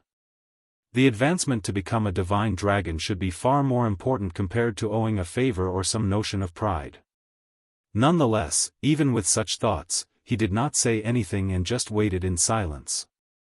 After a long time, Fu Guang said awkwardly, Kid, do you want to dual cultivate with me? Yang Kai was shocked and stuttered, dual cultivate. With you? What the hell are you talking about? Why did you suddenly bring this up?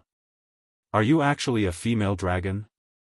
But, it doesn't look like it, and your voice is obviously too low to be that of a female. Yang Kai doubtfully thought. Fu Guang nodded seriously and said, Yes, cultivate with me. See, you can draw in an enormous amount of dragon pool power by using those 2 marks. However, you can't digest it all, so I can digest most of it for you while you absorb the rest yourself. Yang Kai choked and remarked, ahem, so, this is what you meant by dual cultivate with you? He thought that Fu Guang was referring to something else. Fu Guang said with a straight face, Of course. What else could I have meant? Yang Kai was speechless, and even suspected that Fu Guang did not understand what the connotation was. In Fu Guang's mind, dual cultivation simply meant cultivating together. Noticing that Yang Kai did not agree immediately, Fu Guang said, Of course, this is more beneficial to me, but I will not let you suffer a loss. Let's do this. You are now a pure-blood dragon and can only enhance your bloodline on your own without anyone's guidance. However, my dragon clan's bloodline talent is the Dao of Time. If you agree to my request, I can give you a few pointers while you cultivate. Yang Kai's eyes lit up when he heard what Fu Guang said and exclaimed, "Really?" Fu Guang nodded, "Of course. Many thanks, senior." Even if Fu Guang did not offer to give him pointers on improving his mastery over the Dao of Time, Yang Kai was already planning on helping him. If Yang Kai really helped him become a divine dragon, then the Dragon Clan would owe him a huge favor. Now, with the added benefits on top, Yang Kai would certainly not refuse. "Do you agree?" Fu Guang asked to confirm. This junior can't think of a reason to refuse. "Very good." Fu Guang slithered his dragon form and continued, "This matter cannot be delayed. Come with me." It had been over a year since the dragon pool opened, so Yang Kai would leave in at most a few years' time. Thus, Fu Guang did not want to waste even a single moment. Yang Kai followed Fu Guang closely, diving deeper into the pool. He did not know how deep they went, but Yang Kai felt that he had reached his limit. If he went any deeper, the dense dragon pool power around him would kill him even if he did not activate the great sun and moon marks. Yang Kai was not surprised that Fu Guang looked so relaxed. After all, there was a difference of over 30,000 meters between their sizes. Fu Guang was on the cusp of becoming a divine dragon, so it was only natural that he would be able to resist the pressure better than himself in the dragon pool. Fu Guang also sensed this, and without waiting for Yang Kai to say anything, he took the initiative to stop and said, "This will do." Yang Kai promptly replied, "As you wish, senior." Fu Guang was very considerate and explained, "You should slowly activate the great sun and moon marks and progressively draw in the dragon pool power. You don't have to do it all at once, just slowly adjust it." Yang Kai nodded and replied, "I'll try." He had never tried to control the great sun and moon marks, because previously, he had the yin-yang millstone in his body to help him grind however much power he could draw in. Now that he was going to help Fu Guang cultivate though, it was necessary to use a more refined method. "Coil up your body," Fu Guang said. When Yang Kai heard this, he quickly coiled himself into a ball. Fu Guang placed Yang Kai in the middle and wrapped him with his body for protection. On seeing this, Yang Kai felt a lot more assured. In this way, the dragon pool power sucked in by the great sun and moon marks would be devoured by Fu Guang first, and only what he could not take in would flow to him. Thus, Yang Kai's safety was guaranteed. Martial Peak, Chapter 53-23, Fu Guang's Hypothesis. The great sun and moon marks were activated and the dragon pool power began to swirl around them. This time, Yang Kai deliberately tried to control the two marks and found that it was actually not difficult to manipulate them. When Big Brother Huang and Big Sister Lan gave him these two marks back then, this should have been taken into consideration. However, the marks still pulled in the dragon pool power at an alarming rate. This place was already a few million meters deep into the dragon pool, so the surrounding power was very dense. Any kind of suction force would draw the power in like tsunami. Fu Guang grunted as his huge form shook. His dragon scales stood on end and his body instantly became like a bottomless abyss, devouring the dragon pool power that he absorbed. Yang Kai, who was surrounded by Fu Guang's dragon body, was a bit nervous, but soon realized that he had worried over nothing. The majority of the dragon pool's power was swallowed up by Fu Guang, and not a single bit came to him. Seeing this, Yang Kai gradually strengthened the power of the marks, and more dragon pool power was drawn. Yang Kai slowly increased the suction force of the marks until he reached about 70% of maximum when he began to feel some of the power overflowing to him. That also meant that Fu Guang was at the limit of how much he could absorb. He gestured to Yang Kai, who understood and strengthened the power of the marks a bit more. With Fu Guang's cooperation, the excess dragon pool power that flowed to Yang Kai was devoured and refined by him. Both Yang Kai and Fu Guang were silently adapting to the current pressure of the incoming power. Yang Kai found that without the burning light and serene glimmers yin-yang millstone to assist him, he could not refine all the dragon pool power that he drew in, and a large part of it simply passed through his pores and back out into the dragon pool. Previously, with the yin-yang millstone, no matter how much dragon pool power he drew into his body, Yang Kai was able to refine it quickly and not a drop remained. This was also the reason why he was able to advance to become an ancient dragon so quickly and grow to a shock 67,000 meters in one session. Now, without that millstone, Yang Kai finally felt the difficulty of a dragon cultivating and breaking through.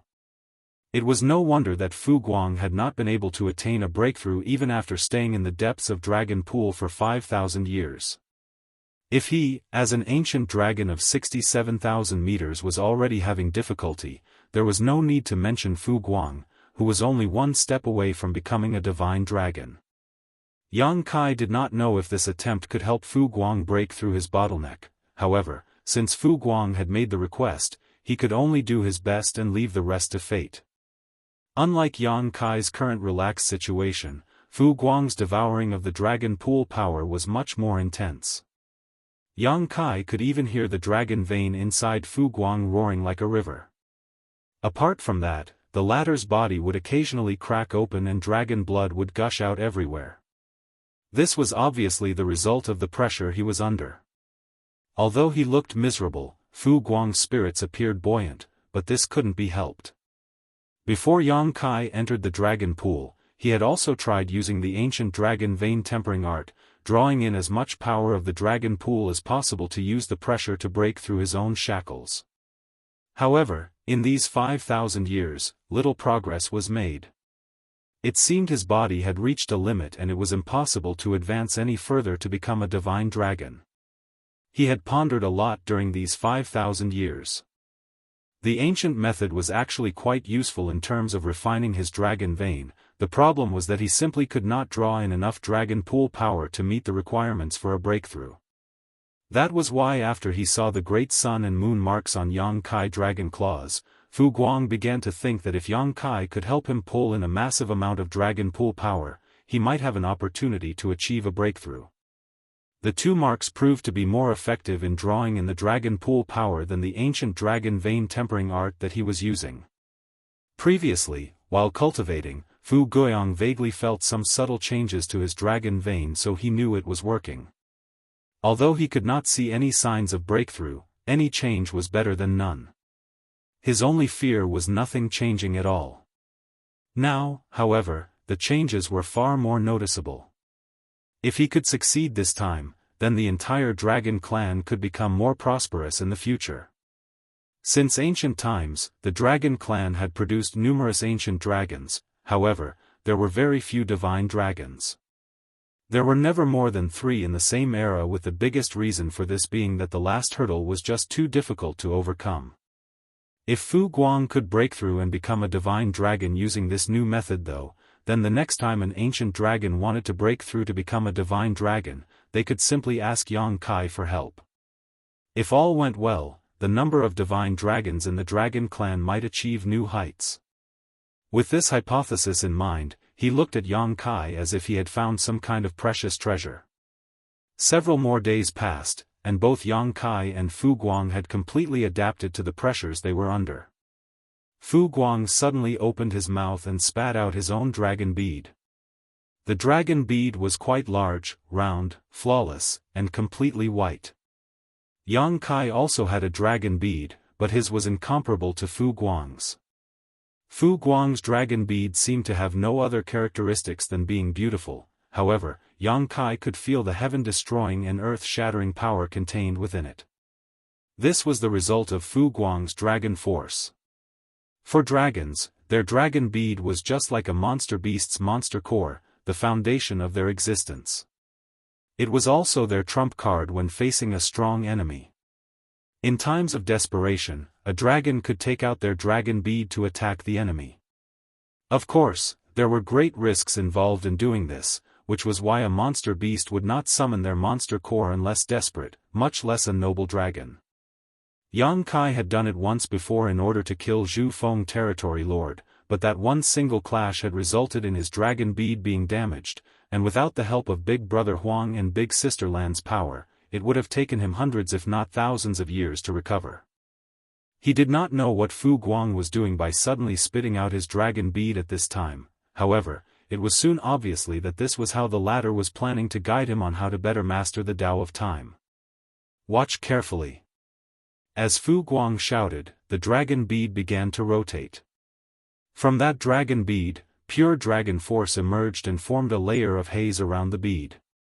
At the same time, the flawless white dragon bead also began to transform. The white dragon bead soon turned into different colors and the entire dragon bead became pockmarked. Not only that, the dragon bead seemed to have a strange power surging within it. Yang Kai's dragon eyes widened as he stared at this scene, and soon he was shocked. What he saw was no longer a dragon bead, but rather a universe world. The haze of dragon force was the barrier around this universe world.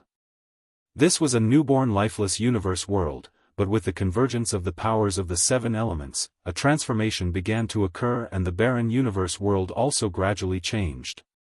At first, an ocean appeared. Then some green began to spread around. The originally white dragon bead became green and blue. The aura of life slowly appeared in the sea, and soon spread to the land. The first lives were very fragile and could not withstand any disturbance.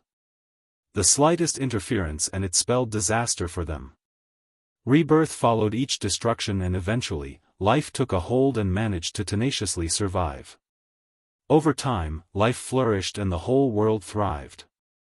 Yang Kai realized that Fu Guang was using his dragon bead to show him the evolution of the Tao of Time. Time was an extremely subtle power, more mysterious and esoteric than even the Tao of space. The Dragon Clan's bloodline talent was the Tao of Time, so they had no need to deliberately cultivate it. When a dragon's bloodline became pure to a certain degree, the inheritance hidden deep in their bloodline would awaken. Still, it was very difficult for a dragon to master this power. Yang Kai did not know for certain before, but now he had to admit that his ability to cultivate the Tao of Time was linked to his dragon bloodline. Otherwise, it would not make sense for him to be able to cultivate the Tao of Time while being proficient in the Tao of space. Now he was an ancient dragon and his dragon vein was extremely pure, so his bloodline talent had awakened. All that was needed was for him to enhance his own understanding in the Tao of Time. Fu Guang's display greatly made up for this. He was an ancient dragon who was just a step away from becoming a divine dragon. Looking at the entire dragon clan, it could be said that apart from the current dragon clan head, he was the most powerful. With the help of his own dragon bead, Fu Guang displayed the wonders of the Tao of Time for Yang Kai, with no regard for how much of his strength he used up from his source. This was an opportunity that not just anyone could have. Even Fu Guang would not have done such a thing if he had not requested Yang Kai's help. Yang Kai's mind and soul had been completely absorbed by the dragon bead. It was as if he was inside of it, experiencing all the wonders of the Tao of Time. It was as if he was sucked in and could no longer feel the passage of time in the outside world. Every moment was like tens of thousands of years. The whole world's living creatures became extinct just before the universe collapsed under a violent shock and turned into an empty black abyss. Yang Kai's eyes finally blinked and his mind regained its clarity. He saw Fu Guang swallowing his dragon bead back into his mouth and looked at him with an odd expression. Fu Guang originally thought that Yang Kai's attainment in the Tao of Time would only be superficial. However, when Yang Kai's mind and soul became immersed in his dragon bead, Fu Guang realized that something was wrong. This kid's attainments in the Tao of Time were not low at all. In fact, he could perceive that the time principles Yang Kai could manipulate were extremely powerful and profound. Apart from Fu Guang, the only ones that could be compared were the clan head and the 3 elder ancient dragons. As for the other ancient dragons, they were all probably inferior to this boy. Moreover, he could clearly feel that Yang Kai's mastery over the Tao of Time had advanced another level just now. How is it? Fu Guang asked. Yang Kai slowly came to his senses and said gratefully, "Many thanks, for your guidance, senior." Fu Guang's feeling was right. Yang Kai had indeed taken another step forward in his mastery over the Tao of Time, reaching the 7th level, standing above all others within sight. The most obvious change was the speed of time flow in his small universe. Previously, the speed of time in his small universe was 4 times faster than that of the outside world. Now, it was 5 times faster. The faster time flow in his small universe meant that the living beings in his small universe could grow more rapidly, while the spirit herbs planted in his small universe could also be harvested more frequently. Most importantly, Yang Kai's own heritage would accumulate faster. Although Yang Kai did not know how much real time had passed outside, his mind had been following the transformation of the universe within Fu Guang's dragon bead for countless eons, sensing the mysteries in the flow of time. It was not surprising that he could make a breakthrough in mastery. Fu Guang nodded lightly, so, it was not in vain. The dragon pool is about to reopen, you should leave soon. Yang Kai was dumbfounded as he asked, how long has it been? Almost 3 years. 3 years? It seemed like an instant. Senior, Yang Kai suddenly felt a little hesitant. He had gained a lot from this session, but Fu Guang did not seem to have attained a breakthrough. If he left at this time, that would mean that everything had been for naught.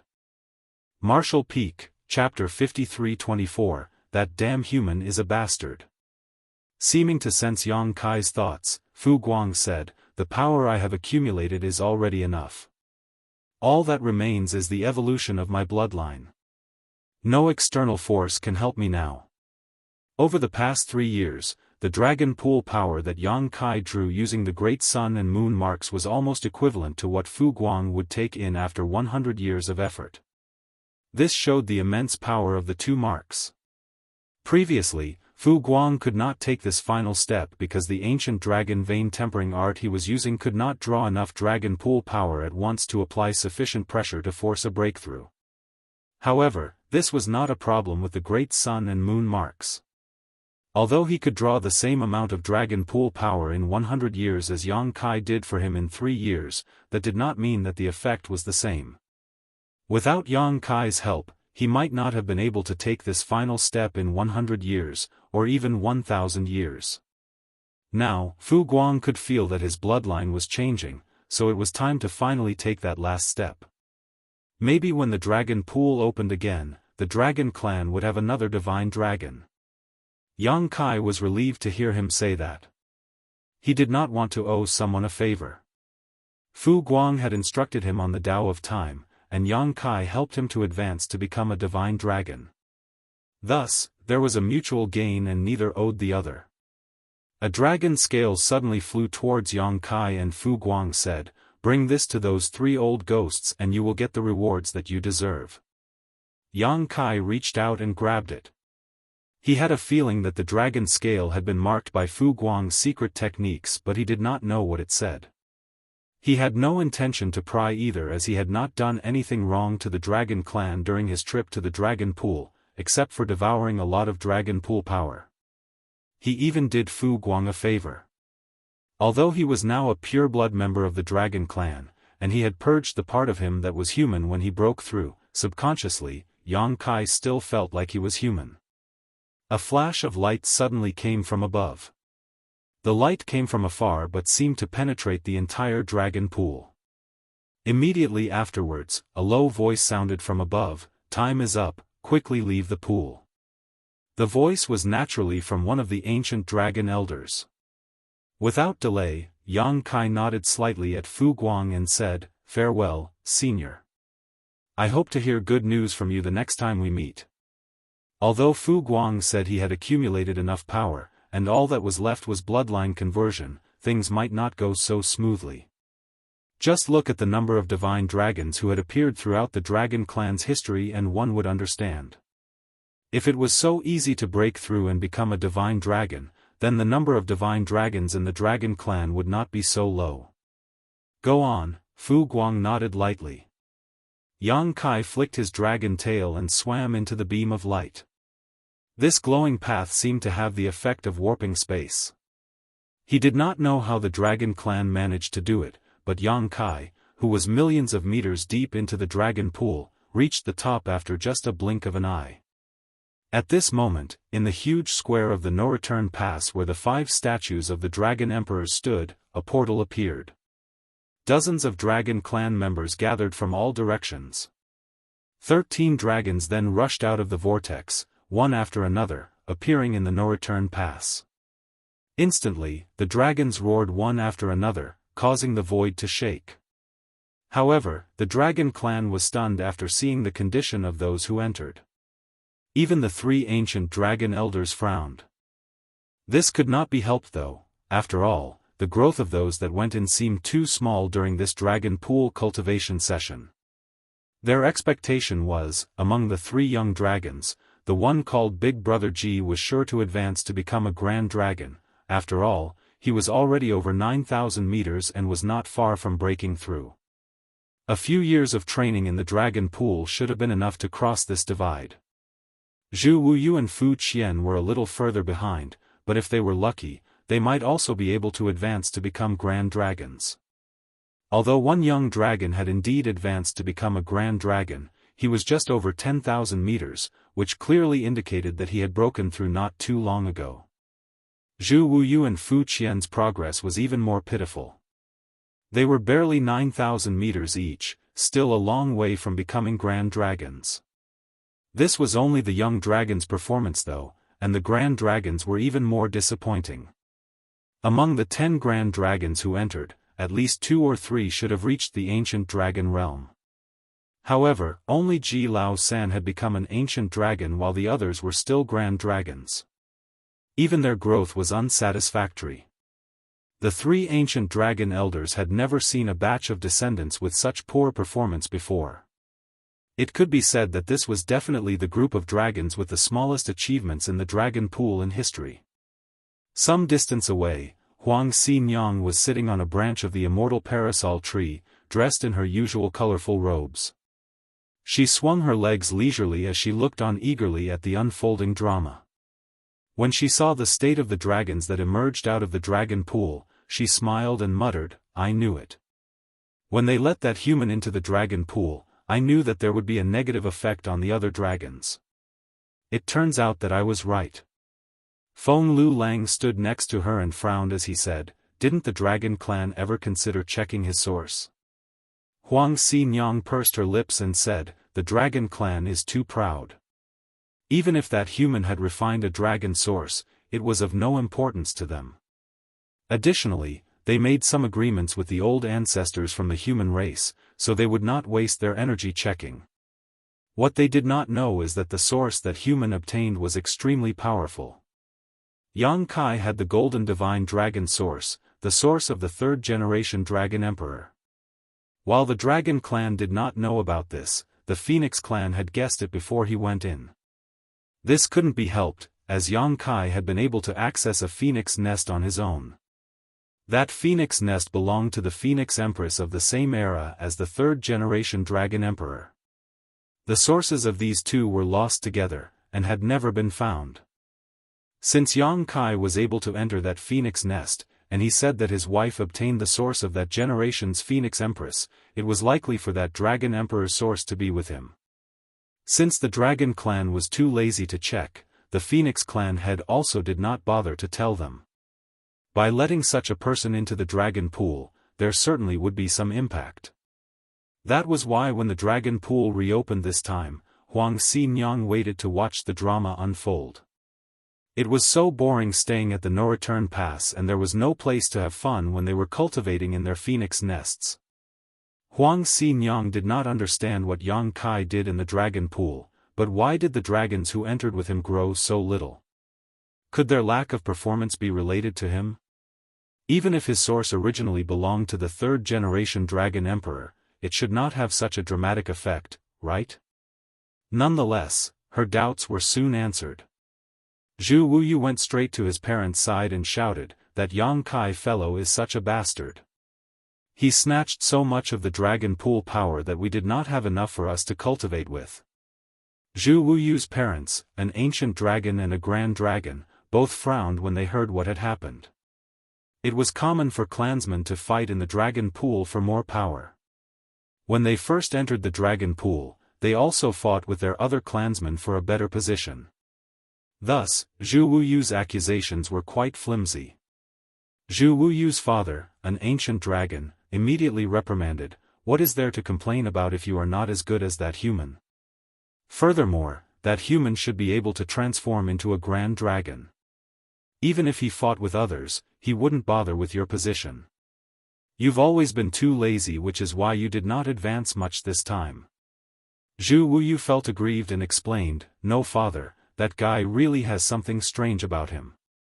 I don't know what method he used, but he was somehow able to quickly devour an enormous amount of dragon pool power. My strength is weak and I occupied the uppermost position, but just half a month after entering the pool, the position where I was no longer had any dragon pool power at all." The dragon pool power was depleted that rapidly? Zhu Wuyu's mother, a grand dragon, appeared stunned.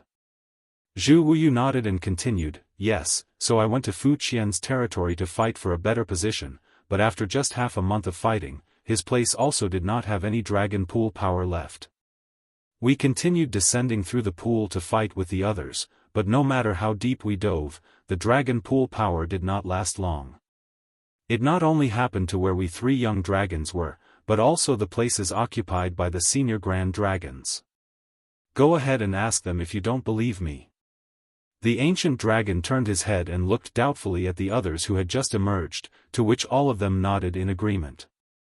Upon hearing the explanation and seeing their collective reaction, the dragons, who were waiting in the square, loudly remarked, "No wonder all those who entered the dragon pool this time have not improved much. How can that be? The power of dragon pool should have been sufficient, how could it have dried up so quickly? The dragon pool power seeps up from bottom to top. If too much power is consumed at the lower depths, it would disrupt the replenishment above and then the top would dry up. But, how can a mere human have that kind of ability? Or could that senior be the cause of it? It's possible. If his breakthrough was imminent, he would naturally require a tremendous amount of dragon pool power and it would not be surprising for him to disrupt the density above. If it was really because of him, then these brats were just unlucky to enter the dragon pool at this time." Zhu Wuyu did not know who they were referring to. Fu Guang had been cultivating in the dragon pool for the past 5,000 years, and Zhu Wuyu was only a few hundred years old, thus, he did not know of Fu Guang. Zhu Wuyu's parents certainly knew about Fu Guang though. If it was really because of him that these dragons did not advance much during this dragon pool cultivation session, then there was nothing they could do about it. After all, an additional divine dragon in the clan was worth far more than having a few more grand dragons or ancient dragons. When Zhu Wuyu heard their speculations, he complained, "Why do you all keep referring to that senior? It was all due to that human. Ask Third Uncle G if you don't believe me." Third Uncle G saw it clearly when that human broke through. A breakthrough? The group of dragons all gasped in surprise. Frankly, the dragon clan did not know the specifics and extent of that human's dragon bloodline. After all, Yang Kai had never exposed his dragon form or pressure to them. They only knew that he was a grand dragon and even that was revealed to them by the human old ancestors. As Huang Xinyang said, the dragon clan had their pride and even though Yang Kai managed to refine a dragon source, they did not take him seriously and did not bother to investigate. An old ancient dragon elder looked at Ji Lao San and asked, "Did that human really achieve a breakthrough in the dragon pool?" Ji Lao San nodded meekly. Before he entered the dragon pool, his dragon body was nearly 50,000 meters. Now, when he left the dragon pool, he was only 55,000 meters. But what about that human? When Yang Kai entered the dragon pool, he was 35,000 meters, yet after just half a year, he managed to break through to become an ancient dragon. Now that 3 more years had passed, there was no way to guess just how much he had grown. Ji Lao San was a pure-blood dragon. To think that he could not even compete with the advancement rate of a mere human in the dragon pool. He was utterly ashamed of his poor performance compared to that dastardly human. Marshall Peak, Chapter 5325, 70,000 meters. The three old ancient dragon elders looked at each other, and they all saw the doubt in each other's eyes. They were all both surprised and doubtful that the human had achieved a breakthrough in the dragon pool. According to the information they received from the old ancestors, that human should only be a grand dragon. If he had achieved a breakthrough, then was he not an ancient dragon now? This was a bit abnormal. Throughout the ages, the dragon clan had indeed lost a lot of dragon sources and many different individuals from different races had obtained them. However, one growing to such an extent was extremely rare. On the other hand, when they learned that the reason why their clansmen who entered Dragon Pool grew so little was due to that human, those dragon clan members surrounding the place became agitated. Some of the grand dragons even instigated the rest to teach Yang Kai a lesson when he emerged from the pool. From Dragon Clan's standpoint, it was already an exception to allow an outsider to enter a sacred place such as the Dragon Pool. If the Ninth Order old ancestors had not come to an arrangement with the Dragon Clan, there was no way the latter would have agreed. It was enough that he was allowed to enter the Dragon Pool and gain some small benefits, but now, it turned out that he interfered with the growth of a dozen clansmen. How could this be tolerated? The Dragon Pool did not open regularly and every Dragon Clan member cherished the opportunity to enter it to cultivate. While the dragons were busy complaining about what the human did, a golden light appeared at the swirling entrance of the Dragon Pool, followed by a large dragon head rushing out of it. An intense dragon pressure immediately engulfed the area and the noisy square instantly fell silent. Amid the loud dragon roar, a huge dragon quickly emerged from the Dragon Pool. Those who were complaining angrily moments ago, now looked up at the sky in a daze. The three ancient dragon elders were also flabbergasted. Ji Lao San's face began to twitch involuntarily. 70,000 meters. A full 70,000-meter ancient dragon. He was coiled above the no-return pass, glowing in splendid golden light. It was awe-inspiring and the brilliance was simply unparalleled. Ji Lao San was filled with bitterness when he saw it and muttered internally, 70,000 meters. When Yang Kai entered the Dragon Pool, he was only 35,000 meters, yet after just a few years, his dragon form had doubled in size. Throughout the ages, no dragon had ever been able to cultivate to such an extent in just one session in the Dragon Pool. As a 70,000-meter dragon, Yang Kai was already considered to be extremely powerful as an ancient dragon within the Dragon Clan. What caused Ji Lao San to be speechless was that, under Yang Kai's dragon pressure, he actually felt his hands and legs go limp. He was completely subdued. Not only him, but many other dragons, who were also ancient dragons, felt suppressed by the human's dragon pressure. Naturally, this came from their own bloodlines being suppressed. A golden dragon, the old woman of the three elders exclaimed in disbelief. Another elder was staring at one of the 5 Dragon Emperor statues. Naturally, the third-generation Dragon Emperor statue at this time, also began to glow with a golden light. The aura from it resonated with the dragon in the sky, as if there was a connection between the two. So that's how it is. This elder murmured. Under such circumstances, if he still could not guess the origin of Yang Kai's source, then he would be a disgrace to his position. The Dragon Clan had also searched for this lost source. Other than the Dragon Clan, the Phoenix Clan also searched for it, but they missed the best period and were unsuccessful in the end. However, both the Dragon Clan and the Phoenix Clan knew how powerful these two sources were, so it should be impossible for them to be destroyed. Even if they could not find them, it did not mean that they did not exist anymore. However, no one expected that this missing source would reappear in front of Dragon Clan in such a way. Immediately, the ancient dragons who knew the details had mixed feelings. They all thought that Yang Kai's source was just an ordinary dragon source, and there was nothing for them to worry about as the Dragon Clan had lost many such dragon sources. It was their fortune and opportunity for those who had found these lost dragon sources to obtain them. However, if this source involved the third-generation Dragon Emperor, then its significance was totally different. That source could pave the path to reach the peak. Yang Kai's huge dragon form hovered over the no-return pass for a short time before he shrank down, transforming back into his human form as he landed in the square. Feeling the prying eyes all around, Yang Kai knew that his presence had brought the dragon clan a lot of doubts. At the very least, he could no longer hide his refinement of the golden divine dragon source. The dragon clan should have a lot of questions for him.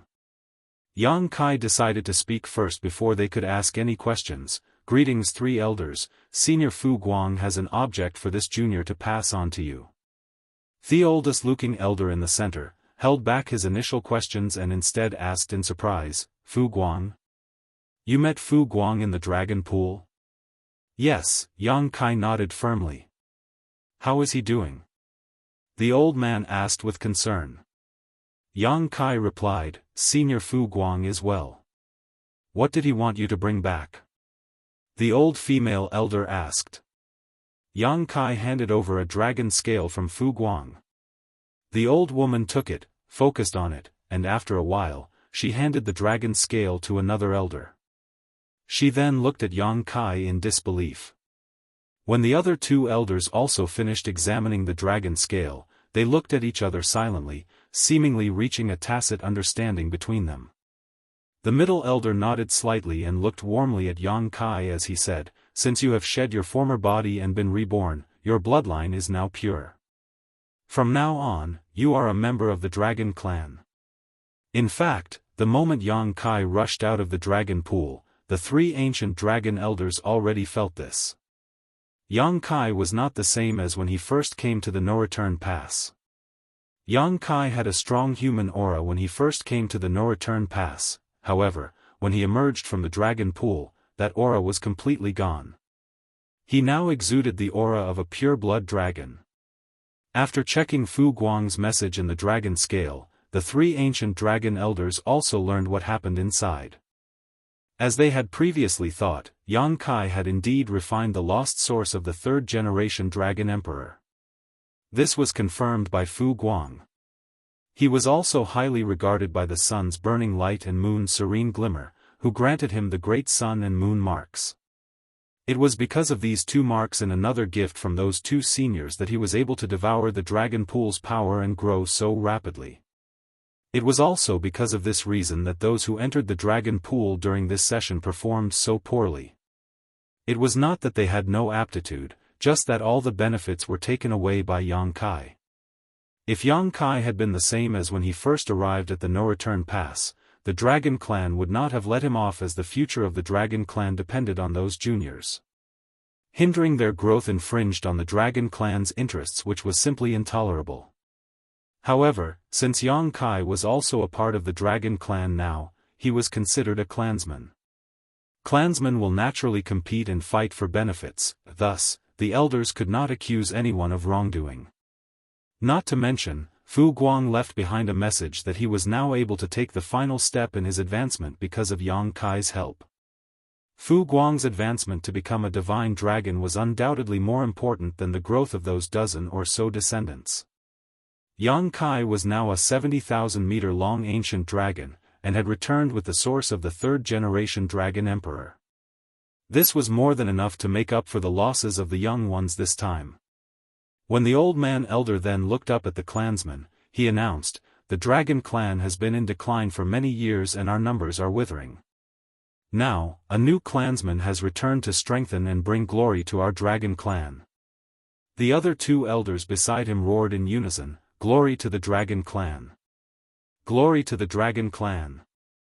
Yang Kai was slightly stunned. "So, I'm really now a member of the Dragon Clan?"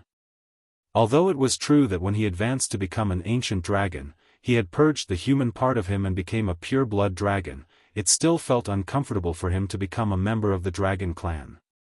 Yang Kai actually did not care too much about whether his bloodline was human or dragon. After all, he was not born in the Dragon Clan, and did not attach that much importance to his bloodline.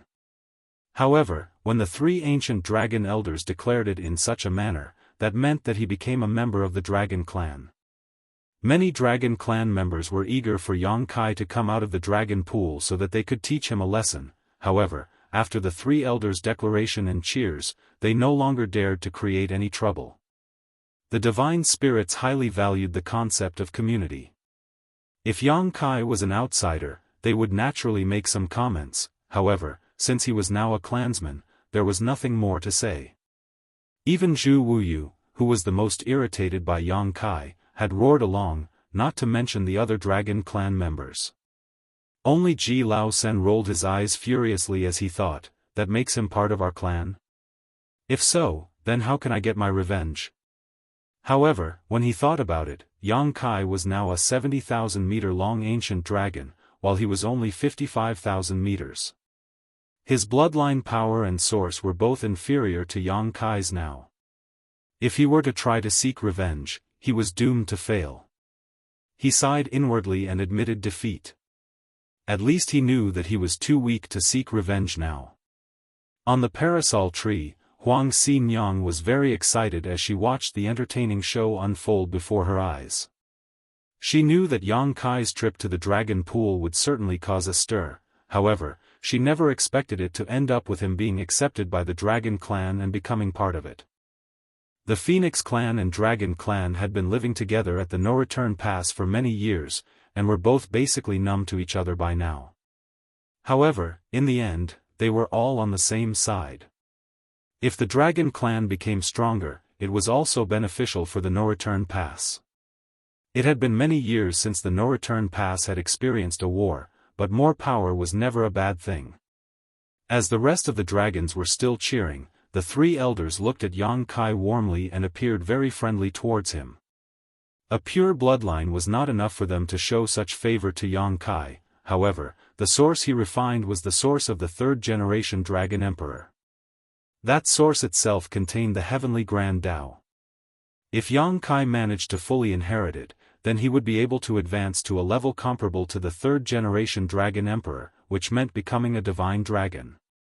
Divine dragon. Throughout the ages, how many divine dragons had there been in the Dragon Clan? Furthermore, Fu Guang's hidden message in the Dragon Scale also mentioned Yang Kai's great sun and moon marks, which, when activated, could draw in the dragon pool power at an incredible rate. This was a remarkable help for those in the Dragon Clan trying to achieve a breakthrough to the divine dragon realm. If another ancient dragon in the clan was ready to advance to become a divine dragon, they could request for Yang Kai's help, which would greatly increase their chances of success. The three ancient dragon elders had reached the limits of their own cultivation. Still, did that not mean they were not eager to take that next step? They all wanted to, but they were constrained by their bloodline and could not advance. If Yang Kai's great sun and moon marks could give them a boost, then it might be possible for them to achieve a breakthrough. Although there was not much hope, it was at least worth a try. Of course, that was a consideration for the future. Fu Guang was still in the dragon pool and could not be disturbed. When Fu Guang emerged, perhaps the three ancient dragon elders might also give it a try. At least, one could always hope. Martial Peak, Chapter 53-26, Dragon Tome. The three ancient dragon elders gladly accepted Yang Kai, who had such a pure bloodline, and undoubtedly had a bright future that would greatly benefit the entire clan. The old man elder in the center of the group asked, "Now that Yang Kai has joined the clan, should his name be included in the Dragon Tome?" "Yes." A low voice suddenly came out of nowhere. The voice was loud and it sounded like a grand bell. At the same time, Yang Kai felt a divine sense sweeping over him. The divine sense was comparable to old ancestor Xiao Zhao's. Yang Kai's heart fluttered as he realized that the origin of this divine sense was probably the head of the Dragon Clan. The one and only divine dragon alive today. In the Dragon Clan, young dragons had bodies that were under 10,000 meters. The strength of those in the Dragon Clan was very different. A newborn young dragon was very fragile, perhaps even worse than an ordinary human cultivator. However, when their body grew to 9,000 meters, they were equivalent to a human just below the 7th order. More than 10,000 meters, they became grand dragons, which was equivalent to 7th order open heaven realm masters. Above 50,000 meters, they were ancient dragons, which were equivalent to the 8th Order Open Heaven Realm Master. At 100,000 meters, they became divine dragons. That was comparable to a 9th Order Open Heaven Realm Old Ancestor.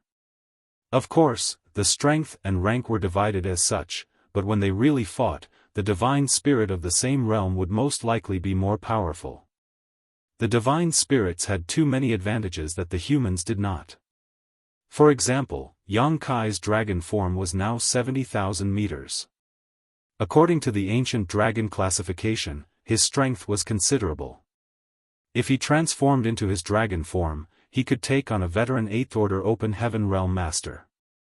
Today's dragon clan had only one divine dragon. However, this dragon was not considered to be a dragon emperor because divine dragons also had those who were weak and strong.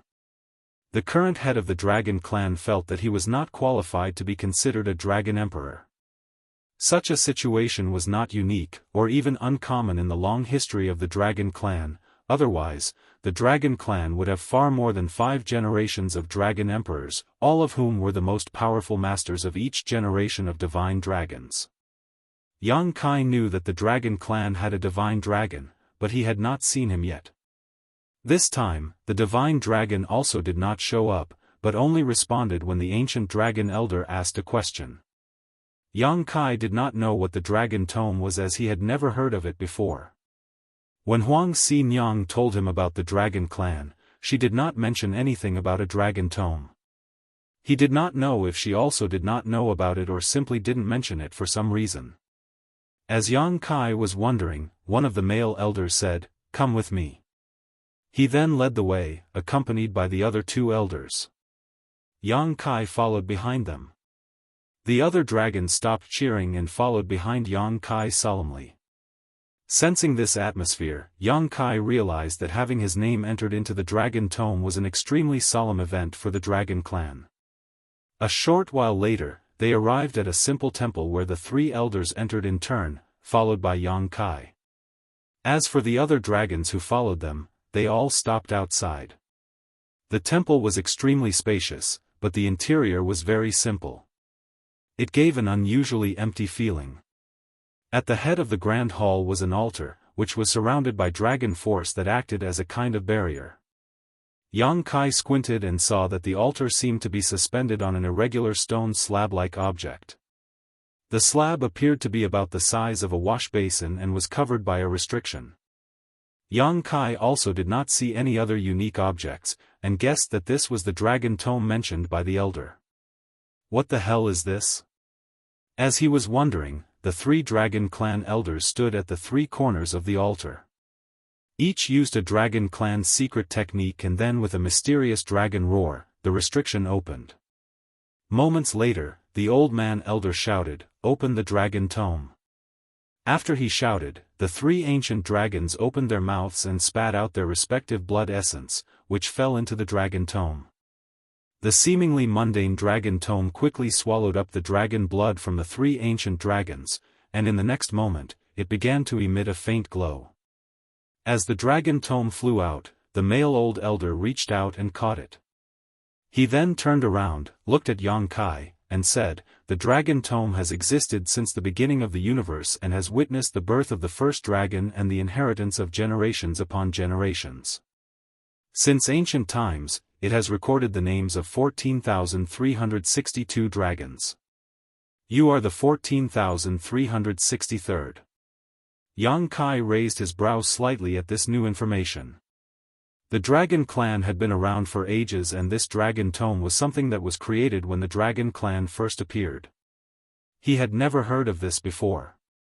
If every pure-blood dragon was recorded in the dragon tome, that meant there were less than 15,000 of them that had been born thus far. It was an extremely small number. However, considering the dragon clan had extremely long lifespans and great difficulties reproducing, the low number was not that surprising. During this trip to the no-return pass, Yang Kai had encountered 3 young dragons, but this was actually quite rare for the dragon clan as, in the past, it was not unusual for thousands of years to go by without a single newborn clansman. The old female elder looked at Yang Kai with a smile and said, "Perhaps in the past, you did not know of the existence of the dragon tome. When your name is recorded in the Dragon Tome, not only does it mark the clan's recognition of you, it is also a great benefit for you. Yang Kai said humbly, "Please enlighten me, Elder." The old woman elder smiled and said, "Firstly, the Dragon Tome keeps track of the life or death of anyone whose name is recorded within. If a clansman encounters a crisis outside, they can call for help from the clan by using a secret technique which is connected to the Dragon Tome. Secondly, the Dragon Tome is connected to the Dragon Pool.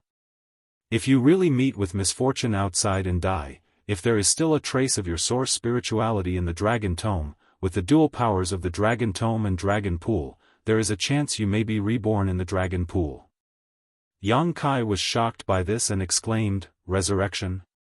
As in, back from the dead?" The elder nodded, "Indeed." Yang Kai was now completely dumbstruck. The first power of the Dragon Tome was not too significant, but the second ability was completely outrageous. Yang Kai had experienced a kind of resurrection once before. When he fought with the great demon god Mo Sheng in the Star Boundary, his physical body was completely destroyed. That time, he was able to come back from the dead with the help of the powers of the Immortal Tree and the Soul-Warming Lotus. That was a combination of extremely good fortune and opportunity. Yang Kai did not want to experience that again. After all, dying was not a pleasant experience. However, who could guarantee that they would not die? Especially in an environment like the Black Ink battlefield, where 8th Order Open Heaven Realm Master perished at a not infrequent rate, not to mention a minor 7th Order Open Heaven Realm Masters like him. Recording his name in the Dragon Tome meant that it could be used to basically turn back and bring back a dead dragon inside of the Dragon Pool. This would be an extremely appealing prospect to anyone. However, Yang Kai soon realized that something was amiss and asked, "Is there a price to pay for coming back to life?" It was simply too heaven-defying to bring back the dead. Previously, he had to refine the entire Immortal Tree before he could rebuild his body, and the Immortal Tree was an extremely precious treasure of the universe, close to the ranks of supreme treasures. Even if the Dragon Clan had the power of resurrection, it should be impossible to do it at will. If they could, then the Dragon Clan would be truly immortal and indestructible. How could such a community be so withered? Setting aside the rest, if the third-generation Dragon Emperor had been resurrected, then Yang Kai would not be standing here today. The old man elder nodded and said, "Indeed, it is natural to pay a huge price to be resurrected. Additionally, no one can guarantee the success of this process. Truthfully, the chance of success is very small. In Dragon Clan's history, the number of times the Dragon Pool and Dragon Tome have been used to resurrect someone is not more than 10, and among these 10 attempts, only 3 succeeded." Yang Kai now understood. He knew full well that such a heaven-defying technique was impossible without serious constraints. In the entire Dragon Clan's history, they only attempted about 10 resurrections. One would expect that each time, it must have been for an extremely important member of the Dragon Clan. When the third-generation Dragon Emperor fell, the Dragon Clan must have done it, but unfortunately, it did not succeed. Otherwise, the third-generation Dragon Emperor would still be alive. What's more, the probability of success was less than 30%, which could be considered very low. Even if it was very low though, that was also a ray of hope, and it was enough to motivate anyone. The Dragon and Phoenix clans were worthy of being the heads of the divine spirits, who won the favor of the heavens. The Dragon Clan had the Dragon Tome, which had the powers of resurrection, while the Phoenix Clan also had the ability to resurrect with their Nirvana fire. Even so, both clans had restrictions placed on them when it came to the act of resurrection. Such clans were truly worthy to be the leaders of the divine spirits. "What does Junior need to do?" Yang Kai asked. The old man elder said, "Use your source and leave your mark on the Dragon Tome." Yang Kai nodded lightly and asked again, "After recording one's name, does the Dragon Tome place any restrictions on this, Junior?" The old man elder replied, "Indeed. There is one small restriction." "Please tell me, Elder. Do you know why the Dragon Clan and Phoenix Clan are absent from the Greater Black Ink battlefield?" The old man elder asked instead of answering. Yang Kai shook his head. In fact, he had been wondering about this previously. The no-return pass was located at the rear of the human race's defensive line and served as the final barrier to the 3,000 worlds. Although the location was of great strategic importance, over the years, except for when the Black Ink clan took over Great Evolution Pass and launched an attack, this place had not encountered any battles at all. Both the Dragon and Phoenix clans were powerful in their own right, and as divine spirits they had a much higher ability to resist invasion by Black Ink strength. With there not being any full-blown wars at the No-Return Pass, the Dragon and Phoenix clans could have easily sent some of their people to support the human race on the Black Ink battlefield, especially when the battles were the most intense. However, across the entire Black Ink battlefield, there was no signs of the Dragon clan and Phoenix clan fighting. It was only the human race. Divine spirits are not as powerful nor as effective as your purifying light in terms of restraining and eliminating Black Ink strength. It was not surprising for the Dragon clan to know about his purifying light, which was a powerful tool for the human race to deal with Black Ink clan. Even though the No-Return Pass was situated at the rear, they would have heard about such a monumental development on the battlefield against the Black Ink clan.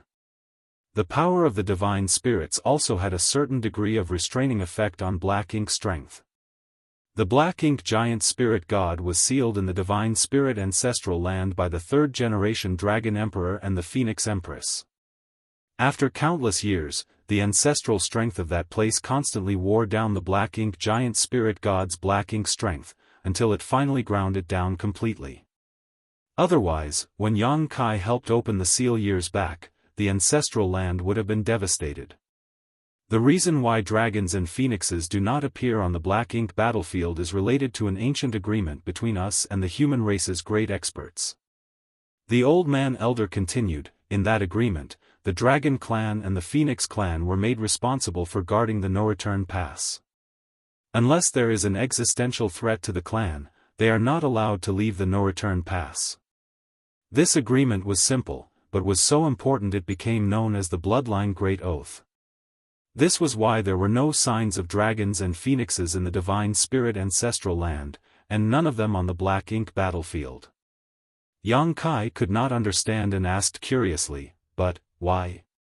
Why would there be such a pact, and how could the divine spirit clans, who were always proud and aloof, accept such terms? This was as good as the human great expert restricting their freedom. How could the two clans agree to this? Marshall Peak, Chapter 53-27, Is He Stupid? The male old elder said, I do not know what the ancient masters were thinking, however, in this current situation, if there wasn't this agreement, then the numbers of dragons and phoenixes would definitely have been fewer than it is now. Without this agreement, the dragon and phoenix clans could enter and leave the battlefield at will, but who could guarantee that they would survive the fight? Under the powerful attacks of the Black Ink clan, even mighty dragons and phoenixes could fall. They could accept a few clansmen dying on the battlefield, but what about significant numbers of deaths? If a few important clansmen died and the entire clan became agitated and rushed to the battlefield, it might lead to complete extinction. It was because of this agreement that the two clans could continue to remain at the No-Return Pass. Although the days were boring, at least they did not need to face the many risks of the battlefield. From this point of view, perhaps it was not the ancient human great expert who restricted the freedom of two clans, but rather the two clans choosing this of their own accord. But what does this have to do with this junior recording my name on the Dragon Tome? Yang Kai asked with a frown. The elder replied, if you record your name on the Dragon Tome, then you must also honor this agreement. In other words, if I record my name on the Dragon Tome, I have to stay at the No-Return Pass and cannot return to the Black Ink battlefield? Yang Kai exclaimed. Indeed, the elder nodded. This agreement was known as the Bloodline Great Oath for a reason. If Yang Kai was not a pure-blood dragon, it would be fine, but now that his bloodline was pure, once he recorded his name in the Dragon Tome and officially joined the Dragon clan, he would be subject to the same restrictions. If he broke them, he would face backlash from his bloodline. Yang Kai swept his eyes over the 3 dragon clan elders in front of him, who all appeared very calm. If Yang Kai had not taken the initiative to ask, they would not have said anything. It was not that they intended to hide anything, for if they did, they could simply have not explained at all. Of course, the message that Fu Guang sent back on the dragon scale indicated that Yang Kai's great sun and moon marks were extremely useful to the dragon clan. If possible, they wanted Yang Kai to remain at the no-return pass. Not to mention the 3 of them, there were also other ancient dragons in the clan who either wanted or needed to break through in the future. If Yang Kai helped them with their breakthrough, then their chances of success would greatly increase. Maybe by as much as 30%. A 30% increase could not be underestimated. After all, over time that would mean a 30% increase in the number of divine dragons for the dragon clan. Nonetheless, since Yang Kai took the initiative to ask, they had to explain it clearly. They did not intend to deceive him. The benefits of recording one's name in the Dragon Tome were indeed enormous, and the possibility of coming back from the dead with the powers of the Dragon Tome and Dragon Pool were very tempting. However, what was the use of all these benefits if he could not leave the no-return pass? Yang Kai's trip here was to improve his strength, mainly in preparation for the human race's crusade. If he was now forced to remain in the no-return pass, how could he take part in the crusade? He would also have wasted old ancestor Xiao Zhao's efforts and expectations. Amidst the silence, the old female elder said, "Yang Kai, the source you received is the source of the 3rd-generation Dragon Emperor. This source is remarkable. Additionally, you have transformed from a human to a dragon. Once you record your name in the Dragon Tome, you can maintain your family name and establish a new branch family of the Dragon Clan. This would be a huge contribution to the Dragon Clan." The old woman elder's message was obvious. If Yang Kai stayed at the no-return pass and sired a few more young dragons, then the Dragon Clan would add the Yang family to the existing Fu, Zhu, and Ji families. Furthermore, he would be the founding patriarch of this new family. Not just anyone could receive such an honor. The Dragon Clan has existed for countless eons, but so far, only 3 family branches had been established. As soon as Yang Kai recorded his name on the Dragon Tome, there would be another family branch, and Yang Kai would immediately become the first ancestor of this dragon family branch. Another elder, who had not spoken so far, also added, "We're not asking you to remain at the no-return pass and idle for the rest of your life. With your 7th order open heaven realm cultivation, even with your 70,000-meter ancient dragon form, your role on the black ink battlefield will be very limited. However, if you stay in the no-return pass, your presence would be of great benefit and importance to the future of the Dragon Clan. If you want, you can also bring your family to the no-return pass. Although we are also technically on the black ink battlefield, it has been quite peaceful over the years. Now that Great Evolution Pass has been retaken, the Black Ink clan can no longer come to harass us." "That's right. You have family in the 3,000 worlds, right?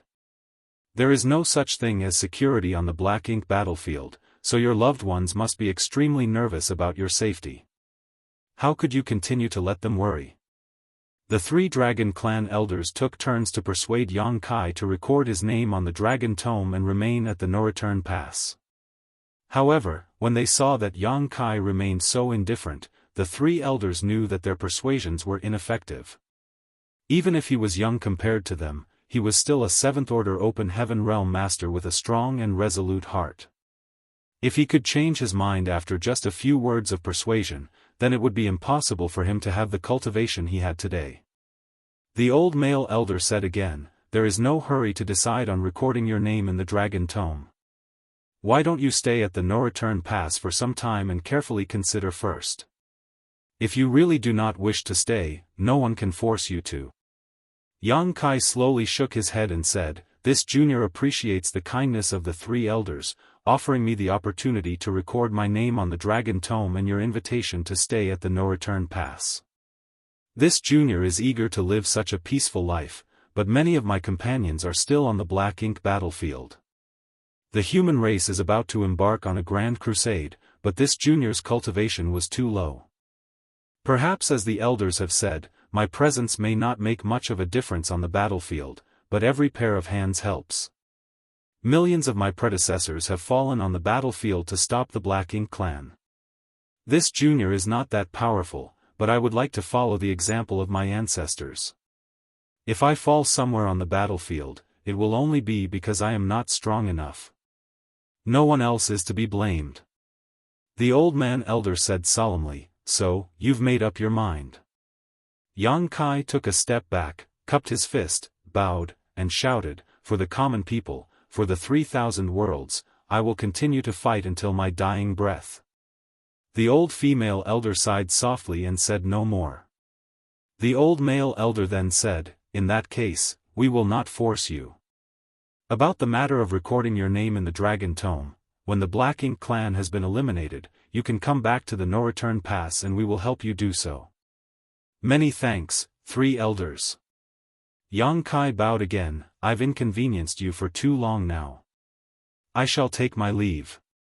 The battlefield is dangerous, be careful in whatever you do."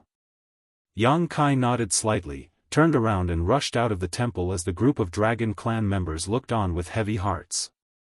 He then flew out of the No Return Pass. Although the other dragons were outside the temple, they saw and heard what happened inside and understood that Yang Kai did not record his name in the Dragon Tome. Zhu Wuyu went over to Fu Qian and whispered, "Is that guy stupid?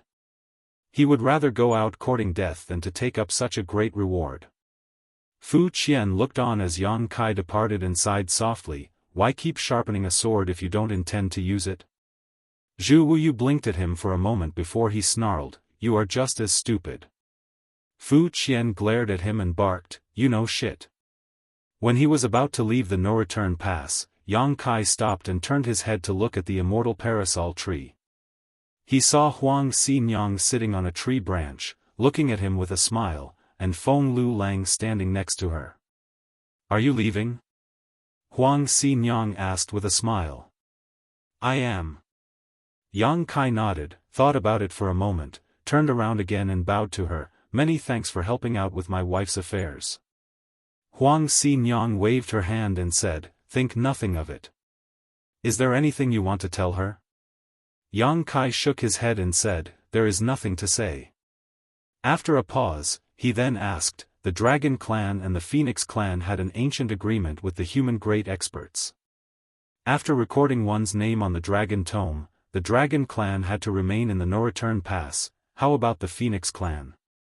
Huang Xianxia pursed her lips, patted the branch she was sitting on and said, "Once you have your own nest on the immortal parasol tree, you need to stay at the No Return Pass." Yang Kai nodded blankly. It seemed that both the Dragon Clan and Phoenix Clan had similar restrictions. For the Dragon Clan, even if one did not record their name on the Dragon Tome, he could still cultivate in the Dragon Pool. However, the same could not be said about the Phoenix Clan. If one wanted to cultivate with the Phoenix Clan, it required possessing their own phoenix nest. Now, Yang Kai understood that if Su Yen really came here, she would be restricted to the No Return Pass. Yang Kai cupped his fist and said, "I will take my leave now. If I come back, it will be a triumphant return." Huang Xianxia snickered, "Shameless boasting. Then, I'll wait for your good news." As soon as he finished, he dashed away and then a loud dragon roar could be heard from the distance. A golden light flashed brightly as the dragon pressure faded away. In the void, Yang Kai transformed into his 70,000-meter ancient dragon form. He did not do this to intentionally show off. The void was silent and no one would see even if he wanted to show off. He was overjoyed because he had gained so much during this trip to the Dragon Pool. His dragon body was only 35,000 meters when he first entered the Dragon Pool, but after emerging, it was 70,000 meters long. Not only did his size double, but his dragon vein and dragon bloodline had become completely pure, allowing him to transform into a true dragon. This dramatic increase in size meant a huge increase in strength. However, his small universe still only had the heritage of a 7th-order open heaven realm master. Thus, it would take time for Yang Kai to get used to this sudden surge in power.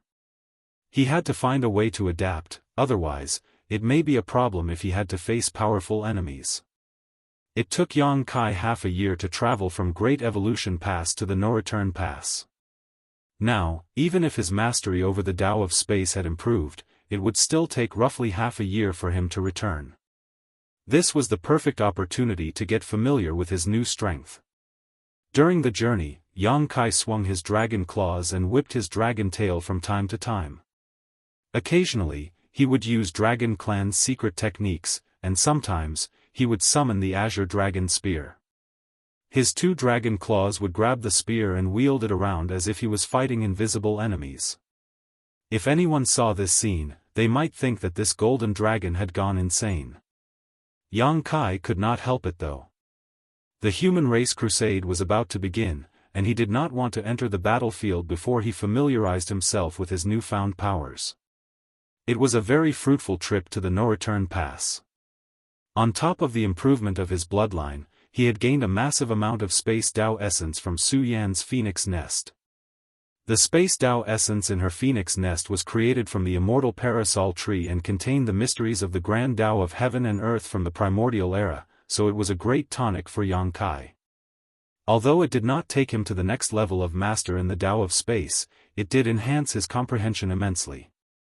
The main reason was that Yang Kai's own attainments in the Tao of Space were already very high, and it would be very difficult for him to ascend to the next level.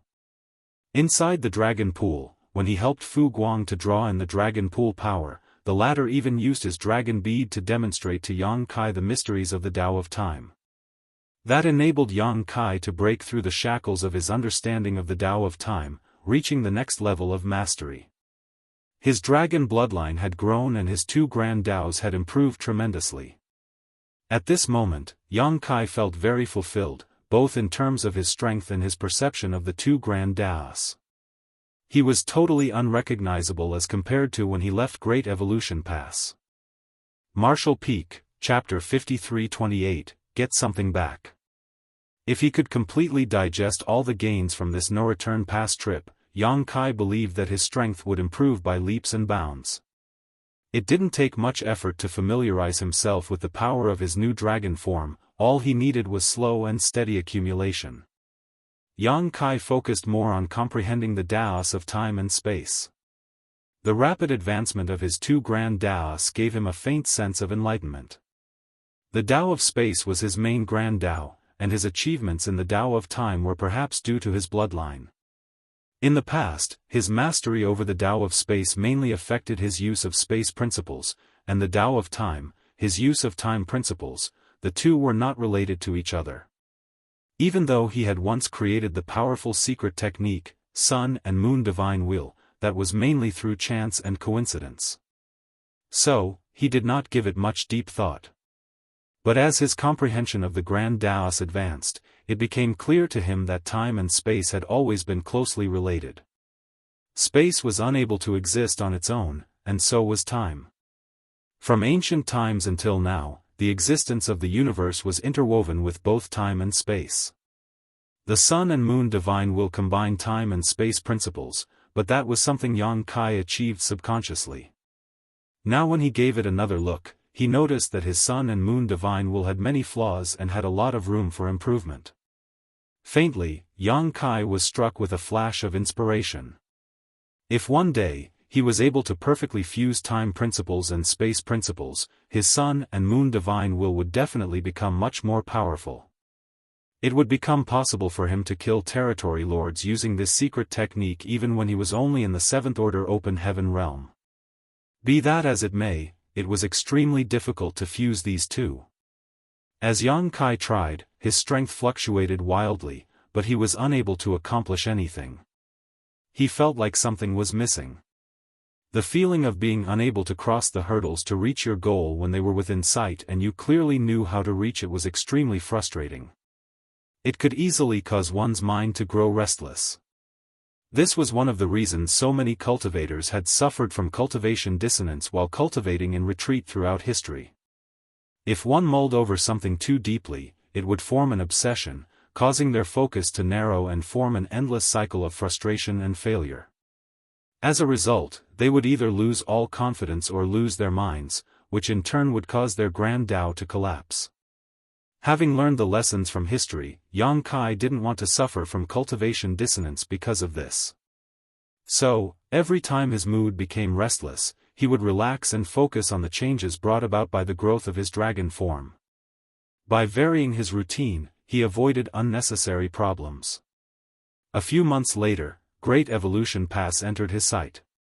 Yang Kai collected his thoughts and reverted from his dragon form. When he saw the dense figures stationed on the walls of Great Evolution Pass, he couldn't help but let out a sigh of relief. He was really afraid that if he returned too late, he would miss the crusade. From the looks of it, the crusade had yet to begin. After giving it another thought, he realized that it was not surprising. The round trip to the no-return pass cost him a year, and counting the time he had spent at the no-return pass, it should be just about 5 years since he left. The human race army should not be ready yet. Space principles fluctuated as he arrived in front of Great Evolution Pass in a few instantaneous movements. The soldiers on duty had long noticed the strange movements, but after seeing Yang Kai's face, they quickly let him pass. When he returned to Great Evolution Pass, he saw soldiers bustling around inside the pass, as if they were preparing for war. Yang Kai had no idea about what the situation in the other theaters was like, but if the crusade were to start right now, the Great Evolution Army would definitely be unstoppable. With the confidence gained from their previous victory over the Black Ink clan and the addition of the evil purging divine spears to their arsenal, it shouldn't be a problem for them to destroy the royal city. As for whether they could kill the royal lord or not, that would depend on the means of old ancestor Xiao and the other Eighth Order Open Heaven Realm Masters. Suddenly, a divine sense sweep surged from somewhere. Naturally, it belonged to none other than the old ancestor. As soon as the divine sense came in contact with him, it withdrew. Without any hesitation, Yang Kai flew away, following the source of the divine sense. A short while later, he arrived at the old ancestor's residence, where old ancestor Xiao was lazily lying on a chair inside her garden. She sized him up before asking, "How was your trip?" Yang Kai replied respectfully, "It was quite worthwhile. I gained a lot." Old ancestor Xiao slightly nodded as she teased him, "You didn't leave your name in the dragon tome?" Yang Kai was taken aback, "You know about the dragon tome?"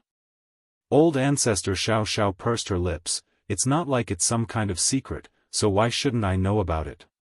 In truth, the only reason she knew about it was because she was a Ninth Order old ancestor. Ordinary humans would never have heard of the dragon tome. Even Yang Kai had only learned about it after visiting the no-return pass and completely purifying his bloodline. The dragon clan wanted me to record my name in the dragon tome, but this junior refused. Old ancestor Xiao casually nodded. If he really recorded his name in the dragon tome, it would be impossible for Yang Kai to return to Great Evolution Pass. Yang Kai suddenly furrowed his brow and asked, "Were you injured recently?" He had already noticed that old ancestor Xiao was a bit pale. He thought it was because her injuries had yet to heal, but after giving it a closer look, he noticed that something was off. Old ancestor Xiao's aura was clearly unstable. This could not be due to old injuries acting up. The only possibility was that old ancestor Xiao was injured recently. "I've been going to the royal city more frequently these days," old ancestor Xiao casually replied. Yang Kai was speechless. Why fight with the royal lord? Isn't harassing him enough? During the previous war, repeated battles had caused the royal lord's injuries to pile up, while old ancestor Xiao's frequent visits after the war ended prevented him from healing in peace. Old ancestor Xiao didn't need to fight with him, all she needed to do was disturb him from time to time, frustrating him, and eliminating any chance he had to recover.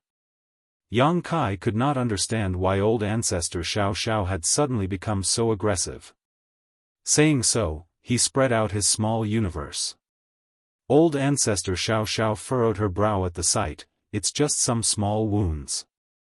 I'll be fine in a few days." Yang Kai shook his head and asserted, "You're the old ancestor, so this matter concerns the entire Great Evolution Army. It's more important for you to quickly recover." The old ancestor politely refused, "I know you're doing this out of goodwill, but I've spent a lot of time healing in your small universe. My recovery comes at the cost of its bustling world essence, which will have some negative impact on you." Yang Kai requested once more, smiling, "This junior understands, but such losses won't affect me too much. You should focus on healing yourself." Old ancestor Xiao glanced at him before sighing, no longer insisting. Suddenly, her expression changed, "Your small universe." Yang Kai explained with a smile, "My dragon bloodline was purified and my mastery over the Tao of time improved. Now, the flow of time in my small universe is faster than before." A faster flow of time made it easier for the old ancestor to heal her injuries. Old ancestor Xiao had lived there for hundreds of years inside of his small universe, so she naturally could sense the changes here. The old ancestor's injuries weren't too serious, and she had completely recovered after staying a few months in Yang Kai's small universe, while only a month had passed in the outside world. After recovering from her wounds, the old ancestor suddenly stood up, "Don't be in a hurry to leave, wait here for me." Saying so, she soared into the sky. Yang Kai quickly retracted his small universe as his face twitched slightly, staring in the direction the old ancestor had left. After recovering from her injuries, the old ancestor had gone to cause trouble for the royal lord once more, so it was no wonder she told Yang Kai not to leave. Apparently, he would have to help her heal from her injuries after she returned. As he had expected, the old ancestor returned in less than half a day later, but her condition greatly surprised Yang Kai. Although he couldn't find anything wrong with her appearance, Yang Kai could clearly feel that the old ancestor's injuries were much more serious than last time. Needless to say, he quickly spread his small universe and let the old ancestor enter to heal. After a few more months, when the old ancestor had completely recovered, she left the pass once more. The old ancestor returned after half a day again, and this time her face was pale and there were traces of dried blood stains on her clothes. After repeating this process several times, each time, old ancestor Xiao was injured more severely. When the old ancestor returned from her fifth excursion, Yang Kai finally couldn't bear it any longer and persuaded, "Old ancestor, there's no need to rush. The crusade is imminent. At that time, we'll first cut his wings and then, with the cooperation of the 8th Order Division commanders, we can slowly take care of the Royal Lord." Yang Kai really could not understand what the old ancestor was trying to achieve. Although he helped her mend her injuries and the Royal Lord was now even more heavily injured, the Royal Lord could rely on the power of the Black Ink Nest to empower himself. Fighting alone in the royal city wasn't beneficial to the old ancestor. Old ancestor Xiao gave him the feeling as if she wanted to quickly finish off the Royal Lord. Hearing this, old ancestor Xiao bitterly smiled, "It's not what you think. I have my reasons." Yang Kai was confused. As if she felt a little apologetic, old ancestor Xiao explained with a smile, "I'm not trying to kill that royal lord. His injuries might be quite serious, but it would be quite difficult for me to kill him without the cooperation of the army. I've been going over to visit him only because I want to get something back from him." "What is it?" Yang Kai was taken aback. Does the royal have something that belongs to the old ancestor? Could it be that she had lost it while fighting with him last time? But that should be impossible. With the old ancestor's cultivation, how could the royal lord have secretly snatched something from her? Old ancestor Xiao was silent for a moment, seemingly hesitating about whether or not to tell Yang Kai about this, but in the end, she still chose to give him the answer, "Every great pass is a huge mobile palace artifact, you should know this." Yang Kai nodded his agreement. This was something he had learned when he first laid eyes on Blue Sky Pass. However, despite being a type of mobile palace artifact, the great passes were simply too large and difficult to control. Even the old ancestors overseeing each great pass were unable to control them freely despite their fearsome strength. Every great pass has its own core, and with the help of that core, the Ninth Order old ancestors can control their respective great passes. With the assistance of others, a mobile palace artifact like the Great Pass can also be used to attack the enemy. The core is similar to an array core of a grand array. The Great Pass is nothing without its core, just a giant, immobile fortress. The Great Pass can't be used for anything other than for defense in such a state, but if you have its core, the Great Pass can really be used as a mobile palace artifact. Unfortunately, the core of the Great Evolution Pass has been lost. If I'm right, it should have fallen into the hands of the Royal Lord, so I must retrieve it. Yang Kai was dumbfounded. Judging by the old ancestors' words, if they had the core, Great Evolution Pass wouldn't have to remain in place and could instead be brought to the royal city at some cost. At that time, how could the royal city possibly resist the powerful Great Evolution Pass? Even if all they did was charge right at the royal city, the Great Pass would easily smash the royal city. However, the core of Great Evolution Pass had been lost, and without it, Great Evolution Pass could not move. After giving it another thought, Yang Kai did not find it strange. Great Evolution Pass was in the possession of the Black Ink clan for 30,000 years. Although they had recovered it now, why would the Black Ink clan leave behind such an important thing? It was very likely that it had been taken away long ago. This was the reason why old ancestor Xiao had been frequently haunting the royal lord. With the crusade approaching, if Great Evolution Pass didn't have its core, they wouldn't be able to mobilize the pass. This would make it impossible for them to coordinate with the other Great Passes. So no matter what, she had to retrieve the core of Great Evolution Pass. Martial Peak, Chapter 53-29, Only One Possibility. Hearing this, Yang Kai frowned. Since the core is so important, the Black Ink clan must have also realized it already, so why would they return it just like that? Old ancestor Xiao let out a long sigh. The Black Ink clan definitely wouldn't return something so important to the human race. If she was the royal lord, she would rather destroy the core than let the humans take it back. This was also the reason why she had been attacking the royal lord so frequently as of late, only to return empty-handed. Can't we refine another one? Yang Kai asked. Clearly, there was no hope of getting it back, and old ancestor Xiao must also know this, but she was just doing what she could while leaving the rest up to the heavens. Old ancestor Xiao shook her head. The core is an ancient artifact and the method to refine it has long been lost in the annals of history. Although the artifact refining great-grandmasters in the past have been researching the problem, they haven't found any clues as of yet.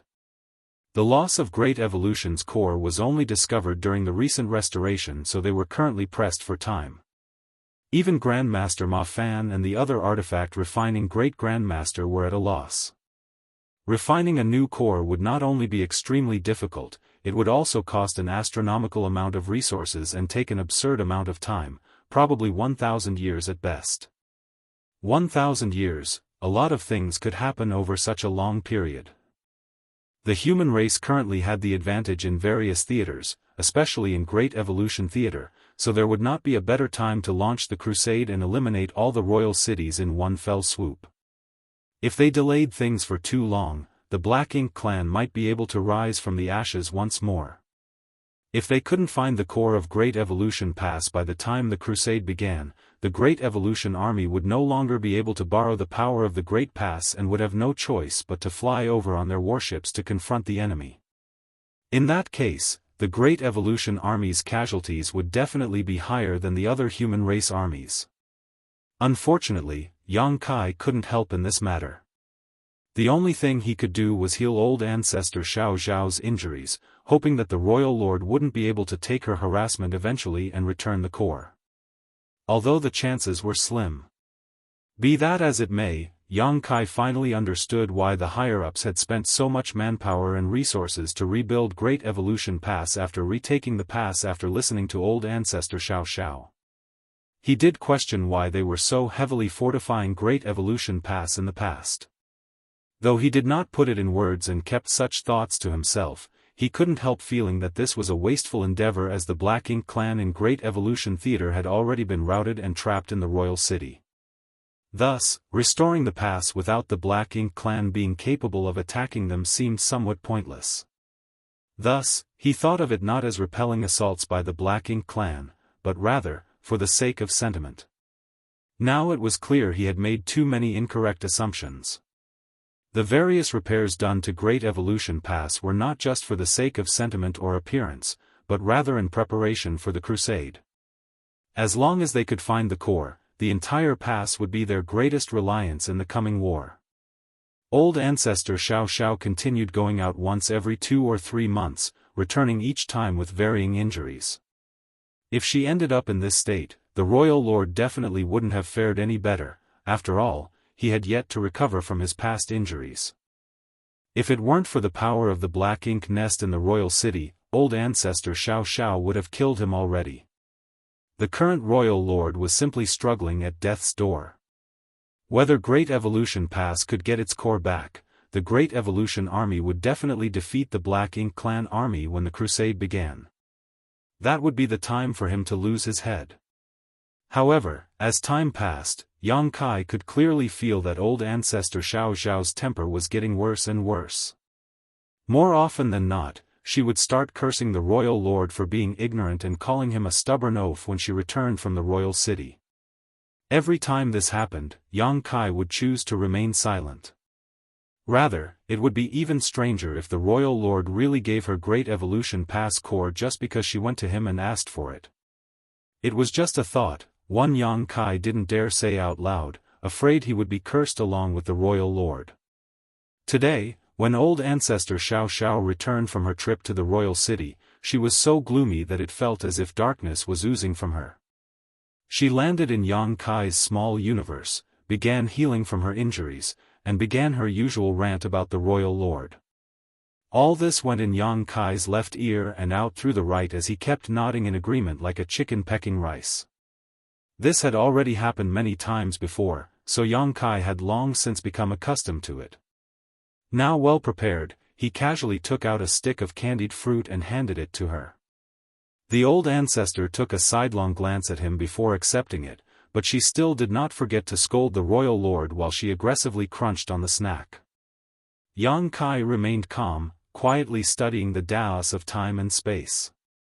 Suddenly, Yang Kai raised his head, looking at Old Ancestor Xiaoxiao. The old ancestor was just about to unleash another barrage of curses, but when she noticed his unusual movement, she furrowed her brow and asked, "What is it?" Yang Kai asked, "Old Ancestor, you said that the royal lord keeps denying that he took Great Evolution Pass core, yes?" This was not the first time the old ancestor had mentioned this, but Yang Kai had never taken it seriously. After all, there was nothing he could do to help in this situation except aid the old ancestor with her recovery. While the old ancestor was recuperating, most of Yang Kai's attention was focused on comprehending the Tao of time and the Tao of space to improve in the short peaceful time he had on hand.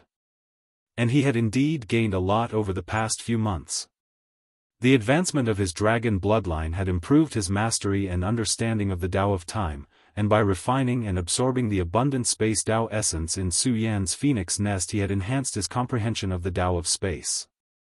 When the old ancestor mentioned this matter again just now though, Yang Kai suddenly realized that he had overlooked something very important.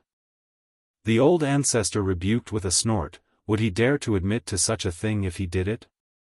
Yang Kai pondered for a moment before asking, if Great Evolution's core was still there when the Black Ink clan occupied Great Evolution Pass, would the Black Ink clan be able to use it? The old ancestor explained, although Great Evolution Pass was created by humans, in the end, it's just a giant mobile palace artifact, so with sufficient energy anyone can control it.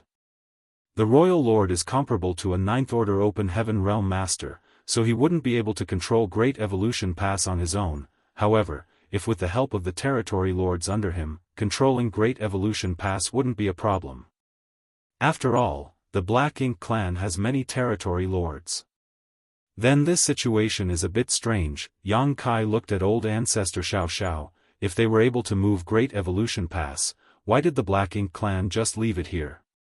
If I were the royal lord, would have brought Great Evolution Pass back to the vicinity of the royal city to act as another fortified base of operation.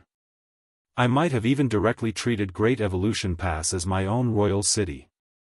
The Black Ink clan royal cities were nowhere near as sturdy as the human race's great passes. By making such a pass into his royal city, the royal lord would never need to worry about the humans taking it back, which would give him a huge boost in security and face. He believed that no royal lord could resist this temptation. The old ancestor slightly frowned. Actually, I've also been wondering about this issue as well. Yang Kai's eyes slightly lit up. Great Evolution Pass core really may not be in the hands of the Black Ink clan. The old ancestor shook her head, denying the possibility, but if the core is not in the hands of the Black Ink clan, where could it be? Could it have been destroyed? Yang Kai asked. Back then, the old ancestor of Great Evolution Pass died in battle. Perhaps someone felt that the situation was dire enough for the humans that they decided to destroy the core rather than let it fall into enemy hands. At a time of crisis, something as important as the core would definitely be destroyed rather than left behind. While that's possible, it's not very likely. Every Great Pass core is extremely sturdy, so only a Ninth Order Open Heaven Realm Master could destroy it. When Great Evolution Pass fell, there was only one old ancestor here, and at that time, he should have been fighting with the two royal lords, so how could he have had time to destroy the core? Then there's only one possibility, Yang Kai stated as he put away his small universe and beckoned her. Old ancestor, please follow me. Old ancestor Xiao Zhao's face was filled with confusion. Nonetheless, she quickly chased after him, asking, "What are you thinking?" Yang Kai shook his head, stating, "I'm not certain, but we'll know after giving it a try." Old ancestor, please wait patiently. Xiao Xiao didn't pursue the matter any further. Soon, the two arrived at Great Evolution Space Array Hall. When the soldiers on duty saw the old ancestor arrive, they quickly stepped forward and bowed. One of the soldiers asked, "Does the old ancestor want to go to another Great Pass?" Old ancestor Xiao Xiao shook her head and pointed at Yang Kai. "It's his business, you should ask him." The man nodded and turned to Yang Kai. "Where is junior brother Yang going?" Yang Kai thought for a moment before stating, "I'll have to trouble senior brothers to activate the hyperspace array." The guards immediately started getting everything set up. Old ancestor Xiao Xiao asked, furrowing her brow, "Do you suspect that when Great Evolution Pass was breached, someone sent the core to another Great Pass using the space array?" Yang Kai nodded. "If the core is not in the hands of the Black Ink clan, and it has not been destroyed, then that is the only possibility left. After all, they did not outright destroy the space array, believing that the humans' race would come back one day to retake the pass. No one knew what had happened 30,000 years ago. After all, on the day Great Evolution Pass fell, except for those who had been captured, almost everyone, from the old ancestors to the ordinary soldiers, was wiped out. However, just as Yang Kai had said, if the core was not in the hands of the Black Ink clan and was not destroyed, the only way to send it away was through the space array. Perhaps on that day, someone had stepped through this space array, shouldering the heavy responsibility of preserving Great Evolution Pass core. If it really was sent to another Great Pass, why would that Great Pass not report it? Old ancestor Xiao Xiao shook her head in response. Yang Kai answered with a smile, "If they don't know, how can they report it?" Old ancestor Xiao Xiao was confused. At this moment, the guard on duty stated, "Junior brother Yang, everything is set. Where should we set the location?" Yang Kai stated without hesitation, "Wind and Cloud Pass." Saying so, he stepped onto the array. The space array hummed and energy surged as the lines of the array flashed, enveloping Yang Kai's figure in a dazzling glow. By the time the light disappeared, Yang Kai was nowhere to be seen. At the same time, inside Wind and Cloud Pass Space Array Hall lit up. The guards promptly reported the situation, while searching for the source of the disturbance. Soon, they found out that it was someone arriving from Great Evolution Pass. A moment later, Yang Kai's figure appeared on the space array. "Junior brother Yang." A seventh-order open heaven realm master cupped his fist and greeted Yang Kai. The last time Yang Kai came here, he was also on duty, so he immediately recognized Yang Kai. Yang Kai returned the greeting, "Greetings, senior brother." The seventh-order master asked, "What business does junior brother Yang have here?" Under normal circumstances, very few people would travel between the Great Passes, because each teleportation would consume a massive amount of resources. If it was just information that needed to be shared, then a jade slip would be sufficient. The evil-purging divine spears, purifying black ink pills, and even the refining method of the void yin-yang mirrors were all shared with other Great Passes by sending out jade slips. It had to be something very important for Yang Kai to teleport here in person. Yang Kai stated outright, "There are indeed some things I need to discuss. May I ask which army commander is free right now? I would like to ask them about something." The Seventh Order guard agreed with a nod. "Junior brother, please wait a moment, allow me." Before this person could finish, a voice came from outside, "What's the matter?" The moment the voice rang in everyone's ear, a figure stepped into the hall. Everyone quickly bowed. Yang Kai looked over and saw an old acquaintance, Wind and Cloud Pass Eastern Army Commander, Yuan Xinggu. Martial Peak, Chapter 5330, 30,000 years ago. The last time Yang Kai came here, it was this army commander who took him to meet Wind and Cloud Pass Old Ancestor. "Greetings, Senior Yuan," Yang Kai bowed. Yuan Xinggu lightly nodded in response before solemnly asking, "What did you come here for?" Any time someone traveled between the passes, it was accompanied by a major event. So, he immediately rushed over after receiving this news. Yang Kai replied, "I have something I want to ask you." "Speak." When Great Evolution Pass was breached 30,000 years ago, did anything unusual happen with Wind and Cloud Pass Space Array? 30,000 years ago, Yuan Xinggu was speechless. This Yuan only arrived at Wind and Cloud Pass 10,000 years ago. How could he know anything about what had happened 30,000 years ago? It was too long ago. In fact, he wasn't even born 30,000 years ago. Is there anyone alive from 30,000 years ago in the pass? There is, but they won't necessarily know about this. Everyone had their own duties they were assigned to. Apart from the person guarding it at the time, it was unlikely anyone else would know anything about the matters of the space array. After a moment of silence, Yuan Xinggu asked, "Is this important?" Yang Kai earnestly nodded, "It is of critical importance." Yuan Xinggu turned around and stated, "Follow me, I'll take you to the old ancestor." There was no point in asking others about this.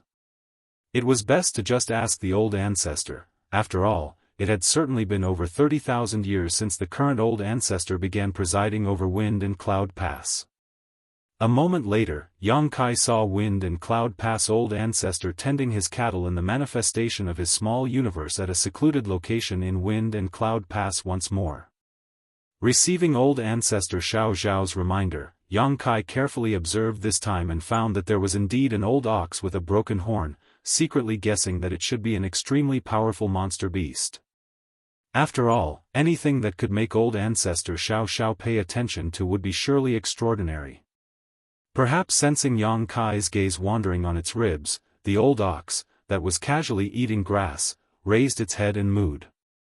Yuan Xinggu stepped forward and whispered a few words to the old ancestor, who nodded and asked, looking at Yang Kai, "Why do you suddenly want to inquire about what happened 30,000 years ago?"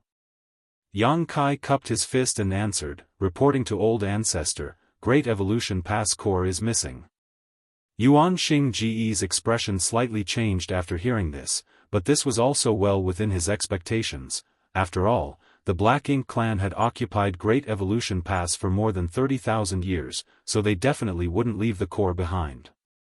Be that as it may, what he could not understand was what the loss of the core had to do with Wind and Cloud Pass Space Array 30,000 years ago.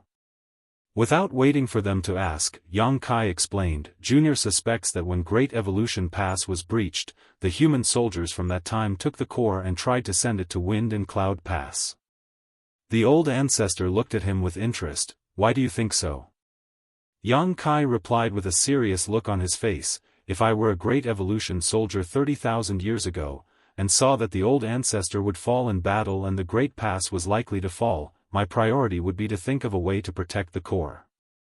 And if I wanted to protect it, the only way to do so would be to send it to a nearby great pass via the space array. The old ancestor nodded in agreement. That makes sense. Continue. The passes adjacent to Great Evolution Pass are Wind and Cloud Pass, and Azure Void Pass. At that time, the situation would have been urgent, so they would have definitely chosen one of these two. Then why Wind and Cloud Pass and not Azure Void Pass? Yang Kai explained, after recovering Great Evolution Pass, this junior managed to repair Great Evolution Pass hyperspace array, but during the final tests, something went wrong when I tried to teleport to Wind and Cloud Pass. Something was interfering with the space array, preventing a smooth connection from being established between the two passes. I had no choice but to enter the void corridor and break through the interference personally, allowing the space array to function smoothly. Senior Yuan should know about this. The nearby Yuan Xinggu lightly nodded in agreement. That day, when Great Evolution Pass space array connected to this place, a portal had opened, but nothing came through from the other side. It was only after waiting for a very long time that Yang Kai finally arrived.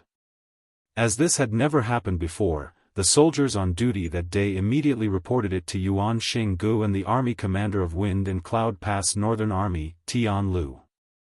Eventually, Yang Kai did arrive, solving the mystery. Back then, Yang Kai was unable to understand what went wrong with the teleportation. Although he had transited the entire void corridor to investigate, he was still unable to find the reason.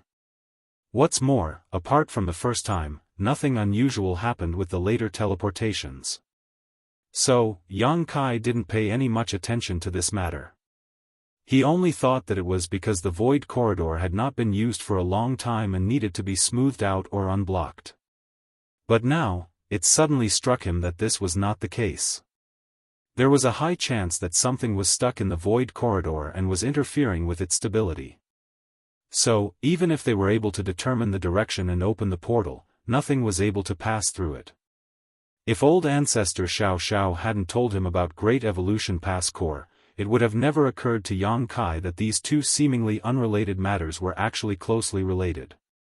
Obviously, the old ancestor understood this and asked, so you suspect that Great Evolution Pass core was lost in the void crack and the power it gave off was interfering with the passage between the two passes?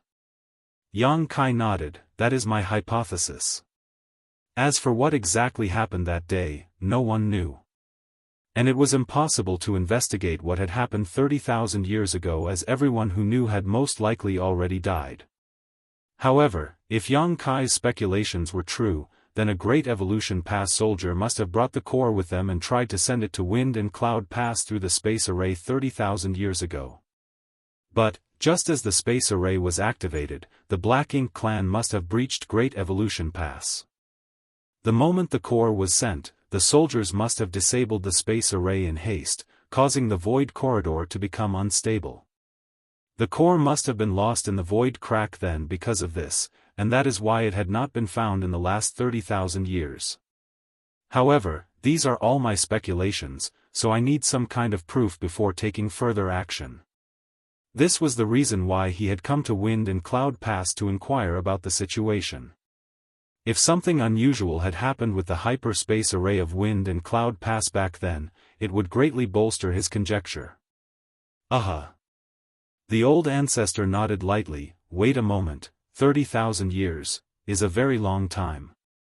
Even a master like the old ancestor might not be able to recall what happened so long ago.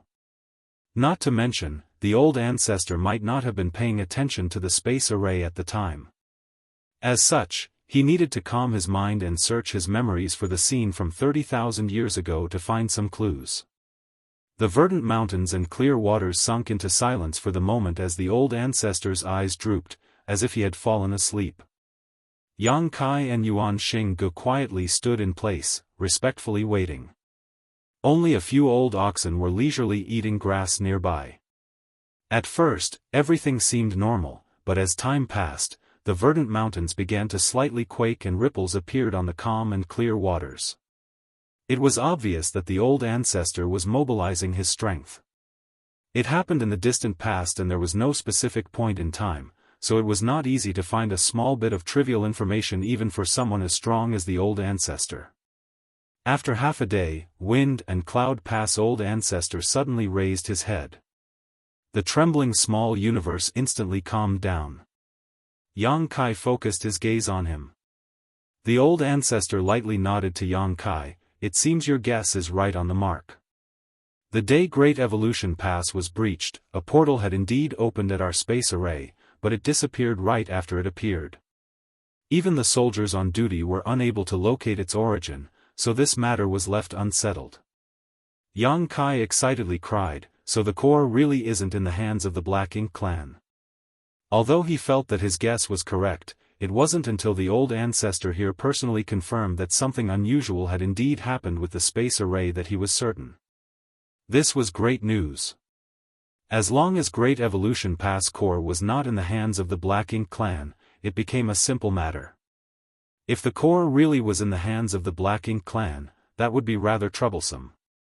Although old ancestor Xiao had been pressuring the Royal Lord, why would the Royal Lord easily compromise?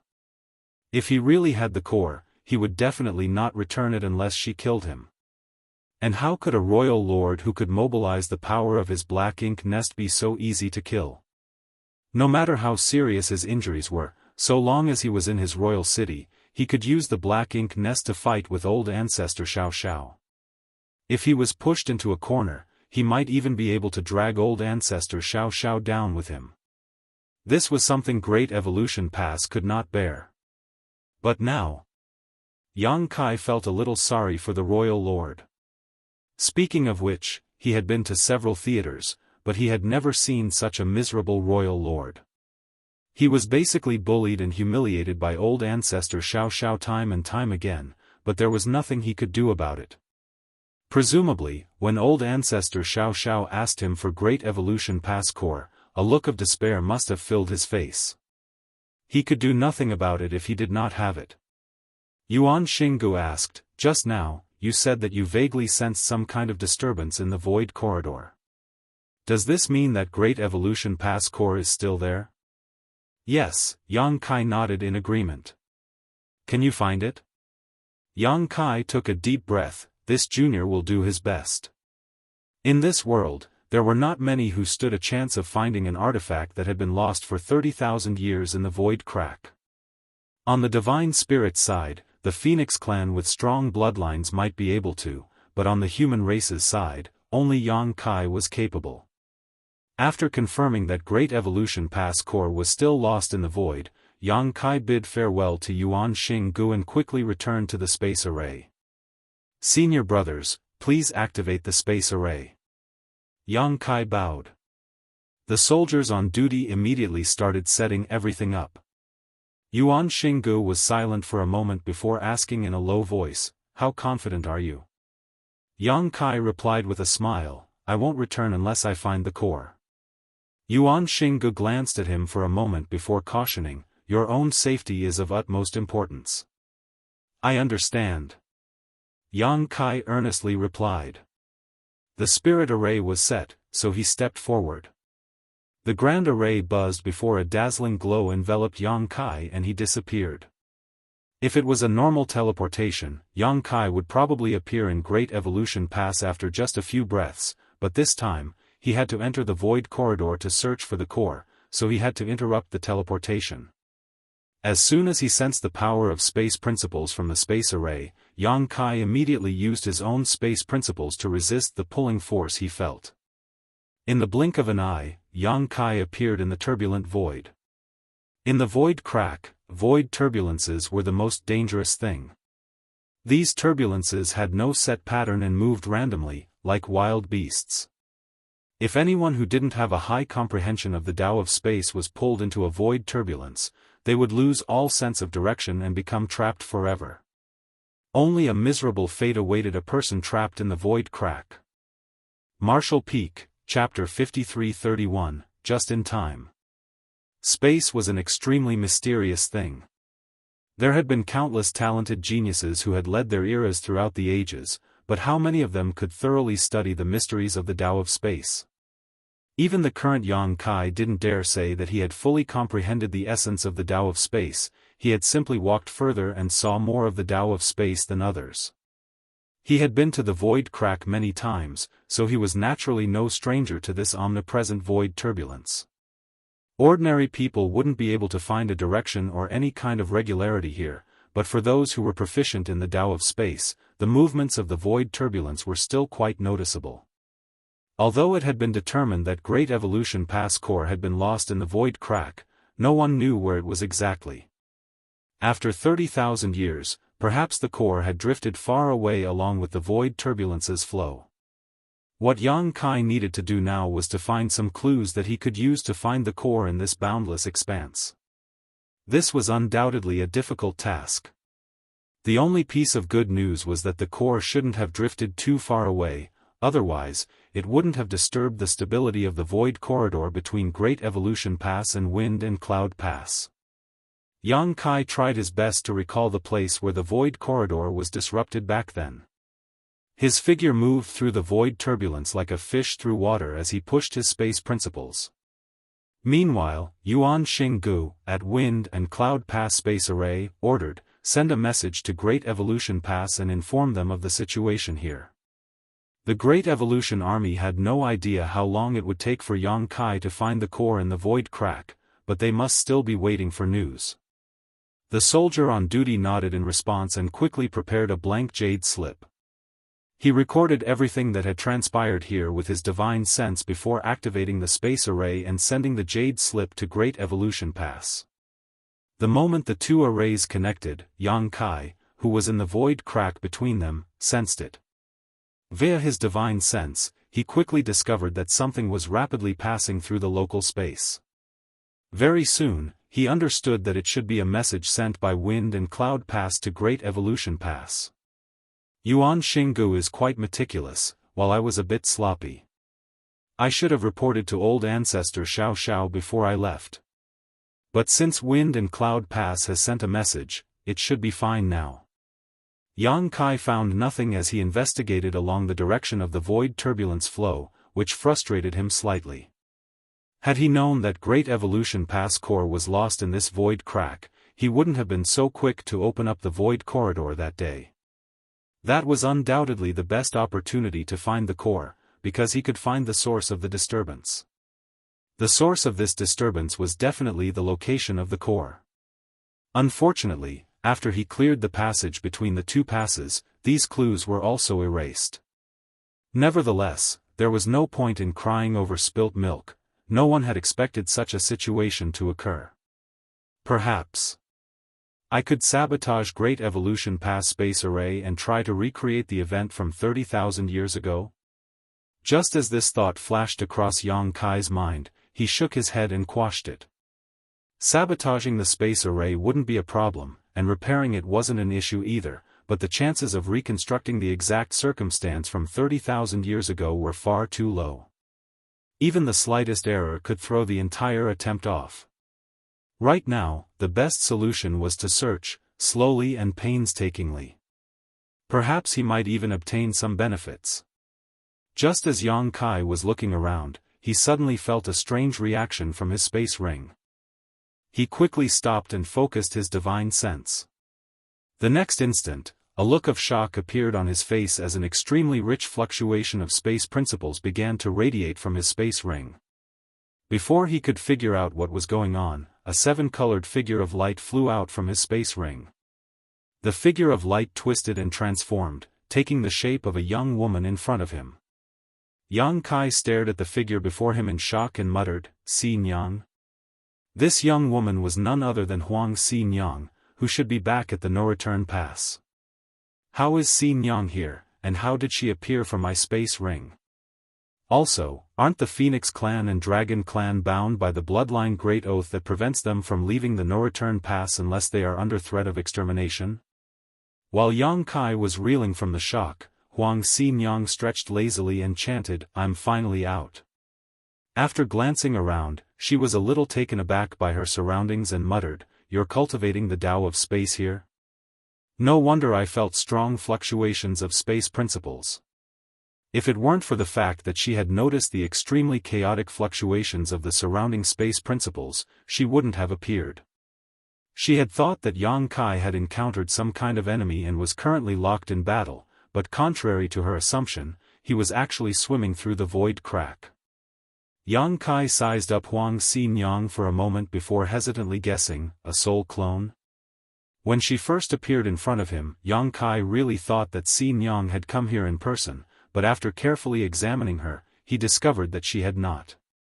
This should be a type of soul clone because the Huang Xianxia in front of him wasn't as powerful as he had seen before.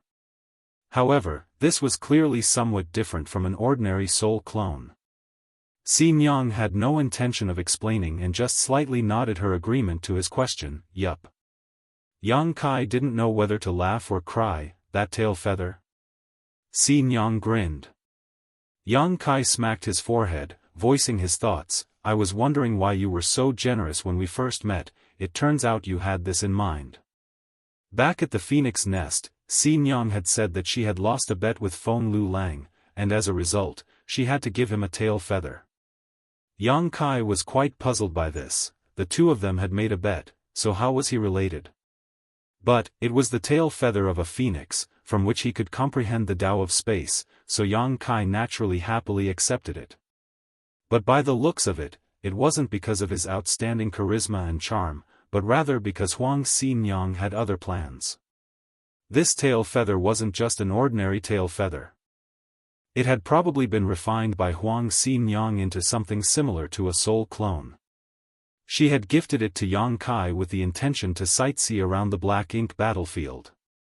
Xianxia really liked to join in on the fun, but unfortunately, she couldn't leave the no-return pass, nor did the Black Ink clan come attacking, so she spent her days in her Phoenix Nest, bored to death.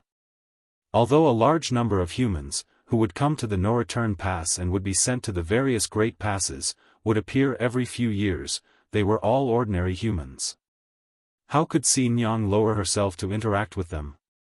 Yang Kai, on the other hand, was different. He was partially a dragon at that time. So, giving him a tail feather was no big deal.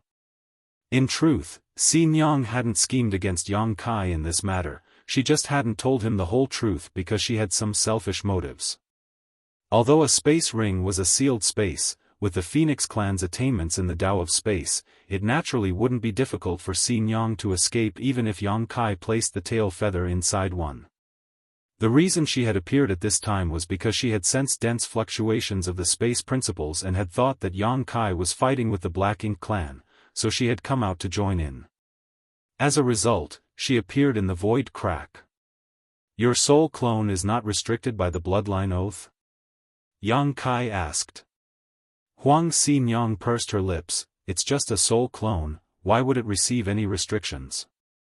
It's not a big deal if my main body doesn't leave the no-return pass." Yang Kai just nodded along in response. "What are you doing in such a place?" Huang Xianxia looked around, and when she saw nothing but void turbulence, disappointment filled her face. Although her tail feather was similar to a soul clone, it wasn't really one, so she couldn't maintain this state indefinitely. At most, she could only manifest around 3 times before it became ineffective.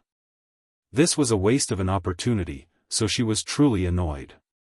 Yang Kai, on the other hand, was overjoyed. "Xianxia, you came just in time.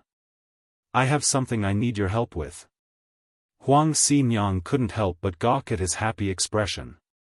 After Yang Kai explained the situation, Huang Xianxia nodded, "Understood. Since that's the case, let's split up and search." Saying so, her figure flickered as she transformed into a 7-colored streak of light and disappeared into the void turbulence. Yang Kai watched in amazement. Although his mastery of the Tao of space had reached an extremely high level and he had no problem traversing through this turbulent void, Huang Xianxia was a phoenix with an innate bloodline talent for the Tao of space, allowing her to literally feel at home in this kind of environment. He couldn't repeat the same feat. This had nothing to do with mastery. If he could be considered a person who had practiced and mastered the art of swimming, then Wang Lin and the other phoenixes would be fish born in the ocean. Be that as it may, if he were to think about it from a different perspective, he had his own advantages. Although their bloodline talent was indeed powerful and beneficial, it was also set in stone with predefined limits. This was also why the Phoenix clan was unable to repair the damaged universe temples. The human race had made many innovations and come up with a lot of applications for the Tao of space, something the Phoenix clan couldn't compare to. In any case, it should not be a problem to find the Great Evolution Pass core with the help of Wang Lin. As for how she would inform him after finding it, that was something Yang Kai was not worried about. The advantages the Phoenix clan could display here were beyond his reach. Since Xinjiang had left so quickly, she definitely had a way to find him again. Keeping his thoughts to himself, Yang Kai also shuttled through the void turbulence and began carefully searching. Unfortunately, he didn't find anything, until he sensed a strange movement in the void near him at some point. Yang Kai focused his senses to investigate and found that a seven-colored beam of light was rapidly approaching him through the void turbulence. "I don't know if it's what you're looking for, but there's something strange over there," Wang Lin reported before turning around and leading the way. Yang Kai quickly chased after her. A moment later, the two stopped somewhere in the void crack, staring at the strange scene before their eyes. Yang Kai became slightly absent-minded at the sight of this. He had traveled through the void crack many times, but he had never seen anything like this. The void turbulence had almost solidified into a sphere-like object. Even now, more turbulence was still being pulled in from the surroundings and merging with this anomaly, slowly enlarging the sphere. Who knows how long it had existed for it to reach its current size? "Is this what you're looking for?" Wang Lin asked. Yang Kai shook his head. "I'm not sure, but it might be." There was nothing else in this void crack apart from this strange thing. Furthermore, the surrounding void turbulence was extremely chaotic because of this object, so it was quite possible that it had disturbed the void corridor before. Wang Lin looked at it for a moment before replying, "It's going to be a bit difficult to deal with this." Yang Kai humbly asked, "Can you take it out directly?" Wang Lin shook her head. "This thing is formed from an immense amount of void turbulence. Even if you could force it open, once the structure is disturbed, the flow around here will surely become extremely violent and chaotic, to the point where this section of the void crack will be torn to pieces and scatter about randomly." Yang Kai nodded his agreement. "Then we'll have to slowly peel it open."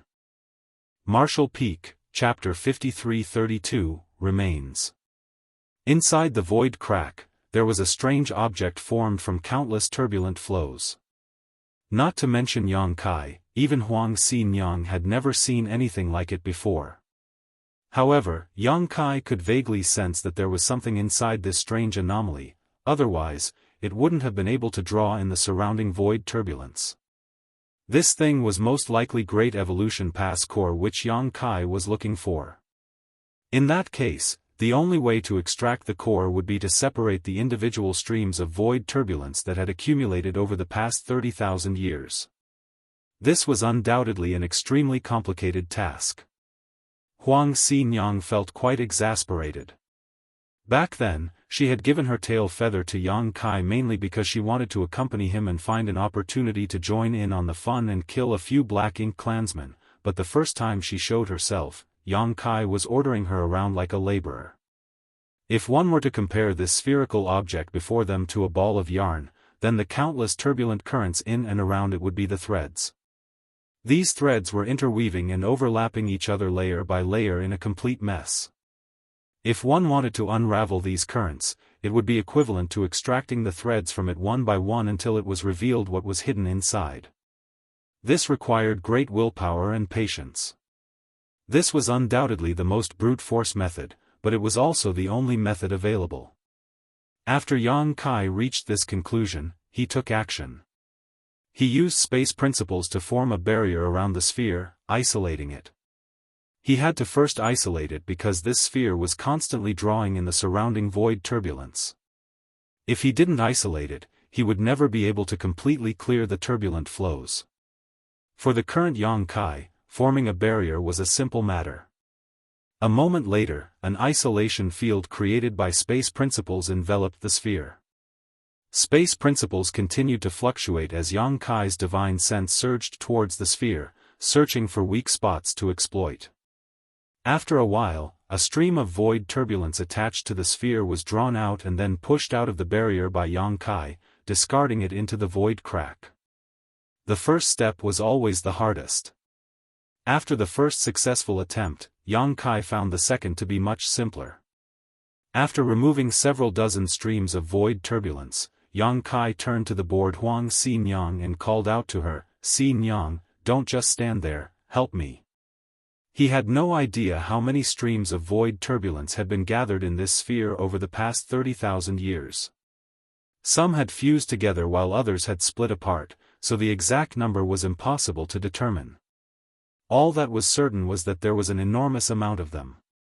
It would take him a lot of time and effort if he were to try to separate them all by himself.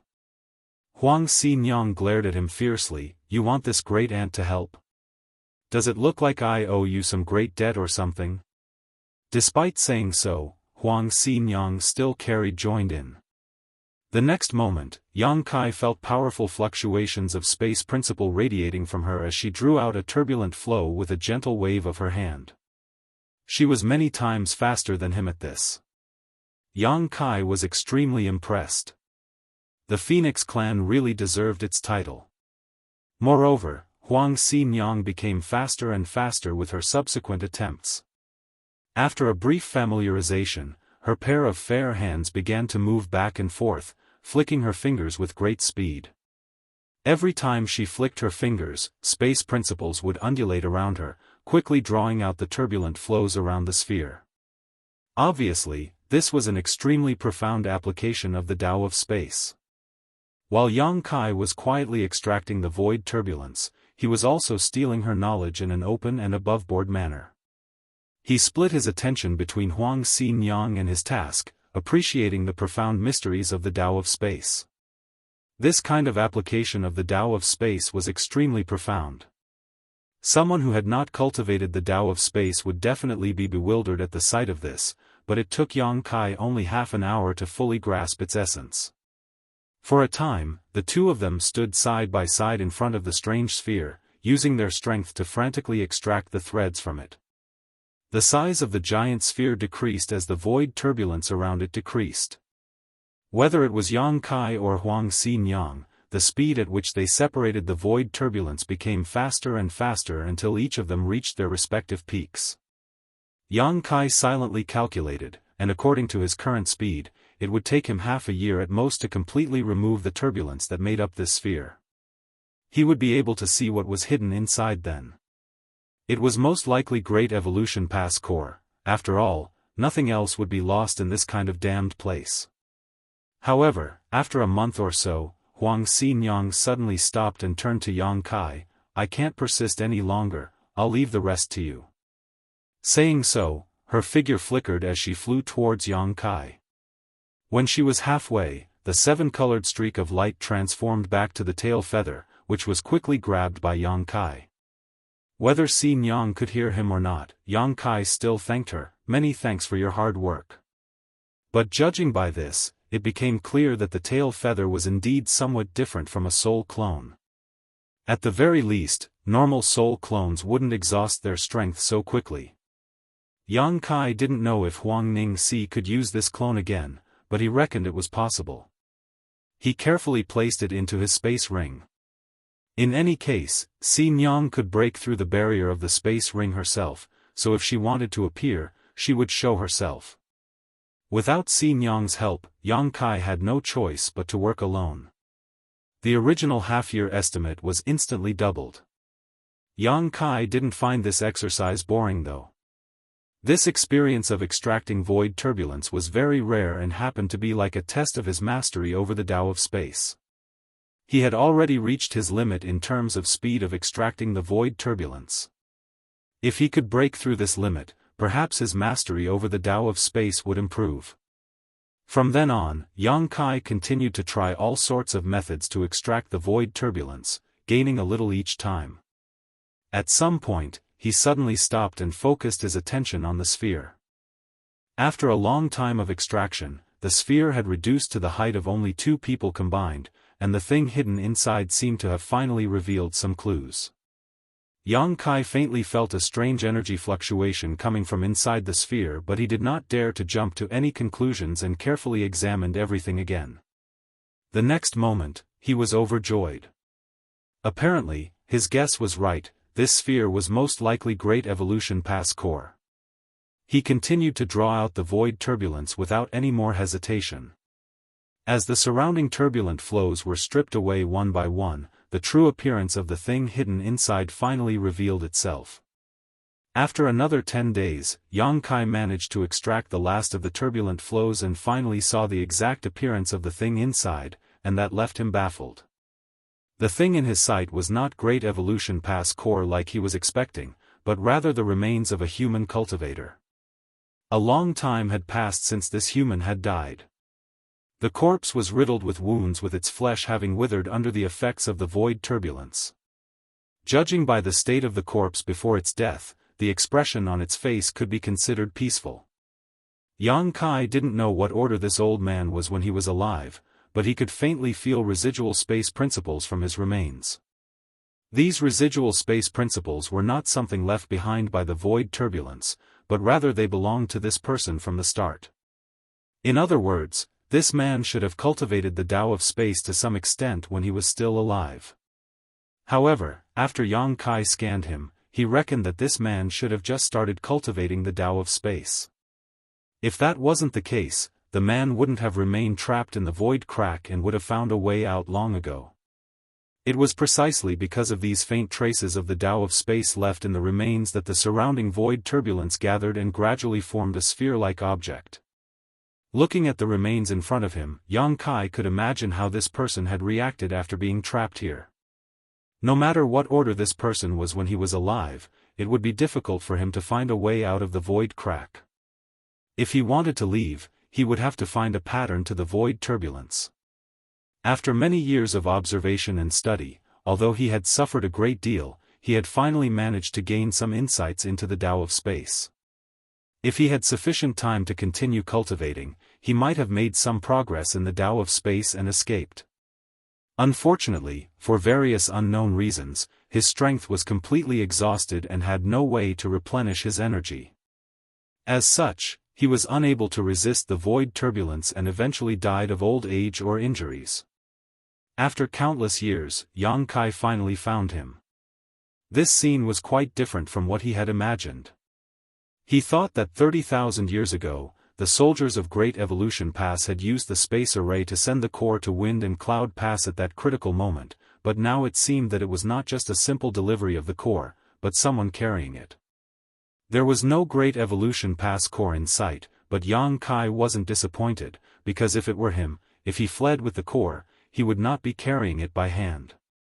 It must have been stored in this man's small universe or space ring. As the man was already dead, his small universe had certainly collapsed. No matter what the small universe had inside of it, it would have been destroyed. Yang Kai turned his focus to the space ring on this man's right hand. He bowed to the corpse before approaching it and removing the space ring. When he scanned it with his divine sense, he discovered that all the restrictions on this space ring had been removed in advance. In other words, anyone who obtained this space ring would be able to easily retrieve its contents. The removal of the restrictions should have been done by this senior before his death. Even though he was in a desperate situation and about to die, he still firmly believed that someone would someday find him and retrieve the thing he had hidden. Thinking so, he could not leave behind any restrictions on his space ring, because if he did, it would only cause trouble for those who came to retrieve it in the future. If the space ring was destroyed while trying to remove the restrictions, its contents would be lost. Yang Kai used his divine sense to investigate the contents of the space ring. The large space inside was empty, which was a given as this man must have used up everything he could while he was trapped here. Inside the space ring, there was only an identity token and a few artifacts. What caught Yang Kai's attention though was a sparkling, translucent white jade tree. Yang Kai slightly furrowed his brow. He didn't sense anything special about this white jade tree. It looked like an ornamental artifact. Is this great evolution pass core? If not, where is the core? He didn't touch the small tree. After all, this place wasn't safe. If the jade tree was really great evolution pass core, it wasn't suitable to be taken out here. Yang Kai took out the identity token and checked it for a moment before a sigh escaped his lips. Martial Peak, Chapter 53-33, It's the Core. Although 30,000 years had passed, the identity token of the various great passes of the human race hadn't changed much. That's why, when Yang Kai saw this identity token, he knew that it belonged to a 7th Order Open Heaven Realm Master. Because he also had such a token. The identity token contained information about the other party, but unfortunately, even this information had become incomplete under the erosion of time. All Yang Kai could make out was his surname and middle name, which was Zhao and Yi respectively. As for the given name, he could not make it out. It was truly a pity. Countless people had sacrificed their lives on the black ink battlefield, leaving only their names behind on the Monument of Heroes. As for this senior Zhao, he might not even be able to leave his full name behind. This was quite a terrible era. Generation after generation, heroes of the 3,000 worlds laid down their lives on the black ink battlefield. But it was quite a wonderful era too. Despite countless sacrifices, people kept stepping forward to take the place of the fallen, rising to fight one after another. It was not that they were not afraid of death. They had finally reached the open heaven realm after painstakingly cultivating for so many years, and their lifespans were extremely long, so who wouldn't want to live a little longer? Be that as it may, people kept vehemently offering up everything they had for the sake of the human race. The peace of the 3,000 worlds had been forged with the blood and lives of these heroes, despite more than 99% of the people there being completely unaware of the Black Ink clan's existence. After bowing once more, Yang Kai put away the space ring and collected the remains of this senior Zhao before turning around and flying away. Finding his way back was a simple matter for him, and he quickly found the right direction and flew straight through the void crack. A few days later, at Great Evolution Pass Space Array, the soldiers on duty were staring at the space array with rapt attention. Not just them, but even old ancestor Xiao was waiting here. It had been almost a year since Yang Kai had traveled to Wind and Cloud Pass using the hyperspace array. Soon after, Wind and Cloud Pass had sent a message to inform of the situation. Therefore, old ancestor Xiao knew that Yang Kai was searching for Great Evolution Pass core in the void crack right now. But whether or not he could find it, or even if Great Evolution Pass core was really lost in the void crack, was still speculative. All the Great Evolution Army could do now was wait. At the same time, they also hoped that Yang Kai's guess was correct, otherwise, the loss of the core would be extremely detrimental to the upcoming crusade. At some point, the space array suddenly began to hum and it lit up as a portal slowly appeared. Old ancestor Xiao, who was watching closely, suddenly narrowed her eyes. The soldiers on duty also hurriedly started moving to locate the source of the transmission. But before they could figure out what was happening, a pair of hands suddenly emerged from the portal. A mysterious force surged out from those hands as they fiercely pulled apart from each other, forcefully tearing open the portal which had yet to fully take form. The next moment, Yang Kai's figure leapt out of the portal and breathed a long sigh of relief. Although he was proficient in the Tao of space, staying in the void crack for an extended period was anything but pleasant. The feeling of emptiness and chaos would make anyone feel anxious. Sensing old ancestor Xiao's, Yang Kai quickly walked towards her. "Well?" Old ancestor Xiao asked. "I found something." While speaking, Yang Kai handed over the space ring to the old ancestor and at the same time took out senior Zhao's remains. The old ancestor's eyes turned slightly dim when she first laid eyes on the corpse. Only after a moment did she finally examine the contents of the space ring. Soon, she too let out a long sigh of relief. Seeing this, Yang Kai asked in a low voice, "Is it the core?" Xiao nodded her affirmation, "It's the core." Yang Kai was finally able to relax. He was really afraid that the white jade tree was not Great Evolution Pass core. If it wasn't, this trip would have been in vain. Is this the soldier who left Great Evolution Pass with the core that day? Old Ancestor Xiao asked, looking at the remains. Yang Kai nodded, yes. Yang Kai hadn't carefully examined the remains back in the void crack, but now that he had taken them out, he found that there was a huge wound on its back, deep enough to see bone. Even after so many years, it showed no signs of healing. It was easy to imagine that when Great Evolution Pass was about to be breached, this man surnamed Zhao must have taken the core and stepped into the space array, preparing to send it to Wind and Cloud Pass. But the moment the hyperspace array was activated, the Black Ink clan must have broken through. The soldiers there had to stop the space array from operating, which caused the transmission to go awry, and severely injured him in the process. With the transmission cut off, Senior Zhao was lost in the void crack for countless years before finally succumbing to his injuries.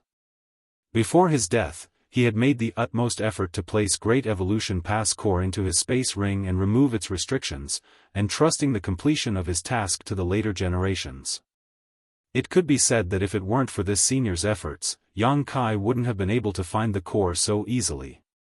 This was a mission handed down 30,000 years ago. "Bury him with full honors," Old Ancestor Xiao ordered. Yang Kai agreed with a nod, of course. Since the core had been found, Yang Kai didn't need to worry about the rest.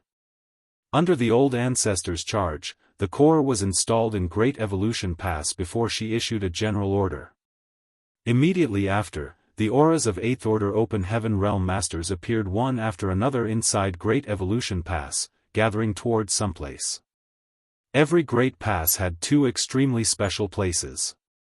One was the Monument of Heroes, which recorded the names of generations of fallen heroes who died in battle.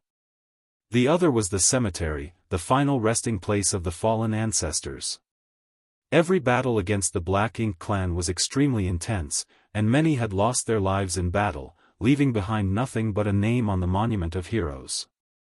But there were still some who died with intact corpses. Their remains were collected by the survivors and buried in the cemetery.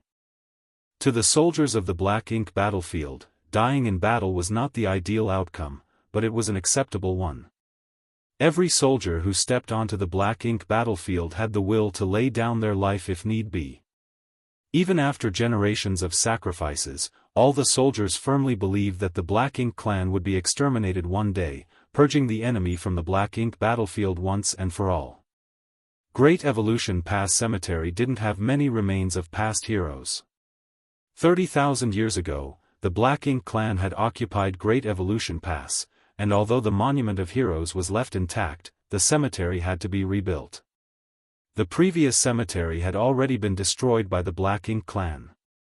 To refine the enormous throne of bones for the royal lord, the Black Ink clan had not only collected the remains of the human race masters from the battlefield, but even the ones buried in the cemetery, which finally led to the creation of the Throne of Bones for Great Evolution Theater's royal lord. At present, this throne had already been dismantled by Old Ancestor Xiao and the remains buried in the cemetery along with the remains of the soldiers who had died in the battle to retake Great Evolution Pass. There were more than 10,000 remains buried in the cemetery. Many of the martyrs had died without leaving behind anything apart from the mark they had left on the Monument of Heroes. Yang Kai was quietly waiting in front of the cemetery. Not long after, a streak of light flew over from the horizon before landing in front of him.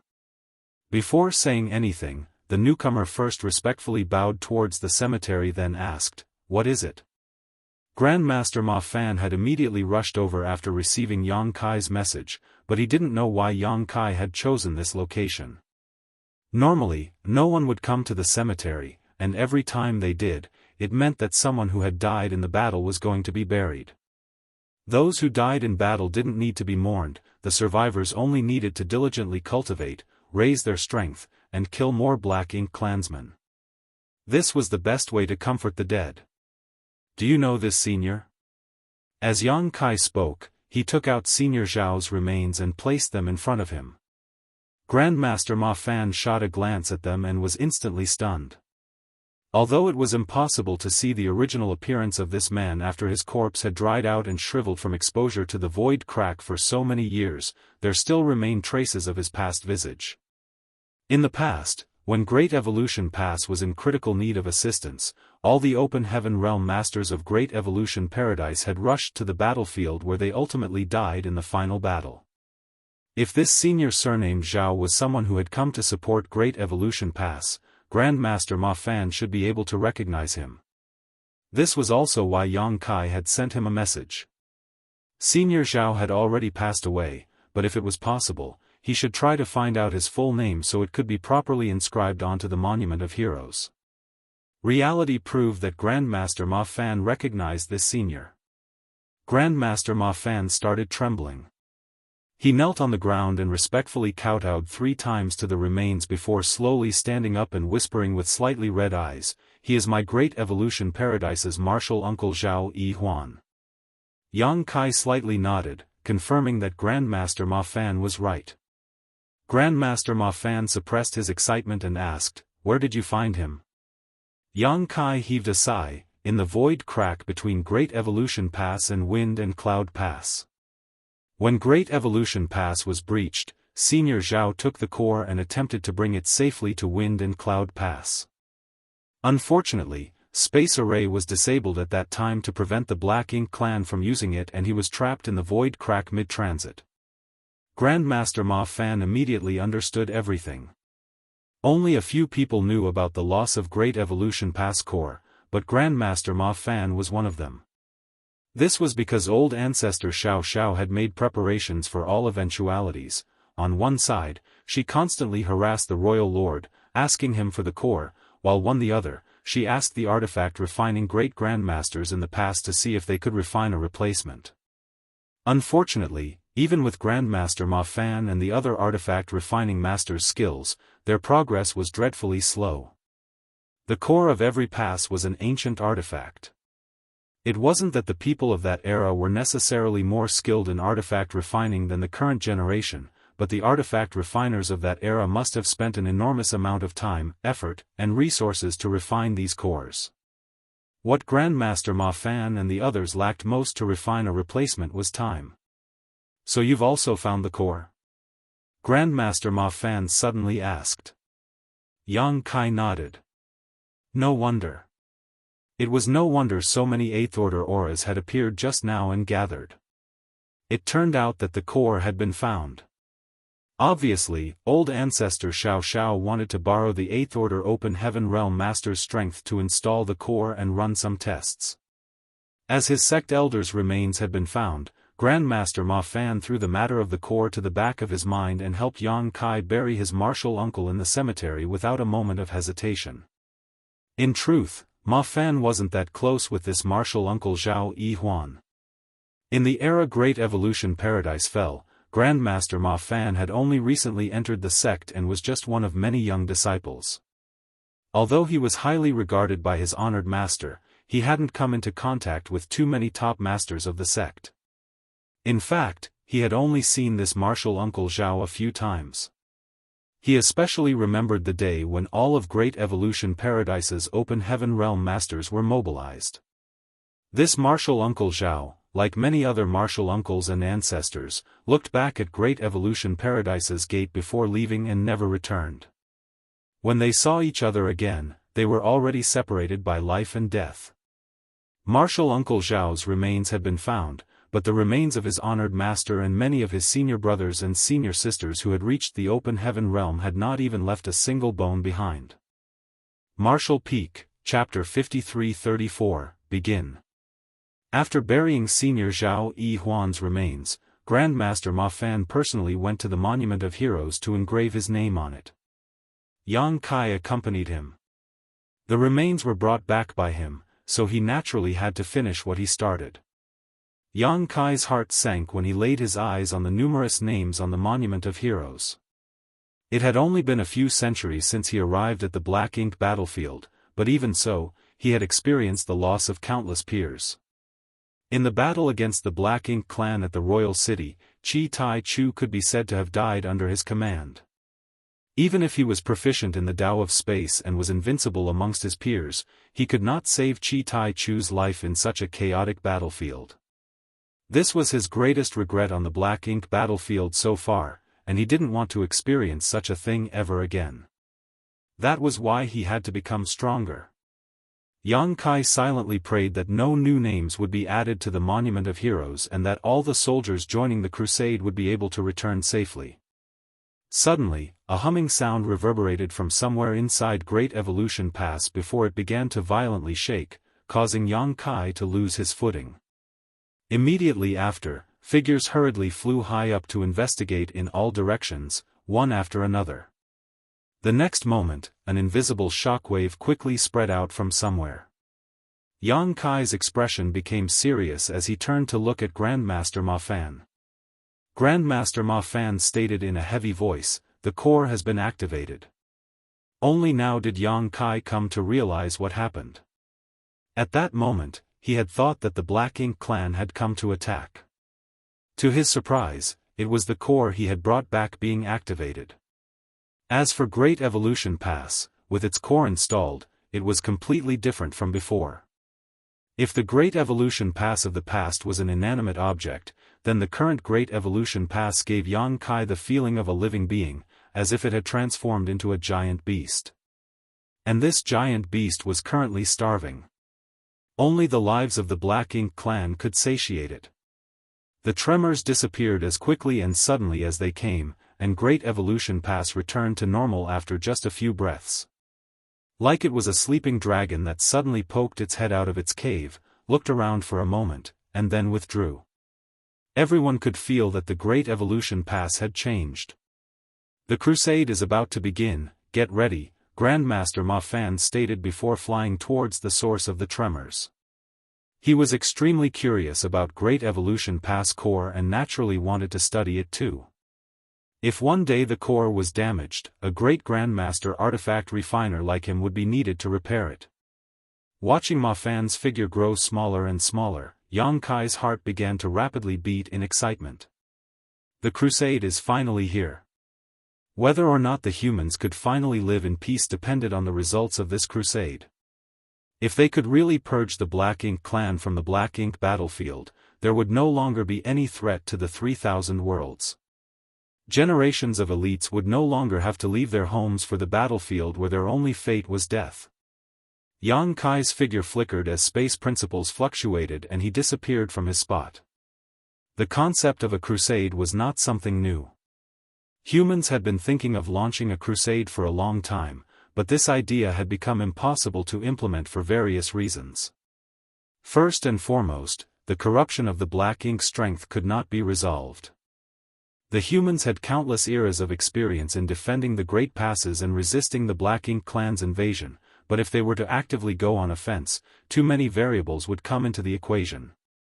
No one could guarantee that a crusade would be successful, and if things didn't go as planned, the entire Black Ink battlefield's defense line would very likely collapse. At that time, even with the Dragon and Phoenix clans defending the No-Return Pass, they still wouldn't be able to resist the Black Ink clan's invasion and danger would befall the 3,000 worlds. It wasn't until Yang Kai entered the Black Ink battlefield that real plans for a crusade were gradually formulated. It was as if he had appeared specifically to make the human race's counterattack possible. Black Ink strength, which had given a headache to the upper echelons of countless generations, had been easily resolved after his arrival. Whether it was the purifying light or the purifying Black Ink pills that were developed later, humans finally had the means to resist the corruption of the Black Ink strength. Owing to these two methods, not a single human had been corrupted by Black Ink strength in the last few centuries. Not only that, but many Black Ink disciples who had appeared on the battlefield had been captured and rescued. After solving the problem of Black Ink strength, what the humans needed to consider next were resources. Resources were of critical importance in any war. Cultivators needed resources to heal their wounds, cultivate, arrange spirit arrays, refine warships, and so forth. The black ink battlefield was extremely rich in materials as there was an enormous amount of dead universe worlds to mine them from. Be that as it may, it had been extremely difficult for the humans to extract these resources. They could only mine a few resources within the range of the Great Passes after every war, and the time they had was never more than a few decades because they had to retreat before the arrival of the Black Ink clan's next attack.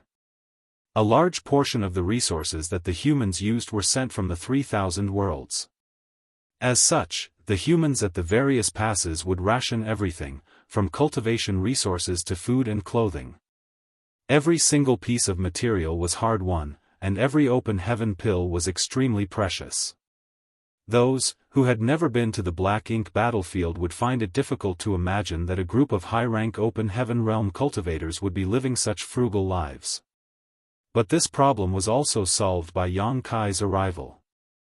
The proliferation of the void yin-yang mirrors made it extremely easy for the Great Passes to mine resources.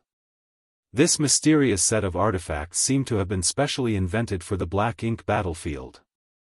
During the war to regain Great Evolution Pass, Xianxia had ordered the artifact refiners of the East-West Army to refine tens of thousands of puppets just to attract the attention of the Black Ink clansmen at Great Evolution Pass. The amount of resources he had spent was enormous. He would have never dreamed of doing something like this before the appearance of the void yin-yang mirrors. As the problem of Black Ink's strength and the resources had been taken care of, all that was left was to compare the strength. In terms of numbers, the Black Ink clan had an innate advantage. Every Great Pass had a population of around 30,000 human soldiers, but in the corresponding theaters, the Black Ink clan army always numbered in the millions. Although the vast majority of Black Ink clansmen had quite low strength, there was no lack of masters like territory lords. If the humans didn't have enough strength, the crusade would only be an empty threat. Feudal lords were not of much concern and many died in every war, but killing a territory lord was a whole different concept. The evil purging divine spear was born for this purpose. This weapon would play a crucial role in the crusade. To hide this tool, the Great Evolution Army, despite being equipped with such weapons, had never used the evil purging divine spears no matter how many casualties they suffered in the mission to retake Great Evolution Pass. Because once it was used, the news would quickly spread to the other theaters and the Black Ink clan would have their guards up against it. By then, the evil purging divine spear's effectiveness in the other theaters would become much more limited. This was a trump card that the human race had painstakingly developed and hidden, and it would definitely give the Black Ink clan a huge unpleasant surprise. The birth of the evil purging divine spear was also related to Yang Kai. Although this artifact was created by Grandmaster Ma Fan, the purifying light in every evil purging divine spear was personally sealed there by Yang Kai. Considering everything, this crusade was almost driven by a single person, transforming an idea into reality.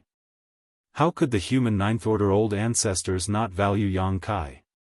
This was why they had paid such a price to reach an agreement with the Dragon Clan to send him to the No-Return Pass. Even if he was invincible amongst his peers, the strength of a Seventh Order Open Heaven Realm Master was still insufficient in the grand scheme of things. Only with his new ancient dragon form could he have sufficient strength to protect himself on the battlefield. Yang Kai still didn't know what price the ancestors had paid to obtain the chance for him to enter the dragon pond. Old ancestor Xiao Xiao didn't say anything, nor did he ask as it was meaningless to do so. Killing more of the Black Ink clansmen on the battlefield was the best way to repay the Ninth Order Masters. Yang Kai once again began sealing the purifying light into the evil purging divine spears. He had already sealed purifying light in a lot of spears, but more had been amassed over the years. Now that the crusade was imminent, it was naturally better to have as many of these spears as possible to deal with the feudal lords and territory lords. Almost all the artifact refiners of the other Great Passes had toiled hard to refine these spears and send them to Great Evolution Pass. After having sealed the purifying light, Yang Kai sent batches of these spears back. While Yang Kai had his hands full, the soldiers of Great Evolution Pass were not idle. Currently, a large number of universe worlds had been gathered at the periphery of Great Evolution Pass, and tens of thousands of soldiers were mining resources without rest. If a war broke out, these calm and peaceful days would come to an end. Naturally, they had to take advantage of this opportunity to accumulate more resources. Time slowly passed by. In the blink of an eye, another year had passed. Outside Great Evolution Pass, the members of the Dawn Squad were bustling about on a universe world, including Yang Kai. Yang Kai was already finished with the accumulated evil purging divine spears 2 months ago, but he hadn't gone to rest and had instead come over to help. If they were to send him even more evil purging divine spears later, he would naturally seal purifying light after they had reached a certain amount. Suddenly, a staggering aura welled up from inside Great Evolution Pass. Even though it was hundreds of thousands of kilometers away, this aura was still majestic and imposing. The aura belonged to none other than the old ancestor. All the busy people instantly stopped whatever they were doing and looked towards Great Evolution Pass. On the other side, old ancestor Xiao Zhao's voice rang out clearly, "Great Evolution Army, gather inside the pass." After relaying the orders, the aura disappeared as if it had never existed. Yang Kai looked at the nearby Shen Ao as his expression slightly changed. Shen Ao let out a long sigh, "It's time." Yang Kai slightly nodded in agreement. The crusade was about to begin. "Let's go!" Yang Kai shouted, leading his squad towards Great Evolution Pass. In the void, the other squads who were mining the universe world also started gathering towards Great Evolution Pass like birds returning to their nest. In less than an hour, tens of thousands of Great Evolution soldiers had gathered in the central square before the Monument of Heroes. Although a staggering amount of people had gathered here, not a single sound could be heard. There was only a deafening silence and a fearsome aura permeating the square.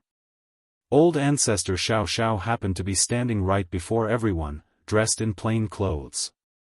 On her left was the Eastern Army Commander Xiang Shan and the Western Army Commander Lu Zhiping. On her right was the Southern Army Commander Ouyang Lai and the Northern Army Commander Mi Jing Luan. Behind them were the 8th Order Division commanders. There were a total of 74 people. Originally, there were 73, but Su Linggong had advanced to the 8th Order 200 years ago, so now there was one more. It might seem like a lot, but one had to remember that when the Great Evolution Army was first established, the 4 armies had a total of over 60,000 soldiers and 128th Order Masters. To retake Great Evolution Pass, dozens of 8th Order Masters had died, and nearly half of the Great Evolution Army's soldiers below the 8th Order had fallen. Over the past 30,000 years, besides the day Great Evolution Pass was breached, the casualties suffered in the war to regain Great Evolution Pass were undoubtedly the highest and most tragic. Marshall Peak, Chapter 5335, Reconnaissance Duty. Every battle with the Black Ink clan was extremely dangerous. This war was related to survival of the two races, so everyone had a reason to kill the enemy. Right then, old ancestor Xiao Zhao's clear and sonorous voice reverberated from the forefront. More than 360 years ago, the Great Evolution East-West Army was established at Wind and Cloud Pass, and the North-South Army was established at Azure Void Pass. The two armies marched together towards Great Evolution Theater, and after a lengthy war spanning over 150 years, we finally managed to regain Great Evolution Pass. Both armies suffered heavy losses, but all of their sacrifices were worth it. Retaking Great Evolution Pass means that the human race's line of defense no longer has any flaws. But retaking Great Evolution Pass wasn't our ultimate goal, it was just the starting point. Perhaps many of you have heard of a crusade over the years and have been eagerly anticipating it. Today, Great Evolution Pass is ready, as are all the other great passes. The Black Ink clan has wreaked havoc on the Black Ink battlefield for countless millennia, and we humans have been forced to passively defend the various great passes all this time. Although we have paid a great price and sacrificed countless lives, we had no choice but to remain passive, incapable of going on offense. It is not that we did not want to, it was that we simply could not afford to. However, defending alone will not solve anything. Again and again, each generation has left the problem to the next, but it is our era now. Should we leave this problem to the next generation, and let them take care of it? No one wants to see their children and grandchildren fight the Black Ink clan on the Black Ink battlefield, unable to see any hope of victory. Our ancestors didn't want this either. They already did their best, and without their persistence, effort, and sacrifice, we wouldn't be standing here today and speaking such nonsense. That is why we must embark on this crusade. We now have everything necessary to do so. We are born in a good era, because we will be the generation that completely eradicates the Black Ink clan. We will witness the end of this great war that has lasted for countless eons, and every single one of you will play an important role in it. This time, we will trample flat the royal city and slaughter every single enemy. Not one will be spared. Old Ancestor Xiao Zhao's voice gradually became louder as her slender figure rose high up, giving off a noble and majestic aura. Kill! Xianxia, who was standing behind her, shouted. Kill! The 8th Order Division Commander Masters shouted in unison. Kill! Kill! Kill! The voices of the tens of thousands of soldiers shook the world as the entire Great Evolution Pass was enveloped in a palpable murderous intent. Every soldier felt their blood boil and couldn't wait to find Black Ink clansmen to kill. Old Ancestor Xiao Xiao raised her hand and the battle cries instantly stopped. Her eyes swept across the entire army as she gently stated, "The dead cannot bear witness to victory. Only by surviving can we see the end of the Black Ink clan." Saying so, she bowed to the tens of thousands of soldiers. The several dozen 8th Order Division Commander Masters behind her also bowed. She was paying her respects to all the soldiers who had sacrificed themselves for countless years all so the upcoming crusade could be possible. Tens of thousands of soldiers bowed in return. Old Ancestor Xiao Xiao straightened up and shouted, "Everyone, prepare yourselves. The crusade has begun." Her figure flickered and disappeared. The other 8th Order Masters also quickly dispersed. Although Old Ancestor Xiao Xiao had said that they would begin the crusade today, Great Evolution Pass was still quite far from the royal city, so it would take some time for them to reach there. When the Great Evolution East-West Army retreated from the royal city towards Great Evolution Pass, it took them a full month to return, and that was traveling in a straight line without any kind of obstructions. Just as Yang Kai was about to take a step forward, a voice suddenly called out to him, causing him to turn his head and nod slightly. After instructing the people from the dawn to leave, Yang Kai made his way to the Eastern Army headquarters. The one who had sent him a transmission just now was Xianxia. Yang Kai wasn't the only one summoned. There were several others as well. Old Turtle Squad Leader, Chai Fang, Profound Wind Squad Leader, Ma Gao, Snow Wolf Squad Leader, Yao Kongcheng. Counting Yang Kai's Dawn Squad, all 4 of Great Evolution Army Special Operations Squads had been called up. Each of these elite squads possessed combat power that far exceeded other squads. Among them, the Old Turtle Squad was the same as the Dawn, conscripted from Blue Sky Pass while the Profound Wind and Snow Wolf squads came from other passes. Be that as it may, they became members of the Great Evolution Army after being assigned here, no matter their origins. Yang Kai had cooperated with these 2 squads before. When the Great Evolution East-West Army attacked the Black Ink clan's rear, he had been ordered by Xianxia to head towards Great Evolution Pass in search of the North-South Army. After completing his mission, Yang Kai did not immediately leave and instead joined the North-South Army to block the Black Ink clan at Great Evolution Pass. During that battle, he had led these 2 elite squads to cut across the battlefield several times, breaking through the Black Ink clan's lines and scattering them into more manageable groups. In that battle, he had used Golden Crow Casts the Sun many times to open the path, killing countless Black Ink clansmen in the process. Ma Gao and Yao Kongcheng were extremely impressed by Yang Kai. They too were veteran 7th Order Masters, otherwise, they wouldn't have been able to become squad leaders of Special Operations Squads. But they had never anyone as fierce as Yang Kai in their long career on the black ink battlefield. Although Yang Kai had rarely shown himself over the years, he had interacted with these two, so he was no stranger to them. The crowd of tens of thousands of soldiers had already dispersed by now. Since the crusade had begun, they naturally had to make preparations to engage the Black Ink clan. Only the 4 squad leaders headed towards the Eastern Army headquarters. They looked at each other before Chai Fang asked, grinning, "Can you guess why Big Head Xiang is looking for us?" The corner of Yang Kai's brow twitched. Ma Gao and Yao Kongcheng were even more shocked by Chai Fang's address. Although the Big Head Xiang and Big Head Mi monikers started from the old ancestor and had already spread across Great Evolution Pass, everyone only used them in private. There really weren't many people like Chai Fang who blatantly used them in public. The old ancestor felt that Xiang Shan and Mi Jingluan were both people with thoughts as vast as the sea, so they must have big heads. However, even if the old ancestor and Ouyang Lai could call them as such, the 7th Order Masters could not use such monikers freely. If Xiang Shan heard them, they would be in big trouble. Chai Fang didn't take it seriously, however, and just stated, "Big Head is the old ancestor's praise for those two, what does it matter even if they hear it?" As soon as he finished speaking, an azure hand suddenly stretched out from the Eastern Army headquarters, grabbing towards Chai Fang. Chai Fang was beside himself in shock. Just as he was about to dodge, an invisible force restrained him. The giant hand grabbed him and ruthlessly threw him out. Chai Fang disappeared from everyone's sight, accompanied by his distancing scream.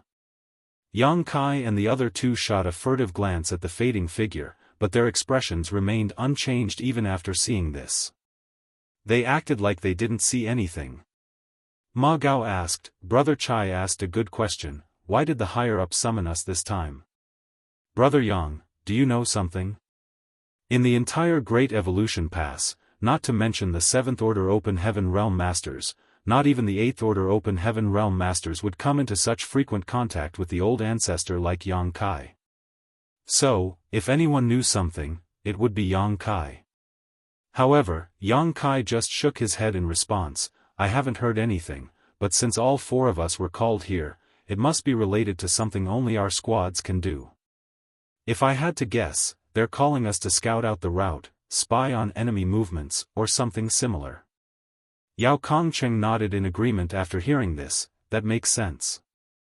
I heard from my martial uncle that since Great Evolution Pass core has been found, the Great Pass can now be mobilized. But even the old ancestor alone won't be able to move such a massive mobile palace artifact. At least 68th Order Masters would be needed to help her for things to go smoothly." 60. Ma Gao's face was filled with surprise. Right now, there are a total of 74 8th Order Masters in Great Evolution Pass. With 60 of them gone, doesn't that mean that only 14 8th Order Division commanders will be able to move freely? That's right, Yao Kongcheng nodded in agreement. Those 14 8th Order Open Heaven Realm Masters probably need to guard the pass to prevent any accidents, so the responsibility of scouting will probably fall on us. Brother Yang's guess should be correct. Yang Kai suddenly thought of another problem. Great Evolution Pass movement requires the combined efforts of the old ancestor and 68th Order Masters, so wouldn't it be the same for other passes? If so, most of the pass's strength will be greatly reduced during the crusade. If they run into the Black Ink clan army, they will definitely be thrown into confusion. There were currently 74 8th Order Masters in Great Evolution Pass, but that was because there had been 128 Order Masters when the Great Evolution Army was first established. Although many of them had died in battle, the number of remaining 8 Order Masters far exceeded the average in the other Great Passes. It was doubtful whether all the other Great Passes even had 68th Order Open Heaven Realm Masters. If so many Masters were required to drive the Great Passes, these 8th Order Open Heaven Realm Masters would not be able to easily take action. For example, Blue Sky Pass, which Yang Kai was most familiar with. Originally, it had about 68th Order Open Heaven Realm Masters, but after transferring Xiang Shan and 4 other 8th Order Masters, it definitely did not have enough. He had only made a casual guess on why Xianxia had summoned the 4 squad leaders over, but by the looks of it, his guess might be spot on. An 8th Order Master could not be easily dispatched, but scouts would be needed to reconnaissance missions during the crusade. The Special Operations Squads were perfectly suited for this kind of mission. An army always needed scouts. Even when Great Evolution's East-West army retreated from the royal city, scouts still led the way. Not to mention, this was the human race's crusade. As they spoke, they arrived at the army headquarters of the Eastern Army. The one guarding the door was an old acquaintance, Xiangshan's adjutant, Li Xing. When he saw the squad leaders arrive, he stated with a smile, "The army commander is waiting for everyone, please go in." There was no need to report anything. A moment later, Yang Kai and the others saw Xiangshan standing with his hands behind his back inside the army headquarters. A universe chart was floating in front of Xiangshan, his divine sense happened to be surging as if he was studying something. Yang Kai and the others didn't disturb him. After waiting for a moment, Xiangshan finally put away the universe chart and placed it on the table before speaking, "Your guesses are correct. I called you here because I want you to leave first and act as scouts." The corners of the trio's brows twitched. "How much free time do you have on your hands? You heard everything we were talking about on our way. Were you eavesdropping?" No wonder Chai Fong had been thrown out of Great Evolution Pass when he called out Big Head Xiang. On Great Evolution's side, the old ancestor and many other 8th Order Masters will need to work together to activate the core and drive the Great Pass. As such, not many 8th Order Open Heaven Realm Masters are left who can move about freely, and the few who can have their own responsibilities and cannot be dispatched easily. After much deliberation, we concluded that your squads would be the best to scout the way ahead and identify enemy positions. Yang Kai and the others nodded and cupped their fists. "Sir, please explain what we should do." Martial Peak, Chapter 5336, Great Evolution Pass sets off. Xiangshan explained, "The goal of Great Evolution's crusade this time is the Royal City and the Royal Lord. In the last war when we retook Great Evolution Pass, the Black Ink clan suffered heavy casualties, and the Royal Lord was severely injured.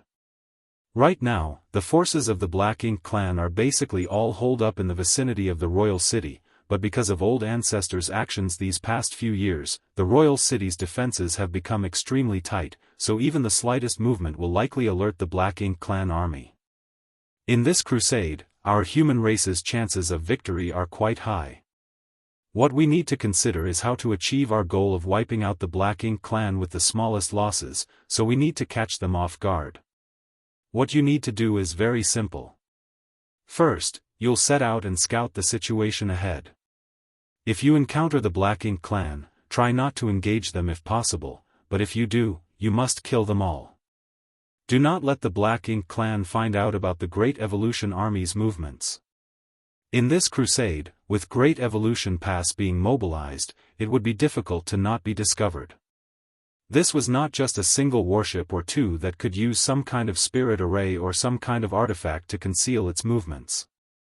If Great Evolution Pass moved, it would naturally be quite grand and majestic, and it would quite easily be detected by the Black Ink clan from a distance.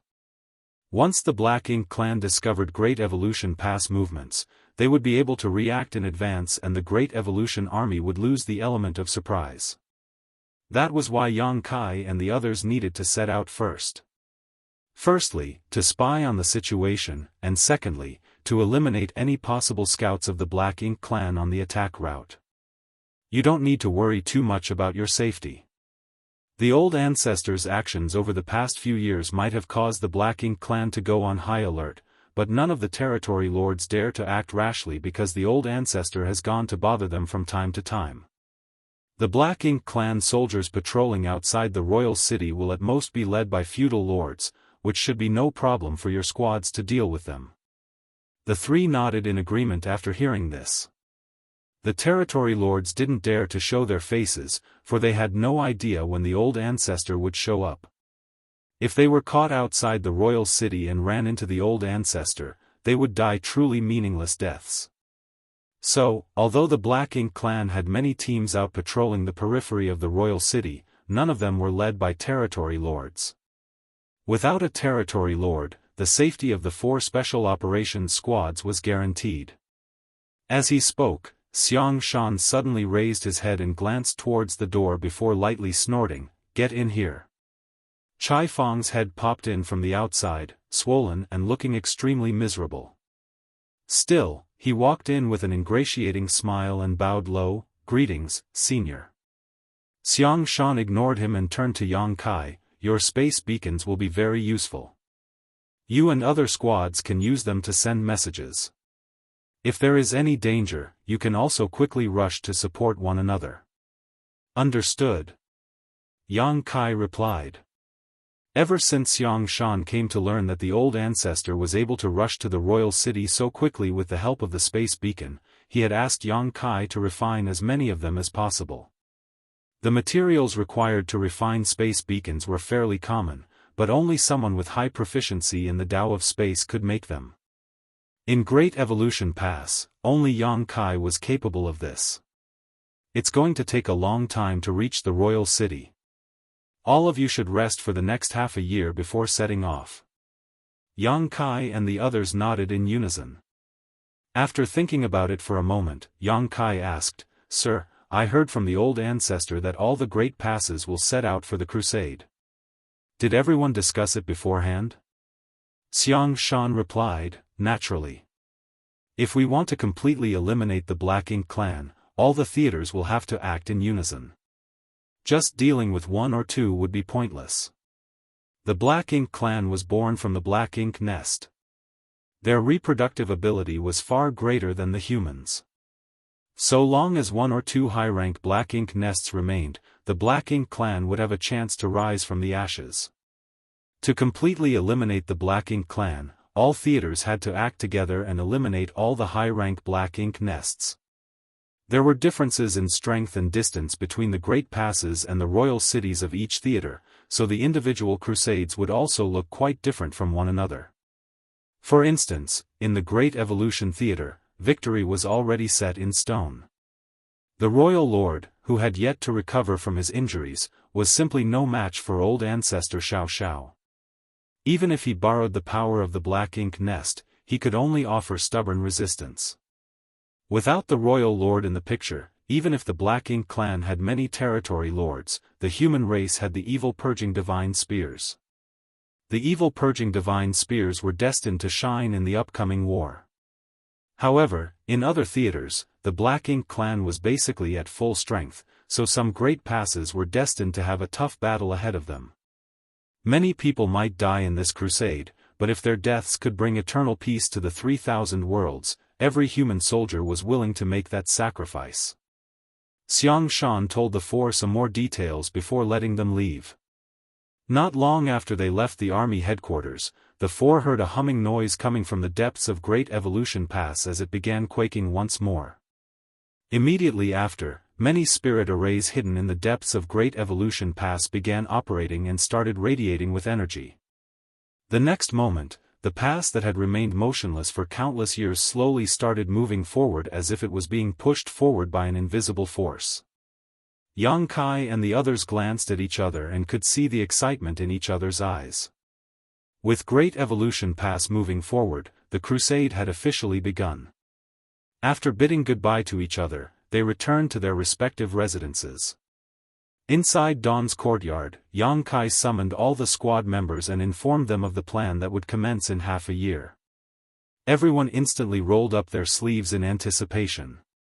Since they had withdrawn from the royal city over 200 years ago, they had not fought with the Black Ink clan again.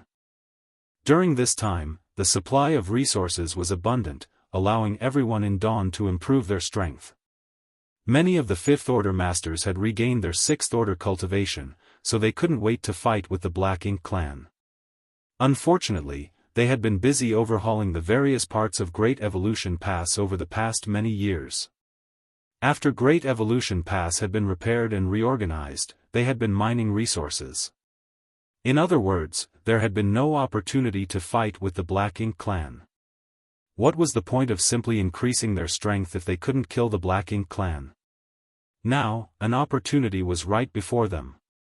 Everyone dispersed to rest and condition themselves. Yang Kai turned his head towards a certain room as a slight furrow appeared on his brow. Inside this cultivation room, Feng had been in retreat for many years and had yet to exit. No one knew what her condition was. Back when Yang Kai was making a soup out of the beef gifted to him by Wind and Cloud Pass old ancestor at Dawn's camp, Su Linggong happened to come over and drink a bowl of it. He had heard that it was a gift from an old ancestor and suddenly received an epiphany. He used that opportunity to break through to the Eighth Order in one fell swoop. The beef soup was just an ordinary soup and had no special properties at all. Nonetheless, Su Linggong had a preconceived notion in his mind and felt that the soup was something mystical, and the opportunity did not come from himself but was thanks to the soup. While observing Su Linggong breaking through to the Eighth Order, Feng also gained some benefits and went into a retreat. It had been 200 years since then, but there had been no movement. This was also something that had been bothering Yang Kai recently. Upon arriving at the Black Ink battlefield, the first person he encountered was Meng Qi, but to protect the secret of the Void Corridor, Meng Qi had decisively committed suicide. Feng was the second human soldier he had run into, and it was thanks to her help that he was able to gather a group of Black Ink disciples, restore their minds, and slaughter his way back to Blue Sky Pass. After the creation of Dawn, Feng had fought shoulder to shoulder with him, sharing life and death many times over. Yang Kai was quite excited about the results of her retreat and hoped that everything would go well. But by the looks of it, Feng Ying's retreat did not seem to be going smoothly, otherwise there would not have been no movements for the past 2 centuries. Outsiders could not help her in this situation though. Everything would depend on her own fortitude and fortune. Looking towards the room, Yang Kai heaved a light sigh. "Senior sister, the crusade has begun. If you don't come out soon, you'll miss it." Every soldier who had just entered the Black Ink battlefield learned that the Great Passes were really just giant mobile palace artifacts, but since ancient these mobile palace artifacts had only served as the strongest defensive shields and had never been sent into battle before. Today, the tens of thousands of soldiers of Great Evolution Pass witnessed this magnificent feat. It wasn't just Great Evolution Pass. Over 100 Great Passes across the vast Black Ink battlefield set off on their crusade at almost the same time. It really wasn't an easy task to control such a massive mobile palace artifact. At least one 9th Order Open Heaven Realm and 38th Order Open Heaven Realm Masters had to be stationed at the core in order to just move it. It also needed 38th Order Masters to remain on standby. Its initial speed was very slow, almost as slow as a turtle's crawl, but the speed of Great Evolution Pass gradually increased with time. A month later, it had already reached the speed of an ordinary Dao Source Realm Master. Another month later, it was comparable to an Emperor Realm Master. Another month later, its speed was no worse than a low-rank Open Heaven Realm Master. Such a colossus object could be said to be unstoppable when it started moving. Whether it was a big asteroid or an entire universe world, the Great Pass would smash through it like rotten wood. Another month later, the speed of Great Evolution Pass had reached its limit, about on par with a 4th Order Open Heaven Realm Master. This was still far slower than the army's normal marching speed, but that could not be helped. At this speed, it would take at least half a year to reach the royal city. They had not encountered a single Black Ink clansman along the way. Just as Xianxia had said, the Black Ink clan in Great Evolution Theater had been completely defeated and were now too scared to move out, concentrating almost all their forces near the royal city. When the speed of Great Evolution Pass had reached its limit, the old ancestor and the 8th Order Masters were finally able to have a bit of respite and restore their energy. They did not need to constantly use their strength to drive Great Evolution Pass core to accelerate the massive mobile palace artifact. Meanwhile, the tens of thousands of Great Evolution soldiers did not remain idle either. Many of the universe worlds in Great Evolution Passway had been smashed to pieces, and the resources in those universe worlds could not be wasted. In other words, the soldiers left Great Evolution Pass one after another to collect the resources from these shattered universe worlds under Xiangshan's command. After collecting them, they only needed to activate the universe transference law to return to Great Evolution Pass. Like this, they picked up a lot of materials along the way. It wasn't that Xianxia was managing things economically and methodically, but rather that everyone had seriously underestimated just how much Great Evolution Pass consumed to keep moving. Great Evolution Pass had accumulated a massive amount of resources over the past few centuries, but now that it had truly started moving, everyone realized that the consumption of resources was too intense. Since there was a chance to collect more resources, Xianxia would naturally not let this opportunity go. Because once they reached the royal city, they would not be able to collect them. A few months later, the 4 special operations squads were assembled at Great Evolution Pass Eastern Gate, comprised of a total of 200 Open Heaven Realm Masters, with nearly 40 in the 7th Order, making up 20% of the total. This was quite a magnificent lineup. Although there were many people here, no one was making even a single noise, all of them were just silently waiting. Martial Peak, Chapter 5337, A Little Strange. At a certain moment, Great Evolution Pass barriers parted and a gap was opened. "Let's go!"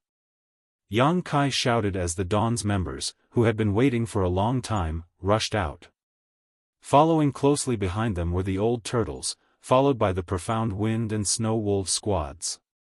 After exiting Great Evolution Pass, the 4 squad leaders immediately summoned their respective warships as their squad members boarded and took their respective positions. The warships' arrays started humming before the 4 warships shot straight ahead, rapidly flying away from Great Evolution Pass, leaving dazzling trails of light in their wake. Although Great Evolution Pass current speed was fast, comparable to a mid-rank Open Heaven Realm Master, it was still a colossal entity, so it had reached its limit. A warship, on the other hand, was different. No matter how slow a warship was, it would still be much faster than the current speed of Great Evolution Pass. The 4 warships did not immediately scatter. There was still some distance to the royal city, so this location was safe. Since they would not run into any Black Ink clansmen yet, there was no need to disperse. To carry out this mission, each warship had undergone a certain degree of modification, which greatly enhanced their stealth and mobility. Many offensive arrays were sacrificed for this. Yang Kai was standing on the deck of the Dawning Light with a universe chart in his hand, checking the direction and leading the other 3 warships. Originally, the human race universe charts didn't include the topography of Great Evolution Theater. After all, the Black Ink clan had occupied Great Evolution Pass for 30,000 years, so no one knew about the exact situation of Great Evolution Theater. But as a matter of course, as the Great Evolution East-West Army invaded the Black Ink clan's territory on their way to the Royal City, and then on their way back to Great Evolution Pass, the chart masters accompanying the army were able to create a new universe chart that would be of great use in the upcoming crusade. At maximum speed, it wouldn't take long for the warships to reach the Royal City, but they were not aiming solely for speed, as their job was to maintain a certain lead on the Great Pass to provide reconnaissance information. The Black Ink clan was currently terrified of the sudden and elusive intrusion of the old ancestor, so no territory lord dared to wander outside the Royal City. At the same time, the defenses of the Royal City had become extremely tight because of the old ancestor's constant harassment. The Black Ink clan surveillance range should be half a month's distance away from the Royal City at the Great Pass current speed. In other words, the 4 scouting squads should encounter the Black Ink clan soldiers monitoring the vicinity of the Royal City within a month and a half if they maintained a 2-month lead on Great Evolution Pass. After sending a divine sense transmission to Chai Fong and the other 2 squad leaders, informing the 3 about the situation, all 3 of them nodded in response. The following journey remained uneventful. During this time, all the members of the squad, except those who were responsible for maintaining the ship's systems, were quietly cultivating. A month and a half later, Chai Fong's voice suddenly rang in Yang Kai's ears, "Brother Yang, it's time." The meditating Yang Kai immediately opened his eyes and stared deep into the void before slightly nodding. "Everyone, just shout if you run into trouble, don't try to be a hero, the old ancestor is right behind us. If we win this battle, we won't have to worry about anything." I hope that I will see all of you at the celebration banquet where we will drink till we pass out. Ma Gao laughed. Yao Kongqing added, I have a few jars of fine wine that have been fermenting for 1,000 years. We'll drink them together at the celebration banquet. You're making me thirsty, Chai Fong smacked his lips. Everyone broke into laughter. Disperse! Yang Kai shouted as the 4 warships quickly scattered. At the same time, the illusion arrays on each warship were activated. If they wanted to hide themselves, illusion arrays were the easiest and the most convenient method. Illusion arrays personally set up by the array Great Grandmasters of the Great Pass were more than enough to hoodwink the eyes and ears of the Black Ink Clan patrols. Although nothing had physically changed about the current dawning light, if one wasn't close and didn't look carefully enough, they would only see an asteroid floating in the void.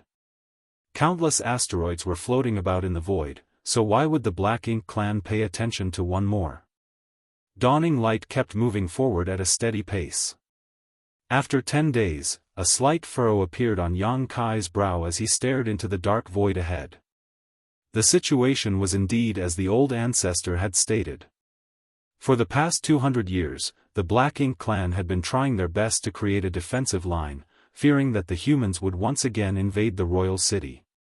The Black Ink Clan had suffered heavy losses in the last war, and even the royal lord had suffered serious injuries which had yet to heal. Thus, the Black Ink Clan did not want to fight the humans again. If it was possible, they would rather give up the royal city and seek refuge in another theater. At the very least, it would not be so vexing. But that was impossible. The royal lord's Black Ink nest was at the royal city. Giving up the royal city was equivalent to giving up the high-rank Black Ink nest. As far as the Black Ink Clan was concerned, the high-rank Black Ink nests were their very root and foundation. How could they give one up so easily? So, they had elected to establish a defensive perimeter in order to block any human offensive, and the way they did so was extremely simple. By spending an inordinate amount of resources, they had spawned many Black Ink nests and then used those nests to produce a massive amount of Black Ink strength to fill the space around the royal city. Regardless of what method the humans could use to deal with the corruption of Black Ink strength, so long as the humans were within the range of Black Ink strength, the Black Ink Clan would always have an advantage. One had to admit that although this method was expensive and time-consuming, it was quite effective. At the very least, after over 2 centuries of hard work, the distance which would need 10 days to reach the royal city had been filled with the Black Ink strength. Furthermore, the Black Ink strength was denser, the closer it was to the royal city. The Black Ink Clan was like a fish in the water in such an environment, whereas it was anything but easy for the humans. The dawning light was about a month's journey from the royal city, but they were still able to see the billowing pitch-black darkness in the void ahead. This was the result of the Black Ink Clan's efforts over the last 2 centuries. Because the old ancestor often came to the Black Ink Clan territory to harass them, she was well aware of this situation. She had also killed a few Black Ink clansmen who had left the royal city to arrange things, but her killing had not produced much effect. Even if the old ancestor killed a group of Black Ink clansmen, the Black Ink Clan would just send another team, and the old ancestor couldn't just remain here. Yang Kai furrowed his brow at the sight before him. This environment was extremely unfavorable for the human race. Although the humans would not fear the corruption of Black Ink strength as long as they were inside a warship, high-rank Open Heaven Realm Masters still needed to go out to fight effectively. Even if they took purifying Black Ink pills in advance, the effects would be greatly reduced if they remained in such an environment for an extended period. Once the effects of the purifying Black Ink pill expired, things would turn dangerous for the humans. Be that as it may, the humans didn't have much of a choice in the face of such a situation. The only option they had left was to use Great Evolution Pass to launch a lightning-fast attack and eliminate the Black Ink Clan as rapidly as possible. How many human masters would die in such a reckless battle? Yang Kai had no idea, nor did he want to think about it. Any sacrifice was worth it to destroy the Black Ink Clan once and for all, but the fewer the sacrifices necessary, the better.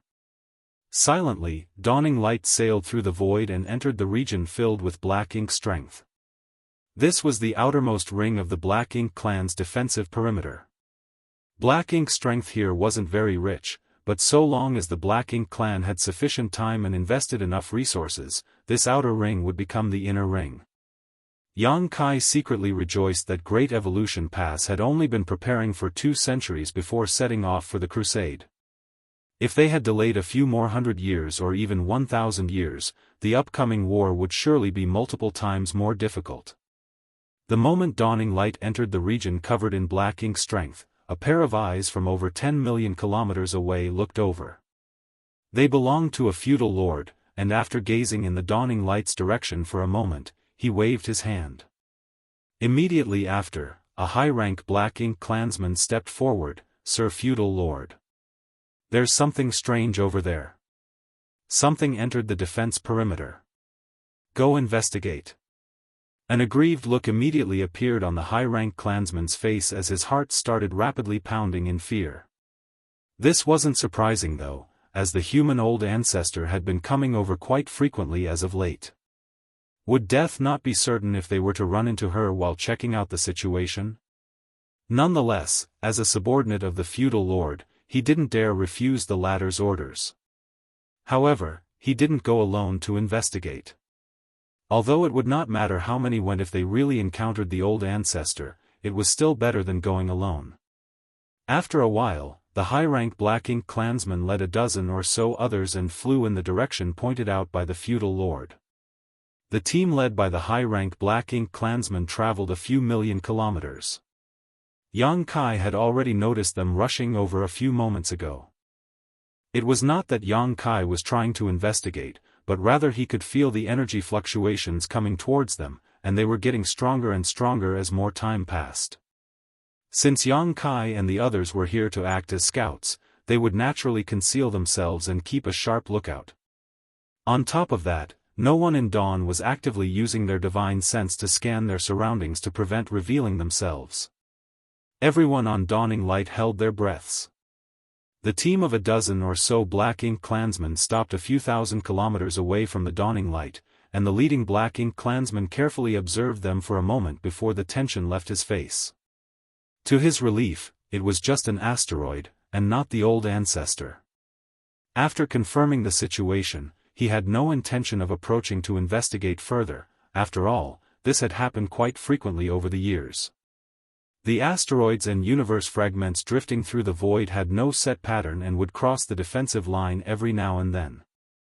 After having confirmed that there were no problems, the high-rank Black Ink clansman waved his hand and led his team back.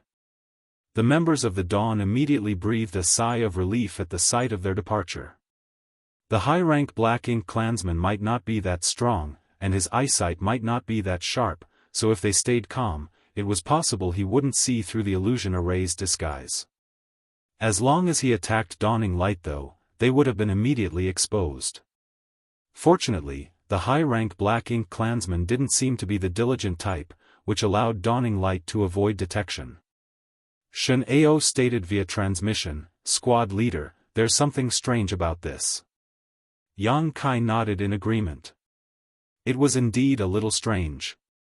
Dawning Light had just crossed the Black Ink clan's defense perimeter, but the Black Ink clan had immediately set out to investigate. There was no way this was just a coincidence.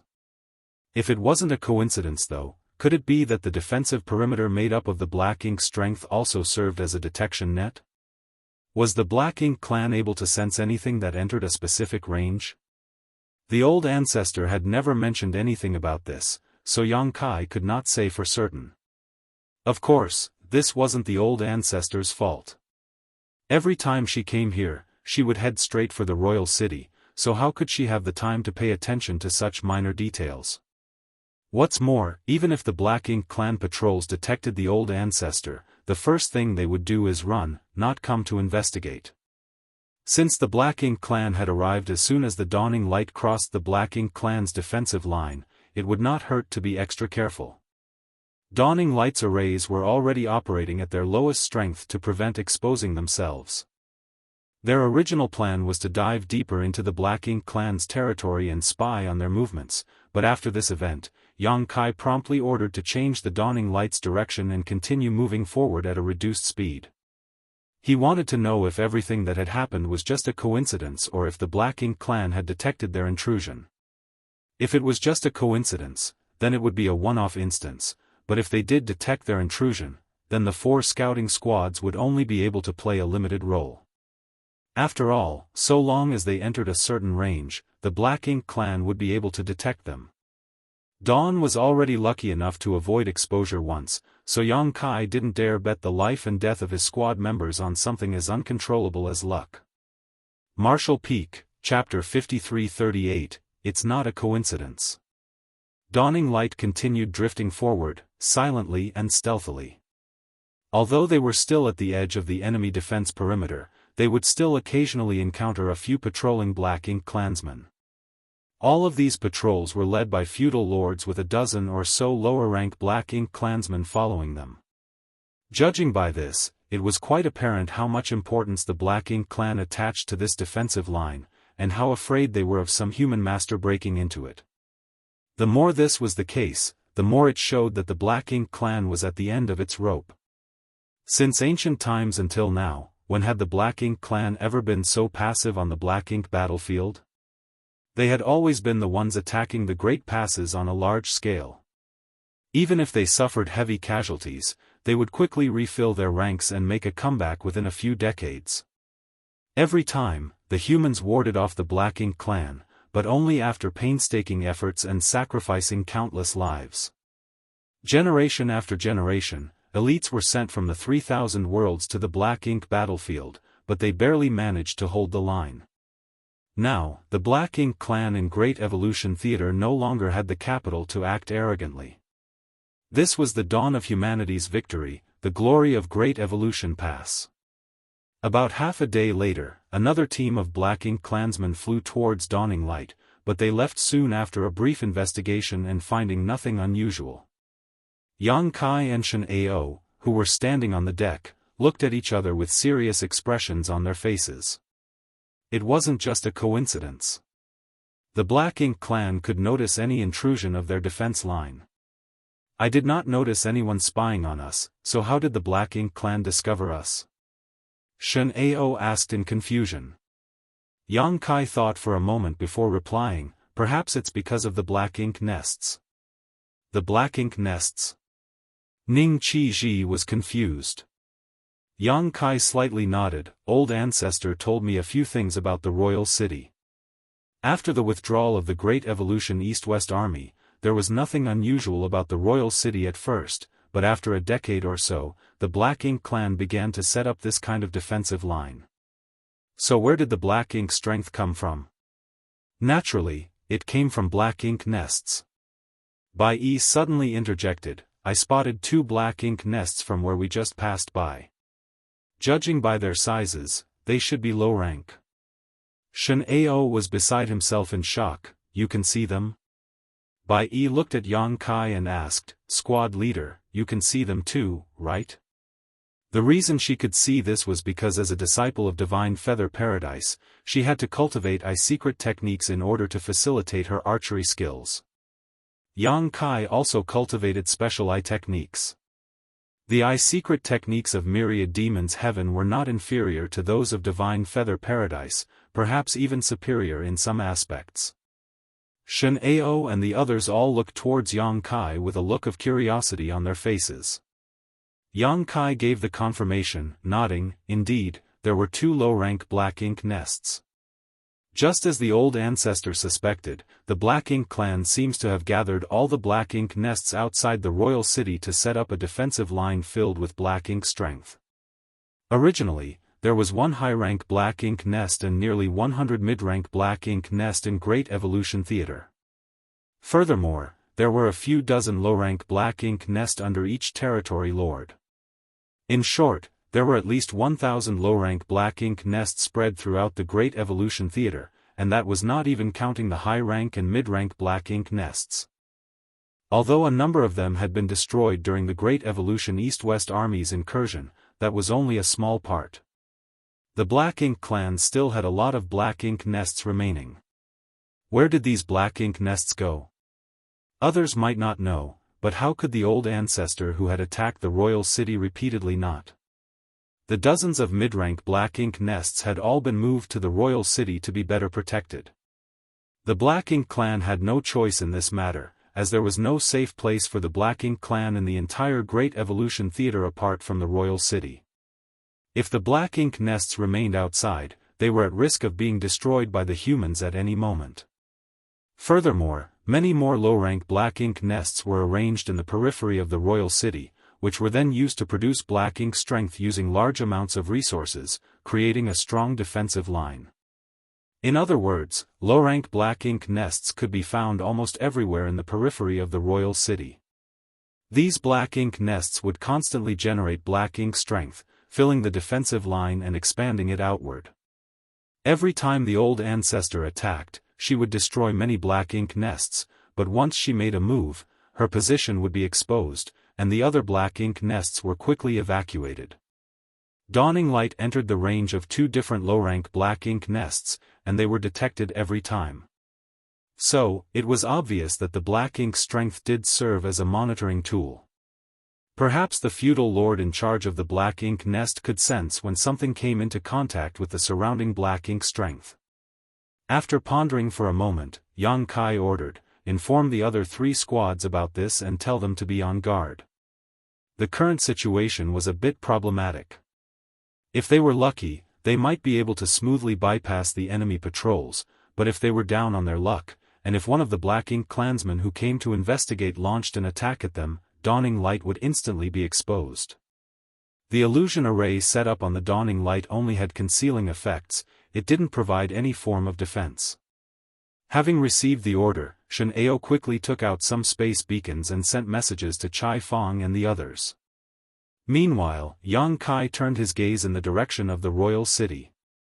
They were about a month's journey away from the Black Ink clan royal city, so when Great Evolution Pass arrived, it would definitely be discovered by the Black Ink clan. At that time, the royal city would quickly be able to gather its forces and prepare for the incoming attack. A month was more than enough time for the Black Ink clan to prepare completely. Whereas Great Evolution Pass would lose its element of surprise. Was there any way to hoodwink the eyes and ears of the Black Ink clan? The only way to do so would be to take down some of the black ink nests in the outer ring without being discovered. It would be difficult, but not impossible. Having made up his mind, Yang Kai ordered, "Carefully retreat from here and follow along the edge of the defensive line." He planned to first investigate the situation of the Black Ink clan's defensive line. The defensive line built using many black ink nests might have appeared like one enormous wall, but in reality, it was bloated and uneven, so there may be some flaws. The reason why Yang Kai wanted to withdraw was because he did not want to intrude into any black ink nest domains anymore. After all, they would be investigated every time they entered a new detection range. They might have been lucky so far, but each new inspection increased the risk of getting caught. Under the prudent control of the Dawn Squad's members, Dawning Light drifted through the Black Ink clan's defensive line and retreated. Once they were out of danger, Xianxia reported in a low voice, "The other squads have replied back. The Old Turtle Squad and Profound Wind Squad had the same idea and have withdrawn from the defensive line to search for a gap to infiltrate. On the other hand, the Snow Wolf Squad said they want to go deeper." Deeper? Yang Kai furrowed his brow. Xianxia nodded in response. Brother Yao said that since the black ink nests are all placed on the outer ring to build the defensive line, once the defensive line is pushed outward, the black ink nests would definitely move along with it. In other words, there are no black ink nests in the inner ring. No feudal lords should be guarding the inner perimeter, which would make it safer to set up a reconnaissance position. Yang Kai pondered for a moment before replying, "That may be so, but the black ink strength in the depths of the defensive line is also denser, and many black ink clan squads should be patrolling that zone, so it's not necessarily safer than the periphery. If we get caught in the periphery, we can still find a chance to escape, but if we get caught deeper inside, the consequences would be dire." It had also crossed his mind, but as a scout of the main army, Yang Kai naturally had to prioritize keeping Great Evolution Pass movements a secret. Eliminating the Black Ink clan's eyes and ears, increasing the chances of Great Evolution Pass surprise attack being successful was the appropriate choice. Still, they might be able to obtain more information if they ventured deeper. Can you still contact him? Yang Kai asked. Shen Ao denied, shaking his head. Brother Yao has already cut off contact. Although the disturbance caused by their communication was extremely small, if a master happened to be nearby, they might notice it. Since Yao Kongcheng was leading the Snow Wolf squad deeper into the enemy defense line, he would naturally not contact Yang Kai and the others. The safest choice would be to keep the space beacon in his space ring to avoid any possible mistakes. Yang Kai couldn't help frowning. Still, Yao Kongcheng must have his own plans, so Yang Kai didn't object. In any case, the other party was a veteran 7th Order Open Heaven Realm Master. Furthermore, there were 4 squads present, 3 of which were on the periphery, so entering the inner circle was indeed a better use of their resources. Be that as it may, Yang Kai had originally wanted to discuss with the others about letting Dawning Light scout the inner region. After all, he was proficient in the Tao of space, so if they got caught, he could take the cultivators under 7th Order into his small universe to escape. Dawn had better chances of escaping if they ran into trouble than any other squad. Now that the Snow Wolves had severed contact though, Yang Kai had no choice but to give up on this idea. All he could do now was hope that everything went smoothly. Yao Kongcheng was indeed right, all the low-rank Black Ink nests were arranged at the periphery to act as detectors. So, even though the Black Ink strength was denser in the inner region, it would be easier to sneak around. At the very least, the feudal lords managing the Black Ink nests would not be able to monitor everything at such a distance. Perhaps they might gain something different. Yang Kai threw this matter to the back of his mind and focused on searching for flaws in the Black Ink clan's defensive line as Dawning Light moved around the periphery. They did not have that much time as they had only advanced a 2-month distance ahead of Great Evolution Pass. In other words, Great Evolution Pass would be arriving within 2 months. If they failed to take care of the Black Ink clan's detection net by then, the surprise attack would be exposed. 2 months might seem like a long time, but it wasn't easy to find a gap in this massive Black Ink strength defensive line. With the Black Ink strength continuously spreading over time, the Black Ink clan's defensive line was constantly moving outwards. Fortunately, given the vast area that needed to be covered, the outer edge of the defense line did not advance very quickly. Dawn did not encounter the Old Turtles or Profound Wind squads as it continued its search. The Black Ink clan's defensive line was a huge sphere centered around the royal city, covering a range of about 1 month's distance from the royal city. Currently, the 3 squads, including Dawning Light, were moving along the outer arc of this sphere. The chances of running into each other in such a large area were quite slim. At a certain point, Yang Kai, who was attentively observing from the deck, seemed to have noticed something as he looked back. Much to his surprise, a large ship was flying straight towards Dawning Light from the depths of the void. Yang Kai's heart immediately leapt into his throat. Much to their shock and dismay, there was a Black Ink clan ship out here away from the defensive line. If it crashed into them, Dawning Light would definitely be exposed. Even if it didn't crash into them, the Black Ink clansmen on the ship might try to brush the asteroid in their path aside. At the time, Dawning Light would undoubtedly be exposed. Everyone aboard Dawning Light immediately looked nervous. Yang Kai signaled with his eyes and, in a flash, everyone secretly circulated their strength, preparing to attack at any moment. If they were fast enough, they might be able to eliminate the Black Ink clan on the ship before the enemy inside the defensive line noticed anything. Of course, there was also a possibility that they might get exposed. But at this moment, they could only take a gamble.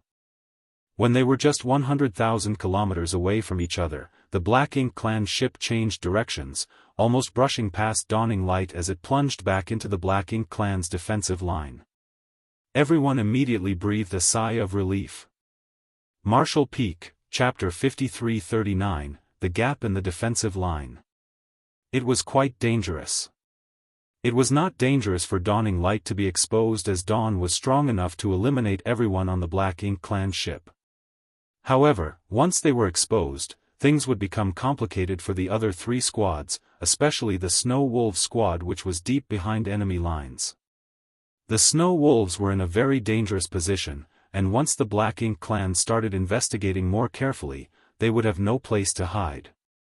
Fortunately, it was just a false alarm. But what puzzled Yang Kai was why there were still Black Ink clansmen roaming about outside. Where did they come from and what were they doing? With a flash of thought, his left eye turned into a golden vertical eye. Thanks to the demon eye of annihilation, Yang Kai's vision pierced through the layers of Black Ink strength and followed after the ship. It was not just him observing, Bai Yi was also spying on the enemy, obviously having the same concerns as him. Under the watchful eyes of the two, the ship headed straight for the nearest low-rank Black Ink nest.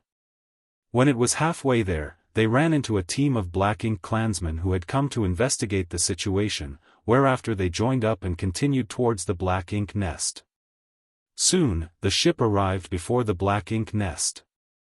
A tall feudal lord walked out from the Black Ink nest and chatted with another Black Ink clansman who came down from the ship.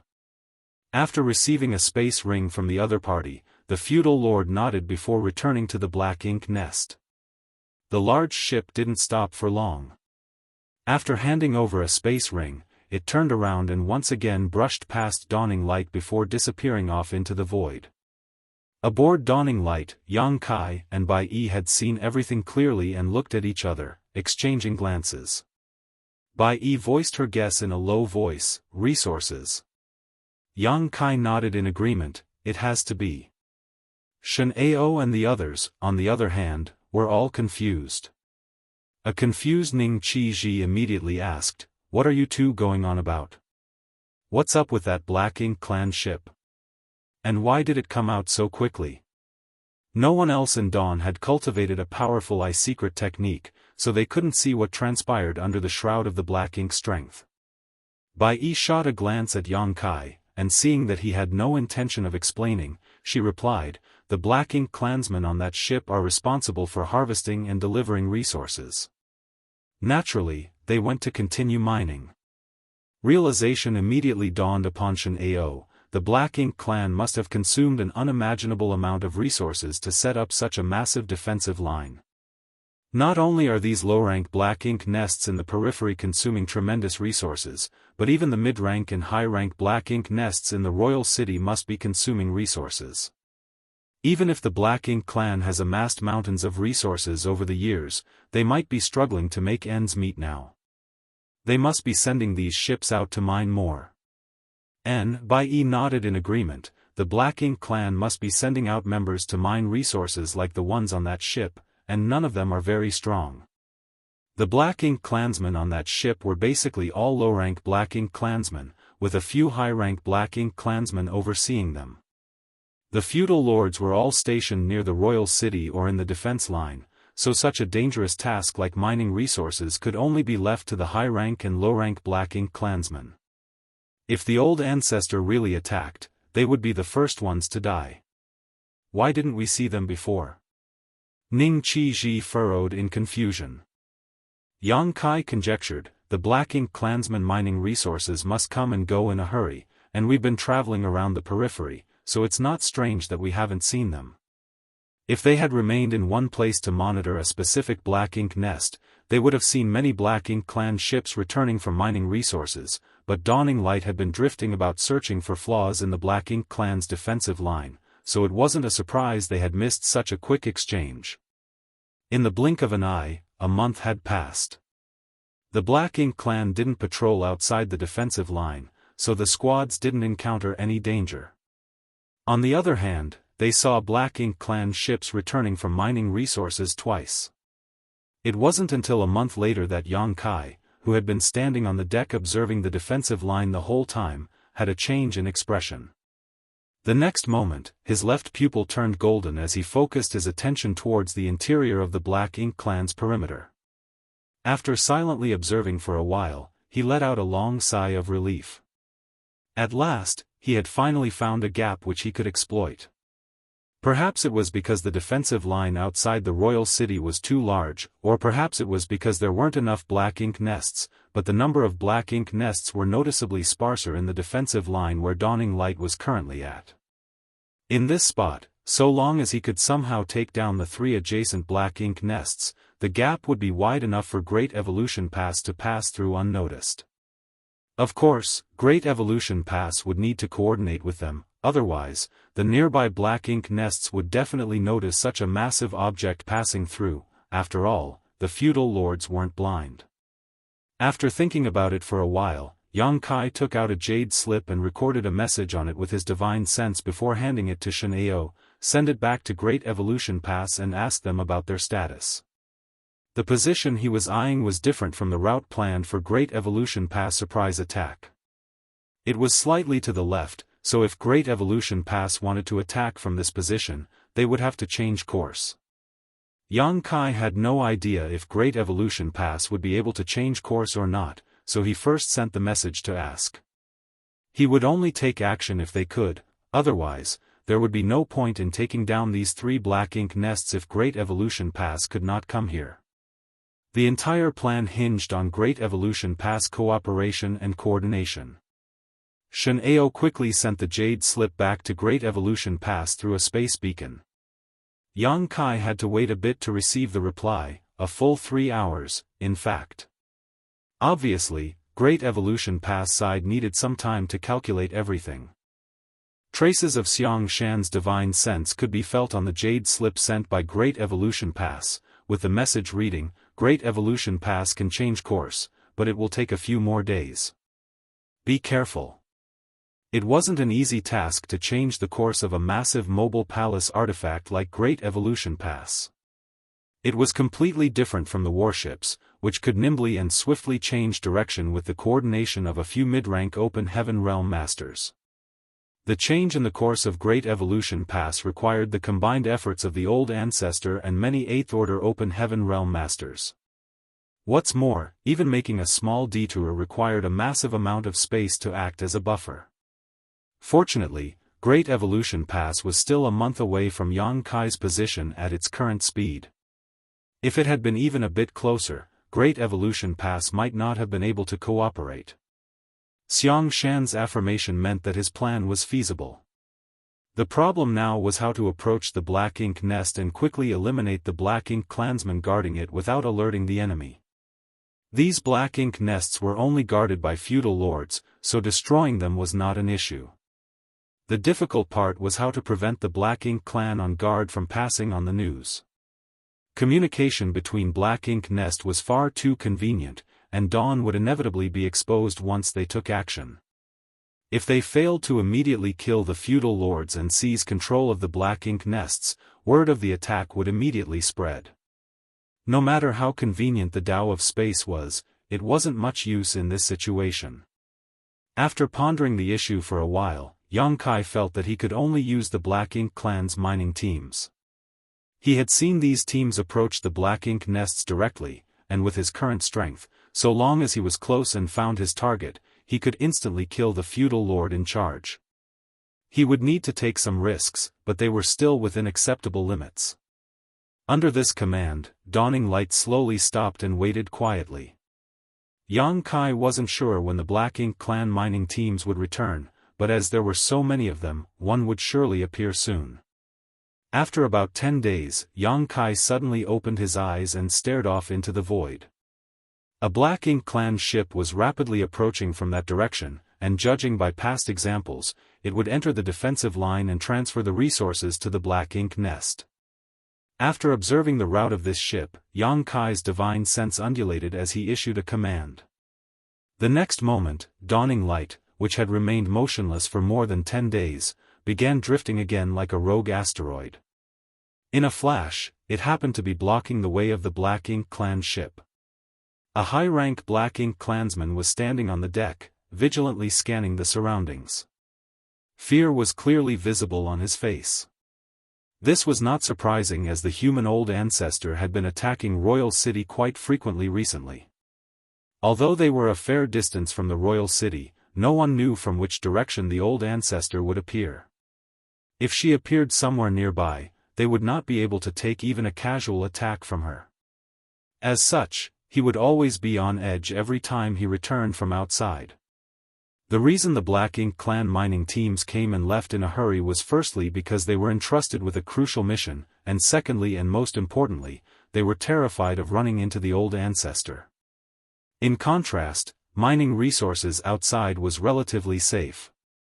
At the very least, since they were far away from the royal city and with no signs of the human army attacking, there was no threat to them.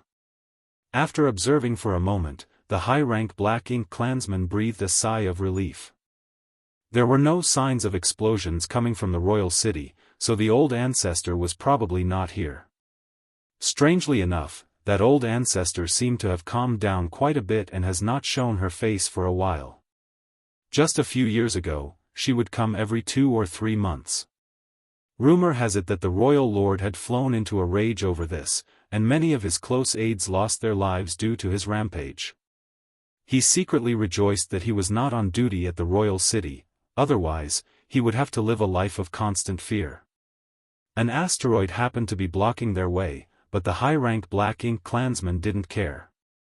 In the vast void, asteroids like these were fragments of shattered universe worlds and could be found everywhere. It was quite a normal sight. Be that as it may, the Black Ink clan ships weren't very sturdy as the Black Ink clan's craftsmanship wasn't very good. The ships at most could be used as big flying artifacts, a far cry from human warships which were extremely sturdy. Even an asteroid like the one in their way could damage the ship if they simply rammed into it. While the high-rank Black Ink clansman was feeling faintly envious of the human race's ability to refine warships, he suddenly noticed something amiss.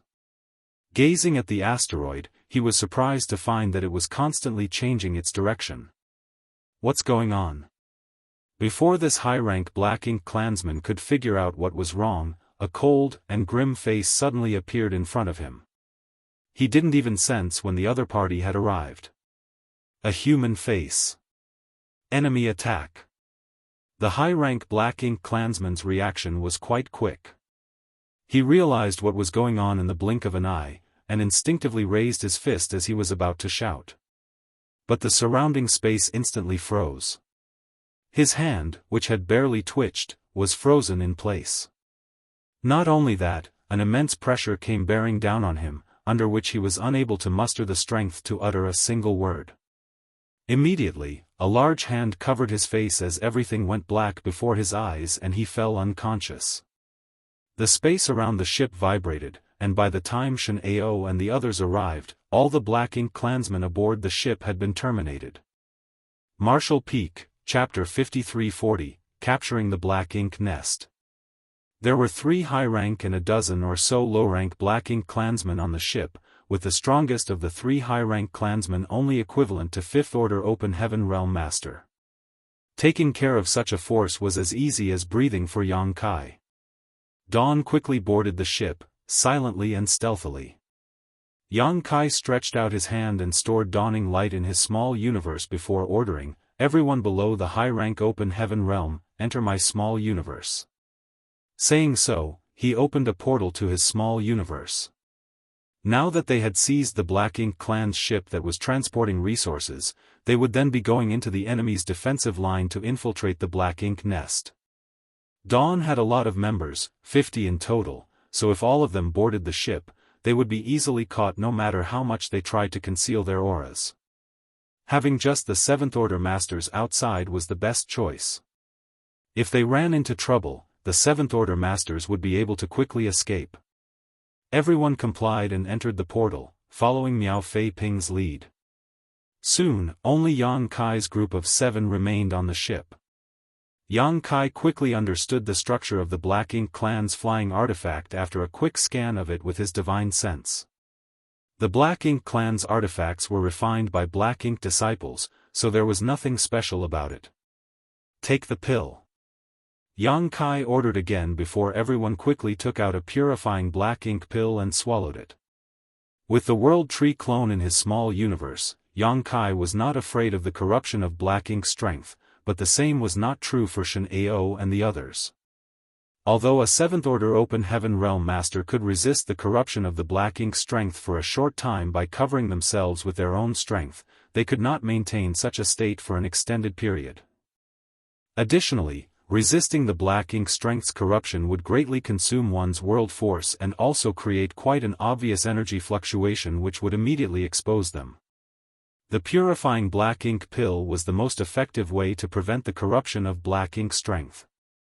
Yang Kai looked at Ren Bingbai and stated, "Brother Ren, you fly the ship." Ren Bingbai agreed with a nod, "N." Saying so, he turned and left, heading to the cabin. Yang Kai pondered for a moment before he flew out of the ship, punched a hole in the bow and tore off a few planks before returning. All the Black Ink clansmen on the ship had been killed already, so they didn't have any way to disguise themselves. All he could hope was that the tattered state of the ship would attract the attention of the Black Ink clan and make it easier for them to act. On the other side, Ren Bingbai had already activated the ship's spirit arrays. The ship hummed as it flew towards the defense line shrouded in Black Ink strength and plunged into it. Yang Kai solemnly stated, "Everyone, conceal your auras as best you can. Very soon, a Black Ink clan patrol will be coming to investigate. At that time, I will restrain them and you will quickly kill them." According to his previous observations, every time a foreign body broke into the defense line, the Black Ink clan team from the closest Black Ink nest would be deployed to investigate. Of course, it was not an absolute, and there were exceptions sometimes, but it was true for most cases. While everyone was concealing their auras, Yang Kai did the exact opposite. Not only did he not converge his aura, but he began leaking a large amount of Black Ink strength. He wouldn't have been able to do this if it was in the past. Although his small universe had sealed quite a lot of Black Ink strength, it wasn't this rich. But now, there was a low-rank Black Ink nest in his small universe, constantly producing Black Ink strength and incubating the Black Ink serfs for the disciples of the Void Dao Temple to fight. It was now easy for him to emanate such rich Black Ink strength. All he needed to do was pull some from the Black Ink nest and release it. In the blink of an eye, the entire deck of the ship was shrouded in a thick layer of Black Ink strength, concealing everyone's figures. The ship rapidly flew forward, but after a moment, Bai Yi suddenly sent a transmission, "A Black Ink clan squad is approaching."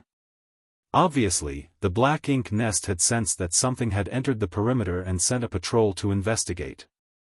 Both sides quickly approached each other. Dawn's 7th Order Masters quickly got ready to attack. A short while later, the investigating squad of Black Ink clansmen laid their eyes on the ship. At a glance, they could tell that the ship was heading towards the Black Ink nest and Black Ink strength was surging from the deck. The leading high-rank clansman was greatly confused though. He had no idea what was wrong with his fellow clansmen and why they were giving off so much Black Ink strength. Looking at the damaged bow, it seemed like it had been attacked by someone.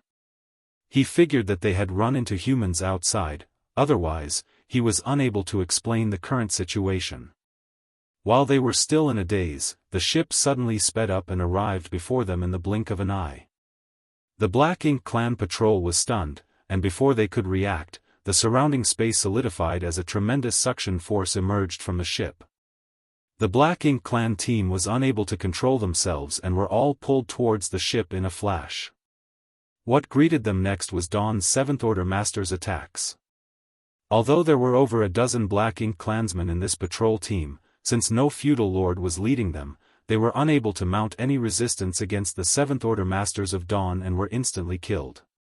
Without making any sound or leaking any aura, the ship continued flying forward, as if the Black Ink clansmen had never appeared. The disappearance of over a dozen life auras should have been noticed if there were any Black Ink clansmen nearby, but as the Black Ink nests were still quite far and Dawn finished everything quickly and without leaking too much energy, they were able to take down the enemy patrol without anyone's notice. In any case, this was just the first step. The next test was to capture the Black Ink nest. If they succeeded in taking down the Black Ink nest, Dawn would have successfully pried open a gap in the Black Ink clan's defense perimeter, but if they failed, if they were exposed, All they could do was make a big commotion to attract the attention of the Black Ink clan and use this opportunity to warn the Old Turtle Squad, Profound Wind Squad, and the Snow Wolf Squad that was deep behind the Black Ink clan's lines to retreat. A short time later, the Black Ink nest was already faintly visible. The Black Ink clan had most of their troops defending the royal city, and the defensive line they had set up was so huge that almost all of the low-rank Black Ink nests had been used. As such, each low-grade Black Ink nest should not have too many feudal lords guarding it. Yang Kai reckoned that there should be 2 or 3 at most. Dawn had more than enough strength to take down such a force without leaving any traces. Yang Kai sent a transmission to everyone. Later, I will enter the Black Ink nest straight away, while you all deal with the Black Ink clansmen outside. I will also use space techniques to assist you. In order to cut off the Black Ink clan's communication with the outside world, Yang Kai had to enter the Black Ink nest and instantly seize control of it. Only he could do this. Shen Ao nodded. Don't worry, there will be no disturbances. Yang Kai nodded before looking ahead. There was a Black Ink nest ahead, and many Black Ink clansmen were gathered outside. One of them even happened to be a feudal lord. The other Black Ink clansman also looked over, while the feudal lord's brow wrinkled in suspicion. This was not surprising though, as the ship returning to transport resources seemed a bit strange. Its hull was damaged and its deck was shrouded in a thick layer of Black Ink strength, making it difficult to see inside clearly. Most importantly, the Black Ink clan team who had gone to investigate had not yet returned. It never crossed his mind that a human would even dare to enter this place, but he instinctively felt that something was off about this situation. Without waiting for the ship to approach, the feudal lord shouted, "Stop! Which team are you with?" Currently, the resources required by the Black Ink nests were all provided by the subordinates of the Black Ink nests' feudal lords. The royal city was not responsible for them. Not only that, but the royal city also needed them to provide resources. After all, every time the human race old ancestor attacked, the royal lord would have to use a large amount of the Black Ink nest's power to fight her off, so the consumption was enormous. Generally speaking, every feudal lord had sent more than one team to extract resources, ranging from 2 to 5 in total. As such, the feudal lord had no idea which mining team had returned, but he could confirm that they should be subordinates, because his symbol was on the ship. Yang Kai, who was on the ship, replied in panic, "Sir feudal lord, we encountered a human race master outside and were outnumbered. The rest of my team all died in battle." Naturally, this was just nonsense to attract the other party's attention. As expected, the feudal lord's expression changed after hearing this and he asked in fright, "You encountered a human?" The Black Ink clansmen around him also fell into panic. It should be known that the Great Evolution East-West Army had attacked the royal city time and time again, traumatizing the Black Ink clan. Every time the humans attacked, the Black Ink clan would suffer massive casualties. Since ancient times, there had never been a theater like Great Evolution Theater, where the Black Ink clan was so completely suppressed and frightened. They used to look down on the humans as Great Evolution Pass was the only great pass the Black Ink clan had ever occupied. They believed that the Black Ink clan army of Great Evolution Theater was the most powerful Black Ink clan army. That all changed a few hundred years ago, and ever since that war ended, the Black Ink clan had invested everything into constructing a defense line of Black Ink strength to prevent the human race army from attacking again, but now even the mining team so close to the perimeter had encountered humans. Are the humans about to launch another attack? Will the Royal Lord be able to resist this time? Will Great Evolution Theater be the first to be conquered by the humans? For a time, many distracting thoughts flashed across the feudal lord's mind. Meanwhile, the ship was rapidly approaching. Attack! Yang Kai shouted as he urged his space principles, enveloping the entire region ahead of him. At the same time, his figure flashed past the Black Ink clansmen outside and rushed straight into the Black Ink nest. He wanted to find the feudal lord in charge of this Black Ink nest and take him down first. Under the imprisonment of the surrounding space, all of the Black Ink clansmen immediately went stiff, while the weaker black ink clansmen were fully immobilized. At that moment, an arrow silently flew out from the ship, almost keeping pace with Yang Kai. The arrow flew straight towards the feudal lord's chest, and if everything went smoothly, it would have pierced through his body and reaped his life. But in the end, the other party was still a feudal lord. In this moment of life and death, he somehow managed to move his body to the side just a little, so while the arrow still pierced through him, it missed his vitals. Damn it! Bai Yi ground her teeth. Her archery skills had already reached the realm of perfection, so it would have been a piece of cake for her to kill a feudal lord with a single arrow under normal circumstances. She had accompanied Yang Kai everywhere over the years, and countless feudal lords had lost their lives to her arrows. But she could not use any powerful secret techniques in this place, so the arrow she loosed was only able to display 70% of her power. She thought that it would be enough to kill her opponent, but contrary to her expectations, she had underestimated her enemy and made a mistake. Seeing that the feudal lord was about to shout, a cold glint flashed past Bai Yi's eyes as she prepared to fire a second arrow. Her arrow was extremely fast, so she would have ample time to kill the feudal lord before he could raise a fuss. But before she could fire an arrow, a sea of blood suddenly appeared over the feudal lord and instantly drowned him. Not only the feudal lord, but even the dozen or so clansmen around him were not spared. A thick malevolent aura was emanating from the suddenly formed blood sea. Martial Peak, Chapter 53-41, Can You Stomach It? Although the blood sea was giving off an extremely evil aura, it was also extremely restrained. Just from this, it could be seen that the person controlling it was extremely skilled. In the entire Dawn squad, the only one who cultivated blood principles was Blood Crow, thus, only he could have cast the blood sea. This was the first time everyone had cooperated with Blood Crow while fighting an enemy ever since he joined Dawn. That's why, it came as a surprise that he was able to display such a blood sea. Though this technique gave off a skin-crawling aura, it was extremely effective. At the very least, the feudal lord and the dozen or so black ink clansmen who were trapped in the blood sea couldn't make a single sound. Bai Yi ignored all this and instead fired a few arrows, taking out the high-rank black ink clansmen who had yet to react. Just as she took action, Shen Ao and the others also attacked. They all rushed towards the black ink clan without using any secret techniques or artifacts to kill as quietly as possible. Inside the black ink nest, Yang Kai's figure flickered as he instantly arrived at its core. He was extremely familiar with the internal structure of black ink nests, so he knew where its key positions were. After looking around and seeing that the core area was empty, with no one guarding it, he immediately breathed a sigh of relief. He was really worried that a feudal lord would be on guard in this central area. If that was the case, the feudal lord would have instantly sounded the alarm about the enemy attacking. Fortunately, it seemed luck was on their side today. After giving it another thought, it was not surprising. The main task of the low-rank black ink nest set in the periphery of the royal city was to generate black ink strength and expand the defense perimeter. The feudal lords of the black ink nests were surely busy at the black ink pool, so there was no point standing by in the central area. After all, what would they do inside the black ink nest space? Chat with other feudal lords. Without any hesitation, Yang Kai continued deeper, making a beeline straight to the black ink pool's location. Finally, he saw a feudal lord and a high-rank black ink clansman. The high-rank black ink clansman was standing before the billowing black ink pool, holding a space ring and constantly pouring various materials into it for refining.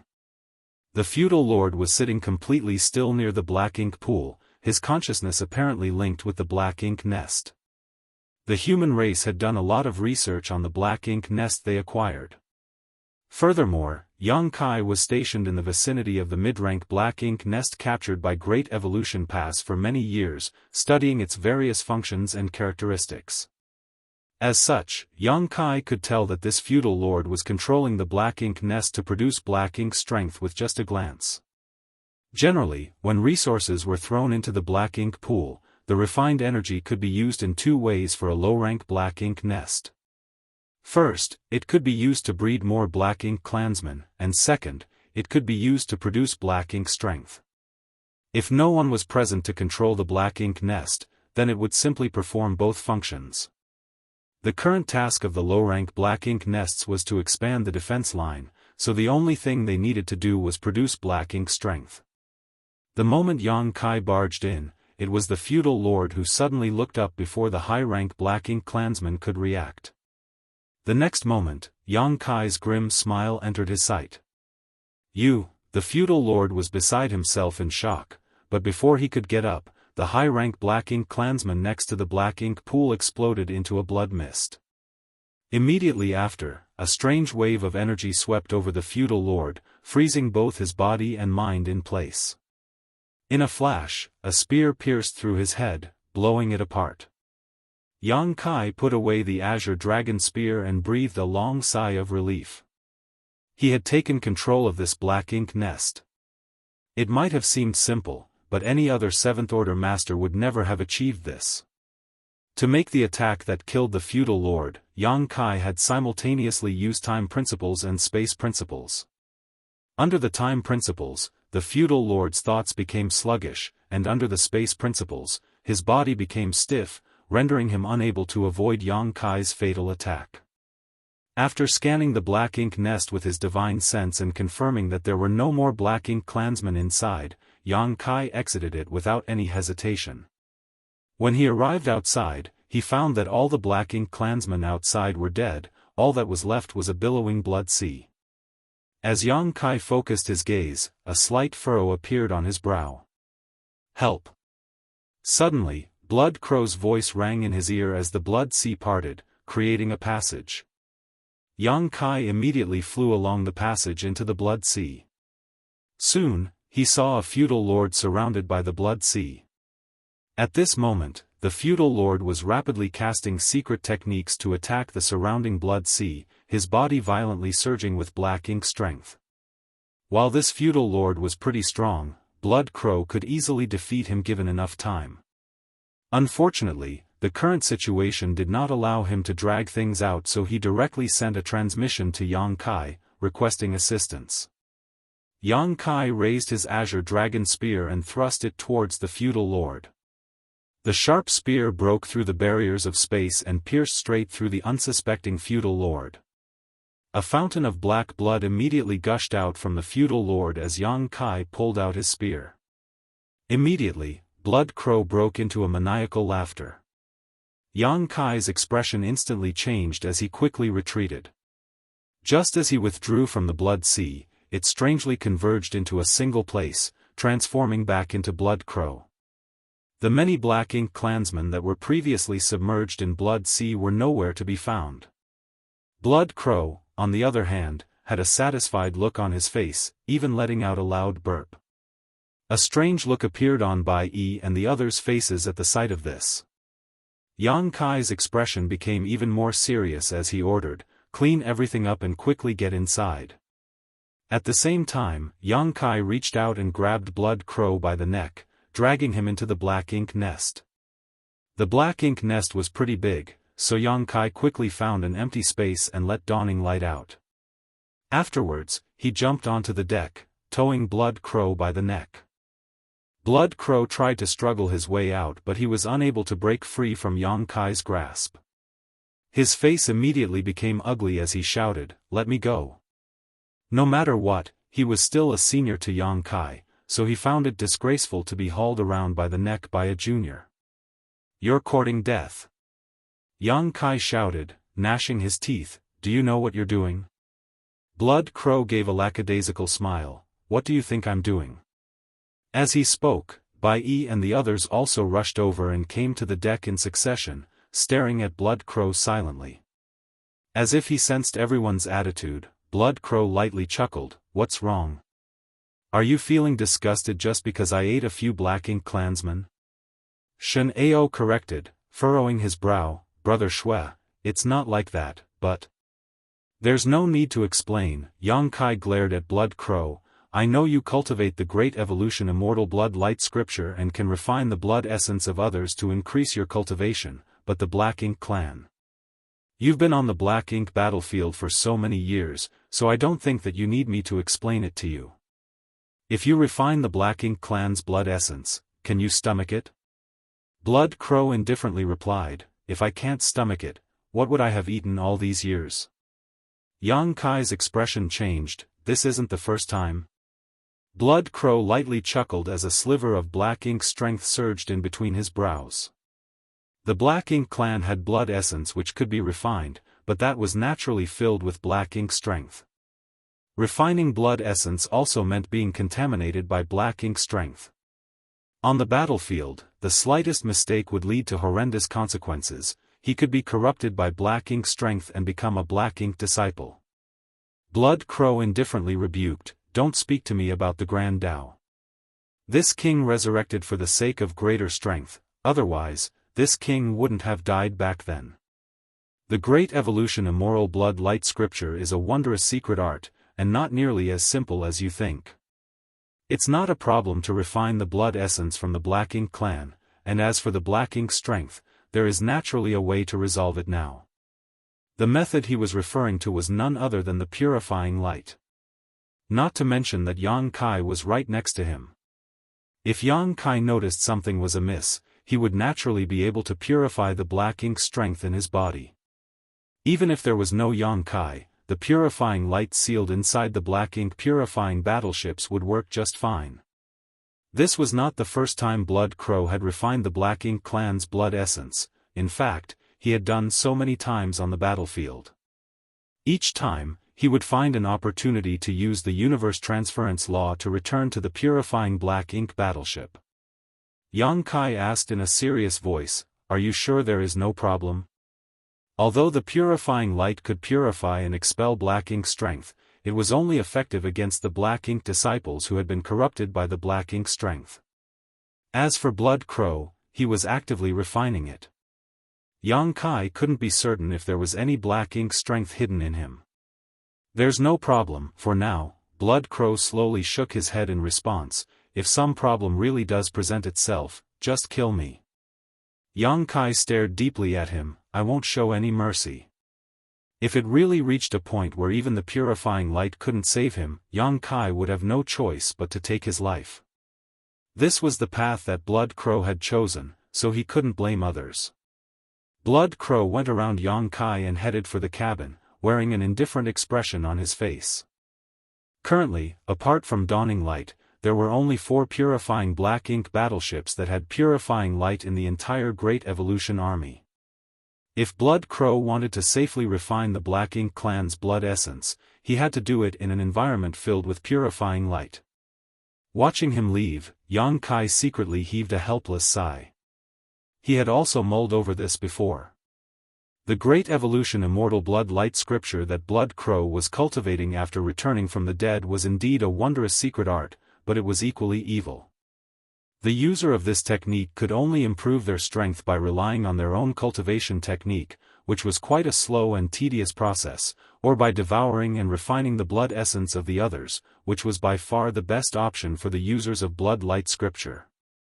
On the black ink battlefield, whether it was the black ink clansmen or the black ink disciples, both possessed quite a lot of black ink strength in their bodies, so refining their blood essence was quite a risky process. Yang Kai thought that Blood Crow wouldn't be so bold, but by the looks of it, he had underestimated his determination to pursue greater strength. But who did not pursue greater strength in this miserable era? Yang Kai was also like that, so were the members of Dawn, and so was the entire Great Evolution army. Only with greater strength could one play a greater role in the battle against the Black Ink clan. Be that as it may, Blood Crow's method of increasing his strength was somewhat different from others. Now that it was already a done deed, Yang Kai couldn't possibly ask Blood Crow to spit out the Black Ink clansmen, it simply didn't work like that. Have you tidied up things outside? Yang Kai asked. Shen Ao reported with a nod, it's all cleaned up, but this way, it'll be easy for us to expose ourselves. There should be Black Ink clansmen outside the Black Ink nest, defending it. When Yang Kai used the demon eye of annihilation to observe them, he saw that every Black Ink nest was guarded by the Black Ink clan. Now though, this black ink nest was completely undefended. If a black ink clan patrol were to pass by, they would definitely become suspicious. Should we put on a disguise? Shen Ao asked. Yang Kai refused, shaking his head, no need. If the black ink clansmen really come to investigate, putting on a disguise would be pointless. Furthermore, we don't have to maintain this position for long. Great Evolution Pass will arrive in half a month at most, so we just need to hold out until then. It shouldn't be a problem to hold out for half a month. What they needed to do now was to quickly take down the other two nearby black ink nests. When Yang Kai observed from the periphery of the black ink clan's defense line, he noticed that as long as he could take down these three neighboring black ink nests, an exploitable gap would appear. As long as Great Evolution Pass disguised itself a little and entered through this gap, they would be able to completely avoid the eyes and ears of the Black Ink clan and make it to the royal city, catching the Black Ink clan off guard. Since everything had gone smoothly when they launched a surprise attack using the Black Ink clan's ship, Yang Kai planned to simply use the same method to capture the other two Black Ink nests. Marshall Peak, Chapter 53-42, I'll leave him to you. There was still about half a month before Great Evolution Pass arrival, so Yang Kai wasn't in a hurry to attack the nearby two Black Ink nests. What he was more curious about was whether the Black Ink clan's defensive line was really as effective as they had thought. With this Black Ink nest under their control, it wouldn't be difficult for them to verify this. Without any delay, Yang Kai arrived at the chamber where the Black Ink pool was and opened a portal to his small universe, allowing the Black Ink nest to absorb his world force and use it as a bridge to connect their consciousnesses. At first, he felt nothing out of the ordinary, but when Yang Kai immersed his mind and carefully sensed his surroundings, he felt his consciousness expanding. Not only had the Black Ink nest become a part of him, but even the surrounding void seemed to be within his reach. The range of his consciousness was the area filled with the Black Ink nest's Black Ink strength, though the further away it was from the Black Ink nest, the blurrier his perception became. Nonetheless, he was able to detect a foreign body if it intruded into the region. As he had guessed, the defense line formed by the Black Ink strength did serve as the warning system. This was also the reason why the Black Ink clan sent a team to investigate them the two times they had approached to within a certain range of the Black Ink nests so quickly. Although Great Evolution Pass had seized a mid-rank Black Ink nest and had done a lot of research on it over the years, they had no idea that it had such a function. It wasn't that the people studying the Black Ink nest were careless, but rather that the humans had invested all their energy into spawning subnests. Why would they even think about producing Black Ink strength? For one, the Black Ink strength was highly dangerous to the humans. Even the low-rank Black Ink nest in Yang Kai's small universe only gave birth to the weakest Black Ink clansman and did not produce any Black Ink strength beyond what he deemed absolutely necessary. As such, Yang Kai was also oblivious to this function of the Black Ink nests. After carefully examining it for a moment and making sure he hadn't missed anything, Yang Kai finally relaxed somewhat. By the looks of it, the Black Ink clan's defense line had two purposes. Firstly, it served as a detection net, so once a human broke in, the Black Ink clan would be alerted, and secondly, it would create an advantageous environment for the Black Ink clan to fight in. Over the years, the low-rank Black Ink nests had been constantly producing Black Ink strength, enveloping the region around the royal city, making it difficult for human cultivators to enter this place. This was the Black Ink clan's strategy to protect themselves. Correspondingly, if the Black Ink nest's warning was only effective to this extent, then his previous plan would work. If he could capture the nearby Black Ink nests, then a gap would appear in defense line. At that time, Great Evolution Pass would be able to pass through and charge straight at the royal city undetected. The Black Ink clan probably hadn't even imagined that the Great Passes could be moved. The Great Passes had remained in place for countless millennia. Although they were strong and sturdy, they had only been used for defense, never to attack. Now, they were being mobilized for the first time ever. The humans would definitely be able to catch the Black Ink clan off guard with this move. Furthermore, the influence of the black ink's strength on the humans would be greatly diminished, with Great Evolution Pass acting as a barrier and shield. If someone was not able to withstand the black ink strength's invasion, they could simply return to Great Evolution Pass and recuperate. This was unlike before, where they could only rely on warships. Warships were constantly at risk of destruction, but if the Black Ink clan wanted to destroy Great Evolution Pass, it would be extremely difficult. Suddenly, hurried footfalls came from outside. Yang Kai returned to his senses and looked towards the entrance. Xianxia hurriedly walked in and looked at Yang Kai with a solemn expression. Squad leader, Bai said that a Black Ink clan team is approaching. How many? Yang Kai asked.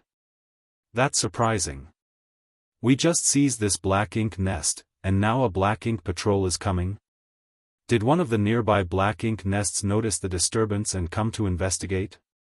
Dawn was extremely fast and had completely suppressed the fallout from their attack, so being noticed was unlikely, especially since even the closest Black Ink nests were quite some distance away and there was a thick cloud of Black Ink strength between them. Logically speaking, it should be impossible for them to detect anything. I don't know, Xianxia shook his head. Yang Kai hurriedly went out and soon arrived outside. The Seventh Order Masters of Dawn were hiding at the entrance of the Black Ink nest, concealing their auras. Seeing Yang Kai arrive, Bai waved at him and pointed in a certain direction. Yang Kai focused his gaze, using the demon eye of annihilation, and noticed a Black Ink clansman was indeed flying towards them. Only one. In this place, where everyone moved around in teams of no less than a dozen, it was quite strange to see a lone Black Ink clansman acting like this. Judging by the approaching aura, it was a feudal lord, and they seemed to be heading straight for this particular Black Ink nest. Damn it! Originally, Yang Kai wanted to quickly capture the two nearby Black Ink nests to prepare for Great Evolution Pass attack, but he had never expected such an unforeseen event to occur. Be that as it may, since this Black Ink clansman had come knocking on their door, Yang Kai and his squad had no choice but to silence him. The occupied Black Ink nest had a huge flaw, which was that the Black Ink clansman here had been completely wiped out. With not a single Black Ink clansman guarding this place, if the other party became even a little suspicious, he would very likely realize that something was amiss. Nevertheless, Dawn could do nothing about it. Yang Kai could not ask Xianxia and the others to disguise themselves, as the difference between humans and the Black Ink clan auras was too great. Their physiques also didn't match. Many Black Ink clansmen did have humanoid forms, and although some were human-sized, most of them were far taller and imposing, with various warped shapes. Everyone thus held their breaths. The feudal lord quickly approached. What made everyone heave a sigh of relief was that the other party appeared to be completely oblivious to the capture of the Black Ink nest. It did not look like it even crossed this individual's mind that humans could accomplish this. He simply approached in a seemingly casual manner. Soon, the newcomer arrived in front of the Black Ink nest. The feudal lord examined it for a moment before curiously calling out, "Lord Bogao, why is there no one guarding this place? Where did your subordinates go?" Yang Kai's expression changed slightly as he learned for the first time that the feudal lord he had killed inside the Black Ink nest was called Bogao. Furthermore, this guy appeared to know him. This made Yang Kai curious about the purpose of the other party's visit. Yang Kai immediately had an idea as he replied in a hoarse voice, "The defense line has been frequently intruded upon recently, so they have all gone to investigate. Sir Feudal Lord has his hands full with the Black Ink nest, so he is unable to reply. Sir, please come inside." He couldn't disguise himself as Bogao, so he could only pretend to be one of Bogao's subordinates. Presumably, the other party wouldn't be able to find any fault. As expected, the other party didn't suspect anything and simply walked towards the Black Ink nest. However, after taking just one step, he instantly retreated. Yang Kai cursed, gnashing his teeth. This feudal lord was quite crafty. Perhaps he really hadn't noticed anything before, but my reply gave him the confirmation that something was wrong, or perhaps the absence of the black ink clansman alerted him, so he pretended to move forward before retreating. This time, Yang Kai was caught off guard. Fortunately, Yang Kai's reaction was extremely fast. With a single instantaneous movement, Yang Kai appeared beside the feudal lord and pounced at him. The next moment, the feudal lord who was about to retreat suddenly froze as Yang Kai's fist landed on his head, releasing a massive amount of world force. The feudal lord immediately felt dizzy. But this wasn't the end of it. Yang Kai got a firm hold of his opponent and began bombarding him with punches. The feudal lord felt extremely aggrieved. He was still a feudal lord, but he was being beaten to the point where he couldn't even fight back. Every time he mustered some strength, it would be dispersed by the other party's violent assault. A moment later, he spat out a mouthful of blood as all the color drained from his face. Yang Kai grabbed hold of this feudal lord and returned to the black ink nest in a flash before throwing him to the ground like a dead fish. Shen Ao and Ning Qi glanced at each other, speechless. The squad leader has grown even stronger. Ordinary 7th Order masters couldn't easily kill feudal lords since both were in equivalent realms, let alone capture one alive, but Yang Kai was able to snatch up the other party like a helpless child. Although they were shocked, their hands did not stop. Seals were sent out one after another, isolating the black ink nest from the outside world. After a dozen breaths, the half-dead feudal lord slowly regained his senses. He shook his head and opened his eyes, only to see several humans glaring at him. The feudal lord was beside himself in shock. Yang Kai summoned his azure dragon spear with a wave of his hand and thrust it straight at the other party's eyes, arrogantly asking, "Do you want to live or die?" The feudal lord didn't dare to move and kept his mouth shut, sensing the azure dragon spear's sharpness. "If you want to live, then answer my questions and perhaps I'll spare you." The feudal lord's expression changed several times before he grit his teeth and snarled, "Forget it, you won't get anything out of me." He also realized that the other party had no intention of sparing his life. It was obvious they wanted to obtain information from him, but humans and the Black Ink clan could never coexist. So what if he gave them the information they wanted to know? After they were done with him, he would undoubtedly die. He might as well just commit suicide. Saying so, the black ink strength in his body started surging as he let out a low roar and he charged at Yang Kai. Yang Kai's spear nailed him to the ground as black blood flowed out of his wounds. "Humph, want to die? Not so easy." He turned his head and shouted, "Blood Crow." Blood Crow appeared on the deck and condescendingly looked at the feudal lord. "I'll leave him to you. Get everything out of him."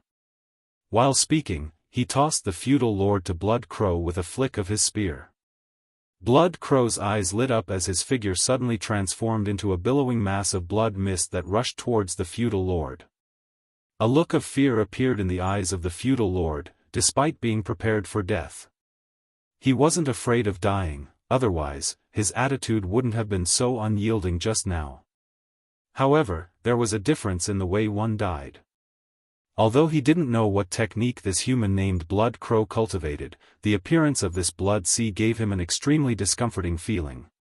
It pulsed with a malevolent aura not inferior to the one given off by black ink strength. The blood sea continued swirling, without making the slightest noise. Yang Kai put away the azure dragon spear. Shen Ao leaned over and whispered, "Is it fine, doing this?" Yang Kai lightly snorted, "What can I do if he insists? Rather than letting him eat on the battlefield, I might as well let him have his fill right now. If there is no other choice, I'll handle it personally." As he was speaking, murderous intent flashed across his face. Yang Kai would not show any mercy if Blood Crow really got corrupted by the black ink strength. A moment later, the swirling blood sea converged and transformed back into Blood Crow's figure. The feudal lord who was surrounded by the blood sea was nowhere to be found. Blood Crow's face was aglow as he could hardly suppress the blood chi in his body. After devouring over a dozen black ink clansmen's blood essences, 2 of which were feudal lords, he was just barely holding on, somehow. Marshall Peak, Chapter 53-43, Collecting Resources. On the deck, Blood Crow casually tossed 2 space rings to Yang Kai. Yang Kai caught them and examined them. One space ring was quite ordinary. It didn't have anything particularly eye-catching, containing the normal amount of wealth a feudal lord would possess. The other space ring, on the other hand, was quite eye-catching. This guy was loaded. The second space ring was filled with all kinds of resources, enough to dazzle even Yang Kai. Although Yang Kai had already seen marvelous things and mountains of treasure before, he couldn't help but be shocked by the wealth of this feudal lord. The feudal lords he had met before weren't nearly this rich. Blood Crow clarified, those don't belong to him. The first space ring was his, and the second one was taken from the black ink nests. What do you mean? Yang Kai raised his head and asked. He had some guesses, but nothing conclusive. Blood Crow belched before continuing, this guy came from the royal city and was tasked to collect the resources from the black ink nests. Let's put it this way, the black ink nests in the periphery belong to individual feudal lords. These feudal lords will send out their subordinates to mine for resources.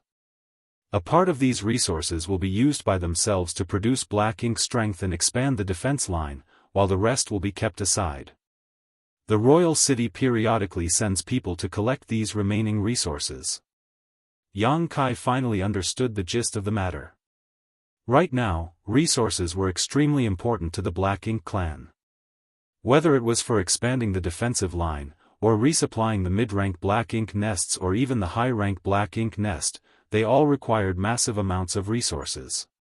Even though the Black Ink clan had amassed a tremendous amount of resources over the millennia, since they were trapped in the royal city, they had to find a way to replenish their reserves. And that source was the mining done by the Black Ink clansmen in the Outer Ring. No wonder the feudal lord suddenly came here alone. It turns out that he was here to collect resources. Judging by the items in the second space ring, he must have gone to many other Black Ink nests. What else? Yang Kai asked. Blood Crow answered, there are about 20 or 30 people in charge of collecting resources like him, all of them scattered in different directions. As you know, the Black Ink clan's defense line is quite wide, and quite a distance out from the royal city, so they need so many people to carry out this task. The territory lords won't bother to do something as tedious as this, so that leaves the feudal lords. Yang Kai lightly nodded. It was understandable. Moreover, this should not be the only reason. The territory lords were also afraid of old ancestor Xiao and had no idea when she would suddenly appear to attack. They would feel much safer in the royal city than outside on their own. If a territory lord ran into old ancestor Xiao while away from the royal city, they would just die in vain. Interesting. A grin appeared on Yang Kai's face as he suddenly thought that he could make good use of this opportunity. Originally, he had planned to use the same method as last time to take down the 2 adjacent Black Ink nests. But doing so entailed too many uncontrollable variables. Luck played quite a big role in them seizing this Black Ink nest unnoticed. If they played the same trick again and again, and for some reason, the Black Ink clan became vigilant, the risk of being exposed increased dramatically. But this new information had given Yang Kai a chance to employ another method. He could just pretend to be a feudal lord sent by the royal city to collect resources. Yang Kai turned to Shen Ao and ordered, send a message to Chai Fong and Ma Gao. Tell them to stop sneaking around outside and come here. Also, try to contact Yao Kongcheng and have them withdraw as well. Yes. Shen Ao quickly took out some space beacons and sent the messages. Holding the space ring in his hand, Yang Kai started stroking his chin, pondering. When Bai Yi and the others saw his eyes darting around, they immediately understood that he was scheming something, so they didn't disturb him. Soon after, Shen Ao raised his head and reported, Chai Fong and Ma Gao have sent their replies. They will arrive in half a day, but I still can't get in touch with Yao Kongcheng. Yang Kai furrowed his brow. Yao Kongcheng's actions were bordering on recklessness, but since he could not get in touch with him, Yang Kai could only hope that everything was going smoothly for him and his squad. You guys stand guard outside in turns. Meanwhile, I'll keep on the lookout in the central area, Yang Kai ordered before entering the black ink nest. On the deck, Blood Crow patted his stomach before turning around and returning to the cabin as he still needed to properly refine the blood essence he consumed. A chill ran down everyone's spine at the sight of this. Half a day later, Yang Kai, who was keeping an eye out from inside the black ink nest, vaguely sensed a foreign body intruding the black ink nest's detection range and immediately sent a message, having the rest of Dawn go on high alert. But shortly after the first disturbance, Yang Kai felt another body intruding on the defense line. Yang Kai knew that it was the Old Turtle and Profound Wind squads. As he had expected, a team of people stealthily made their way over shortly after. Their leader was none other than Chai Fang. Chai Fang was quite smart. He knew that the warship would be too conspicuous, so just like Dawn, he put away the warship and took everyone below the Seventh Order into his small universe when they entered the perimeter. He only arrived with a few Seventh Order masters. Bai Yi, who was guarding the entrance, had already noticed them and guided them inside. When he saw Yang Kai sitting by the black ink pool, Chai Fang couldn't help but be in awe. He immediately cupped his fist and congratulated, "Brother Yang, this Chai admits defeat." Their squad had also been wandering around the periphery for many days. They too were thinking of taking down a black ink nest and hiding inside the Black Ink clan's defense line. But it was easier said than done. Although the Old Turtle squad was quite strong, it was still difficult for them to silently capture a black ink nest. On the other hand, Dawn had accomplished just that. Needless to say, Yang Kai deserved the most credit for succeeding in this difficult task. No one was his opponent in the same realm, so he could quickly crush a feudal lord, which was critical to moving about undetected. "That's very kind of you." Yang Kai continued, "Please wait a moment, the Profound Wind squad will be arriving soon." Chai Fang lightly nodded and led his squad to Dawning Light. After thinking about it for a moment, he also let out his squad members from his small universe. Unlike Yang Kai, whose small universe had a robust foundation, his small universe felt slightly bloated after keeping so many open heaven masters inside. If he were to run into an enemy and be forced to fight, Chai Fang would have some trouble circulating his world force, which would lead to a sharp drop in his strength. Under such circumstances, he just might lose a fight he should have easily been able to win. The Profound Wind squad also arrived in a short while. Everyone had gathered except for the Snow Wolves. After asking around, Chai Fang and Ma Gao finally learned that Yao Kongcheng had led his squad deeper into the Black Ink clan's defense line. This made them feel a bit uneasy. Although there were no black ink nests in the inner ring of the defense line and it might be harder to be detected, there was always a chance. If they ran into a large group of black ink clansmen, things could become quite dangerous for them. Nonetheless, things were out of their hands as they could not reach them. Without mulling over it much, Chai Fang went straight to the point, "Brother Yang, why have you summoned us here? What orders do you have?" Yang Kai answered, smiling, "I don't dare to give you orders, but I do need your help." Ma Gao nodded after hearing this, "Brother Yang, if there's anything you need, feel free to speak. Since we are all tasked with scouting, we should naturally help each other." Then I'll cut to the chase. It's like this, I've observed from the outside that, although the Black Ink clan is completely invested in constructing this defense line using the Black Ink strength, because they have expanded it too much too quickly, it's not very tight. As long as we can capture 3 adjacent Black Ink nests, we can blind the eyes of the Black Ink clan and Great Evolution Pass will have a chance to quietly sneak past and head to the royal city unnoticed. While speaking, he tapped the floor. "This is the first one. We will need to take down 2 more nearby, but Dawn needs to remain here in case anything goes wrong. So, I need your help to capture the other nests." Ma Gao and Chai Fang glanced at each other before nodding their compliance. The former added, "Since Brother Yang has summoned us here, surely he must have some kind of plan, right?" What do you want us to do? Yang Kai started explaining, I do have a plan. Originally, I was planning to use the same trick I used to capture this nest, but now I have a better idea. Previously, a feudal lord came here. Next, Yang Kai explained what happened with the recently arrived feudal lord. Ma Gao raised his brow, collecting resources. Chai Fang was not all bronze and no brains, rather he was quite sharp, so he immediately understood what Yang Kai had in his mind. Brother Yang wants to disguise himself as a person collecting supplies and openly approach the other two black ink nests. Yang Kai nodded. Rather than sneaking around and possibly raising the opposite party's guard, it would be better to act boldly. Indeed, I'm sure that it would never occur to the black ink clansmen on guard that the person approaching them so blatantly actually had ill intentions towards them. Ma Gao agreed, but Brother Yang, there is still a problem. According to what you said, the one collecting the supplies was a feudal lord. If you were to disguise yourself, you can at best disguise yourself as a black ink disciple, which would still be suspicious. Yang Kai had disguised himself as a black ink disciple more than once. Apart from him, no one else could do this because they did not possess black ink strength, but Yang Kai was different. His small universe even had a black ink nest inside, so it wasn't difficult for him to withdraw some black ink strength. Yang Kai explained with a smile, about 20 to 30 people are collecting supplies, and I don't think that all of them would be feudal lords.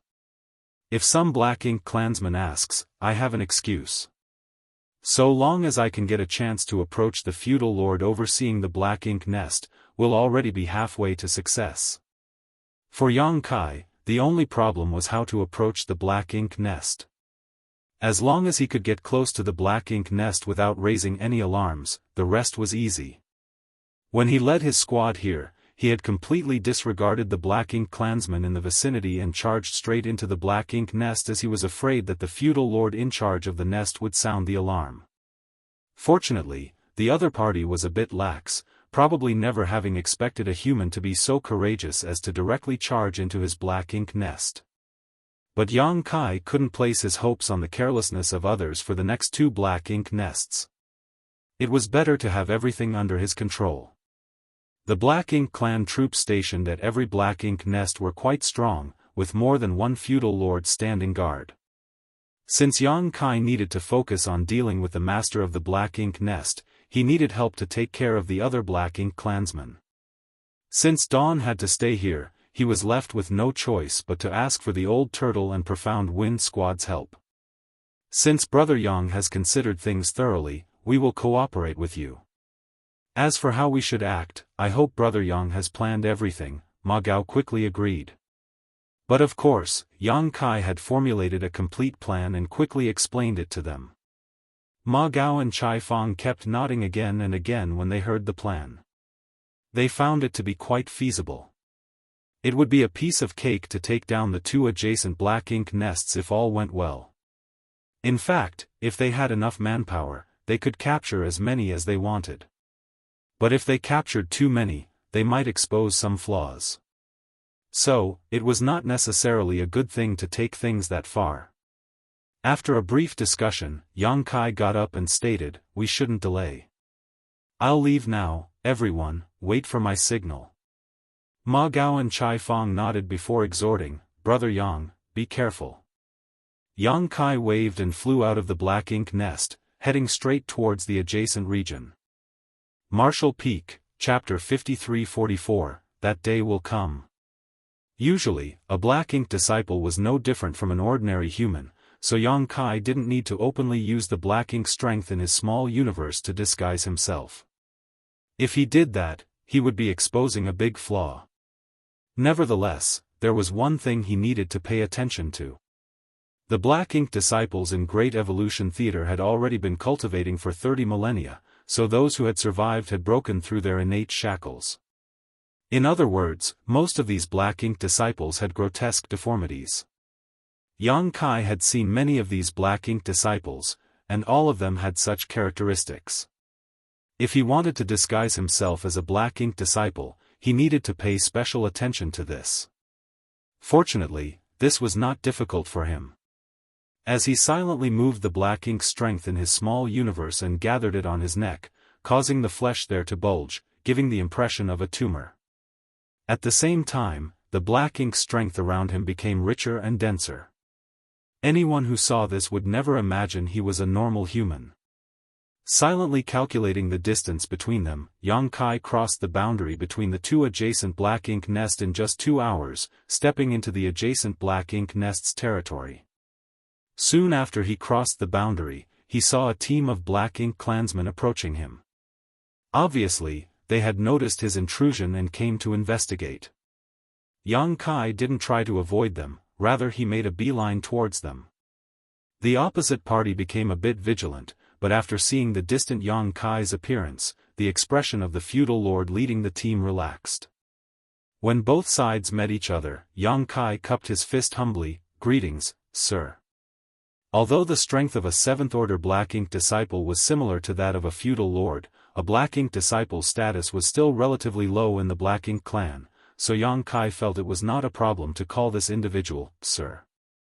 The feudal lord slightly nodded before curiously asked, "Are you here to collect supplies?" "Yes, sir," Yang Kai answered. Yang Kai secretly breathed a sigh of relief. When he was investigating the previous feudal lord's space ring, he knew that the feudal lord had already gone to many black ink nests, otherwise, there wouldn't have been so many materials inside. Yang Kai was really afraid that the feudal lord had already been here.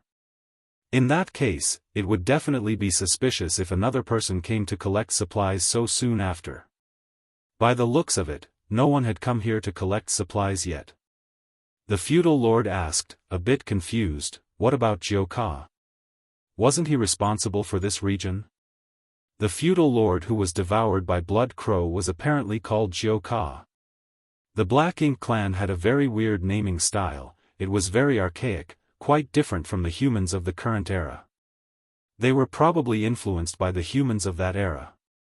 Yang Kai put on a forced smile as he gave an excuse. "Sir Jiu Ka said he had other matters to attend to, so he asked me to come here in his place." He then took a pregnant pause before whispering, "Sir also knows how the old ancestor is acting, what if?" He did not finish the sentence. He just assumed a look that said, "You understand it, right?" Hearing this, the feudal lord sneered, "That guy really knows how to loaf around. Isn't he afraid of the higher-ups blaming him?" To be honest, every Black Ink clansman in the outer ring was afraid of the sudden arrival of the old ancestor, and it wasn't like it had never happened before.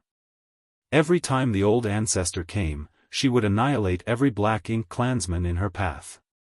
They were setting up a Black Ink strength defense line, but the hidden truth was that they were also taking a huge risk. Jiu Ka was terrified of the old ancestor and didn't dare to leave the royal city. So, it was reasonable for him to order a Black Ink disciple to help perform his duties. "Follow me," the feudal lord stated before turning around and flying back. Yang Kai nodded before flying shoulder to shoulder with the feudal lord. Meanwhile, he also kept up with pleasantries, praising and thanking the other party for working hard these days. He was completely acting like a Black Ink disciples. The feudal lord was also apparently a talkative fellow. Seeing Yang Kai act so familiar, he also began chatting with him. But Yang Kai only spouted some useless nonsense and didn't dare try to obtain any information, lest he expose himself. After walking for a while, the feudal lord casually asked, "Which territory lord's Black Ink disciple are you?" Warning bells started ringing in Yang Kai's heart. He didn't know if the other party was testing him or just asking casually. The sudden question didn't give him much time to ponder either, so Yang Kai replied in a casual manner, "I am Sir Che Kong subordinate." Che Kong territory lord's position was quite high in the Black Ink clan. During the last war between the Great Evolution East-West Army and the Black Ink clan at the Royal City, Che Kong was made the army commander by the Royal Lord, so it made sense for him to have many Black Ink disciples under him. It was hard to believe that this feudal lord out on the outskirts knew all of them. Even Yang Kai, who had spent so many years in Blue Sky Pass, did not know all the soldiers of Blue Sky Pass. After all, there were too many of them. If it was true even for him, the same must be true for the Black Ink clan. The other party must have casually asked, so as long as he didn't reveal too many flaws, it shouldn't be a problem. But Yang Kai had no idea if this feudal lord was familiar with Che Kong or not. Hearing Yang Kai's reply, the feudal lord couldn't help but look at Yang Kai, frowning. "You are Sir Che Kong's Black Ink disciple? Why have I never seen you before? Is this guy also Che Kong's subordinate? I'll be damned." Yang Kai secretly cursed his bad luck. Originally, he had thought of using Che Kong's name, but now it seems that he had just picked a rock and smashed it on his foot. If this feudal lord really was Che Kong's subordinate, he would definitely recognize the Black Ink disciples under Che Kong. Noticing the suspicion in the other party's eyes getting stronger and stronger, Yang Kai immediately added with a sigh, "I am Sir Che Kong's subordinate now, but I used to be Sir Zhichong's subordinate." Zhichong had died in the battle at Great Evolution Pass a long time ago, so there was no one left to verify his identity. As one of Zhichong's former subordinates, since his master died in battle, Yang Kai would definitely have to submit to another territory lord. "So you were at Great Evolution Pass?" The feudal lord finally found it logical as to why he had never seen this Black Ink disciple before. Indeed, Yang Kai nodded his affirmation, now finding this feudal lord quite annoying. Had he not worried about giving himself out too early, he would have already stabbed his azure dragon spear straight into the feudal lord's mouth. Yang Kai's story might have passed preliminary scrutiny, but he kept his guard up, for there was a flaw in his narrative. As expected, the other party was not a fool, so a frown appeared on the feudal lord's brow as he asked, "When Sir Hongdi led the army to retreat from Great Evolution Pass, he had an agreement with the Eighth Order human masters at that time. Not only did he have to leave behind his own Black Ink nest, but he also had to leave all the Seventh Order Black Ink disciples behind. How did you make it out of there?" If Yang Kai had really been at Great Evolution Pass, it would have been impossible for him to appear here. Yang Kai explained with a sigh, "We tried to break past the human army's blockade to assist the royal city multiple times, but we never succeeded.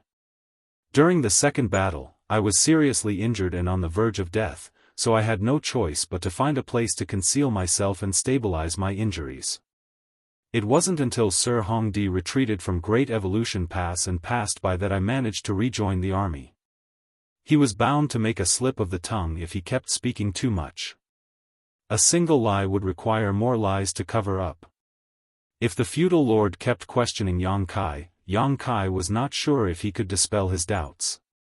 A look of sadness appeared on his face as he sighed, "We fought many battles at Great Evolution Pass, and lost countless territory lords.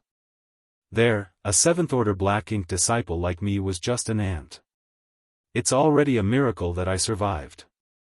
His words seemed to have touched the other party's heart, who let out a long, forlorn sigh. It was the same at the royal city, even Sir Royal Lord. "Forget it, let's not talk about this anymore. The humans are still a great threat to my Black Ink clan, but sooner or later we will wipe them out." Yang Kai couldn't help but nod, "That day will surely come."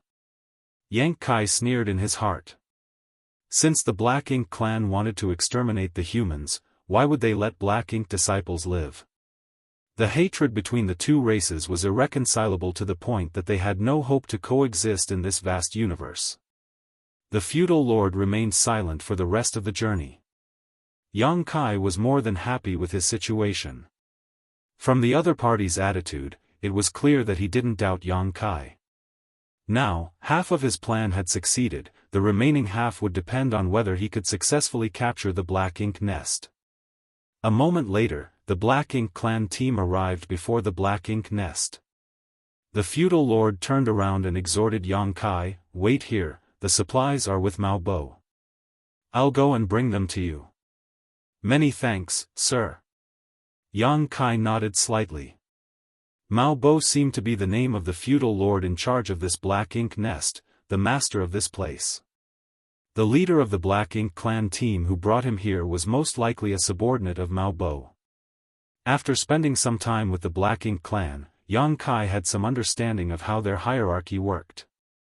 There were quite a lot of feudal lords under a territory lord's command, ranging from several dozen to 100 or so. But at most 30 feudal lords would have their own black ink nest. Most of the feudal lords did not have their own black ink nest. Under normal circumstances, these feudal lords who didn't have a black ink nest would choose to submit to those who had a black ink nest, which could be regarded as a superior and subordinate relationship, but also a cooperative one.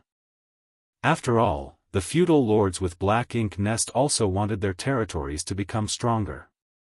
This way, when they were summoned to fight against the human race, not only would they be able to display greater strength, but they would also be able to protect themselves better.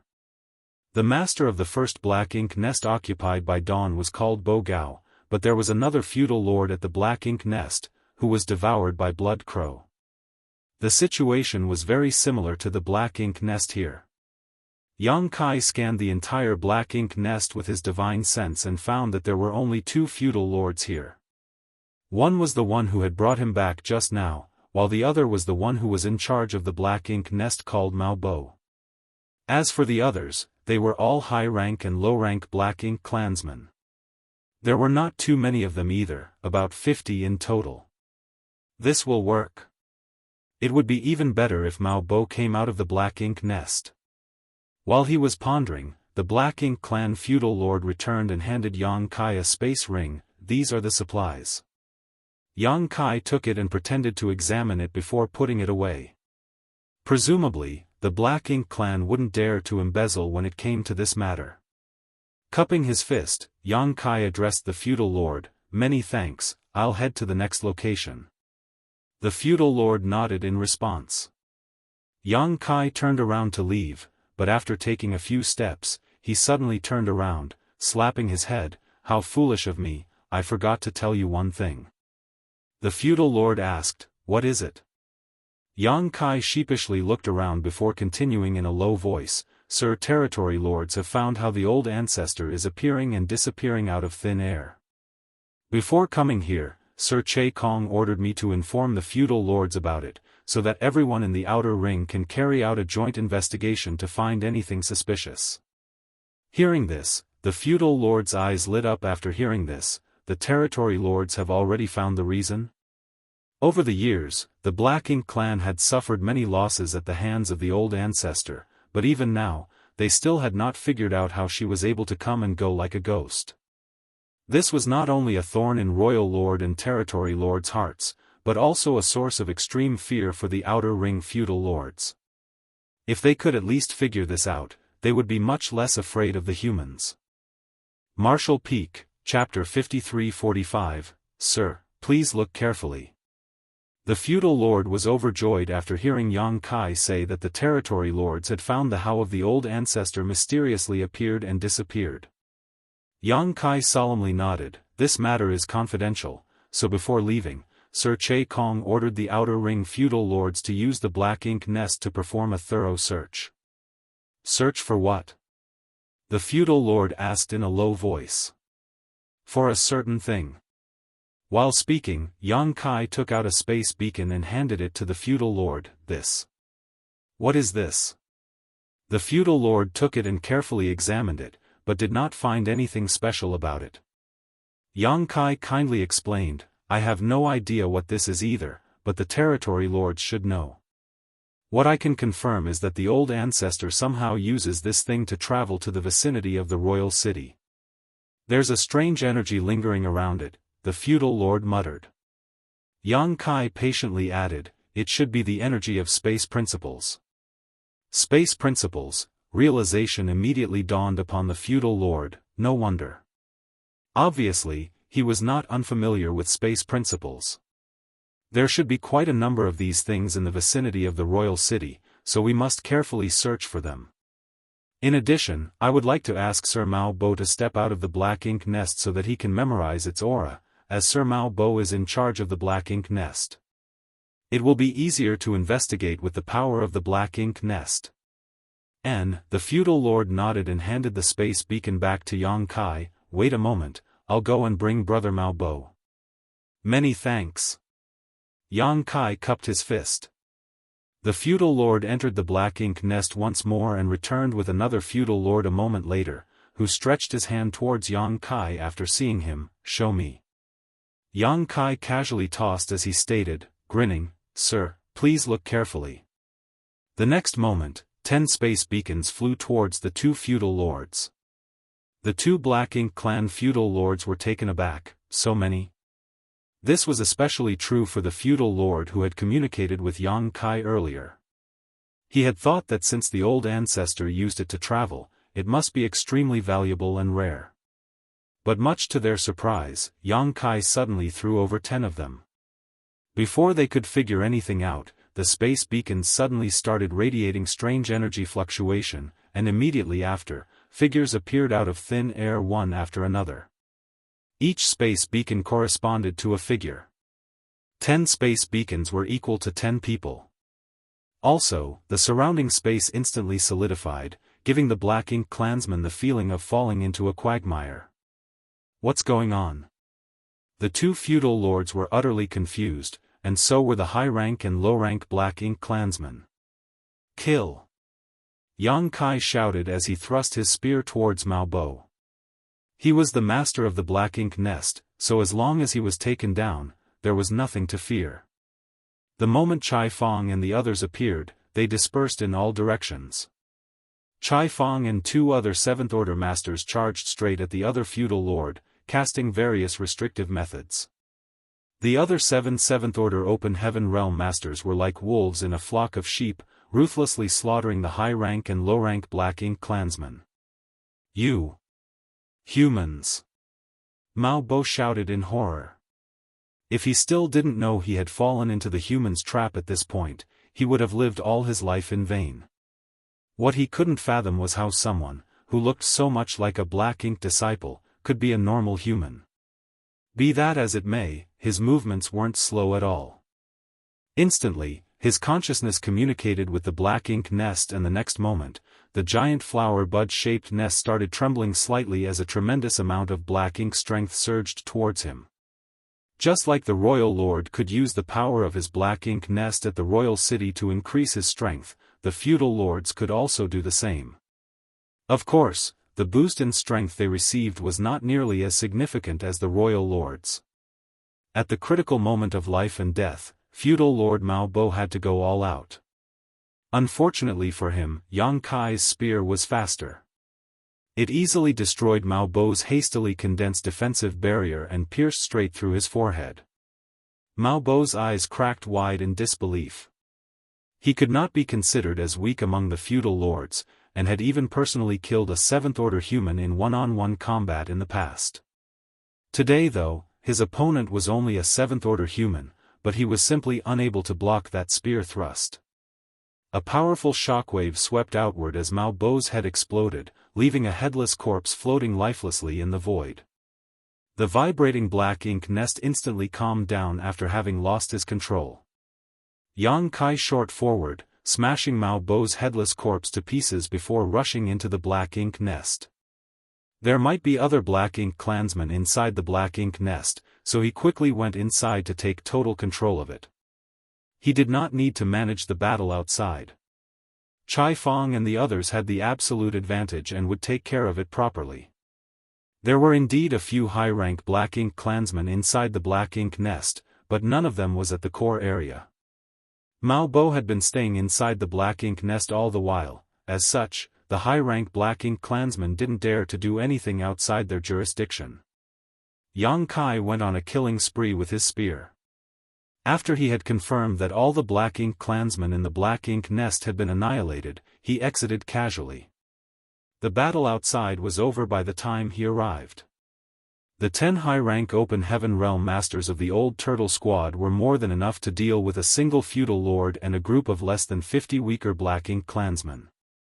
The feudal lord who had led Yang Kai here fell at the hands of Chai Fong and the other 2 7th Order masters in less than 5 breaths, while the remaining small fry were unable to cause any trouble. By the time Yang Kai emerged from the Black Ink nest, not only had all the Black Ink clansmen been taken out, even the battlefield had been cleaned up by Chai Fong and the others. "Come inside," Yang Kai beckoned everyone. Chai Fong and the others entered the black ink nest in single file. After entering the black ink nest, Chai Fong released the old turtle squad's warship as everyone landed on the deck, looking at each other, grinning. "Is there any problem?" Chai Fong asked in a low voice. Yang Kai shook his head. "It should be fine." The battle was finished very quickly. In addition, there was quite a bit of distance between them and the other black ink nest, so the fallout of their battle wouldn't reach them. "I'll go bring the others," Yang Kai stated before activating space principles and disappearing into thin air, leaving behind only a space beacon. Yang Kai returned a short while after. He then opened a portal to his small universe as 40 people walked out one after another. They were the members of the old turtle squad. Previously, all the old turtle squad members below the 7th order had been left with Dawn to facilitate a rapid deployment. Now that they had taken over this black ink nest, they needed the full old turtle squad to guard it, which was why the remaining members were brought over. The black ink strength inside the black ink nest was quite dense and strong, so even a 7th order master would find it hard to bear for a long time. The purifying black ink pill might provide some help, but it was not suitable for an extended stay in an area filled with black ink strength. A warship, on the other hand, could provide firm protection. As long as the warship's defensive arrays remained intact and active, there was no risk of being corrupted by black ink strength. Yang Kai didn't stop to rest after helping the old turtle squad settle down at the black ink nest and immediately headed towards the third target. This trip was even easier than the last, thanks to his prior experience. When he met with the Black Ink Clan team, who had come to investigate the situation, Yang Kai didn't say he was here to collect supplies. After all, such an excuse was a little risky. If the feudal lord he had killed first had already collected the resources from here, he would have to come up with a new story to slip his way out of it. Saying that the royal city had discovered how the old ancestor mysteriously appeared and disappeared, and wanted all of the feudal lords in charge of the black ink nests in the outer ring to carry out a joint search was a much better excuse. As expected, the Black Ink Clan did not find it suspicious. Not only did they not become suspicious, they even became quite excited. To them, if they could unravel the mysteries of how the old ancestor was randomly showing up out of thin air, they would have a safer future. After arriving in front of the third black ink nest, Yang Kai used news of the space beacons to easily lure out the master of the black ink nest, and using the same trick, Yang Kai tossed out a handful of space beacons and attacked. But he was cooperating with Ma Gao's squad this time. All the special operations squads were almost equally strong, except Yang Kai's Dawn squad, which was much stronger thanks to the latter. Under the cooperation of 10 7th Order Masters, the Black Ink clansmen guarding this Black Ink nest were swiftly wiped out.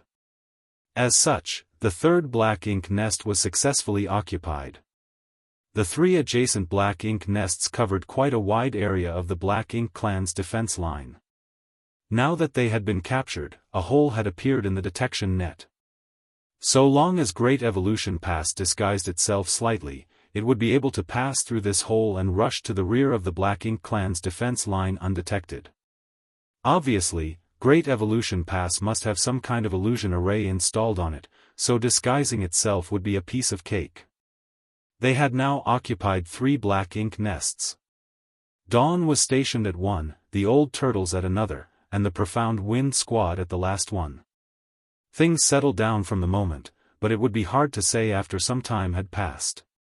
The Black Ink clan would definitely grow suspicious if 3 Black Ink nests fell silent for too long, but delaying things for 10 days or half a month shouldn't be a problem. Great Evolution Pass would have arrived in half a month at most. So long as Great Evolution Pass could pass through the defense line, Dawn and the other squads would only have to keep up this act for a few more days. Even if the Black Ink clan noticed after that, it would be too late. It would be difficult for them to respond in time. At the very least, it would be difficult for the Black Ink clan forces stationed at the perimeter to rush back to help defend the royal city. As such, the forces of the royal city would be weakened.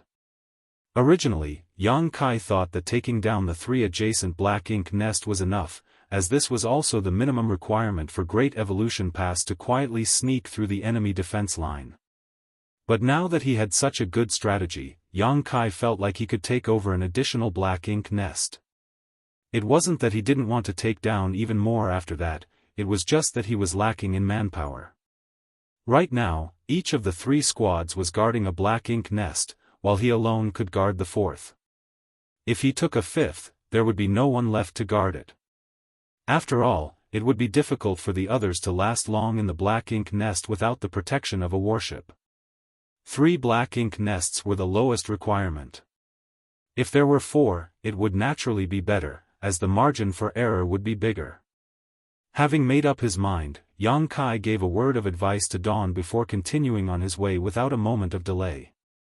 The 4th black ink nest was taken down quite easily, just like the previous 2. All Yang Kai had to do was use the space beacon as an example. The Black Ink clansmen out in the defense line were extremely concerned about the old ancestor, so when they heard that the territory lords had solved the mystery of the old ancestor's mysterious appearance and disappearance, they were overjoyed, which easily lured out the feudal lord guarding the Black Ink nest. But he didn't expect to be greeted with Yang Kai's spear. This time, Dawn Shen-ao and the others worked together with him. After taking down the Black Ink nest, Dawn's members didn't stay and instead used their universe transference law to return to Dawning Light. Yang Kai remained alone at the Black Ink nest, monitoring the situation in the outer ring. Everything remained calm and peaceful for the next few days.